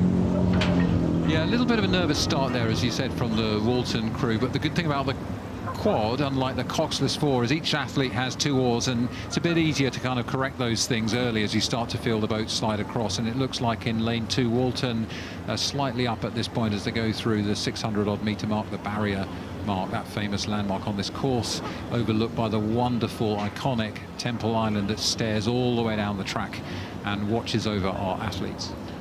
It is interesting because you don't want to overcompensate when you are steering, because you don't want to veer back in, overdo it, and then go hitting the booms. And like you said, each athlete will have 2 oars, but Juliet Omsey in the bow will have the foot plate that she can manipulate and steer and skid the boat over, because the moment you move that rudder, the boat starts to skid. It drifts across. It doesn't have a clean steering line like you experience when you're in a car. If you overdo it, your boat can skid and you can catch a little bit of water, but it looks like it's going to be a close race, only half a length in it. Half a length as they go through our camera position. You can feel the leg drive in these 2 quads, can't you? They're pushing the river away from them, pushing that Temple Island away from them and moving the boat down towards the finish. Coming to the middle of the course, still a strong competition here, Mo. We're almost exactly at the halfway mark now. Yeah, Clare's Court have done well to stay in touch, keep overlap with Walton Rowing Club, and now they've just got to keep that momentum, keep charging through as you get through this middle phase of the course where it can feel a little bit lonely from a rower. The banks disappear away from you. It can be a little bit quieter. It's probably the most quietest point on the course. You can feel a little bit, but that's the time you can focus in on your own rhythm, listen to the calls person and hear what they're saying, really focus in on the efforts that you're pushing down in the water. So I think Walton have still got the edge, but I do think Clare's Court have made a great move, really mature rowing for these young women, and noticing that Arabella Betts in the bow seat there, only 15 years old. She's got the rudder and the responsibility as well, but these crews now are neck and neck. A big move by Clare's Court, nice mature rowing by them. Walton maybe a tad in front, and are they going to respond now? It's only about a seat, maybe 2 seats in it, which is really exciting as you come through. As you start to get through the next markers, you're going to hit Remnham, you're going to hit the noise there, you can have some element of local feel in Walton Rowing Club, hearing some of their Remnham members cheer them on, but it's going to be a fantastic last 700 metres of this race. I really see the momentum swinging in the favour of Walton if they can keep it going. Well, don't we love this? It's the middle of the course. It's what we call the pain cave. Clare's Court on the left, making another effort, another charge at Walton. Walton have sat a seat or 2 up on Clare's Court through the middle of the race, and Clare's Court are really going for it now. I think they're moving, and I think they're starting to open up some extra speed. Yeah, and you can see in Clare's Court boat, they're a bit sharper onto the catch. The blades aren't hanging in the air as much. You can see the 3 colours of Walton maybe a little bit too much for the coach's liking, and they've just pushed through Remnham. They've just started to take the lead, and now they're probably a seat, maybe even 2 seats up. So really important now for Clare's Court to try to consolidate on that and make sure that they don't tighten up with excitement there, as Walton inevitably will now try to respond. The 4 young women of Walton there, Holly Waddell, 17 years of age, in the stroke seat. Behind her, Bella Hornsey, Isabella Schmidt and Juliet Hornsey, 2 sisters there, 18 and 17 years of age. But Walton have to respond now, because Clare's Court still seem to be moving, maybe 10 centimetres a stroke here. This is great mature racing by the young women of Clare's Court School. Yeah, Walton have to really go with Clare's Court School now. If they have any chance to stay in this race and then coming into that conventional red buoy marker, the enclosures, they have to keep moving. But it doesn't look like they have that energy, that zest that they had in that first half of the course. So if you're watching this and you're a young sculler thinking of racing at Henley, what a great way to race, coming through from behind. They could easily have lost their nerve, but Clare's Court School have pushed through this tough 3rd quarter of the race, and they're now stretching out, and Walton are tiring, I think. Those 4 young women from the Walton crew have to have a final push, but they're going to run out of track. Impressive composure from Clare's Court School to be down, to respond, and then to be able to keep moving with nice technique, with fluidity is a mark of a very strong and very competent crew. So there's the finish line. It's probably 10, 11 strokes away for the Clares Court School crew. Now they'll just be thinking, don't make a mistake. Let's keep it moving, keep it simple. Tired legs there after having pushed through in that middle of the course. The Clares Court School, a really tremendous performance from them. Very impressive.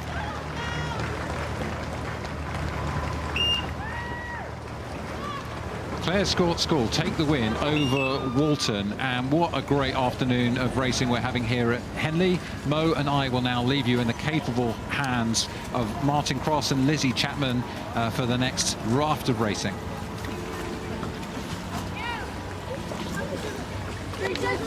Thanks so much there, Matt and Mo, and we are at the start for a heat of the Thames Challenge Cup. That's for Club 8s on this opening day of Henley 2025. No prizes for guessing who's on the far side. If you can see there, Cerise Blaze, it's Leander Club in the yellow boat, and it's the men of Derby Rowing Club who pre-qualified into the Thames Cup this year, which is pretty cool for that club. Leander, what a 12 months they've had, all those medalists coming back from the Olympics, victory parade through the town, and then there's been quite a lot that the club's had to deal with recently, and yeah, these oarsmen have kept their eyes and their minds focused on the task. So I'm joined by Lizzie Chapman, who's doing a coaching work out in Australia, but was a fellow member of Thames Tradesmen with me back in the day. Back in the day. And great to join you here, and hello to those who I know are tuning in from Australia, and they will be tuning in from other countries as well, because this Leander Club crew you've just mentioned in this first round of the Thames Challenge Cup for them is the Gap Year programme at Leander, and so it does include a few people from overseas, so I guess their families will be tuning in. Get ready, please. Yeah, there's a Kiwi in the stroke seat, isn't there, from North Shore, I think, in the Leander boat, Alex Logan. Yeah, that's right, indeed. Yeah, North Shore, Auckland, which is actually where our colleague Rebecca Carrow Rose does her rowing out in New Zealand, another pond out there overseas. Attention! So here we go. Go! Oh, nice squeezy on the start on that bowside blades of the Leander boat. Got a lot of weight on there in the 7 and 5 seat. Byron Richards and Chris Lawrence. Yeah, Chris Lawrence, who hails from the USA, from St. Louis Rowing Club, and was in the men's Coxless 4 for the USA junior team. Decent start by Derby, just looking at the stroke side blades there. Nice and pretty, isn't it? Really well stroked by their stroke man there, Tim Main, the 27-year-old. Beautiful job. Yeah, love the hat in the 6th seat, Lizzie. James Walker, the 31-year-old, and he works at Rolls-Royce, which is, of course, the employer in Derby, and I guess there's been quite a few Rolls-Royce employees been through the club in recent years. Yeah, looking at the curriculum vitae of them, there's quite a few engineers and people in manufacturing over there. So a really great club, Derby, on the River Derwent there in the East Midlands. Really a real breadth of experience across the club. They certainly looked great at Henley Women's as well with their women's crews, and really gutsy club crew taking it in the first round, taking it to Leander. Yeah, so we're on Derby a lot. It's not because the director just loves Derby Rowing Club. It is because we've got a little bit of a camera issue, which we will resolve as soon as possible. We're watching the whole of this race, but if you're watching and, you know, you're a parent in whatever part of the world, maybe in New Zealand, is it good morning there? Don't worry, because the Leander boys are doing good at this stage of the race. I'd say they've probably got a length lead, which will please them and their coach, Matt Brown. Over Derby Rowing Club, I'd say Derby 2, they can be well pleased with that start they've had. Yeah, great start. They're still reasonably in contact. And perhaps for those who are watching from overseas, you can see on the left-hand side of the screen there a sign saying barrier, and you can see that the crew on the right-hand side of your screen, which is the Berkshire station, has come through first. That's the number 1 sign, and then the crew in the other station coming through in second, and those numbers 1 and 2 actually give you an indication of what the distance is between the 2 crews. So the Leander Club just pulling it out now to just a little bit of clear water at the barrier. One of the first timing points. So this Derby Rowing Club crew, we've got Phoebe Cook in the cox's seat. We have Tim Main, as you mentioned, in the stroke seat.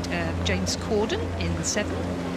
James Walker in 6. James Bennett in 5. Alex Knighton, who I think learnt her at Loughborough University and is probably one of the youngest in the crew. He's in the 4 seat. James Crossley at 3.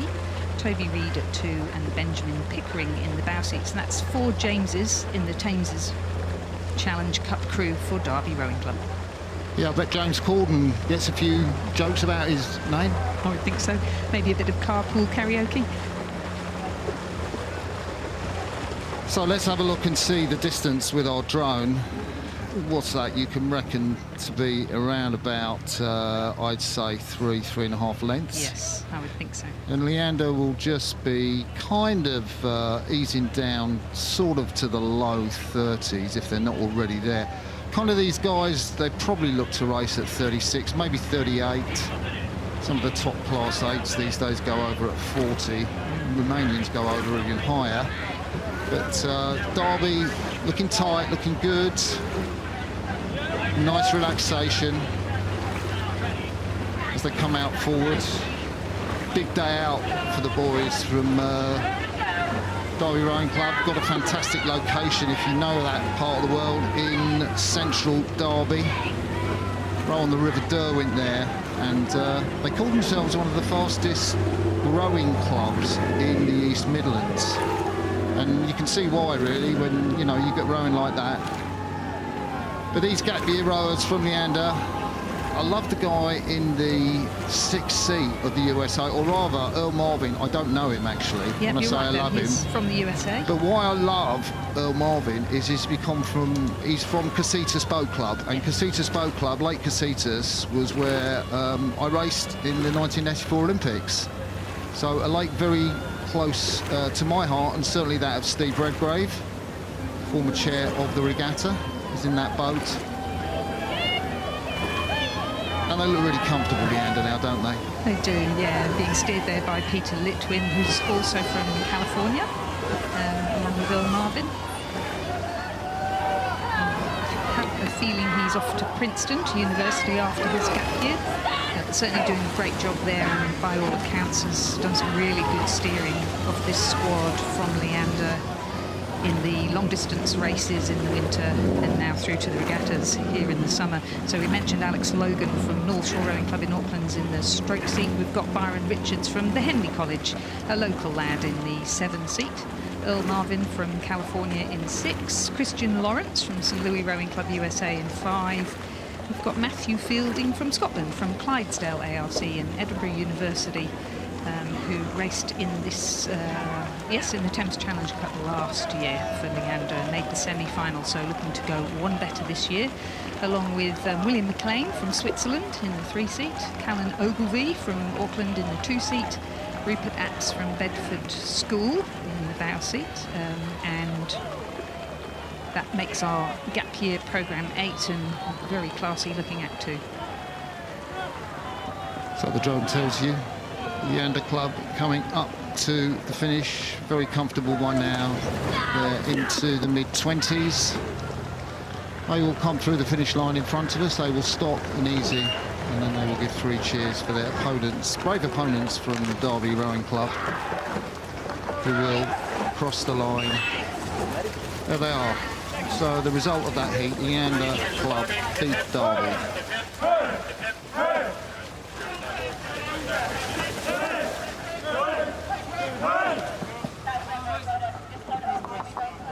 Hand it down now. Easy. Come on, boys. Well, there was a massive roar for these boys in the yellow boat as they came out of their boat tents. Radley College and they are going up in the Princess Elizabeth Challenge Cup for Schoolboy 8 against the men from Windsor Boys School. Fantastic programme that is, mainly known as a sculling school, but it's a state school, which is kind of what we love about Windsor Boys School. They're one of the only state schools that row, and it's fantastic to see they've got tremendously fast quads, but they've also got this 8 in the Princess Elizabeth. Quality stuff. Yeah, it sure is. The school was founded in 1940 and started rowing. I think was started by Eton Excelsior as a sort of alumni club to keep people rowing. But what I didn't realise was that their first ever entry at Henley Royal Regatta was in an 8, and like you, I always think of them as a sculling school. Love this Radley boat. You know, some of the top boats here that have raced, Shiplake, Paul's, Hampton, Radley, top 4 crews at national schools, they looked pretty easy by the time they went past the barrier. This Radley College 8 did so well to take a silver medal behind Shiplake at national schools, and they haven't looked back really with their new director of rowing, Pat Duggan, came from KCS. Fantastic experience. Look at Radley now. I mean, they're out for a paddle. I mean, without wishing to be disrespectful, but they could be doing like outside hands off. It kind of looks that comfortable for the boys from Radley College. And it can only look that easy when you've spent miles and spent hours and hours on the water, paddling for miles and miles, really perfecting your technique. Yeah, nice swish to the blades as they come through. The lad in the 5 seat of Radley is pretty much 6'8" tall, Gaspard Wenger. And I think you can see him there. If you count back from the stroke, he's in front of the cocks. That's 1, 2, 3.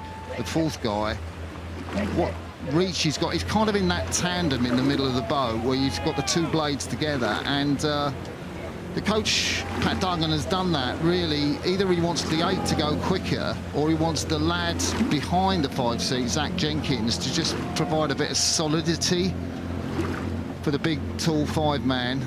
And do you ever use those rigs, Lizzie? Yeah, we certainly, well, at the school I'm at, where I'm head coach, it's very small, and we've found an 8 on the rack, have dusted it off and been for a row a couple of times, but so very different to Radley, who specialise in sweep rowing. But yes, 100%, the tandem rig there, or bucket rig as it's sometimes called, is really useful. I was quite curious about that, because I think at Marlow they raced standard rig, and they've changed it since Marlow and here to obviously get, as you say, get a little bit more speed, a little bit more technical excellence, perhaps a bit more reach. So 4 of these boys we're looking at from Windsor School: Casper Lidland, Kieran Riley, Harris Shaw, and the bowman Aaron Eden won championship Cox 4s. Not forgetting, of course, Milan Martinez, the Cox, at the National Schools Regatta. So they've had a fantastically successful season anyway. You know, if truth be told, they'd probably like to be a little closer to Radley, but I think the top sort of championship boys 8s are just, you know, rowing sensation. They've got incredible coaches, fantastic equipment, and real strong, talented, committed athletes at the top of their game. Hopefully, you know, they'll be going into the Junior World Rowing Championships. And yeah, they make it very difficult to compete against them. Yeah. There's some really notable Radley alumni in some of the club crews coming up later on. So, for example, in the Thames Rowing Club A crew, I think there's 3 or 4 old Radley boys. Yeah, definitely. And of course, in the Paris Olympics, you had Tom George, Ollie Wynne-Griffith, and Charlie Elwes. 2 silver medals from the first 2, and a gold medal in the 8 from Charlie. And, well, are they on their way to a gold medal here at Henley on Sunday? Well, they've certainly won that first heat against the young men from Windsor Boys School. Great to see them in, and credit to Mark Wilkinson, their director of rowing, who oversees the programme there. He has been an incredible force for good in the world of rowing.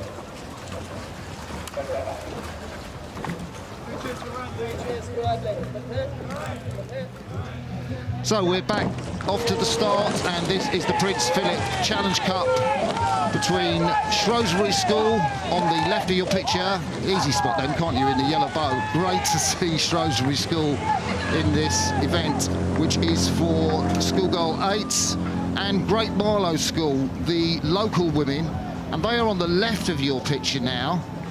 They're in a white boat, and their colours are black and red. And I have to say, this is a pretty tight race, Lizzie. Certainly is. Quite impressive, really. I think for Shrewsbury, they've tried to qualify this boat before, and they are absolutely stoked to have qualified it this year. And some of the chat just goes to show how really enthusiastic and determined these young women are. Yeah, we're looking at the back of Isabel Torrey. She's only 16 years of age. She's already won the relay championships on the rowing ergometer. And I think it's a credit to the school and a credit, you know, Shrewsbury went mixed. They've won the boys 8 quite a few times in their distinguished history. And now they're aiming to get girls rowing on the mat as well. I would say they've done pretty well because they've qualified 2 boats for Henley Royal. So 1 men's 8, 1 women's 8, 1 women's quad for the Diamond Jubilee. And there's quite a few 16-year-olds in this crew, so it's a young crew. Yeah, and it's great to see these young women because they're only really going to get a taste for this experience. Great Marlow School doing fantastic. They qualified for this event on the Friday, and that was a first for Great Marlow School Boat Club, which has had boys' crews in the regatta, and they are so chuffed to be in the draw. Credit to them, and of course Fergus Murison, who's done so much work. The coach at Great Marlow School heads everything up. They've got a new boathouse, which I think they're moving into in December 2025, them and Sir William Borlase. Great initiative between the state school and the private school. And Isabel Berger, the Cox in the...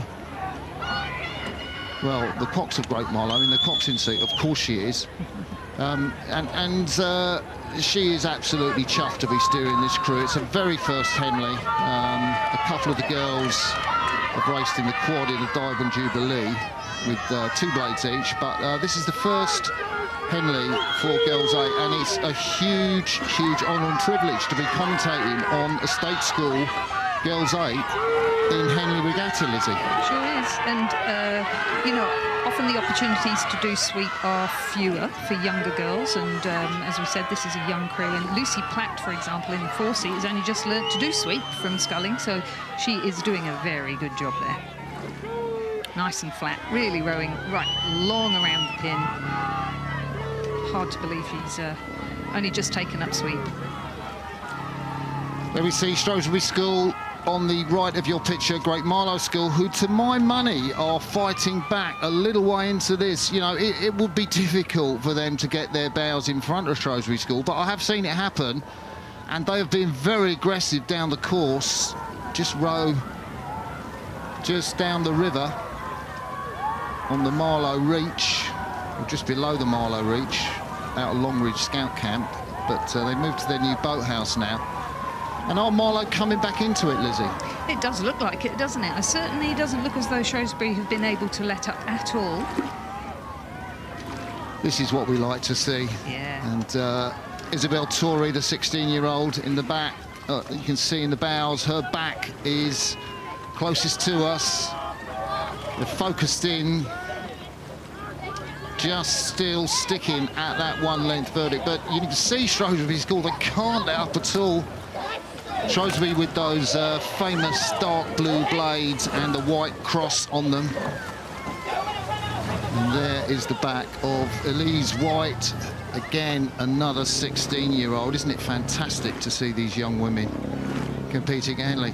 They've got a pretty nice piece of kit as well. That M-Packer with the carbon wing riggers probably set you back something like 70 grand, I would have thought. And obviously tremendous to row in that sort of equipment here at Henley, Lizzie. Certainly Very lucky girls indeed, I would say, but the basics remain the same, don't they? It's all about how you place that blade in the water. Nice to have a nice piece of kit, but basic technique, and they're certainly planting their blades in and working around that point. Very determined. We've got far more sweep experience in that Shrewsbury School boat, and I think they're just beginning to show that. They've been able to hold their nerve as we come into the steward's enclosure, and now as they pass past the grandstands, they're starting to slowly ease themselves away from Great Marlow School. So Shrewsbury School have about 10 strokes to the finish line, and they will soon hear that buzzer, which will be really sweet music to them. And over they go. Yeah, look how delighted they are. What a good race. Great Marlow School. They had the overlap, didn't they, at the finish. Congratulations between Danielle Ogule in the 5-seat of Shrewsbury. Shrewsbury School beat Great Marlow School.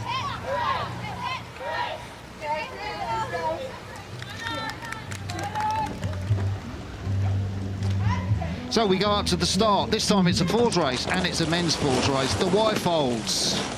And this is one of the great Henley events. Founded in the mid-19th century, London Rowing Club A on the left of your picture, one of the favourites, coached by Stu Heap, man of great experience. And on the right of your picture, the Niners, Cambridge 99 Boat Club. And this is a real tough matchup for Cambridge, but you know, they will give everything. You can see them there just trying to hang on to the London boys. Yeah, some nice blade work there. So that middle pair certainly rode together in a pair and even won the pairs head in 2023 together, and certainly setting up a good solid rhythm there is John Harris in the stroke seat of the Cambridge 99 crew. That middle pair is Richard Bolton and David Welsh. So we come back to live shots now. Those other shots were recorded, and of course you can see now that the race situation has changed, and London Rowing Club, again one of the favourites. You got the likes of Rougy, fantastic servant to the club, great sculler, Ben Edmondson in the 3-seat, James Clark, who rode in the Harvard 3V at the IRAs, strokes this boat, and so much experience. And on their Instagram it said, please don't support this crew if you don't like power to weight ratios, Italians, poorly tummies, staying safe on the tideway, tomfoolery, shenanigans, lollygagging. I think you get, you know, they like a bit of joshing, don't they, this they do. London A crew. I think Stuart Heap will have to keep his finger on them for the rest of the regatta. But they do look sweet, don't they, Lizzie? They certainly do. Just a little worried about the course. But I suppose they're so far ahead there, not throwing down dirty water to the others, so it's all sweet. Well, yeah, to be quite honest, I would have thought the bowman does not want to test his bottle by steering straight along the booms. I mean, that's going to be for the final. Yeah. If they get there on Good Sunday. Point. He's going to be like, what, 1 metre off the booms all the way down, getting any advantage. It probably isn't anything in this stream, but yeah, he's steering a nice course.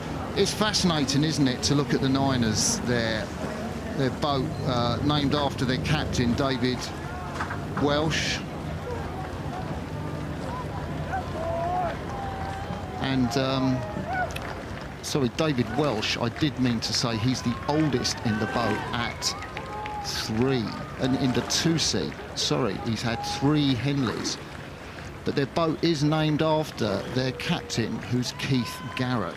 That's right. Yeah. Yes, and in his bio, David Welsh has put, "This is my last Henley because the birth of my baby girl is imminent." Yeah, I saw that, and I thought, last Henley at 30. I mean, I think we ought to tell his wife that, yeah, of course it's his last Henley and whatever, but, you know, probably when he's 40 and, you know, his little girl is 10 years of age, he might look to do something else. We'll see.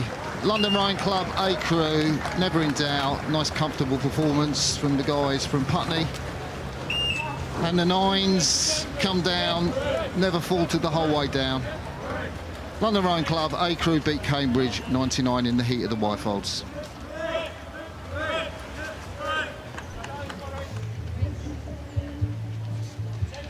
So you'll see we've moved to a different boat type. We've also changed genders. This is the Diamond Jubilee. It is for girls' quadruple sculls. On the left of your picture are the young women from Sir William Borlase Grammar School, and on the right of your picture are the women from Wycliffe College B crew. This was an event founded way back in 2012. And it's been a fantastic addition to the regatta, hasn't it? Every single year I am just blown away by the quality of sculling. And Wycliffe is one of those colleges that just bring, you know, the fact that they've got an A crew and a B crew with these junior women, and both sculling at such high quality. And it was the same at Henley Women's Regatta. Just fantastic. But they are contesting our local crew, St William Borlase's Grammar School from Marlow. We have, you can see the back there of the Wycliffe scullers. So we've got, in the bow seat, we've got Hannah Al-Kami. So she was in the second quad for Nat Champs, which won gold. Very competent sculler, and you always need a really good, sharp sculler in the bow seat with a good crew, and she certainly is delivering on that. Olivia Jordeo is in the 2 seat, Bella MacDonald at 3, and Georgina Joy is in the stroke seat. But if you're watching this, welcome to this production of the first day of Henley Royal Regatta 2025. We're watching the young women from Wycliffe College. They are in a proud tradition. Their school won this event last year at Henley.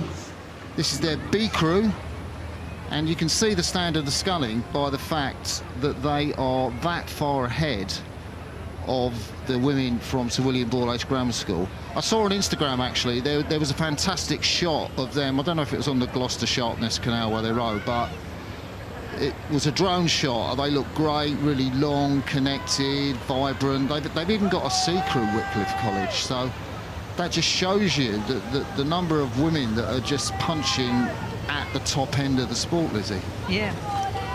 I mean, their stroke girl was in the semi-final of the junior women's double at Henley Women's last year, the semi-final of this event here at Henley Royal last year, and then went on to represent England at the Home International Regatta. So such experience in the stroke seat, and as we mentioned before, also in the bow seat. And then just good rhythm, good solid rhythm, as you say, long, strong, connected in the middle. I'm looking at Amy Clark there, and I love what she wrote in her bio. Well done for writing that, Amy. She said she was so excited to be rowing at Henley. That's one back from the stroke. She tried to qualify twice, but no luck. And here she is coming down the track. She came through qualifiers, the 17-year-old, and it's lovely to see you so excited to be racing at the Royal Regatta this year in 2025. Congratulations.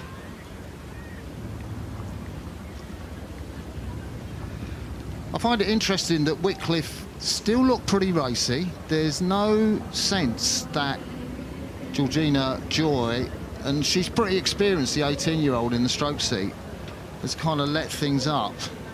She's still keeping that sharp catch, that aggressive feel, and it's not like we saw that London 4 in the heat of the Whitefolds against Cambridge 99, where they were down in the 20s.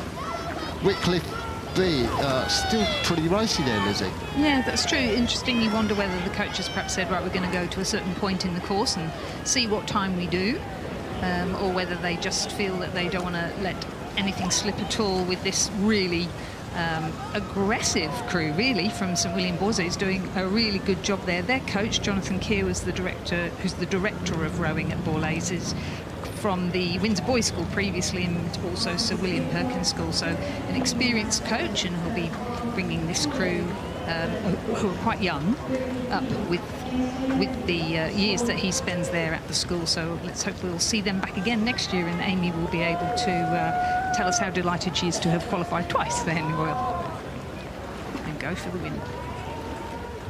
So the deck chair is pretty empty. I have to say, I think, you know, I've not been in the stewards' enclosure today, I must admit, but I think if I was, I'd want to be undercover because it is scorching out here, and it's probably why the deck chairs, even though there is a breeze on the river, sort of empty as young women from Wycliffe B scull past the stewards' enclosure. They've probably got about 20 strokes to go. You can see the grandstand there. That's the place to be, isn't it, Lizzie?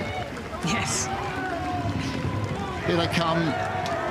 Now they're eased off a little bit, and yeah, Georgina Joy's let the pace off. Bella McDonald, Olivia Jordan and Hannah El Kami up in the bows. They will hear that buzzer.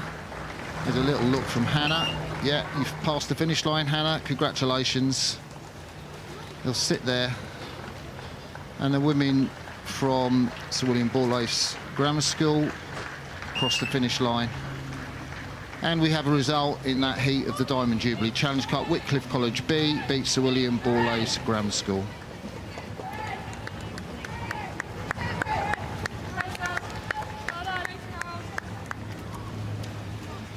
So, exciting. We are live at the start, and we will see the whole of this race. The mighty Star Club, and perish you if you call it Bedford Star Club. You'll get funny looks from any oarsman from Star Club. Had some fantastic rowers in the past. Johnny Singfield, Pete Mulcairns, Tim Foster, of course Olympic champion.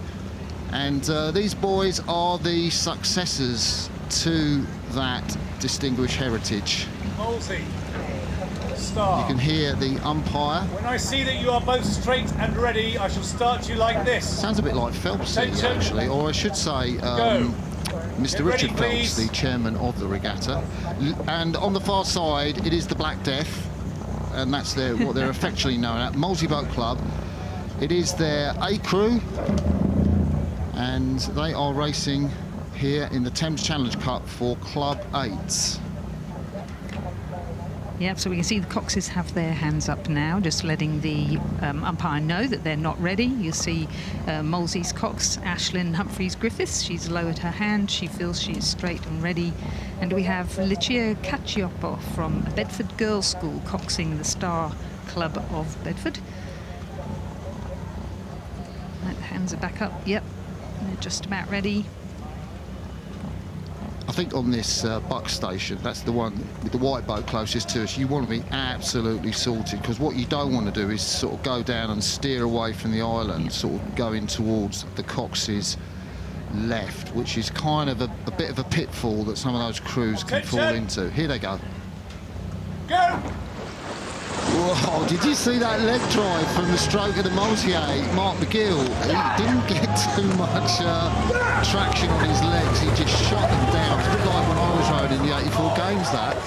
But, you know, they blasted off. They don't want to give Star anything. And, yeah. And Star, of course, are just leaving nothing to chance at all. So interesting what you just mentioned. There is a very slight drift across to the left there from Star, getting back on track again now, and they've got themselves off to a good start. That's what they wanted to do, because they need to leave nothing to chance there. Certainly the underdogs, I would suggest, since they are racing against the Molesey A crew in this event, the Thames Challenge Cup.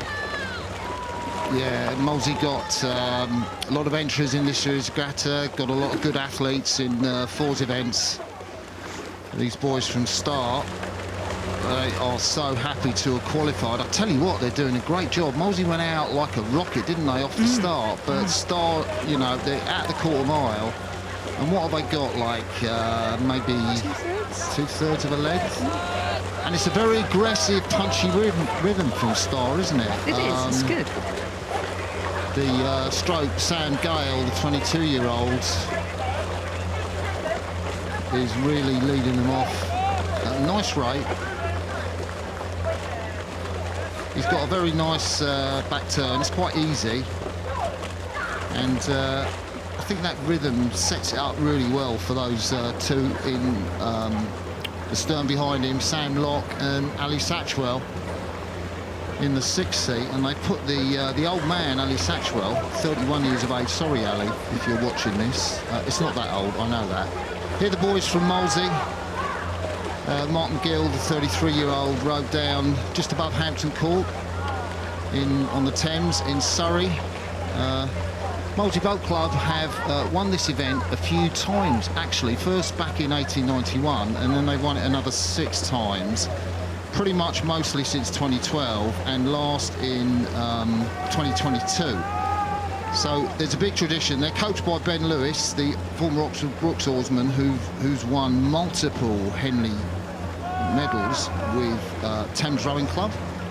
And he's been doing loads of work early in the morning. You see the boat there, it's called Andrew Triggs Hodge, or Hodgie, aka Hodgie, who is 3 times Olympic champion. He's one of Britain's greatest ever rowers, him and Pete Reed, who was Leander member, not Molesey member. But Hodgie, great servant to Molesey Boat Club, was captain. And lovely to see the boat with his name coming down the track. Steering for Star Club, Lizzie? Yes. I've been watching both crews, both coxes actually, and they do look as though, particularly at the crossing point you can see just behind you there, just really needed to hang on to the steering wires and make sure they kept their boats straight, both of them just being knocked about a little bit. It's an interesting course, Henley Royal Regatta. Obviously not many people actually get to race it, so for those of you who are watching who haven't seen this before or haven't raced here, it's a straight course along a river, a winding river. So you do get bits of stream, don't you? Little eddies. You get traffic on either side, and a lot of things that could easily distract you. And in an 8, it's really important that every single member is really focused in on that rhythm, that placement, that power. I mean, these boys from Molesey, I've seen some of the training. Spoiler alert: Molesey is my boat club, and I've seen them down there training out on the river, particularly on the ergs where Ben Lewis has been cracking the whip. Early morning outings, you know, because these guys have to do that, like 5 a.m. and all that kind of stuff, and it's been a really tough year for them, and I'm sure Ben's going to look at it and be pleased, and he's also going to have a critical eye, and he'll be finding things that the Molesey crew, as they go past that club. Remenham is one of the clubs that is founded by, what is it, 5 clubs, Lizzie? Seven. Seven, yeah, thank you. Molesey's one of them. Molesey's Yep. one of them. Twickenham, Kingston, help me out here. Vesta, Staines Rowing Club, yeah. And anyway, if you're a member of one of those clubs, you can join Remenham and have a lovely day out at Henley. You certainly can. And cheer on your crew as they go past what is affectionately known as the Remenham Roar. Yeah, I'm sure there was a bit of a roar for Molesey, but we didn't pick it up on the television. Perhaps what we need is to have a special microphone placed at Remenham into which members can shout when one of their crews goes past. Star Club, again, we've said about that distinguished history. Pretty much, they've never won the Thames Cup, but, you know, Star Club members have won loads of events. I think they've won the Brit back in 2012, which Pete McCarron was coaching. I've won here with Tim Foster, and, of course, he's won here loads of times without me. But Star Club was, well, it was formed out of the RAF at Cardington, and I think in the 50s an RAF boat did win the Thames. So if Star Club counts that as a Star Club win, because it was founded by RAF members, I'm not sure. But I think I'm pretty much saying it counts. What do you reckon, Lizzie? Yeah, absolutely. Have to treasure our history. Definitely always refer to it, so why not? They certainly have a really active group of masters rowers, veterans, who are have a lovely group on Facebook talking about their latest campaign, led by Kevin Armstrong. And I rode with Kevin. Yeah, great lad. I can see the cover, just, you know, if you're watching this, boys from Star Club, you know, your cover's pretty decent coming into the finish. I know your rate's that high. That's the distance between one set of puddles and another, which tells you the boat's moving quite decently. OK, so the Molesey cover is better. They're lower rate, so there's more distance between the puddles they're making and the set of puddles behind. And Molesey Boat Club come up to hear the buzzer and cross the finish line in this heat of the Thames Cup. The boys from Star Club cross the line, you can hear the buzzer. And that is that heat over. So, Multi-Boat Club A beat Star Club in a heat of the Thames Challenge Cup.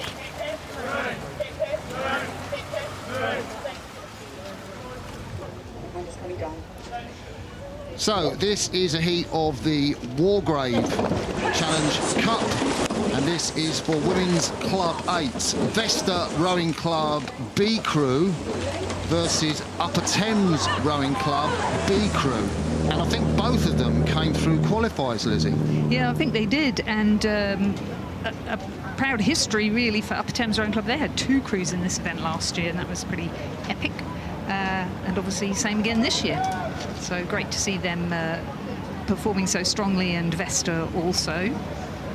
I think it's fantastic what these 2 clubs are doing for women's rowing. Of course, for Upper Thames, we had Henley Women's Regatta just recently, and we're looking at Vesta Rowing Club. Why don't I talk about Vesta Rowing Club, coached by Ewan Murray, Rosalind Crossell, and well done to the 25-year-old who has spent 9 months out injured, and I'm sure many athletes watching, whether they're rowers or not, can relate to that. She broke her ribs at Henley last year, and then she had a bike accident and did the same thing again. She's been back in the boat 3 months, and her boat from Vesta is leading at the moment, and the 25-year-old setting a decent rhythm, but I wouldn't like to call this race, Lizzie. No, nor me. It's really is neck and neck. We've got quite young girls in the Wargrave 8 from Upper Thames Rowing Club. I think there were 3 of them who raced in the aspirational quad at Henley Women's and made the quarter-final, and there's 3 or 4 of them, I think 3 rowers and the cocks, who also rowed at Henley Women's but rowed in the 8. So yeah, they pretty much had a standout regatta, didn't they? And pushed London Rowing Club all the way in the semi. But they've gone through Vesta. That's a move, which is just coming up to Remenham. And also their club, Upper Thames. And Upper Thames Boat Club. Do you think that was programmed? Quite possibly, because it would be really good to do a push, and the lift you would get from your colleagues cheering you on would be enormous, wouldn't it? However, Vesta is one of those founding clubs that we mentioned at Remenham, and now they get the Remenham Roar, and they are lifting and trying to match the push from Upper Thames. Yeah. Some great match racing here. These women have had loads of experience. They rode in the Heineken Cup. There's the Upper Thames. We saw Hannah Milnes, the 25-year-old scientific researcher, right up in the bows. She's getting right round the front end, isn't she? You've got the powerhouse there in stroke and 6, Francesca Reeves, and Ella Wandels learnt to row in Melbourne, your neck of the woods, Lizzie. Yeah, that's right. So Vesta Rowing Club, they have got that contact. It's good contact. And there's a women at Vesta. I'd say they've got some stuff left in them. I'm just looking at the bow woman there, Justine Stanley. She looks loose, she looks relaxed. I'm looking at the stroke woman there, Rosalind Crosby, and I'm thinking, well, you've got some more, all that, you know, recuperation from injury.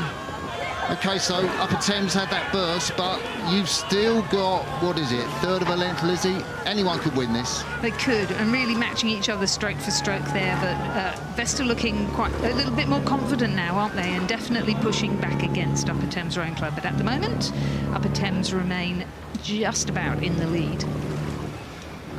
So you're watching the first day of Henley Royal Regatta 2025. I'm Martin Cross, and with me Lizzie Chapman, talking you through the evening sessions events. It seems like Upper Thames listened to me and thought, hey, Mr. Commentator, you're wrong, because we're just going to move away from Vesta. And I can look out of our commentary position. They probably have something like 250 metres to go, and they haven't quite got the length, but a really impressive stretch out from the Henley Club there. And they can hear the cheers now coming from the lawn of the stewards of the members' enclosure, and they're letting that lift them. So Vesta still really attacking, still overlapping.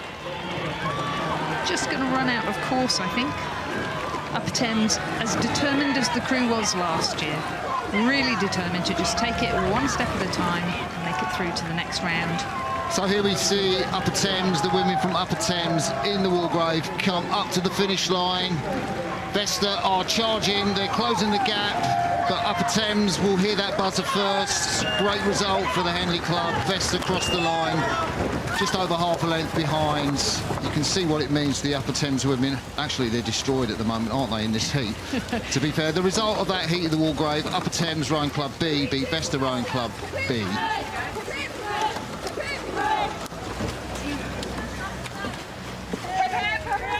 Off up to the start, and really looking forward to this race. It's a heat of the Princess Elizabeth Cup. On the far side, it is the young men from Marin in San Francisco, Marin Rowing Association, really hotly tipped to go far into the competition. And this wonderful Kew House School really just not long started their programme, but it's done so well. They are with the green blades, they're on the left of your picture, and Marin are on the right of your picture. So Marin, I was privileged to go out in the launch with them just a few days ago. Their coach, Geordie McLeod, who rode in the boat race, won it in 2013 with Stan Ludis, invited me out in the launch. And this is an impressive bunch of guys. They're very sharp, very on it on the front end. They rode something like a 5:40 at the US Trials in the heat, and then they all got sick for the final and finished third. But they're out to prove that they can go the distance, and I think it'll be important for the lads to get 1,000 metres done in this competition.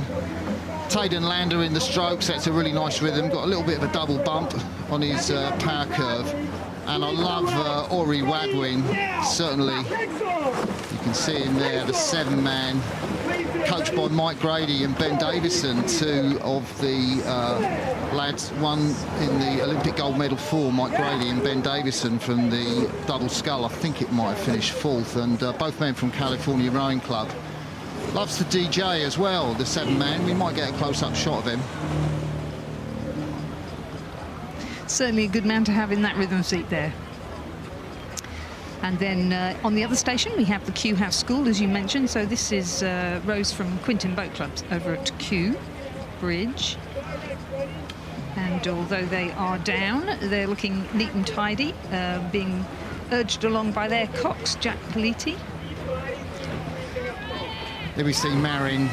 They've got like a 2K erg score of 6:12, which is like, I don't know, that's like to die for, really. I mean, a lot of club crews would like that. The rowing machine is that fearsome beast that rowers train on, and 2K is the test that most of them relate to.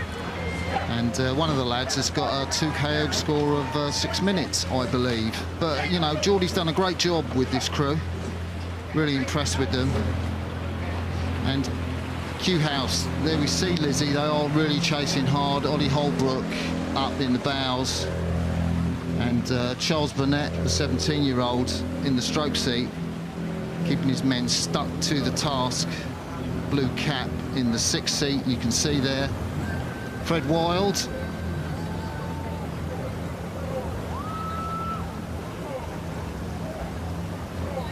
Like you say, they're out at Quinton Boathouse on the Thames, and Kew House have been one of the real success stories of rowing. You don't often see a new school come into the world of, I guess, privileged world of rowing, but Paddy Graham, has brought this school, started 7 years ago in 2018. Yeah, he's over in Sydney now. Is he? Yeah, that's where he's gone. So you know him? Sort of, yeah. Yeah, that's cool. Yep, but certainly yeah, he did contact me when he was moving over there to say he was, I think maybe he had gone there with his wife's job, but certainly coaching at Sydney Rowing Club and doing some great stuff there. This was 2018, I think, wasn't it? Kew House started, and so relatively new to me, now living overseas, and I'm really impressed by how well they row. And I love that the whole point of it really was to get boys and girls there to have some fun, have a go at this sport and see if they could take it a little bit further. And it's certainly what a great experience for them. They're young guys, and some of them have won some medals at national schools and are looking to try and step up into GB junior team trials. So great experience for them to have side-by-side racing here on the Henley course. It's a big event, isn't it? You could be quite overawed by something like this. So Marin come up to the finish line. They row on Potter Madeira Creek, which is just by the bay. But, you know, sometimes when the water's flat, when there's not too much wind, they row the other way, out past St Quentin Prison, onto the bay, close to Golden Gate Bridge, although a lot of the time it's too swelly there. But the boys know how to handle swell, and you can see that. Marin crossed the line. Comfortable victory for the boys from the Bay area. And they will wait for Kew House Sch. Just coming up to the line now. There they go.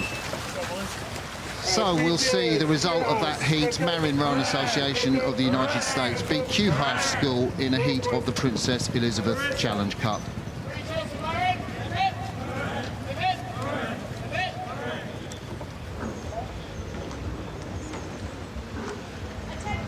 So we're off at the start to a heat of the Whitefold Challenge Cup. We have got the Scots on the left-hand side of our picture from Edinburgh, St Andrew's Boat Club, and TBC Racing from the USA on the Potomac. I was in North Carolina in April. TBC just are going to need to be warned by the umpire, and they are steering right over. There's the umpire with their flag out, and TBC have got to put the brake on the rudder.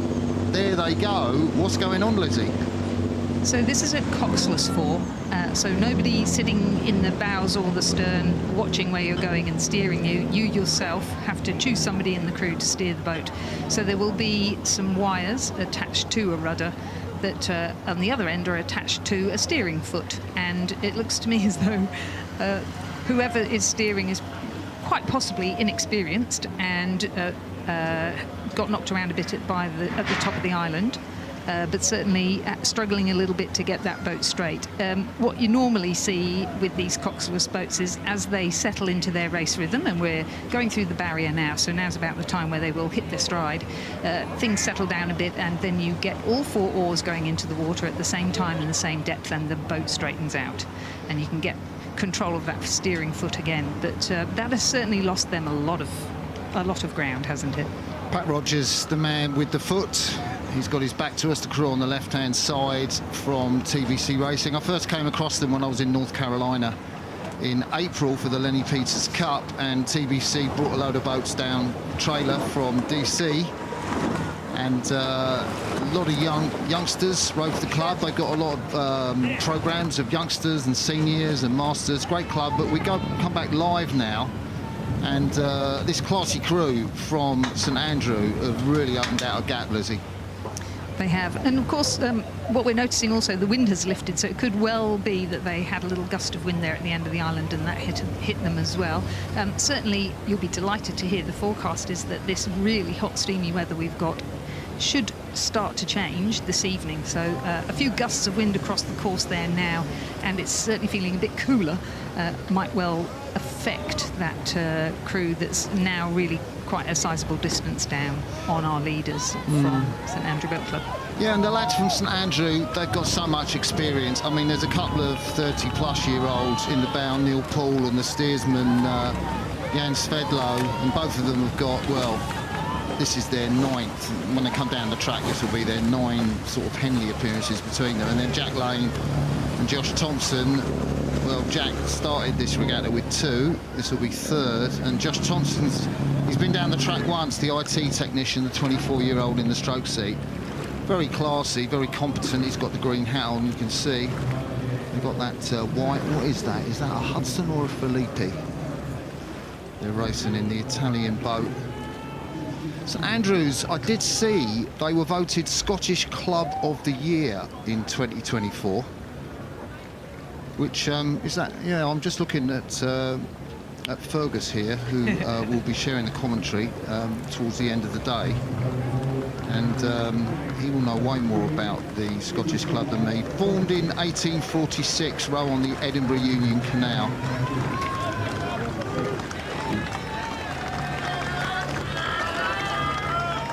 Yeah, and we are just going to be absolutely precise here. It's St Andrew Boat Club. So I like to call them St Andrew's Boat Club. Perhaps they'll consider a name change, but until they do, it's St Andrew Boat Club who are coming up to the finish line to take this heat of the Wyfold Challenge Cup comfortably and classily from the 4 men from TBC Racing from Washington DC. Never really recovered from that steering error. TBC crossed the finish line, and in that heat of the Wyfold Challenge Cup, St Andrew Boat Club beat TBC Racing USA.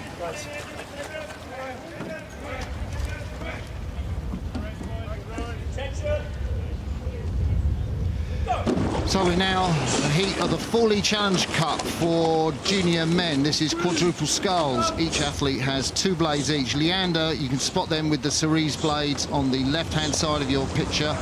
And St Paul's School, normally seen here racing in 8s. They've certainly won the Princess Elizabeth Cup quite a few times. But these are the guys from their second 8. And they've been rowing most of the season with 1 blade. They've switched to 2, and credit to their coach, Dickie Twyman, who has really done a fantastic job. Dickie's the boatman at St Paul's.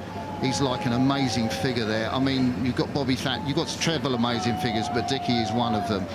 And he's been looking after these boys, and they are leading Leander B, who came through the qualifiers. This trophy's got Leander's name on it 5 times, lastly in 2023. So this is a decent race.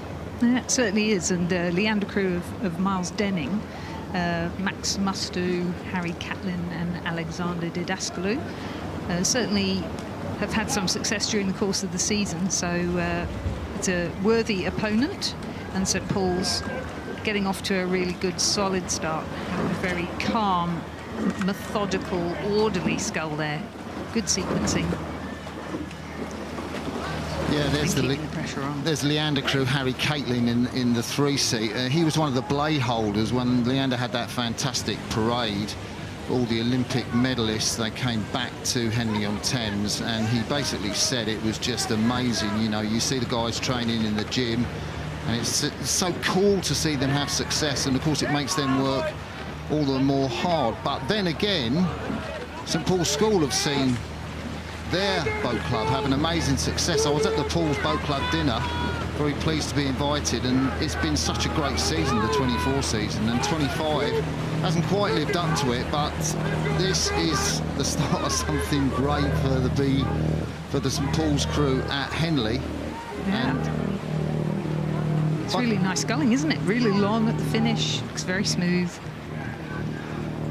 I just wonder how much Bobby Thatcher, who coaches the St Paul's First 8 that we've seen race earlier today, and of course Bobby was a fantastic sculler, selected in the juniors as a sculler and in the Olympic Games, and I'm sure he's cast his eye over them. But Dickie Twyman, what a great job. And that's a good coaching team right there when you've got that depth of experience.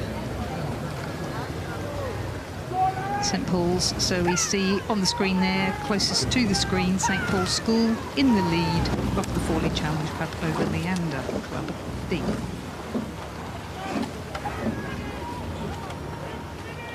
So Leander have stuck to that rhythm. We've got our drone now, and what I like about these drone shots is you just get the sense of the speed over the water. I mean, these guys are, it's against the stream, so they're probably moving at something like 4.5, 5 meters a second.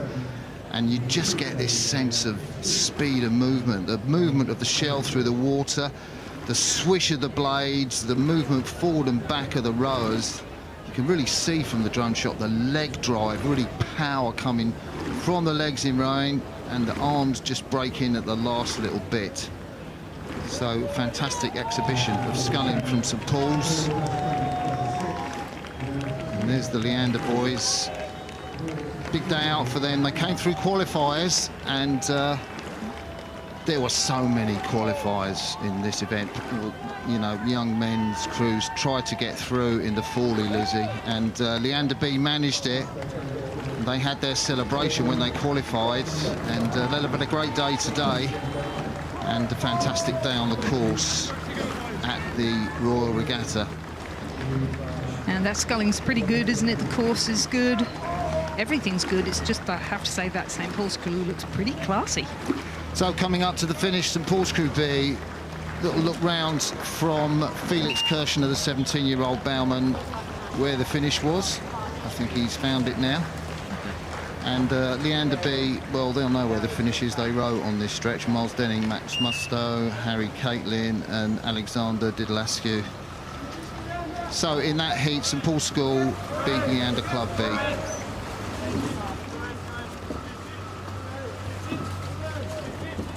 So thanks very much to Lizzie Chapman for guiding us through the last few races, and to take us to close of play at 7:30, it is Fergus Mainland of Junior Rowing News and several other things, actually. How you doing, Fergus? Very well, Martin. You know, I've just about managed to dry off after all the heat. It's been a hot, sticky afternoon, but I think the racing on the water that we've had today has very much reflected the temperatures of the water. It's been a sensational opening day of racing, certainly one of the best that I can remember in recent years.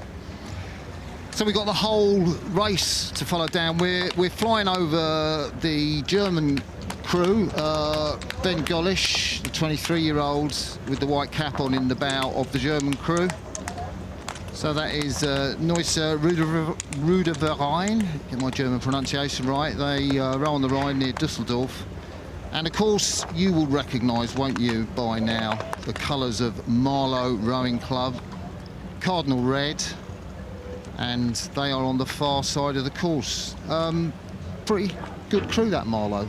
Yeah, they are, and I think a pretty good club that has been rising through the ranks in recent years, and I think all you've got to do is just cast your minds back to the head of the river, you know, where they were, I think it was the Page Trophy they won, the 17th overall at Head of the River this year, and just going from success to success, but not just the club men, but the juniors as well. I mean, how good have their juniors been as well? I know, and I think the local parents have sort of found out if you send your juniors to Marlow, it's more than likely that they'll get really good and get a scholarship to an American university. So I know quite a few of them have done that, and Heidi Long, of course, who rowed in the boat race for Oxford, won a bronze medal in the Olympics. When I see with the you women's are eight, both straight she followed and that ready, path. I will start you like this. Richard Attention. Phelps Go. is giving the start. Get ready, please. Guys from Neusser, they're no strangers to Henley. They'll know this course, and there's only one or two that have not raced here before, but at least 4 or 5 of them have been down the track. Yeah, no strangers to Henley, no strangers to the UK. Both of these crews, again, you know, we've mentioned the Head of the River, came up against each other there. It was Marlow who came out sort of a few places ahead of them, so they imagine you'll pick them as the favourites coming into this race, but always great to welcome so many of the German crews over. They're brilliant competitors, race after race, year after year.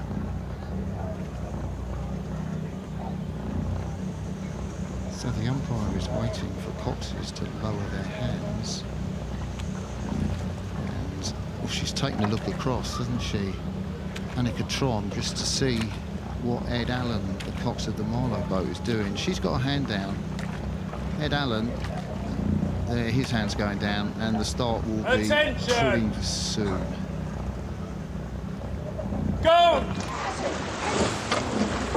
There's a long time waiting on the start there for this. Yeah, long old wait there, and you know, particularly for the boys in the boat, sitting up at attention, you start to quiver, you'll tremble a little bit in the legs, and you'll just be hanging on, waiting for that umpires to call. But it's all gamesmanship, isn't it, between the coxes?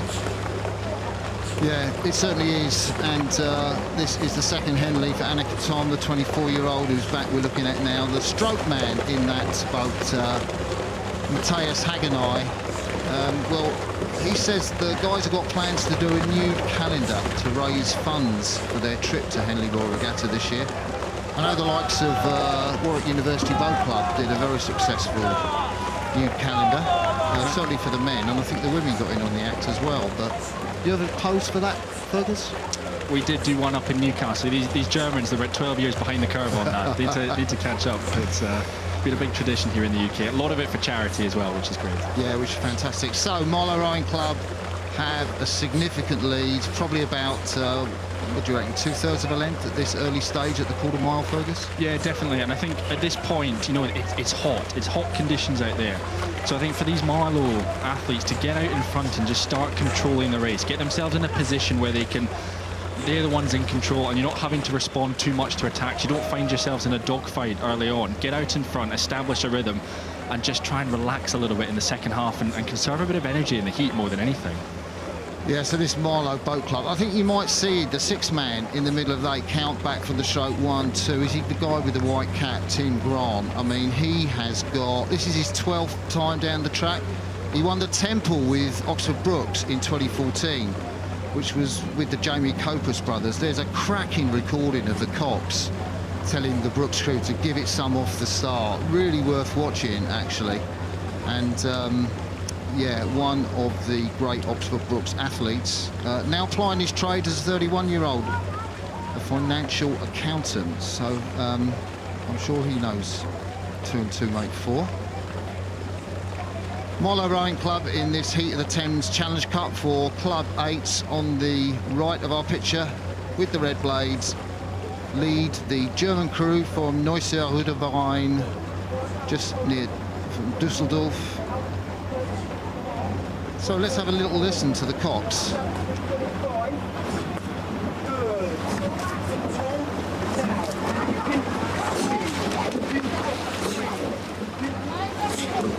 I think that's Ed Allen, and that's that kind of rhythm call, isn't it? Like fluid, like do do do do. It's kind of like, that's quite common, isn't it, in rowing? It is, and I think what's important with his style of coxing is he's not over-egging it in the early stages of this. You know, where it's day 1, it's round 1. You know, these Marlow boys will be looking to go deep into this competition, and I think it's important just to stay controlled with how you're commanding your crew down this course. There's no point getting too excited in the opening stages, because throughout the regatta as they're building, not only have the crew got to find more gears to go through, but I think your coxing has to go through as well. You don't want to tire it out too early on. So he's in control. It's simple instructions, direct instructions, and it just allows Marlow to continue to step away very easily ahead of the German crew. Yeah, that's a great shout. And I just want to say to the Marlow 7-man, the 24-year-old Richard Adams, that we didn't mention that little slight crab that you caught back there, but we did spot it. And nothing gets past you. Yeah, I'm sure the crew won't say anything about that to you tonight, or Jamie Axon, the coach. But well done for the recovery. And the boys look smooth, fluid. Just making that Philippe shell glide over the water. Neusser look pretty tight. I mean, the blades around the front end of the Neusser crew, they're quite close to the water. Maybe they could just be a little bit longer, I don't know, just to grit the water, but it's a nice close catch. Yeah, it is. It's very impressive, and it's the case with so many of these German boats that come over, incredibly well drilled. And you know, maybe it's with me with my red, white and blue glasses on, but I just think our club rowing in the UK just seems to be a step above anything else across Europe or across the world. So when you come up against a crew like Marlow or Thames or London or anything like that, you've really got to bring your best effort if you're going to challenge and go deep into an event like this. Right, so I'm thinking why, and I would guess, is that the strength of our university setup? And maybe the Dutch might have an advantage, you know, like be level with us, but a lot of these guys will have rowed at university, really strong systems, and then come into the clubs now. Yeah, 100%. I think it all starts from the grassroots, from the juniors, and then going right the way through, because it's a brilliant, clear programme of, well, I can learn to row at Marlow Rowing Club, for example, go off to university, and then why not come back to Marlow Rowing Club? Because, you know, you've had success as a junior, you'll have gone somewhere great at university, come back, have more success at Marlow Rowing Club, and you'll keep ticking along very nicely. It's a very, very good conveyor belt we've got here at British Rowing. So coming up to the famous Henley Church, I think it's St Mary's, have I got that right? I hope so. And they have a lovely service there on Sunday morning. Went to the funeral of that great Olympic gold medalist that won in the 48 games, Bert Bushnell. It was held in Henley Church. Marlow Rowing Club comfortably ahead, and we've just heard a lovely producer has said it is St Mary's. So Neusser Rv going through the gears, Fergus. Yeah, they are, but you've come up against, you know, a wicked Marlow programme, you know. As we've mentioned, juniors, the full shebang, everything's brilliant. You know, caught up with Pete Chambers, one of the coaches there, after their folly race, and he's so excited for the whole club to progress through the regatta to see what they can do, particularly Thursday's racing. They've got a whole load of their crews are in action, and yeah, it certainly looks like this Thames Rowing Club crew will be joining them. But you know, as you say, credit to the Germans, they're winding up, they're going through their sprint finish at the moment, but it's not going to be enough. They've come up against a great Marlow crew. So Marlow Rowing Club come up to the finish line and take this heat of the Thames Challenge Cup just over a length from Neusser Rv, the German crew. And there's confirmation of that result. The heat of the Thames, Marlow Rowing Club A beat Neusser Rv of Germany.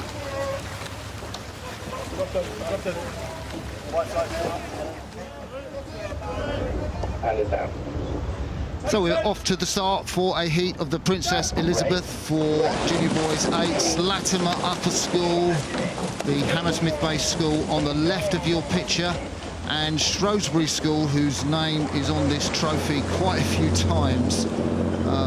Probably not in the last 10 years or so, but certainly won the Princess Elizabeth a few times. But it is Latimer who lead at this early stage, Fergus. It is, and I think for those who have been following the circuit over recent years, and particularly this season as well, Latimer, I think, very much a programme with the wind in their sails at the moment, and have just been building momentum throughout the season as we've unfolded. They were 9th at the schools head, then 8th at National Schools Regatta, and just getting quicker. They were within touching distance of that A final at that National Schools up at the National Water Sports Centre, and just building really well throughout the season, and appear to be peaking just when it matters most.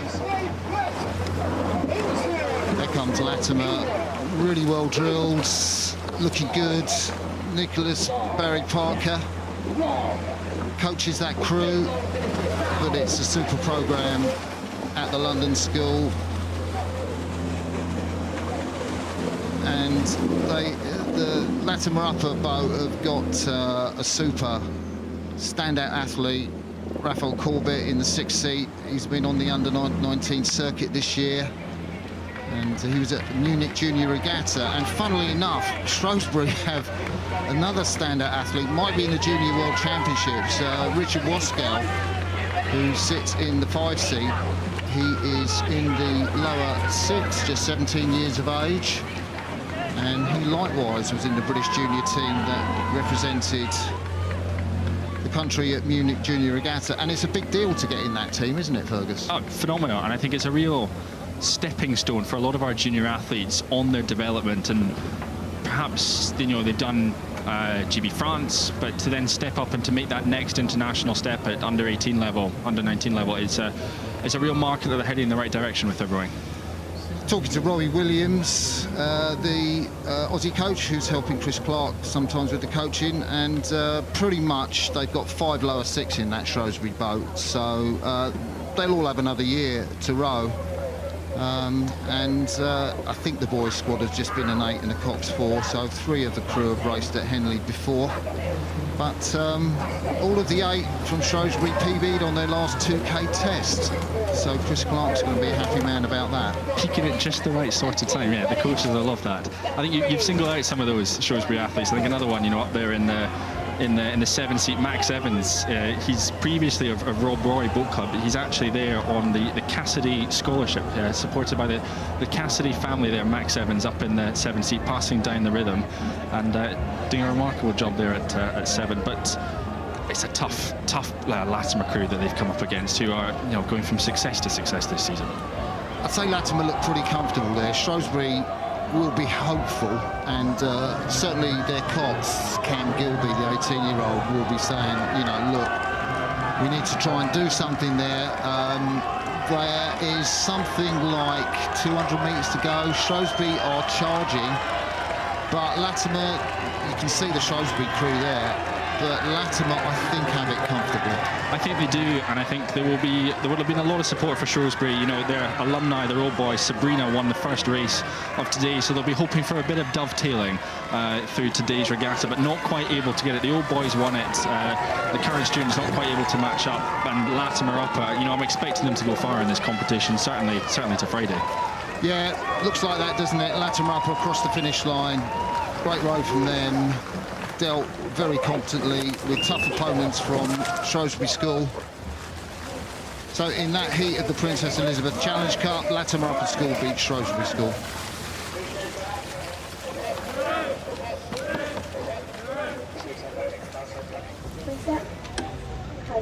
So we go from boys junior 8s to girls junior 8s, the Prince Philip Challenge Trophy on the far side of the course, the Berkshire side. That's the left of your picture. It's the young women from Emanuel School. We saw their boys come down earlier in the regatta today, and it's fantastic to have the boys and girls 8 from Emanuel School, and they are racing the women from Surbiton High School, who we haven't seen a lot of in the 8s since the 8's head. But Surbiton High School, they're now on the left of your picture. We've got the reverse camera shot. Emanuel School hanging in there. Yeah, they are, and I think that point that you picked up about Surbiton is fascinating, because they had an incredibly successful Henley Women's Regatta not so long ago, and so they'll be so familiar with this opening stretch of the Henley Royal course. But they brought in their winning Coxed 4 into this 8, you know, to go after the Prince Philip Challenge Cup, and that crew at Henley Women's, they were superb to watch on and cover some of their races. So they haven't had as much time as some of the other 8s, some of the other programs, you know, to spend, you know, weeks together refining the technique and everything. So it's fascinating how they brought that together, and particularly as they come up, you know, if they are to advance through this regatta, if they come up against greater challenges, how that time together impacts the crew will be fascinating. Yeah, pretty decent results. They beat a couple of American schools, Newport Aquatic Centre in the first heat, and then they beat Lea Academy just half a length, so they're pretty tough racers. And pretty much there, the women in the stern, Holly Sinclair, Emily Shaw, 7-woman Grace Bates, Amy Bryan, and of course Cox, Hannah Jacobs from that mighty Cox 4. But I want to say this is great for Emanuel. Ella Toa, who coaches that boat, I mean, they're still there, they're still in contact. And of course, Emanuel, I think they famously won, did they win the Princess Elizabeth in '66 or something like that? One of the great crews of the 60s, struggled really to find their form of late, but now they've got John Moon there, former Henley winner with Molesey Boat Club. He's got boys and girls 8s into Henley Royal Regatta. I'm sure he'd be on a performance bonus for that, won't he? I could imagine so. Yeah. Yeah, think about it if you're watching at Emanuel School. John Moon obviously delivers the goods, and these women are doing ever so well in this contest. Very lively. Rate hasn't faltered. Surbiton's still up there, and they're still pushing the women from Surbiton High School with a big S on their blades. Yeah, it makes it nice and easy to spot for commentators if they're coming down the course from far away. But they're doing a great job, and Surbiton have done a great job over the years. I mean, you think of some of their alumni. Lola Anderson immediately springs to mind. And, you know, I had a chat with her before the National Schools Regatta, and after her time at university, she went back, did a bit of coaching there, and I think the sense that I get about Surbiton is that it's a very tight-knit community. Not the largest program, they won't field the largest number of boats, but the top-end speed that they're able to deliver, but also enjoy the rowing. It really sounds like they enjoy their rowing there, and I think I got that impression with Lola and the time that she spent at Surbiton, which is why you go back and give back to your old school. Yeah, absolutely. Surbiton High School row on that stretch of river, sort of between Kingston Bridge and Hanscourt Palace. And Emanuel School row just by Barnes Bridge there on the Thames, part of the school's head course. They've had a great season, this boat club. They had a super training camp. I think they went to Zabaudia, which is just south of Rome in Italy, that lake that a lot of the international teams go and train at. And you can see how they benefited from that camp with that cohesion and that aggression. They really have harried Surbiton the whole way down this course. Yeah, they certainly have, and I think Emanuel as well. You know, you've talked about them coming back and some of their performances and everything. I think you can only start to do that if you build the foundations of a real club, and they've started to do that, particularly this year. They sent one of the largest entries out of all clubs to National Schools Regatta this year, across the board. That's a great stat. And I couldn't give you this precise number to make it an even better stand, but one of the largest contingents at that school. So they've got the juniors here, they've got the interest from across the school, and to then be able to feed that, funnel that into a top end 8 like this is terrific. So it's Tuesday, the 1st of July. We're at Henley, the beautiful Henley, the River Thames. It is scorchingly hot. It is the first day of Henley Royal Regatta 2025. And these two young women's crews, Surbiton High School and Emanuel School, are battling it out for the honour of who will go through in this heat of the Prince Philip Challenge Trophy. There are the women from Emanuel. That rhythm has never faltered. And I look out of our commentary position now with the plastic windows rolled up to let a little bit of breeze in to cool us down, and Surbiton High School just to my left. They are leading by about a length. I think maybe they might have a little bit of clear water overlap, but this has been a dogged fight by Emanuel the whole way down the course. Tell you what, the school's going to be so proud of them, aren't they? Enormously, and I think the way that they've been able to hang in there while Surbiton have jumped out to that lead, you know, it's never been more than this down the course. I mean, the blade work there we can see from Surbiton, and as you say, it hasn't faltered right the way down the course. And I think, you know, in future races for them, it'll be so important they get out in front, but they're able to continue to stretch away from their opponents in a way that Emanuel just haven't let them do this race. So Surbiton High School come up to the finish line to take this heat of the Prince Philip Challenge Trophy. Brave finish from the young women from Emanuel School. Surbiton High School, in a heat of the Prince Philip Challenge Cup, beat Emanuel School.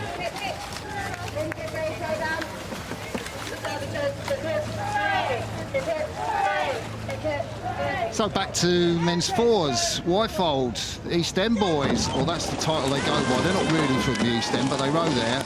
The lads from Globe Rowing Club on the left of your picture, and the boys from City of Bristol, who seem to be wanting to steer right over to Globe, and Globe put the rudder on. Who is that steering? I think there ought to be an objection there. That's O'Callaghan in the bows of Globe, and he's going on to the boys. What is the umpire doing? He just put the handbrake on. He got worried. He should have just held his course, shouldn't he? Goodness gracious. I mean, that was crazy steering from City of Bristol, and I think it just goes to show the Wyfold fours, these boats can be bonkers off the start sometimes with the excitement and the adrenaline running through you. So I think it was a mistake of Globe to drift over to that buoy line. I think they should have been far stricter in holding their line off the start, because particularly with Bristol coming over, if Globe had held their line, I think they would have had every right to appeal it kind of later on down the line. Yeah, so three of these four that we're looking at Globe with that little sort of sash down their back on the right-hand side of the screen. They learned to row at Globe, but their rowing's really improved since Peter O'Callaghan came in from Ireland at the end of 2024. Peter told me to say that, actually. But they came together, got a taste for victory, won at Nottingham, Poplar, Reading and Marlow. And they do look classy.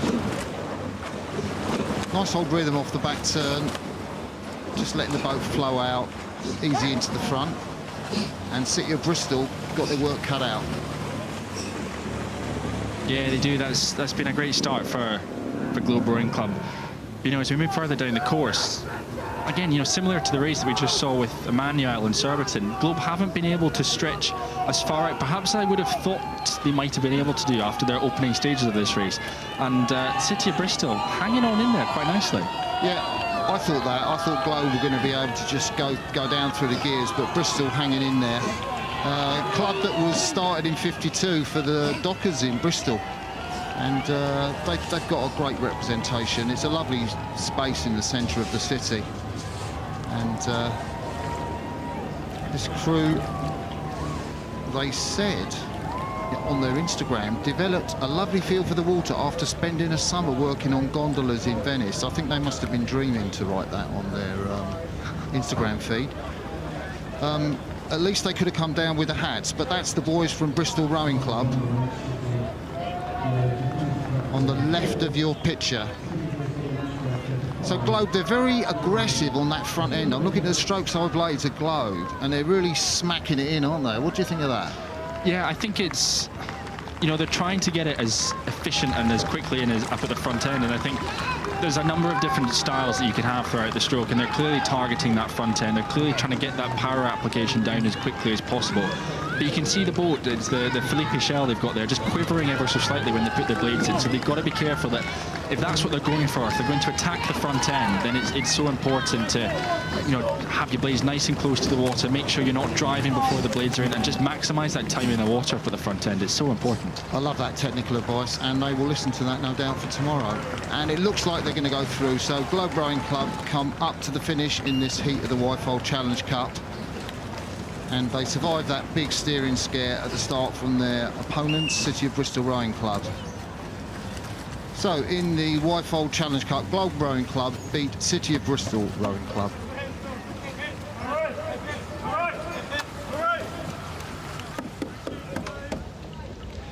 Diamond Jubilee Challenge Cup for girls quadruple sculls. The Westminster crew in the yellow boat with the cerise blades.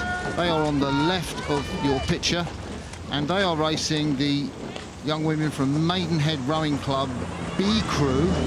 They came through qualification, that crew, and in fact, I'm not even sure if Westminster came through qualification actually, but Westminster just looked to have lost a little bit of contact with the women from Maidenhead B crew. So Maidenhead's a fantastic club. They row on the stretch of the River Thames from Bolton's Lock to Bray, and right pretty much just outside of Maidenhead, but not far. This crew coached by Izzy Sellers. The first quads just missed a medal at National Schools Regatta, and it shows you the strength of the squad. I often think that Maidenhead are in this competition with Marlow to get the best athletes from the local area. Well, I think you're spot on, and I think depending who you speak to on the towpath, the 8 crew from Maidenhead, some will have them as a favourite, I think, for this competition after some of their performances, particularly the Metropolitan Regatta coming out as the top junior quad. But the B crew, I think, is phenomenal. I think it's one of the best B crews you'll have in the country. I mean, you're seeing why on the screen at the moment, absolutely attacking this race. And what were they? They won second quads at the National Schools Regatta, qualified for side-by-side racing at Henley Women's. You know, they were unfortunate to draw Headington in the opening round of that, but you talk about Windsor Boys and the boys' side of things. Maidenhead, very much with this regatta, doing a similar sort of thing, being able to get 2 quads in, but 2 quads who can challenge right the way through the regatta, I think. Yeah, was there one year it was Windsor Boys A v Windsor Boys B in the final? It was, yeah. Yeah, that's right. So Maidenhead B crew looking smooth, looking sharp, but that Westminster crew, we ought to give them a big cheer, really. The 2-girl Bianca Jamal has swum in the African Junior Swimming Championship. She's picked up medals. You can see she's kind of got a white headband on, I think, Bianca. The bowwoman, Amelia Greenfield, 16-year-old in Westminster. She is a former pole vaulter and holds Thames Valley Harriers, which is an athletics club that's really well known for girls pole vault. And she's the bow girl. You can see on the crew on the right. She's just looked across there at Maidenhead B just to see what the gap is. And this crew, coached by Julia Mikowska-Plotkowiak, and Julia Mikowska won bronze in, I want to say, 2012 for the Polish women's double scull. Behind, of course, the British double of Catherine Granger and Anna Watkins. So great to have that sort of talent, and I think Julia is going to be doing some commentary with us in the commentary box. Are Westminster coming back a bit? Do you know what? I think they are. I think in the final, or the last couple of 100 metres or so, I think the rate in that Westminster boat is just starting to wind up. And I think full credit to Westminster, because it's the sort of wind up where it hasn't looked particularly laboured. You know, they've just been able to find an extra gear or so. Just particularly spinning the hands at the back end, just move the stroke rate up ever so slightly. And, you know, they're coming back, I think, on this Maidenhead Rowing Club crew. But I think Maidenhead have built up this cushion that they're able just to absorb that attack from Westminster. And yeah, we can see they've closed down ever so slightly to what, just shy of overlap. But Maidenhead, I think, in the closing stages of this race will feel very confident that they're able to, absorb the attack and continue to move away. tell you what, they're going to know they've been in a race, Maidenhead, and those 4 women from Westminster School can be absolutely proud of them. That plait on the back of the Maidenhead bowwoman, Elodie Dower, and Amy Steele with the double plaits. Really powerful young woman in the 2C. Here's Maidenhead. They've got 250 metres to navigate, and they haven't let up at all. There's none of this like taking it down to sort of 30 strokes a minute or so. They're up at race pace, aren't they? Sort of 35 or something like that. And Westminster just kept their plugging away. They look really smooth, the Westminster club too. Yeah, I love the way they're sculling at the moment. I think they're performing particularly well, and I think we talked at the beginning just about how good I think this opening day of the regatta is. You know, the Diamond Jubilee up there with the Follow Challenge Cup for the number of crews who are having to go through qualifiers to get in. It's ridiculous how many crews want to come and compete, which means that the standard of the 24 crews, 2 of which are on screen at the moment, is just superb at this year's regatta. Yeah, it's a great shout. So you can see the floating grandstand, you can see our position there, commentary position, and these 8 women look around from Elodie Bowyer just to check where the finish is. Maidenhead Rowing Club B crew come up to the finish line. She's still looking around, Elodie. You're there now. And Westminster School, really just the length. Great scull from both crews, and a lovely second half from the women in pink. So the result of that heat of the Diamond Jubilee Challenge Cup, Maidenhead Rowing Club B beat Westminster School.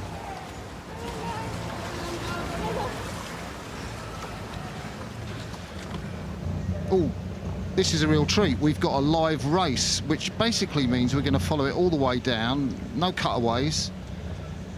It's the boys from Hereford Rowing Club, the black and white tops. We'll be able to see them when we get a close-up. And the men from Kingston Rowing Club. And, well, Kingston have won the club event equivalent of this in the 4s, the Brit a couple of times, and the Wyfolds, they won that loads back in the day. Well, back in the day, I mean in the 19th century, by the way. They've had some great athletes that have won, you know, the international events at Henley, but not really winning the Thames Cup. And this crew, well, they will hope they go all the way against Hereford Rowing Club.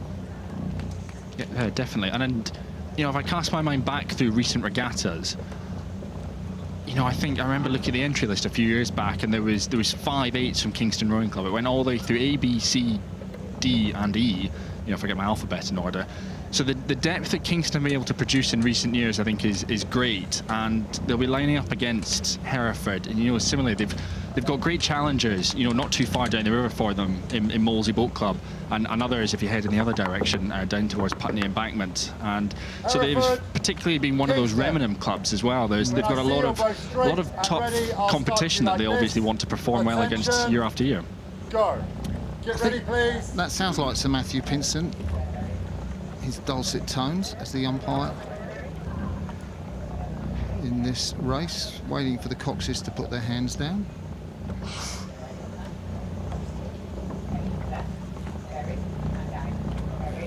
Attention! Go!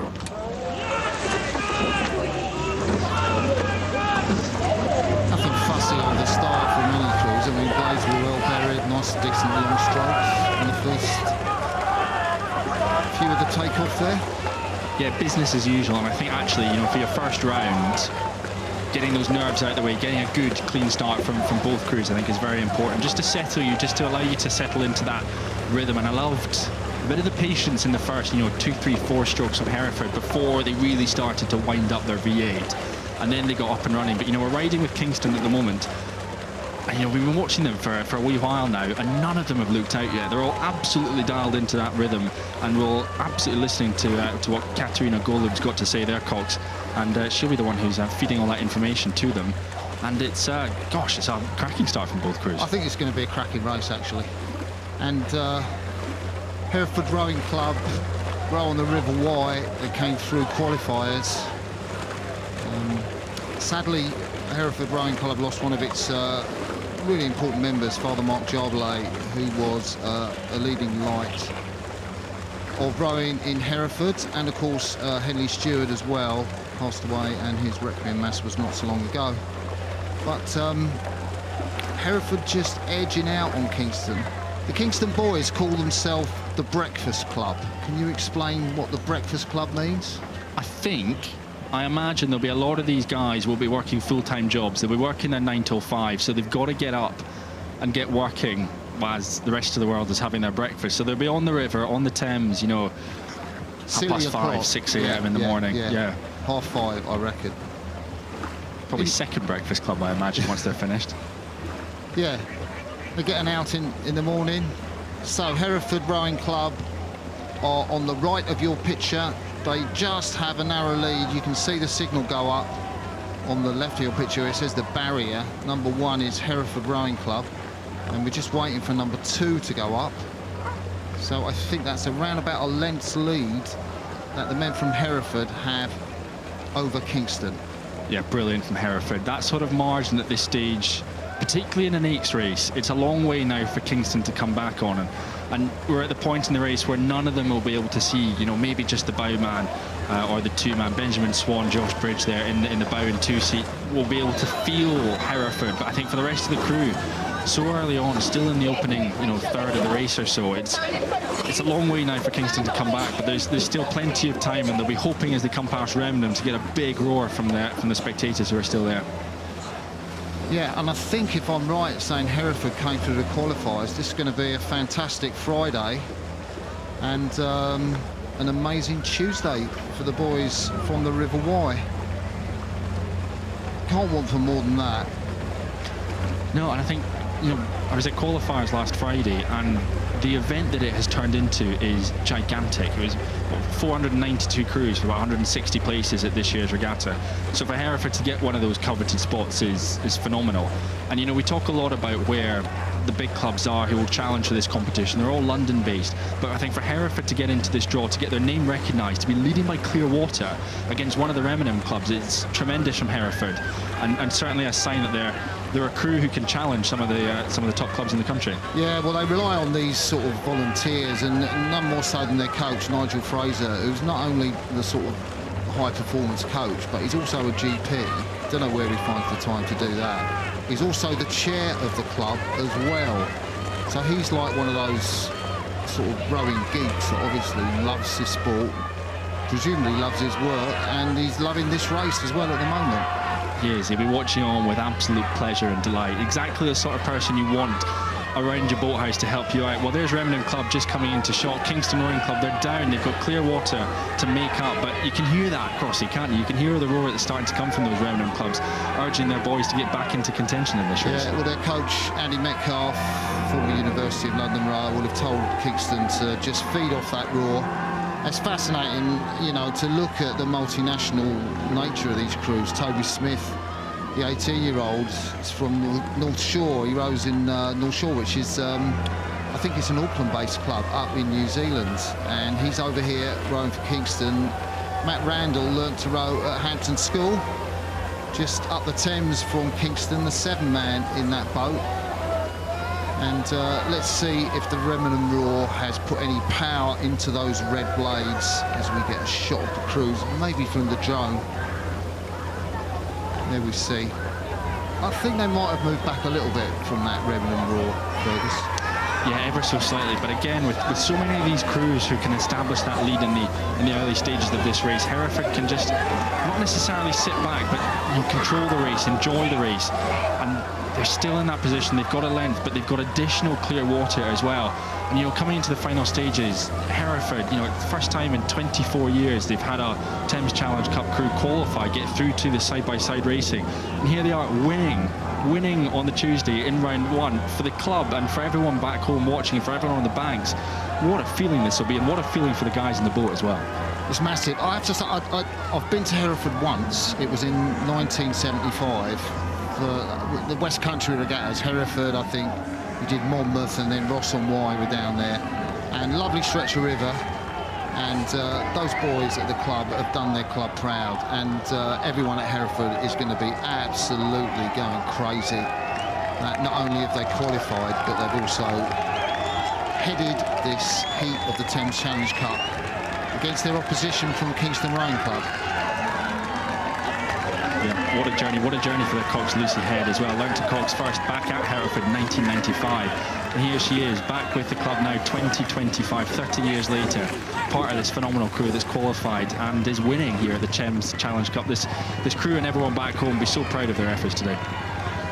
So Hereford Rowing Club come up to the finish line in this heat of the Thames Challenge Cup. Very competent, well-executed win over difficult opponents from Kingston Rowing Club. Here we are in the heat of the Thames Challenge Cup. Hereford Rowing Club beat Kingston Rowing Club. Well done, guys. Thank you. Okay, really good. So this is a heat of the Wargrave Challenge Cup. It's for Women's Club 8, City of Oxford Rowing Club. Very distinctive blades they got, sort of blue with a white sort of slash there and red tops. And their opponents are London Rowing Club C Crew. I can't believe how many Women's 8s London Rowing Club have got in the Wargrave. It's a fantastic credit to the sport, to London Rowing Club.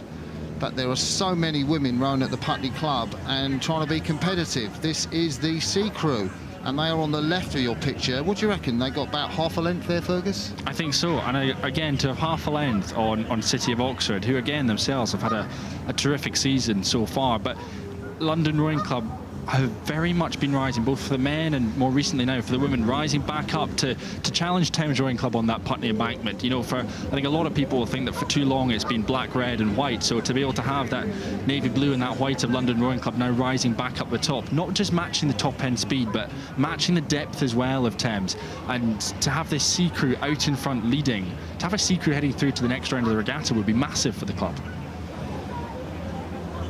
Yeah, London Rowing Club C Crew. Nice tight contest between these two women's crews. On their Instagram, London Rowing Club said they head to Henley with some success at Henley Women's and possibly the most consistent crew at the regatta. Brackets in terms of height, fueled by stories from their decorated coaches, the likes of people like Ben Helm, Steve Kerr, Killian O'Shea. And what would telemetry Steve do? Well, telemetry is those measurements on the side of the boat. I don't think they're rowing with telemetry, but City of Oxford have manufactured a fantastic burst, and now it looks like their bows have come through London Rowing Club C, who are on the left of your picture. This is a cracking race. Race of the evening so far, Fergus. Oh, absolutely. And I think for City of Oxford, again, I think London Rowing Club, we've talked about their depth, but, you know, we've got to give the exact same credit to City of Oxford Rowing Club, who have had, you know, terrific season. You know, one of the highlights being, you know, headship at Oxford City Bump. Slightly different format of racing to what we've got here, but, you know, when it comes to racing and just attacking, you know, particularly over a long period of time, you know, through a number of rounds, as you get with bumps racing, to be able to win a round, then go again the next day and again, it's vital for Henley Royal. So to have that experience in their back pocket, I think is an ace card to play. Yeah. And yeah, moving very well, this City of Oxford crew. Only 4 of these City of Oxford women have raced at Henley before. And what I love, actually, in the bio from the stroke Caitlin Armstrong is that she is a volunteer. She works with the charity Silver Lining Brain Injury, which takes people with brain injuries and puts them in a rowing boat as part of their rehabilitation. What a great thing to do for somebody who loves the sport of rowing. So you can't really pick it there. And those women from London are going to be thinking, what are our experienced coaches? What do they say to us now?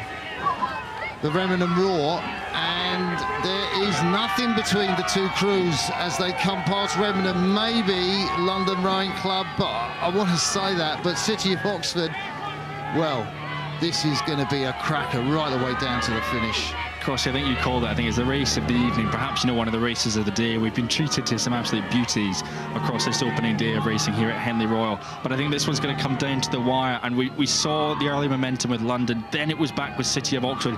Now I think that Remenham roar is starting. We're starting to see that effect a little bit now with that London Rowing Club crew. City of Oxford, they've got to be careful. Perhaps it's getting a little bit splashy in that crew, whilst the blade work with London is just so well drilled, which I think could pay dividends in the closing stages of this race. Do you know, City of Oxford Oxford have put so much into the first 2/3 of this race. They've just put everything in to be level with London Rowing Club.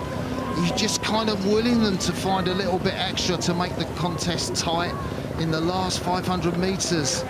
But as you say, this is where it really starts to hurt. This is where the legs are really screaming lactic acid that the muscles produce, starts making the legs ache. But City of Oxford, that rhythm, that chunky rhythm, it's taken them into a little bit of a lead over London, Fergus. They have. They've stepped on again. They've found another gear. And do you know, I think they've gone early. I think they thought, do you know what, let's just throw everything at it. It's 7:10 on day one of Henley. Let's just empty the kitchen sink. You know, we've been waiting all day for this race. They'll have had a little bit of a pre-paddle, get some of the nerves out. But, you know, I just think an explosion of power now we're seeing from this City of Oxford crew. And I think they've just grabbed this race by the scruff of the neck, and as we're coming past the enclosures, and they thought, do you know what, London, if you're going to come with us, you've got to match us, and we're going to go now, and you're going to have to race us, you're going to have to drag race us right the way through to the finish. James Wills is just looking, not every other stroke, but he's looking over his right shoulder to see what London are doing. London are still there, James, 29-year-old Cox, and you are going to have to keep your women focused and keep yourself focused. I look out of the commentary position now. There is something like 200 metres to go. Crossy, this is brilliant. City of Oxford, I think, again, they've just absorbed another move. London Rowing Club have just run out of gears. I think they've run out of responses because City of Oxford have just gone and gone and gone again in the final stages of this race. And, you know, when the camera panned earlier, it was just, there was nothing separating them. But here they are, moving out to 3/4 of a length, 2/3 of a length. This has been a tremendous second half, particularly second quarter, final quarter of the race from City of Oxford. This is one of the greatest days in the history of City of Oxford Rowing Club's women's rowing. A fantastic performance from these 8 women and their coxswain. They crossed the line ahead of London Rowing Club C, who served up for us an incredible race. I don't know if City of Oxford will have the energy to celebrate. London Rowing Club hang their heads. That's the 7 women of London there. Just Billy Ryan lying back in the boat, exhausted. That was a cracker.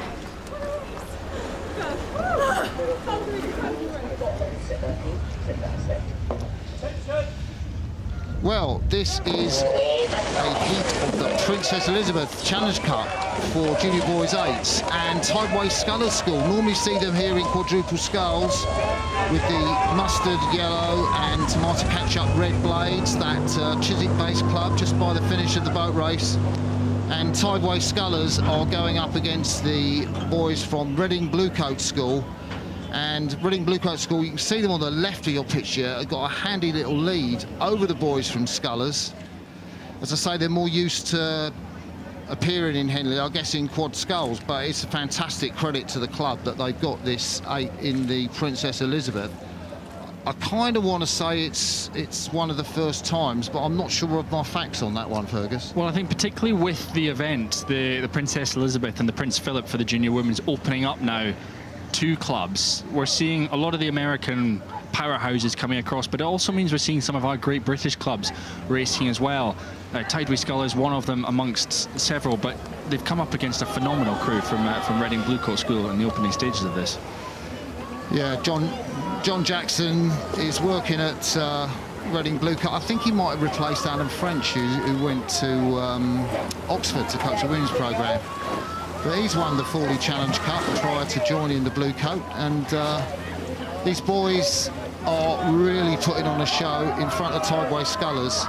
And I just have to say, you know, we probably won't talk too much about the Tideway Scullers. Bede, Zach, Ollie, Joe, Christoph, Felix, Ed, Ivan and Cox Dulcie, but they've won the Forley and they won the Diamond Jubilee, and they've qualified crews in all of the junior events, Fergus, this year. Yeah, which is terrific. And you know, I'll often have a discussion with folk about, you know, programmes that could go out and challenge and, you know, theoretically go and win all 4 junior events. You know, there's not many who'll be able to do it. You know, Shiplake College springs to mind as one example, but Tideway Scullers, now that they're branching out into the Princess Elizabeth Challenge Cup as well, they fielded great Foley Challenge Cup, great Diamond Jubilee clubs, quads.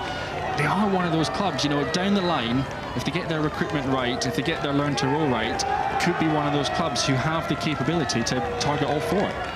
Yeah, Scullers, if you're looking for a place for your daughter or your son to go and row, couldn't pick a better place if you live in London than Scullers.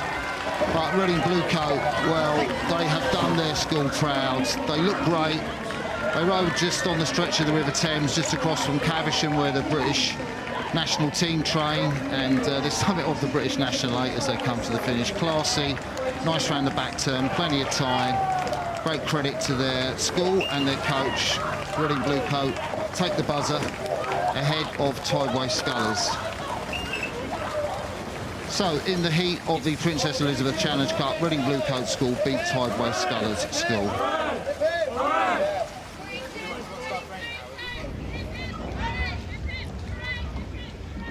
So it's London Rowing Club, this time the B crew in the Wyfold Challenge Cup on the left of your picture. Pre-qualified crew against 4 men from Agecroft Rowing Club from the northwest of England. In the red, you can't miss them. London Rowing Club B crew probably fancied to take this event, but you can see early doors that it's reasonably close between the two crews. Yeah, there was 2 B crews who were pre-qualified for this event, London Rowing Club and Thames Rowing Club, no surprise there. But I'll give you another little stat for you. Across the day, there have been 6 wins from the B crew, so we might be able to see our 7th win. And I don't know if that's a particularly, if it's, you know, how outrageous that stat is, but, you know, 6 wins from B crews seems like a great day for B crews on an opening day. And London could be adding to that list in a few minutes' time. Yeah, I want to say, I've got a stat somewhere, it's like about 20 plus times that London have won the Wyfolds. It's like an incredible event. I feel a little pang because I was at Young London Rowing Club oarsman that won this event 49 years ago. Yes, that was a long time, in 1976. Another scorching hot summer, as it's been today. I don't think I raced at the end of the day like these guys have, but Adam Randell in the bows, Graham Ord, Brian Cheel and Chris Finch doing their coach Nick Musson proud there for London Rowing Club. There's Agecroft on the left. What I didn't realise, it was founded in 1861. It's one of the oldest open membership clubs in the world. Fantastic. They've been going, and they've been setting the standard away from the Thames for, well, since 1861. Yeah, and they've got their names on a few Henley trophies. We know Graham Thomas was a very proud Agecroft member. I want to say that the guy in the PR2 mixed double scull was also an Agecroft member from the northwest and learned to row there. We'll get back to you on that one, but famous members from Agecroft Rowing Club. Well, that overhead shot there of London Rowing Club. Tremendous drone shots here at Henley Royal. But, you know, I think a special mention to their 2-man, Graham Ord. You know, in recent weeks, he's been struggling with back injuries and all sorts of things. And only just recently, you know, on, I think it was Thursday or Friday, did he have his final physio appointment that basically gave him the all clear because he'd been out of the boat for a number of weeks. So he's back in now, back in the 2-seat, you know, sitting in front of him, Ryan Cheel, stroked by Christopher Finch, and in the bows, Adam Randall. But, you know, phenomenal for Graham and phenomenal for London to have him back in the boat and being able to add to this crew, because his experience, you know, 9 previous Henley campaigns for Graham Ord, will certainly help this crew go far in this competition. Yeah, completely. And I'm relieved to say that I was correct about Greg Stevenson, who won Paralympic gold with Lauren Rolls in the PR2 mixed double sculls in Paris last summer. He is a proud Agecroft Rowing Club member. So it's great to be on the shoulders of giants in the world of Agecroft in the northwest. Andy Jepson, Pat Wright, Pat Brogan and bow Alex Tullett, coached by Dennis O'Neill. I have to say both crews seem to have settled into a kind of mid-race rhythm that from the outside it looks comfortable, but I know they're both hurting. Oh, definitely. And I think they'll be hurting, but they'll be hot as well. And I think that's another factor that it will have been talked about a huge amount today, and even in the closing stages of today's racing, you know, it's still hot. There's still a lot of heat coming into our commentary position as well, so it's another factor that crews have got to contend with. But you know, I think particularly that London crew there. You know, we've seen some great blade work, you know, in recent races that we've had across here, and I think Westminster spring to mind, but London Rowing Club as well are just gliding very nicely through the water. Yeah, it's interesting that Stu Heap's working with them, as well as London Rowing Club A that we saw earlier in this evening session. And smoothly up, typical Stuart Heap coach crew. Really easy flow. Nice off the back turn into the front, nothing fussy on the front end, and London Rowing Club B crew come up to the finish line ahead of their rivals from Agecroft Rowing Club. Their regatta is done, but great race.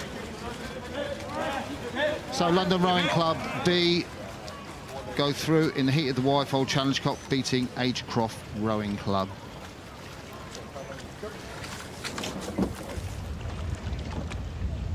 So the final race of today, this first day of Henley Royal Regatta, it is the Grange School on the left-hand side in the black boat, you can't miss them, and Kingston Rowing Club. They are on the right-hand side with the red blades and red and white tops. And we've already seen Kingston Rowing Club come down the track. And the Grange School 2, Distinguished School. So Grange School leading this as we cut to this race. And there's a lot of aggression going in the front end there on that catch. Yeah, and you're seeing it, I think, quite a lot with a lot of these junior quads. You know, watching some of the racing at the National Schools Regatta, there's so much power in these junior athletes now. I think the development in the past 5-10 years has been ferocious almost, and particularly in, you know, in the A final, the B final, all finals sort of through national schools was so impressive to watch on and see. And I think this Grange School programme, I love the way they're attacking that front end, and I love the way they're continuing that drive right the way through the second half of the stroke. And I think it's a very impressive display from them at the moment. Yeah, and to be fair to Pete Masters, the 16-year-old in the strokes, that he's given it some off the back end as well for the Grange School. So if you don't know where Grange School is, it's in the northwest. They row on the River Weaver. If Northwich means anything to you, if you've ever been up the M6, you'll know where that is. And they are qualifiers, as indeed are Kingston Rowing Club. So both these crews came through that massive sort of tense head race on the Friday before the regatta. They're the first Grange boys to qualify since 2015. So that's a stat, isn't it? Yeah, and there will be some very, very proud alumni watching on and seeing that. You know, the likes of Tom and Emily Ford, both of them went to the Grange School along with their two brothers, John and Ed. So, you know, if you're sitting down, to know that all four of the Fords, and particularly two who went on to the Olympic Games, have come through the programme, you know, what an inspiration for those kids. Yeah. So Angus Goods, experience up in the bows, 18, Finley Furlong just going down the boat, the ginger one, Abraham Farag and Peter Masters, we've mentioned him already. 4 young men from Grange. You can just see the stern just swirling through the water there. Kingston Rowing Club, again, their qualifiers. The commitment from these boys is something that's been really evident since the start of the season. They had a great Marlow regatta, and the boys were so looking forward to the qualifiers and just absolutely delighted. Little look round from Linus Orsinger just to see how much the Kingston boys have got to do to get back on the Grange. It's a lot of work.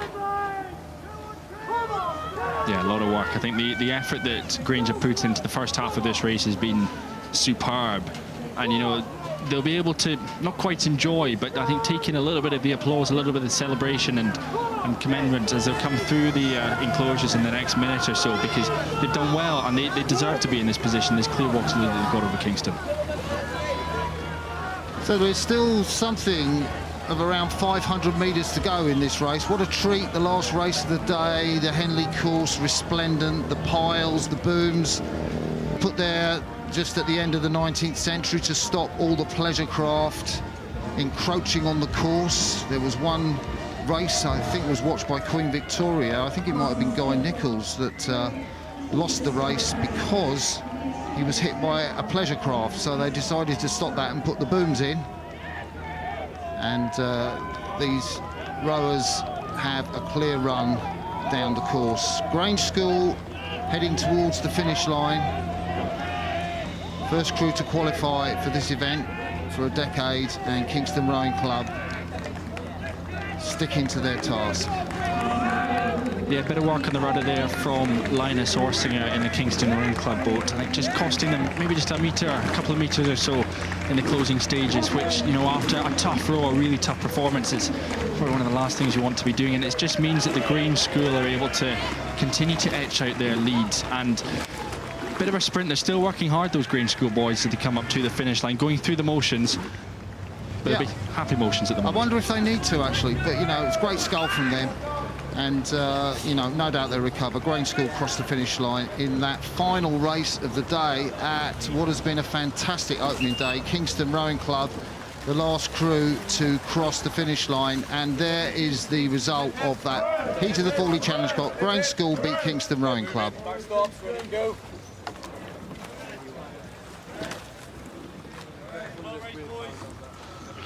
So it's been an amazing day, a scorching day, but wonderful racing. More to come tomorrow. Thank you to Fergus Mainland, who's been with me, Martin Cross.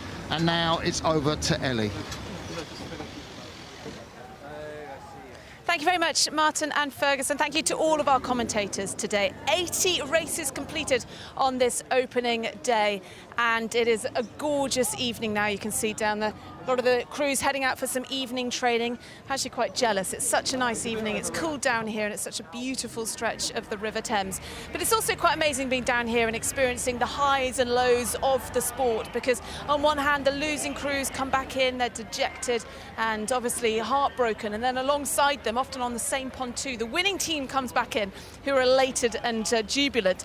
And I thought I'd better chat to one of the winning crews from this afternoon's or this evening's session. I dragged Will out. Congratulations winning with Hereford and beating who did you face in the Thames, was it again? It was Kingston, that was it. A dominant victory. Well done. How does it feel to be the jubilant crew heading back here? Yeah, no, it's fantastic. Henley is just so unlike any other event we do all summer. That was actually my first win down the course. I was last here a couple of years ago. So yeah, no, it's really unlike anything else you do in your own calendar. So myself and the crew are really, really hyped. And you get so much support here at the boat tents. Just for people that have never been here, just to explain, you get a tunnel of supporters as you come out, and obviously all of your friends and family can come after the race as well.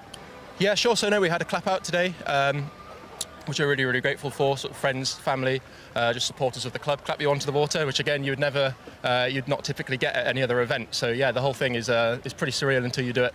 And it felt pretty comfortable today. I wouldn't go that far. We were pushed quite well all the way to the line, really. But no, the guys were pretty happy to see the finish line, but we were happy with our row. And we've talked about the heat. Does it affect you guys once you're out on the water? I thought we dealt with it pretty well. We went out for a pre-paddle at lunch where it was roasting in the middle of the day, so we're a little bit worried. But we had a bit of a headwind today, which cooled us down. Congratulations then, and good luck in the future rounds. Thanks then to Will, who was victorious with Hereford Rowing Club. Right, now we can turn attention to tomorrow, because on day 2 the student events get underway, and last year Oxford Brookes University won all 3 trophies in this category. Can they do it again? We'll find out. We're on air at 8:50 local time tomorrow. Hope you can join us then, but I'm going to leave you meanwhile with highlights from day 1 of this famous regatta.